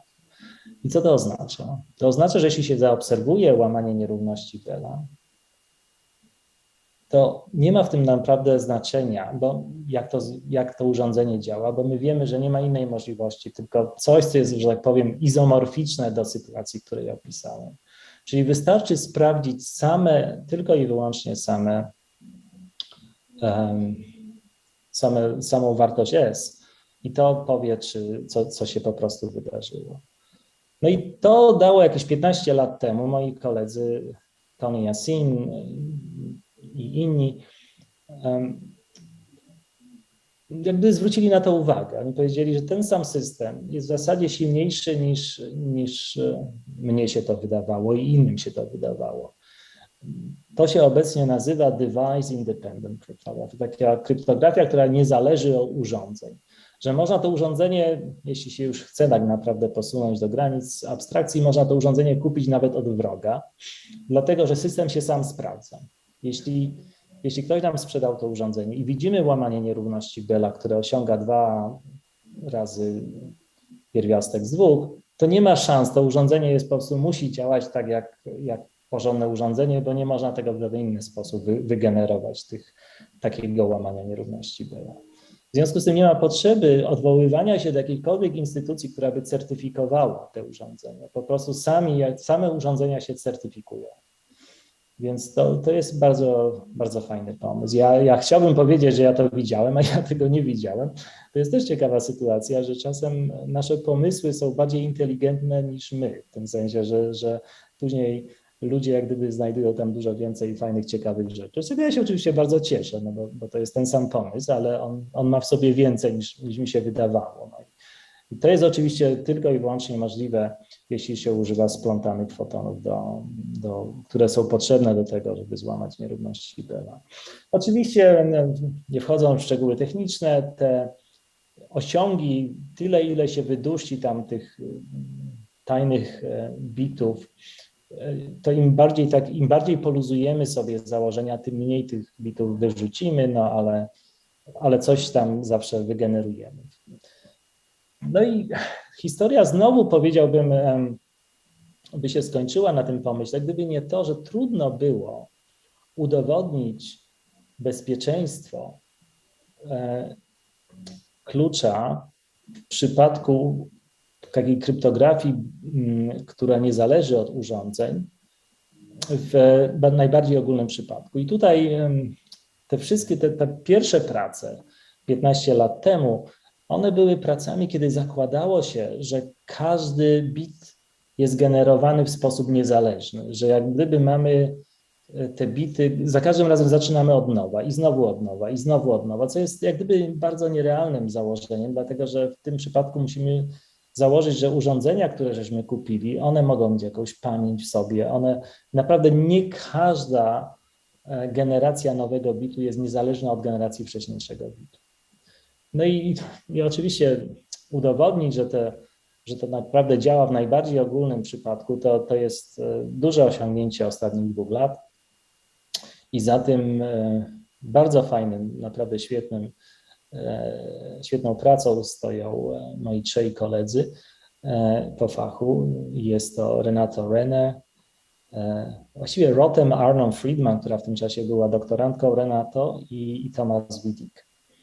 Ale Rotem w dużym stopniu chyba nie tylko zdefiniowała, ale przyczyniła się do rozwiązania tego problemu. Także, że to jest piękny rezultat, który właściwie on jest o tyle piękny, nie tylko piękny dlatego, że oni pokazali, w jaki sposób udowodnić, że to wszystko naprawdę działa, ale również pokazali, że jak gdyby bezpieczeństwo, czy też ilość tego klucza, który możemy wygenerować, jest w zasadzie można ten najbardziej ogólny przypadek sprowadzić do przykładu takiego niezależnego generowania tych bitów. Więc to jest też ciekawe. Oczywiście w międzyczasie było dużo innych ciekawych prac. Ja myślę, że tutaj też dużo moich kolegów z Polski, na przykład Paweł Chorodecki czy Maciek Popowski, wiele osób z Polski w jakiś sposób kontrybuowało do naszego rozumienia bezpieczeństwa klucza, który jest w ten sposób dystrybuowany w takim czy innym scenariuszu. W związku z tym Polska rzeczywiście, moi koledzy po fachu z Polski mają tutaj duży wkład i pewnie jest zbyt duża lista, żeby wszystkich wymienić. I wydawać mi się mogło, że to już kończy całą historię, prawda? Po raz kolejny. I tymczasem i tak i nie, bo zostało to jeszcze jedno założenie, że Alicja i Bob mają tą wolną wolę albo mają idealne generatory losowe, więc jeśli byśmy chcieli kupować te urządzenia od ludzi, którym nie ufamy, czy od firm, czy jakichś innych spółek, którym nie ufamy, to zostaje jeszcze, to można zrobić pod warunkiem, że nie kupujemy generatorów liczb losowych od tych samych osób. Więc tutaj się pojawia pewien dodatkowy problem, jak to sobie poradzić z sytuacją, kiedy na przykład musimy dokonać tych wolnych wyborów, losowych wyborów, tego, co mamy mierzyć, ale to już jest osobna historia. Do jakiegoś stopnia można rozwiązać, ale jest to rzecz, powiedzmy, nad którą jeszcze ludzie pracują. Wracając i tak kończąc, bo już czas, więc kryptografia kwantowa rzeczywiście zrobiła niesamowity postęp w ciągu ostatnich 30 lat. Ja już nie mówię o tych takich skrajnych przykładach kryptografii, która nie zależy od urządzeń, tego jeszcze nie mamy, ale taka kryptografia, która działa, jest praktyczna, trudno do podsłuchu. Mamy dużo firm, które w tej chwili te rzeczy robią. Chińczycy na pewno są tutaj wiodący, zainwestowali bardzo dużo, zarówno w kryptografię naziemną, jak i kryptografię satelitarną, ale jest też wiele innych krajów w Europie, w Stanach, w Azji, gdzie ta kryptografia jest rozwijana. W Polsce również i poprosiłem tutaj kolegę mojego Konrada Banaszka, żeby powiedział przynajmniej ten slajd to jest jego, że tak powiem, kontrybucja do tego wykładu, bo okazuje się, że też dużo się dzieje w Polsce na ten temat, więc wszyscy ci, którzy są zainteresowani kryptografią kwantową w Polsce, to jednym z punktów, dobrym punktem kontaktu na pewno, zwłaszcza jeśli chodzi o stronę praktyczną, eksperymentalną, jest Konrad Banaszek z Warszawy. Dla mnie osobiście to jest ciekawe doświadczenie, dlatego że jak mówię, 30 lat, nie spodziewałem się, że w ciągu tych 30 lat kryptografia kwantowa zrobi aż taki postęp, że przejdzie od, wiecie, takich dyskusji gdzieś tam przy piwie, które są bardziej takie na zasadzie ćwiczenia wyobraźni i ćwiczenia tego, co można zrobić, do czegoś, czym zajęli się eksperymentalni fizycy, a później ludzie zaczęli to robić jako produkt, zaczęli to sprzedawać, więc ja się tego nie spodziewałem. W związku z tym jakoś nauczyło mnie to pewnej pokory takiego fizyka teoretyka w stosunku do naszych kolegów eksperymentalnych. Oni naprawdę są bardzo dobrzy i ja zacząłem, pracując z kolegami po stronie eksperymentalnej, zacząłem naprawdę doceniać, jak wiele oni potrafią zrobić. I ja oczywiście poruszyłem ten temat w taki sposób dosyć popularny. Jest dużo ciekawych opracowań na ten temat, łatwo to znaleźć w internecie. Jeśli mógłbym coś polecić, to może jeden z przeglądowych artykułów, które napisałem z Renato Rene na ten temat. To znajdziecie właśnie w tym numerze Nature. I fajne jest też to, że w tej chwili jak gdyby jest to dziedzina, która ma zarówno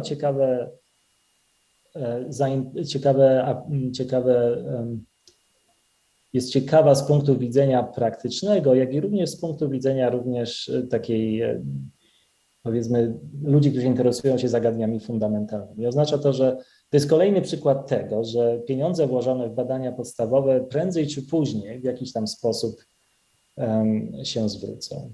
Także dziękuję wszystkim za uwagę.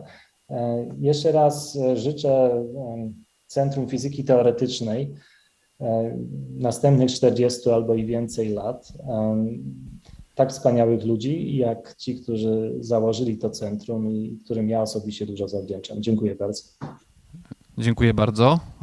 Bardzo fajny wykład. Zaczynał się prosto i trudność, wydaje mi się, że narastała powolutku.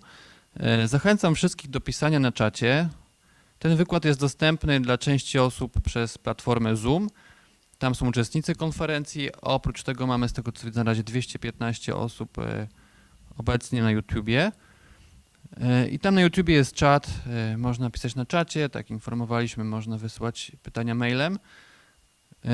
Pierwsza uwaga, jak tutaj padła od uczestnika konferencji, od Maćka Lewensteina, dotyczy właśnie tej losowości. Ja przetłumaczę na polski. Klucz jednorazowy również wymaga mechaniki kwantowej. Klasyczne generatory liczb losowych są pseudolosowe. W związku z tym lepiej używać kwantowych generatorów. Później jest pytanie,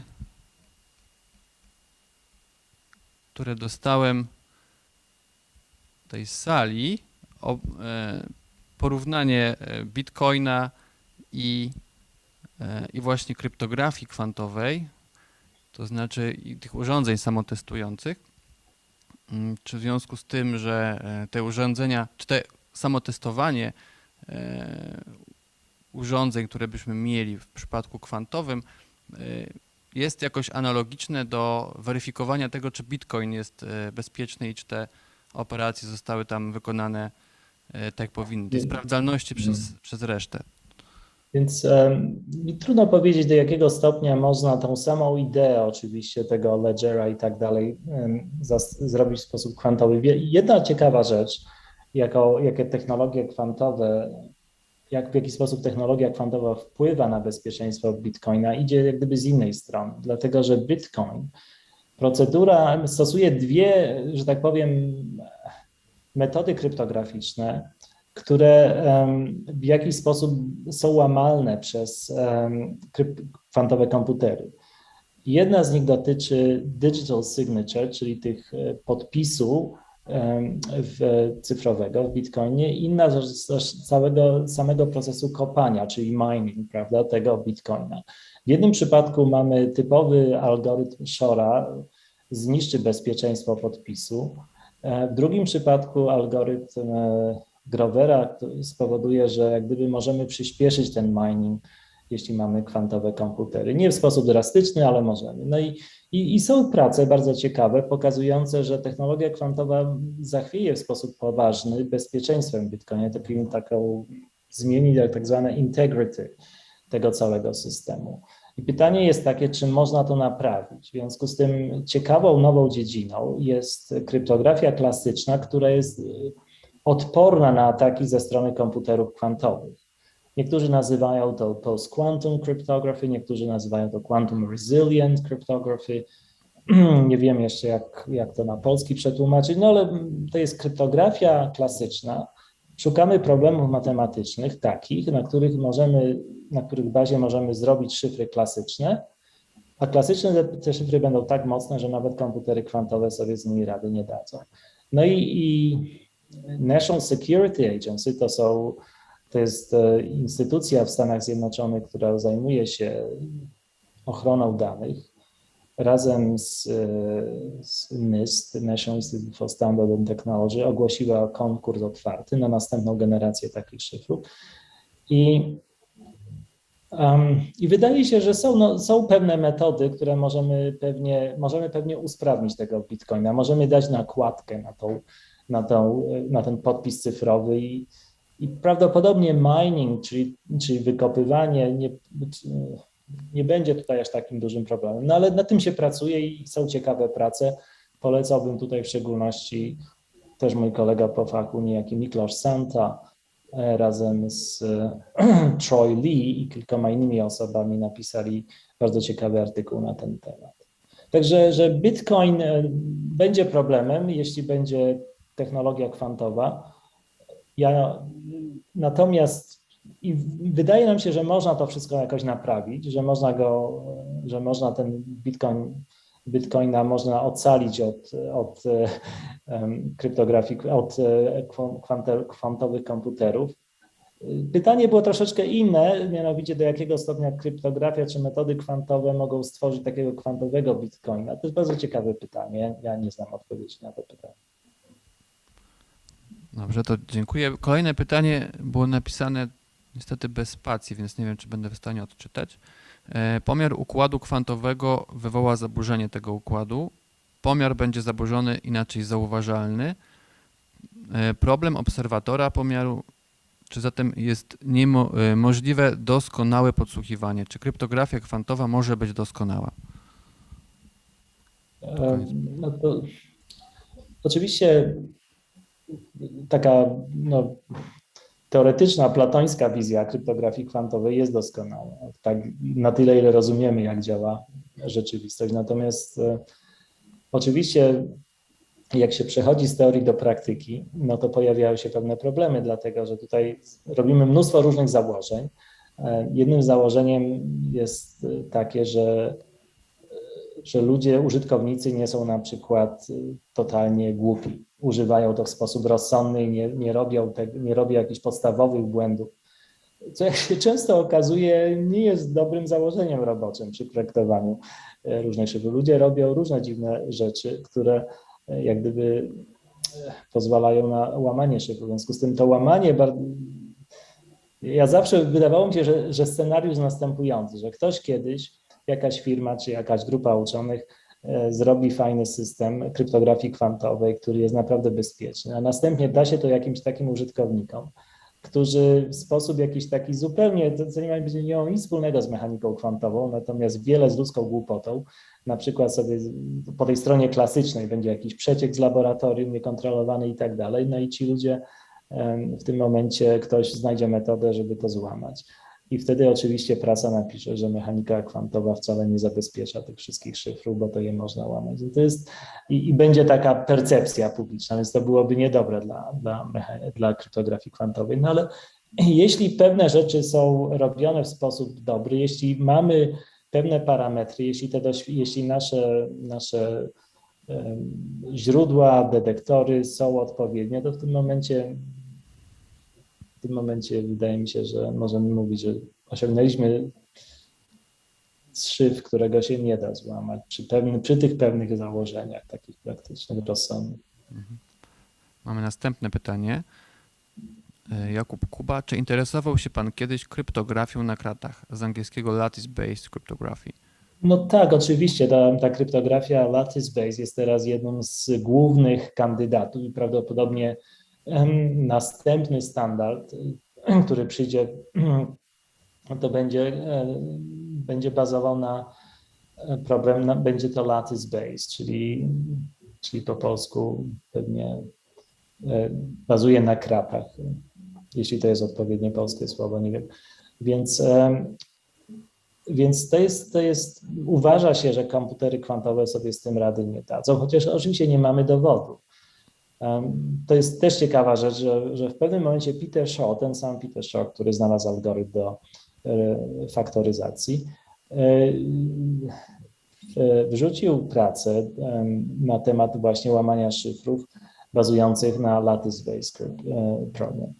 I okazało się, że ten papier jest niepoprawny, został wycofany i tak dalej, ale widać, że są podejścia ze strony ludzi pracujących nad kwantowymi algorytmami do analizy szyfrów, które bazują na lattice-based. No ale jestem prawie przekonany, że NSA wybierze lattice-based jako przyszły standard. To może ostatnie pytanie. Zebro Oko zapytało. Większość znanych mi kwantowych protokołów kryptograficznych wymaga klasycznego kanału komunikacji. Jak obecnie podchodzi się do tego problemu? Czy są jakieś koncepcje, które mogłyby sobie z tym poradzić? Tak, to rzeczywiście bardzo dobre pytanie, dlatego że Ja nie opisałem całego tego protokołu w szczegółach, ale on rzeczywiście wymaga klasycznego, publicznego kanału, czyli założenie jest to taki kanał, który niby każdy może słuchać, ale nikt go nie może zmienić, na przykład transmisja radiowa. Ona jest potrzebna, żeby Alicja i Bob mogli skorygować swoje dane, uzgodnić pewne rzeczy, wyczyścić ten szyfr i tak dalej, i tak dalej. Więc to jest trudne i są różne rozwiązania, więc na ogół przy obecnych wdrożeniach bardzo często nie jest to generowanie klucza zupełnie od samego początku, ale jest to jak gdyby proces. Alicja i Bob mają jakieś bity, które zostały im tam z wcześniejszych może transmisji, które są tajne, i one jak gdyby są używane do autentyfikacji tejże transmisji, która służy do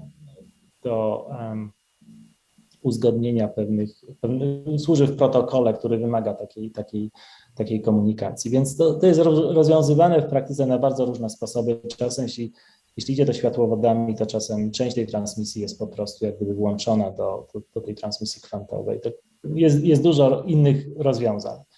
Ale pytanie oczywiście jest istotne, dlatego że gdyby te kanały publiczne nie były w jakiś sposób certyfikowane, ale nie byłoby tam potwierdzania, czy to rzeczywiście te informacje pochodzą od Alicji, czy od Boba, to byłyby możliwe pewne ataki, tak, że ktoś po środku udaje, że jest Alicją w stosunku do Boba, albo udaje, że jest Bobem w stosunku do Alicji i tak dalej. To się nazywa man in the middle attack. Taki człowiek po środku. Więc te problemy ludzie tak, oczywiście rozwiązują te problemy, ale jak mówię, to jest uzależnione od różnych implementacji. Nasz czas na ten wykład dobiega końca, więc ja chciałbym jeszcze podziękować Ministerstwu Nauki i Edukacji, które współfinansuje naszą konferencję, oraz Polskiej Akademii Nauk za upowszechnienie o tym wykładzie, w szczególności Piotrowi Karwowskiemu, rzecznikowi prasowemu, za rozpropagowanie informacji, no i przede wszystkim Państwu za uwagę i profesorowi za świetny wykład. Dziękuję. Dziękuję bardzo.